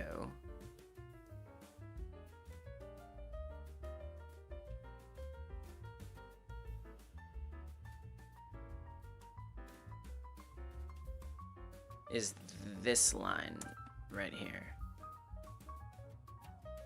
I believe I don't need this whatsoever. I think if we just get rid of that, and then the corresponding one for closing. If I get rid of those,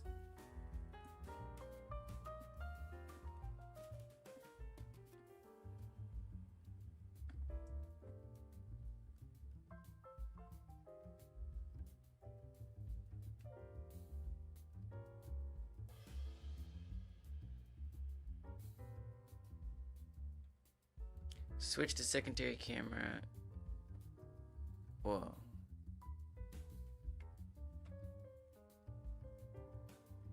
Did the screen just flicker? It sure did. I hate when that happens.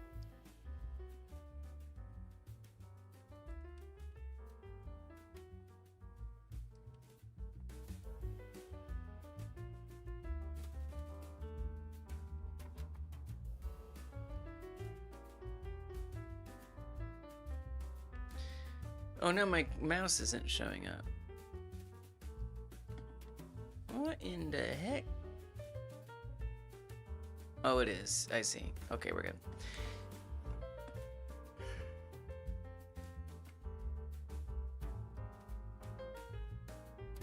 What does this, but this has to make it not visible. Oh, right, that's an end minigame. It's here.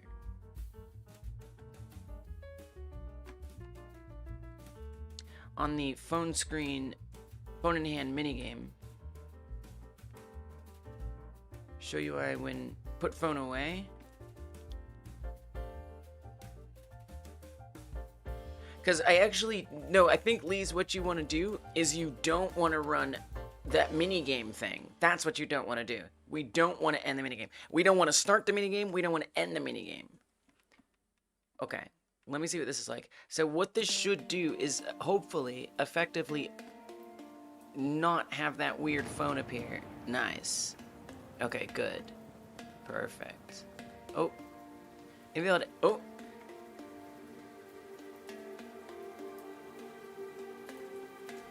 Wait, now why did that start passing? So what this is doing is it's getting the wrong camera information. Oh, I guess like that exact combination of events hadn't occurred.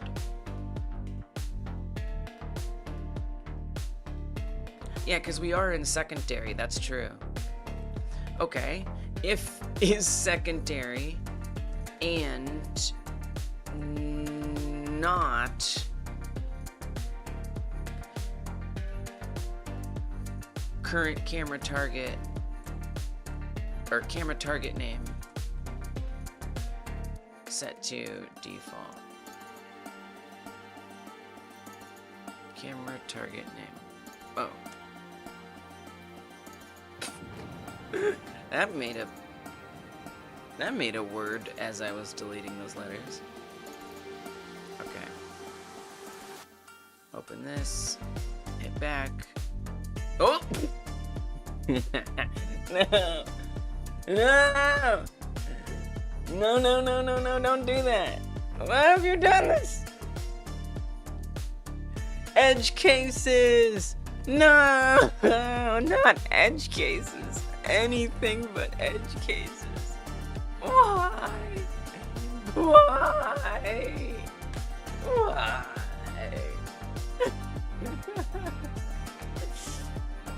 Alright. It's fine. Yeah, I was just thinking that. I was just thinking, like, it's like your bug. It's like the same thing. You saw that Hydra head get cut and another one popped right up. I was like, oh yeah, fix that.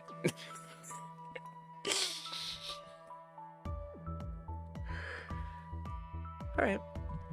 Alright. So let's think about why this is happening. So it's happening because the camera is ending. You know what I think? I think if we come back to, if I were to guess, It's when I'm on the desktop screen on screen. I'm just guessing here that when we get to on-camera switch end, it tweens it in because these conditions are met. It's not set to computer station and it's not secondary. Yep. No. Wait. Nope. Wait. No. It's a guard. It's a return. But is that what's happening? Let me confirm. Print. Fancy. It's what's happening. I just wanna see. I'm gonna type in the word happening into my console log filter. We have 3 errors. That's something to look at. Oh! Wait, it's okay to happen right now. Yes, right now it can happen. Come here. Yes, it can happen. If I back out there... Now, wait a minute. What the heck was that edge case?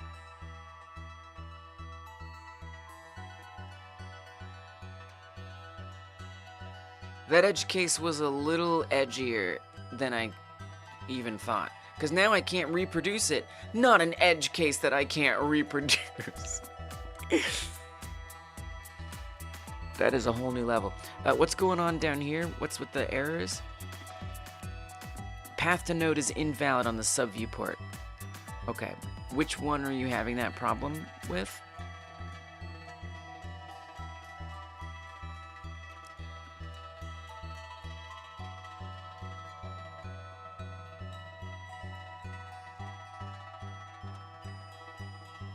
I'm not sure I understand where that's happening.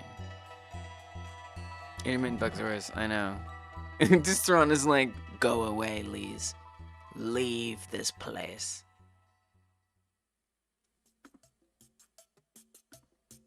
Okay, I have a theory that that is this. Let me just comment that. Doesn't like that. Comment this out. I just want to see if that goes away. If I... Okay, it doesn't. Alright, so it's not that. Great. I'm not ready to sleep yet. I'm not gonna sleep until this phone shows up. Right. Think about this. I'm not going to be... I know, I'm kidding. I know, Dithron. I actually really appreciate it. Here's the thing. I'm not going to be able to work on this project again until April. So I really want to put some kind of button on this. And if I can just get that phone to appear to the side, that would just be tops. I don't know what that means, something being tops, but I said it. I really did.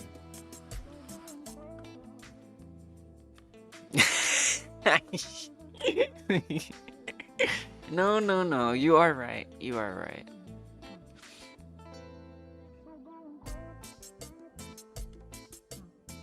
I mean, it has to be something over here. That's setting that off. Full 2D overlay and underlay. I think it's both of these. The path to the node is invalid on subviewport. Who is putting a path to the node? This? Is it this? It must be, okay. I think what it is this. So make this local. Okay, I think I know what's happening. I actually very much needed to fix this. This is the problem. Standard material. Okay, good. Good. Yeah, this is it. So here we say that this one, because this is a new version of it, this one's the underlay. And this one's the overlay. Because this was still connected to the version that we hold in the beginning of the game, before we get to the companion computer version of it.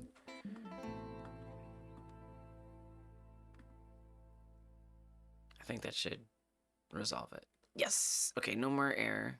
So basically, it was still trying to connect to the phone as if it were here, but this is a different version of the phone. Nice. Okay, we got the phone app showing up. I don't know what the heck that intermittent edge case was. I don't know what that was. I don't know how to recreate it.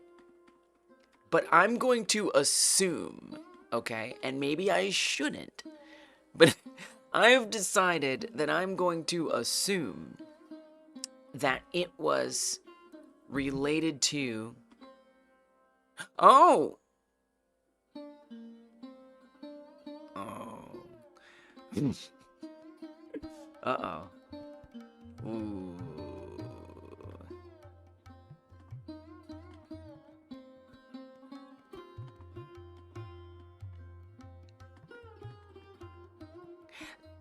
So it does look like I'm going related to something else. I think at the very least, I need to make sure we can't press these buttons while the transition is occurring.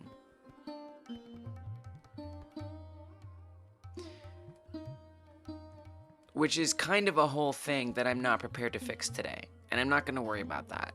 This is an April problem. Fully an April problem.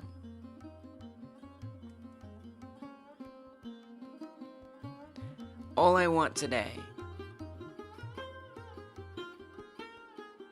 is if I don't click it erratically, it works.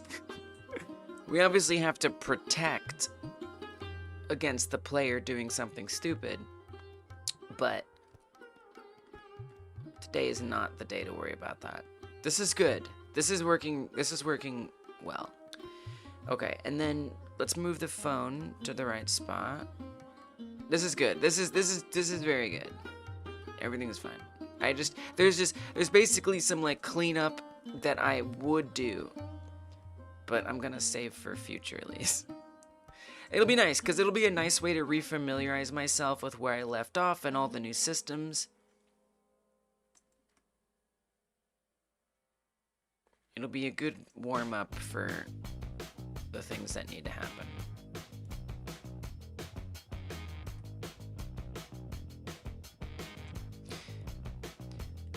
You still want a hand to be in your digital unboxing? Huh? If you had unlimited time, would you have stuff like a hand holding the phone and stuff like that? Oh, no. Absolutely not.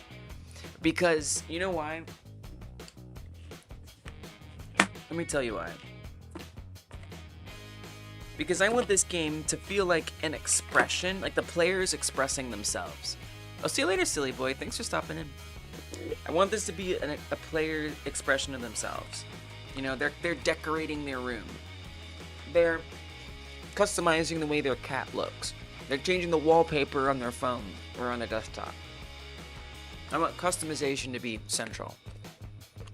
And so if I have a hand on the phone, that means now I have to decide, well, what skin tone is that hand?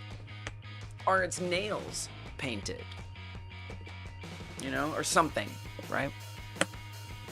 Now it becomes something that the player might not identify as being the way that they would want their game to be customized. Because it's not representative of them, potentially.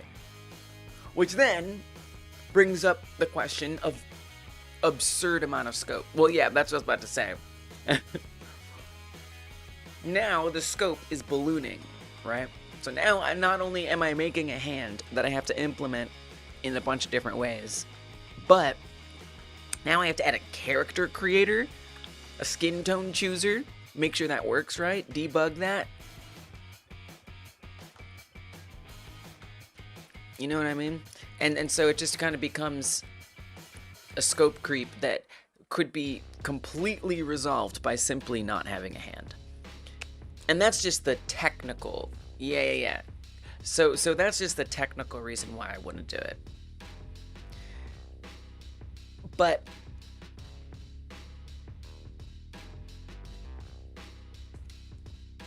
I prefer not having a hand because I feel like it raises too many questions. Like, well, why isn't there a hand when the cat food can opens? Why isn't there a hand on the keyboard? Why isn't there a hand on the litter scoop when we're scooping poop? Why isn't there a hand when I'm petting the cat? Why isn't there a hand when I'm moving the tripod? You know, it starts to become a matter. So I mean, but I wouldn't. I mean, even, I don't know. To me, it's both. I would say, Dithron, I can't even separate the resources. To me, I don't even think I'd separate it because I think it's just unnecessary. I feel like it.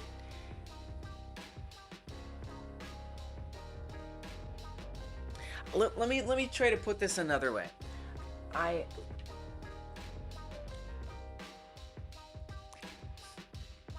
It feels like an artistic choice by me, the developer, because when I play games that give you hands or that represent me in some physical manifestation, it changes my relationship to the game. It changes the way I think about the game. Hands, they're so loaded. You know, we have so much baggage with hands. Trimming our nails, keeping them clean, washing them, decorating them, flipping the bird. You know what I'm saying? There's this whole, like, yeah, right. There's this whole, like, relationship that is brought up when all of a sudden there's a human representation of the player in the game, in my opinion. Again, just like an artistic choice. And I don't want this game to be about you, the human. I want this game to be about the cat and your house. I don't want you to, if you're thinking about who am I, you're thinking about who you are, not who am I in the game. But if you are thinking about who you are in the game, you're expressing it through wallpaper, through, you know, a funky poster or a different lamp or something. Yeah, you know what I mean? It's like, it's kind of abstract, you know? But I feel like the relationship changes to the game when there's a human representation in there. And without it, I guess I think of it too, like, sometimes I just want to not be, I don't want to have a representation of myself. Sometimes I just want to immerse myself outside of my humanity a little bit. If that makes sense. Staying the theme with connection, player to character. Yeah, exactly. Like RTS games, you're always an invisible sky dude with omnipotent power, camera viewpoint. Yes. You're focusing on what's happening in there. Although I guess there's no, even then, I was gonna say the what was that teapot dictator game? Tropico 6? But even in that, I don't know, you wouldn't call that an RTS game. That's not an RTS game. But it's kind of the, maybe a child of RTS games. But you have, like, you know, this dictator guy, and that's who you are. But actually, that's not in the game like that, right? You're just doing, like, management of stuff. But you still aren't, like, seeing yourself. There's some games where you have a hand. Oh, that's true! Like, just like a floating hand. That's true. Flip people off the ground. Yeah. That's fair. Well, and I think what Dark and where I see where Dark is coming from, it depends. You know, frequently, often in RTS games, it's separating you from the relationship with yourself as a human. But sometimes it might suit the game. And I guess that's the other point, too.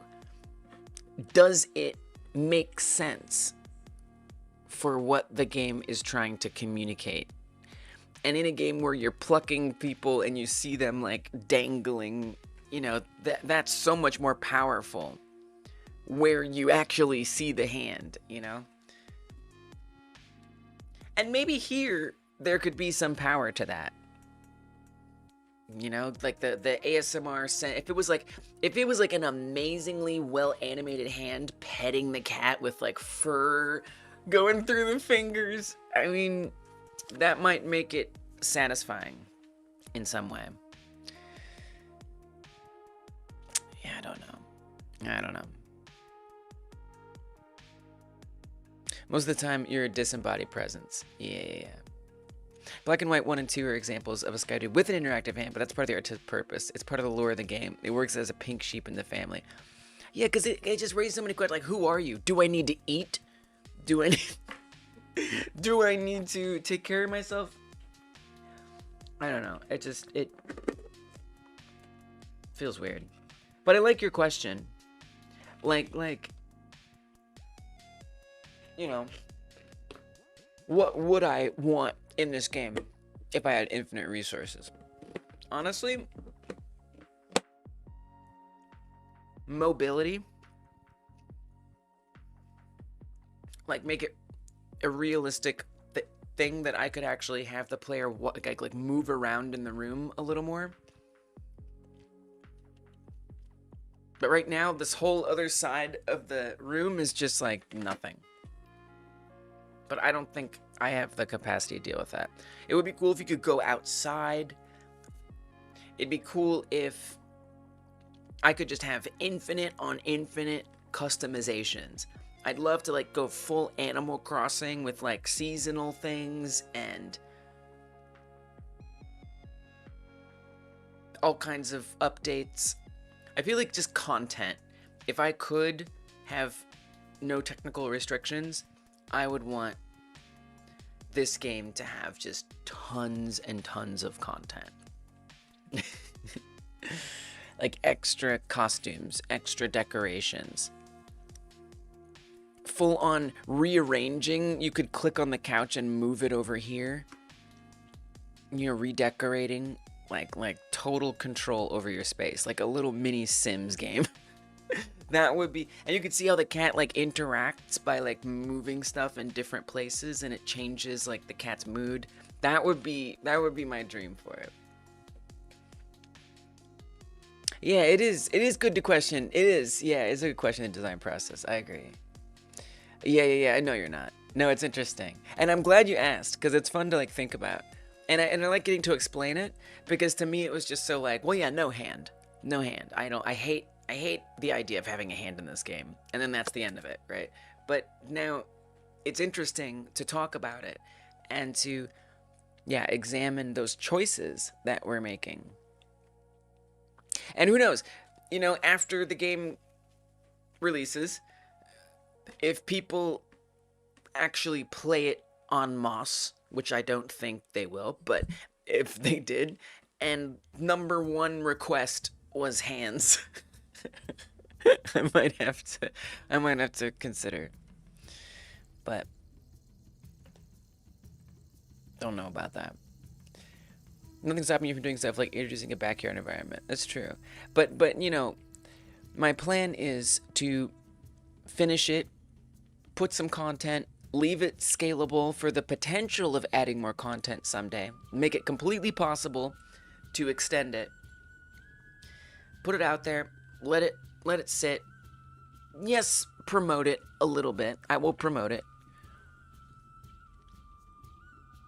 But if people aren't like asking for more stuff, then I'm not going to add it in. Because at the end of the day, I'm just trying to learn and move on and make some new stuff.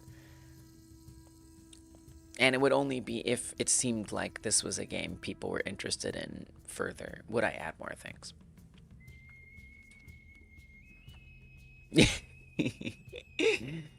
Yeah, it's a little bit of a trotter.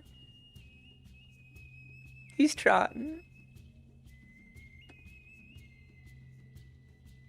I kind of pretty much did everything I needed to do. The only thing would be just to make the phone not be floating there all the time, which is actually going to be really easy to do. Because again, I've set up, like all that stuff I set up yesterday, completely worth it. Because now I have infrastructure to do these things. For example, well, hold that thought.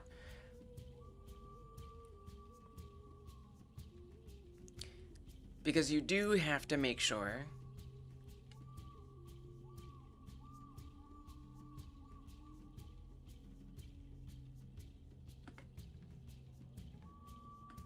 well, actually, this is kind of a new... I do have the infrastructure, but I also need to create something new. Can we call this, script companion phone? Or phone companion computer? Or something? Couldn't you fade it out when you back out? Oh yeah, that's exactly what I'm gonna do. Yeah, exactly. I just gotta think about how I'm gonna set that up so it's not like a spaghetti mess. Which is like kind of my biggest thing I'm trying to do is not make a mess of everything. But yeah, exactly. This is phone companion computer.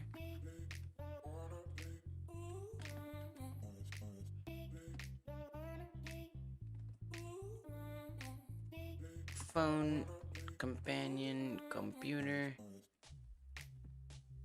I don't love that name, but it kind of gets the job done for now.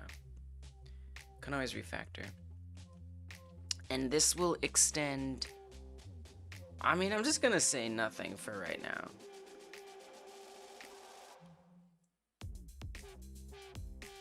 And I actually want to treat... But here's the thing, is I do want to treat this similar to this.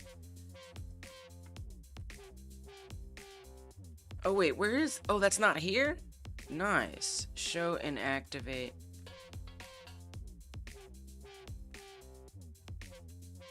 Is that on...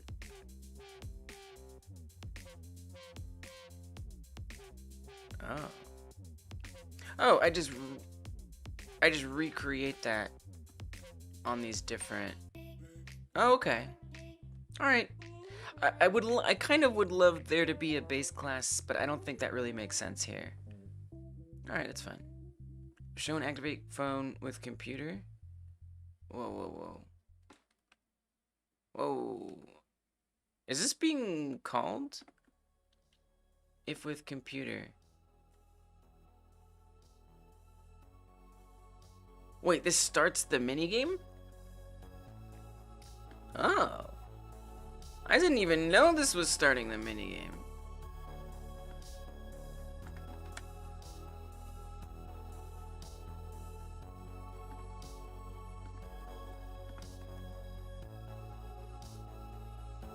No.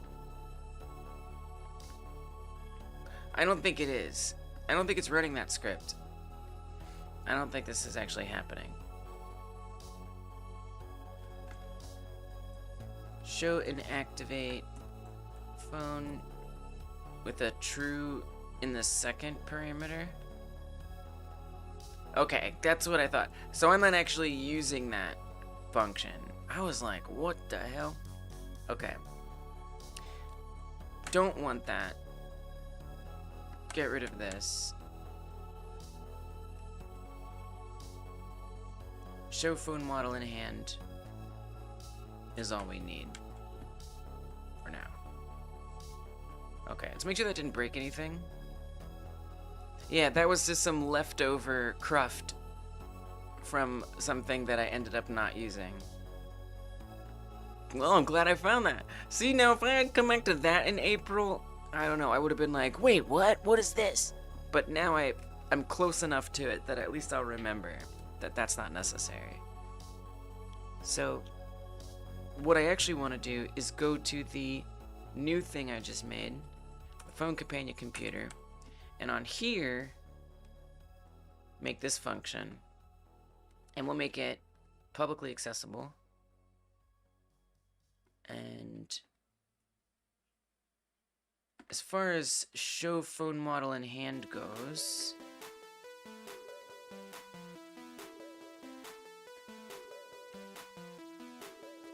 yeah, it's literally just visible, so yeah, nothing fancy. Okay. I don't even need to fade it in and out, luckily.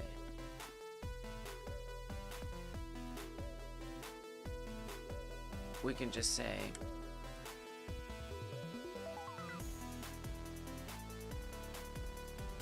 becomes visible or not. Well, you know what I will say?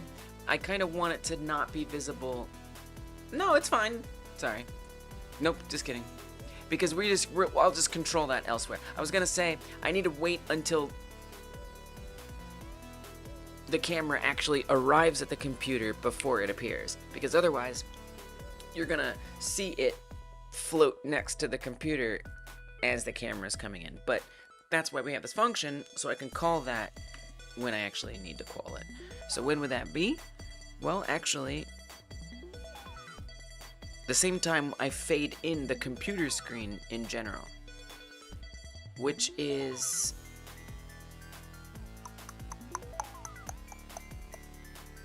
when is that? If I were to guess,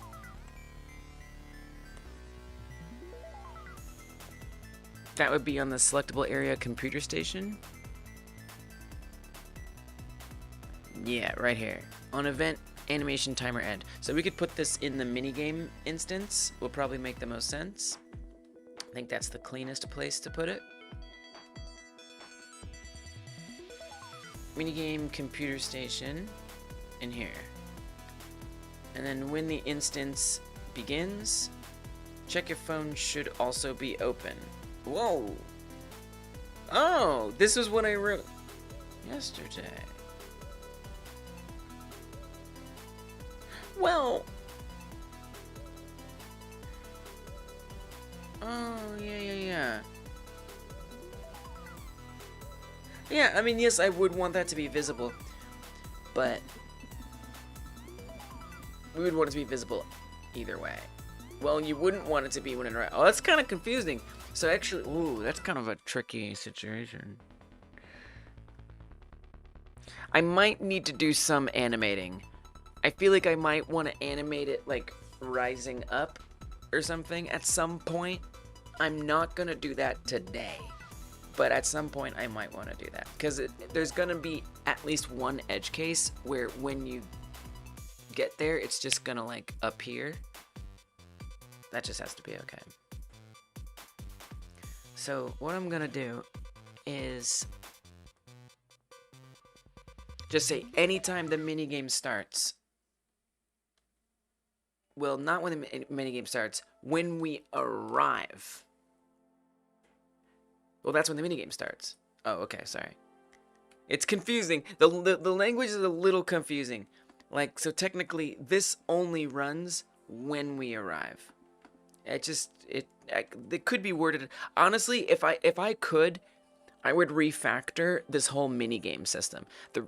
I started calling these things minigames before I realized that not all things I was calling minigames would be minigames. I would probably call it something else, like object interaction moment. I don't know. Something.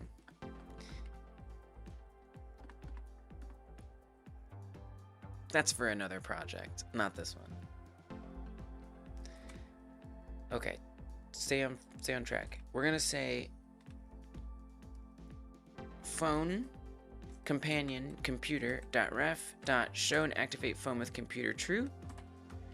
And then, yeah, when it ends, false. Show me what that's like. Oh, but also, let's make sure it's not visible to start with. Okay, so the phone isn't there. We click, we get there. Phone is there. Nice. So, to see how it just, like, disappeared. It'd be kind of nice if it, like, you know, did an animation there. But it's pretty good. It's pretty good. It's pretty good. I'm pretty okay with this. This is nice. This is kinda nice. There it is. That's it. I did it. I did what I needed to do today. Oh, there's the edge case. That's the edge case. Wait a minute. What? That was the intermittent edge case. Why did that happen? What happened? Why did that happen?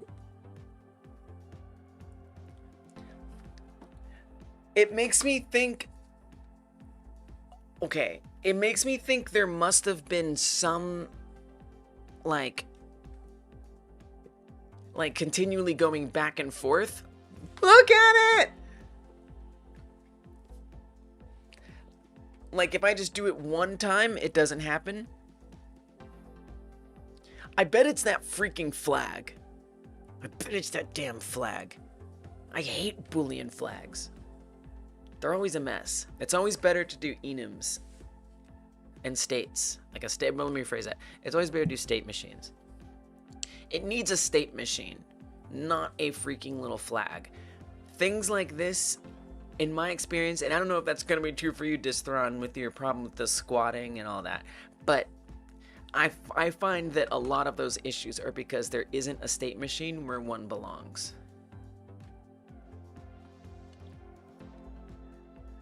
And that, I think that's what's happening here, if I were to guess.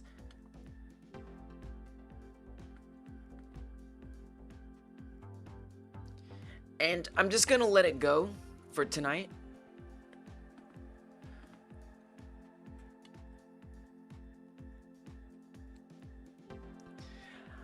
I don't know. I know I like them. I mean, it depends. To me, it depends on the circumstance. See, you know, you saying that makes me think you might want to look at your booleans. I think that they're useful. I don't like using them as switches. Let me rephrase it. I actually don't like using them as switches. I like using them as, and my terminology here might be kind of weird.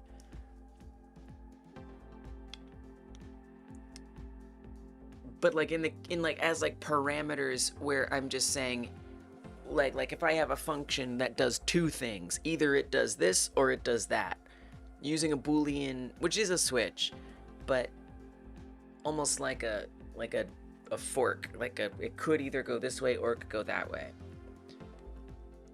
Typically is what I prefer using booleans for. But in terms of like saying like currently something is active, managing a state, it's really state management. Let me put it this way. I don't like using booleans for state management.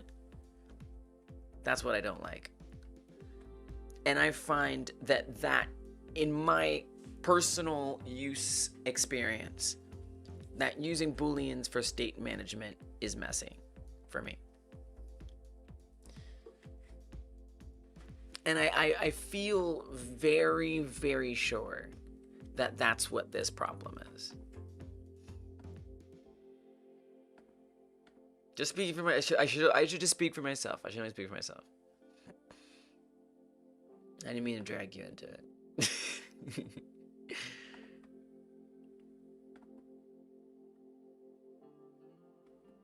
But I just want to kind of confirm. Basically, I'm going to see if that flag that I am pretty sure is the culprit, if it's true, then for me that confirms it. If it's not true, well, I gotta keep looking at something else. Of course, I gotta find the damn thing.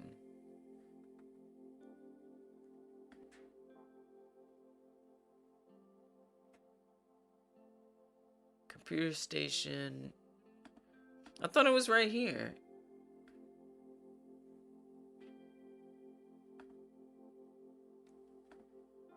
Wait, where's the Boolean again? I forgot.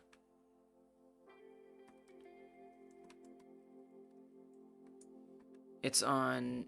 Oh man, I've gotten so confused with everything that I've worked on today. Desktop screen on screen, selectable area, phone model.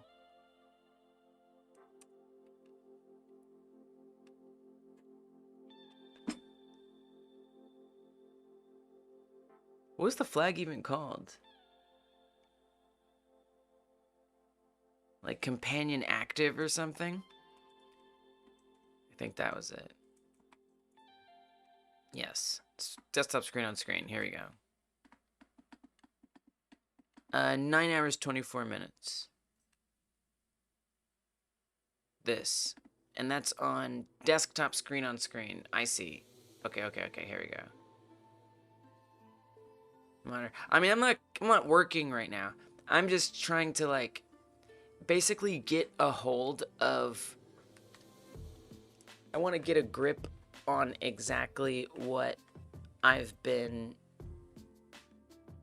left off on, you know, so I know when I come back to this in April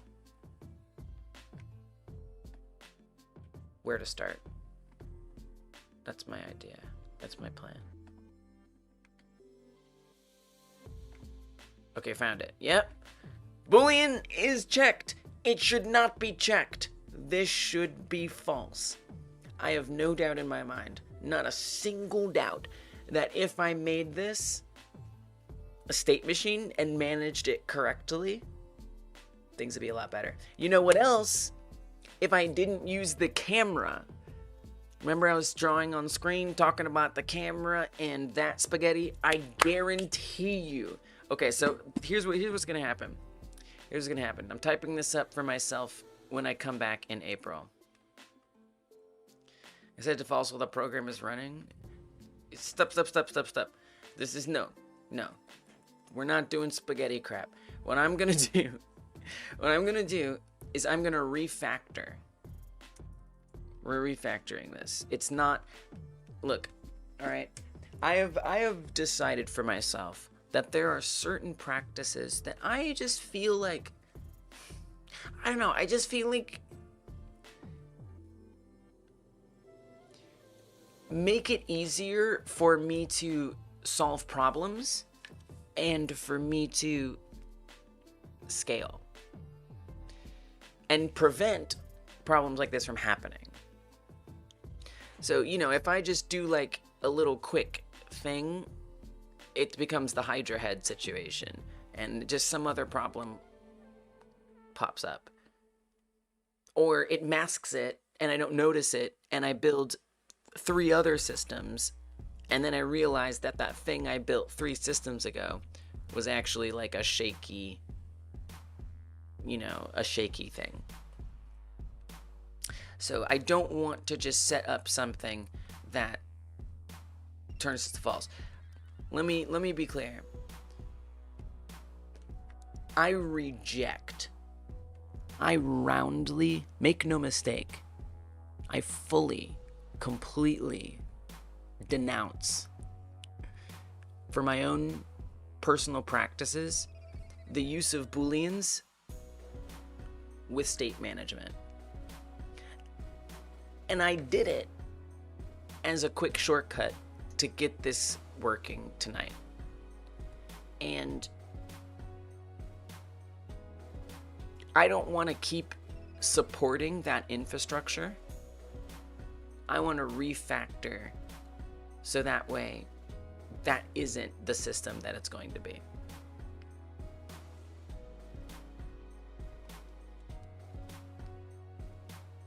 Well, but that's not, I mean, if I check this, it's just gonna break. If I uncheck it, it's gonna break it more. Do you know what I mean? There's no going back from here. I see what you're saying now, but there's no going back from here. If I uncheck this, stuff isn't gonna happen. It's just gonna be unchecked. Like, I could think about, like, okay, maybe if I uncheck it, but it's like a whole like I wouldn't even know. I don't feel like I need to do that. And to me, figuring out how to do that test sounds like a lot of brain work. That I just, and to me, it's like, it doesn't even matter, because I know what the answer is going to be. That it, or something connected to the system that makes that exist, that necessitates it, is causing the problem. But I mean, to be interesting, I agree that there's value in doing it, but like from a learning perspective, but I think it's a waste of my time, honestly. All right, so I'm going to take this note, which is April virtual pet task number 1. Refactor manage camera. So this whole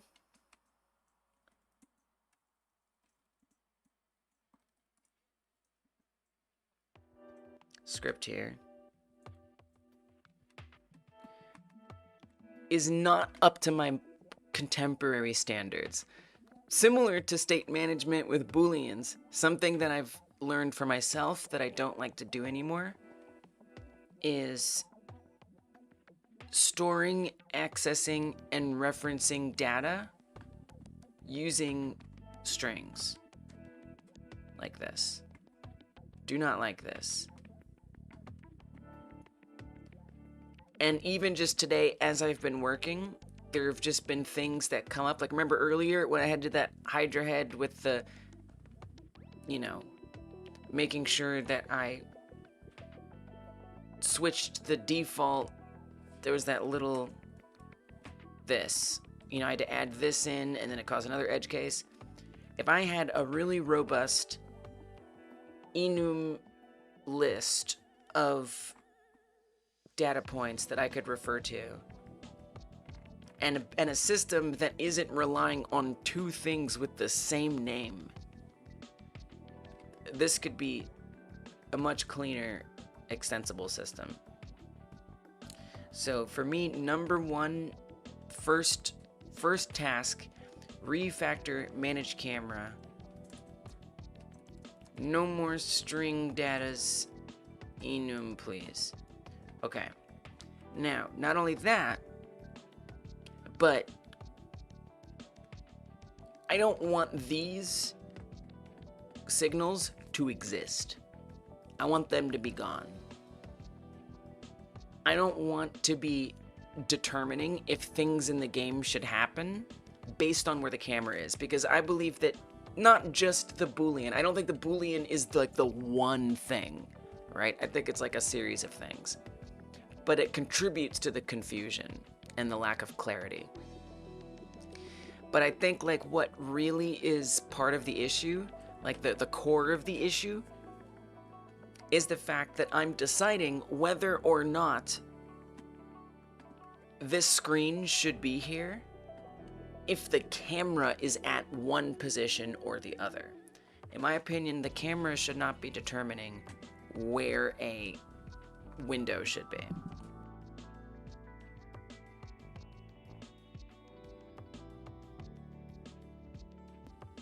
So that would be my next thing. Manage camera, no more camera switch signals.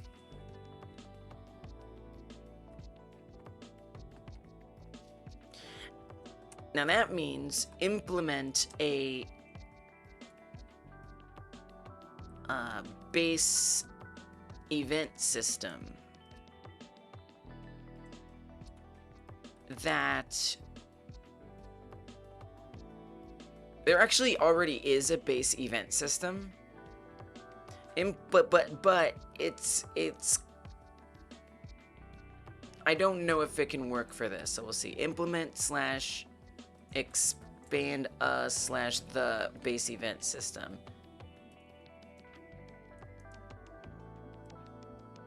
It will replace camera switch signals by managing. Yeah, I mean, I don't need to explain. I know what that'll mean. Okay, so get rid of that. Finally, on that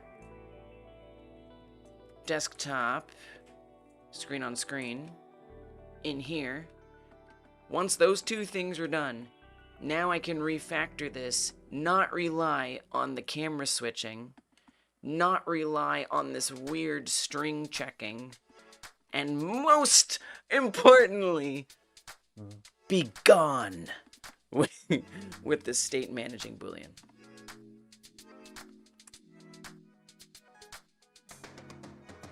Refactor desktop screen on screen.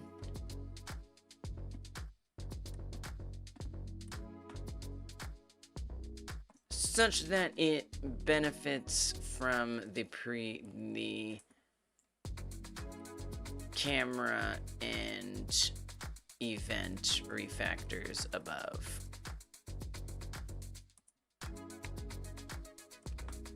Kill the state bool. Should be determined by the state of the game and the camera files of the game. Exactly. Yeah. Exactly. Yeah. It needs a base state system. Precisely. Exactly. Instead, I'm like doing this leads to this and this leads to that, instead of having this manager that says, okay, we're here, now you go there, now you go there, now you go there. Nothing is distributing the tasks. They're just like chained together, which to me is kind of the definition of spaghetti in my mind, you know, because it's like a string of things and they're like kind of just like all over the place instead of, you know, nice and neat.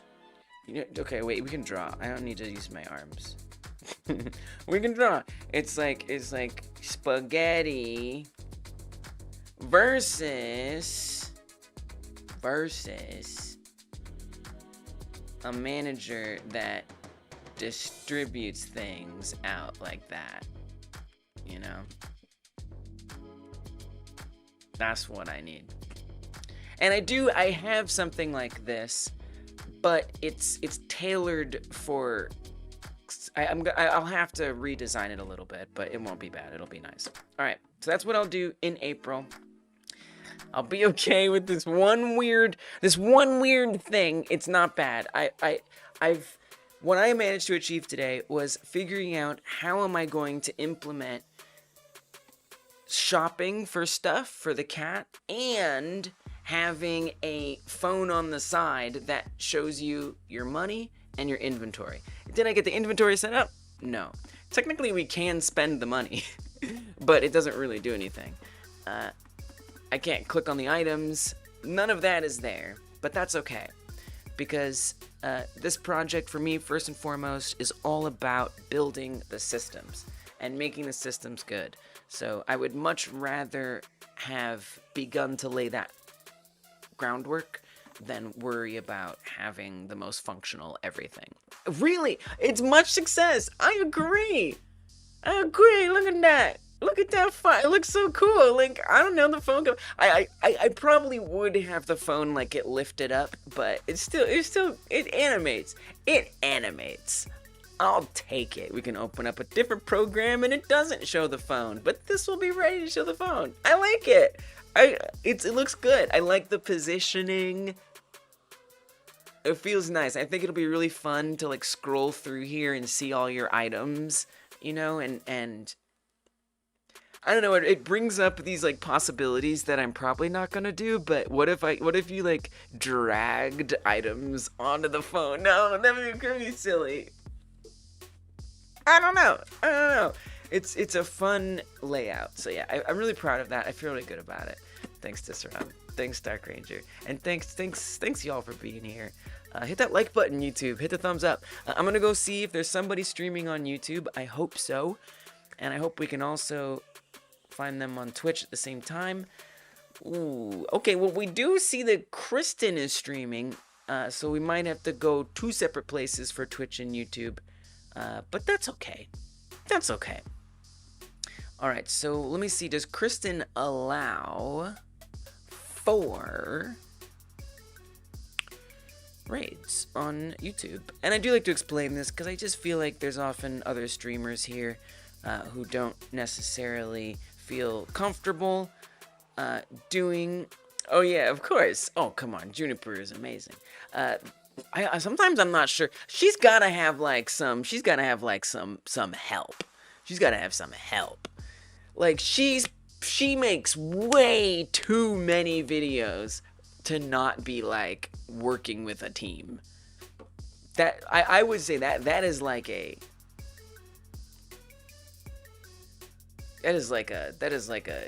business. Really, really good content. Anyway, so if you want to know how to do a raid on YouTube, from YouTube, click on this create button, hit the go live, okay? And what that's going to open up is this, which is what I call your live console. Then you're going to scroll on down, and you're going to find the... See, I'm in the wrong section. Stream settings.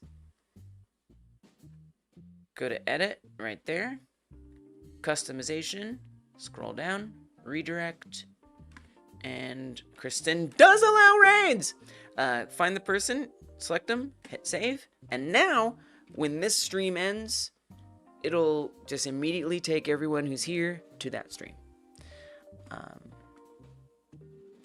She's studying in uni, probably has a lot of time in her hands between classes. I feel like she's gotta have someone working with her. Come on, it's hard to make videos like that. And to be studying in uni? I don't know. I do know, I watched a video of hers, the number go up one. There's at least one other person she's working with. Okay.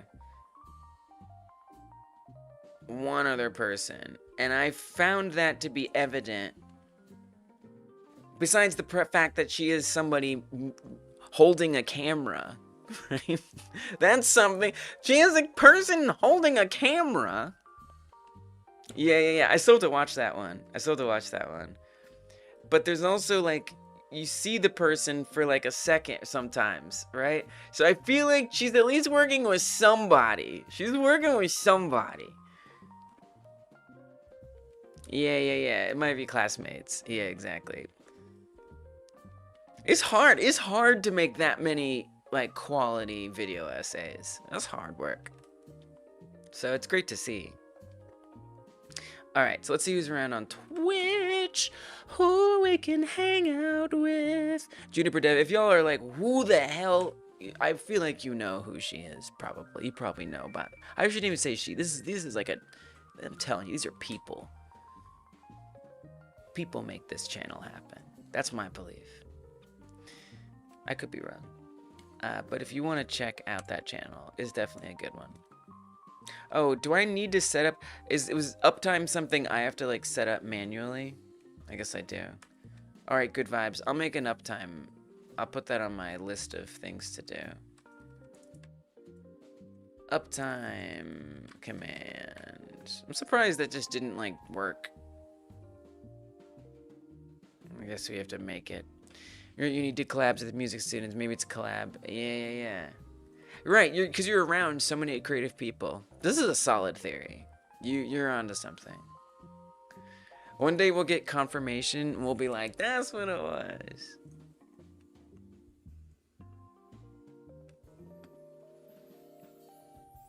Captain Nasa, Mr. D-Boy.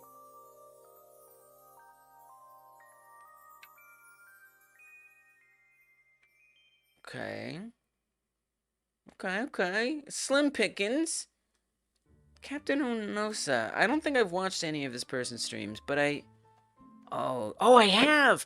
Oh, this person is great. I like this person a lot. See, we're playing chess, though. I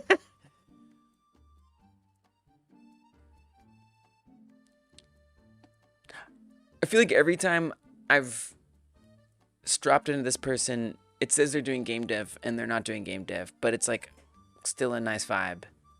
And it's a really, really cool... Let's go. It's a chill place. You just learn how to play chess? Chess is fun. Oh, and they're on leeches! Let's go. You had me at leeches. Alright, y'all. YouTube, good night. Thank you for being here. Hit the like button. I will see you. I will be back on Sunday. I'll be back on Sunday. When the Game Like Jam starts. So the Game Like Jam, the next time you see me, we will all know what the Game Like Jam theme is gonna be. We're gonna know. The secret will be out. 14 hours. 14 hours. I won't be live in 14 hours, but I'll be live when I would normally go live that day. So yeah. Thank you. Yeah, and enjoy hanging out with Kristen, by the way. Kristen on YouTube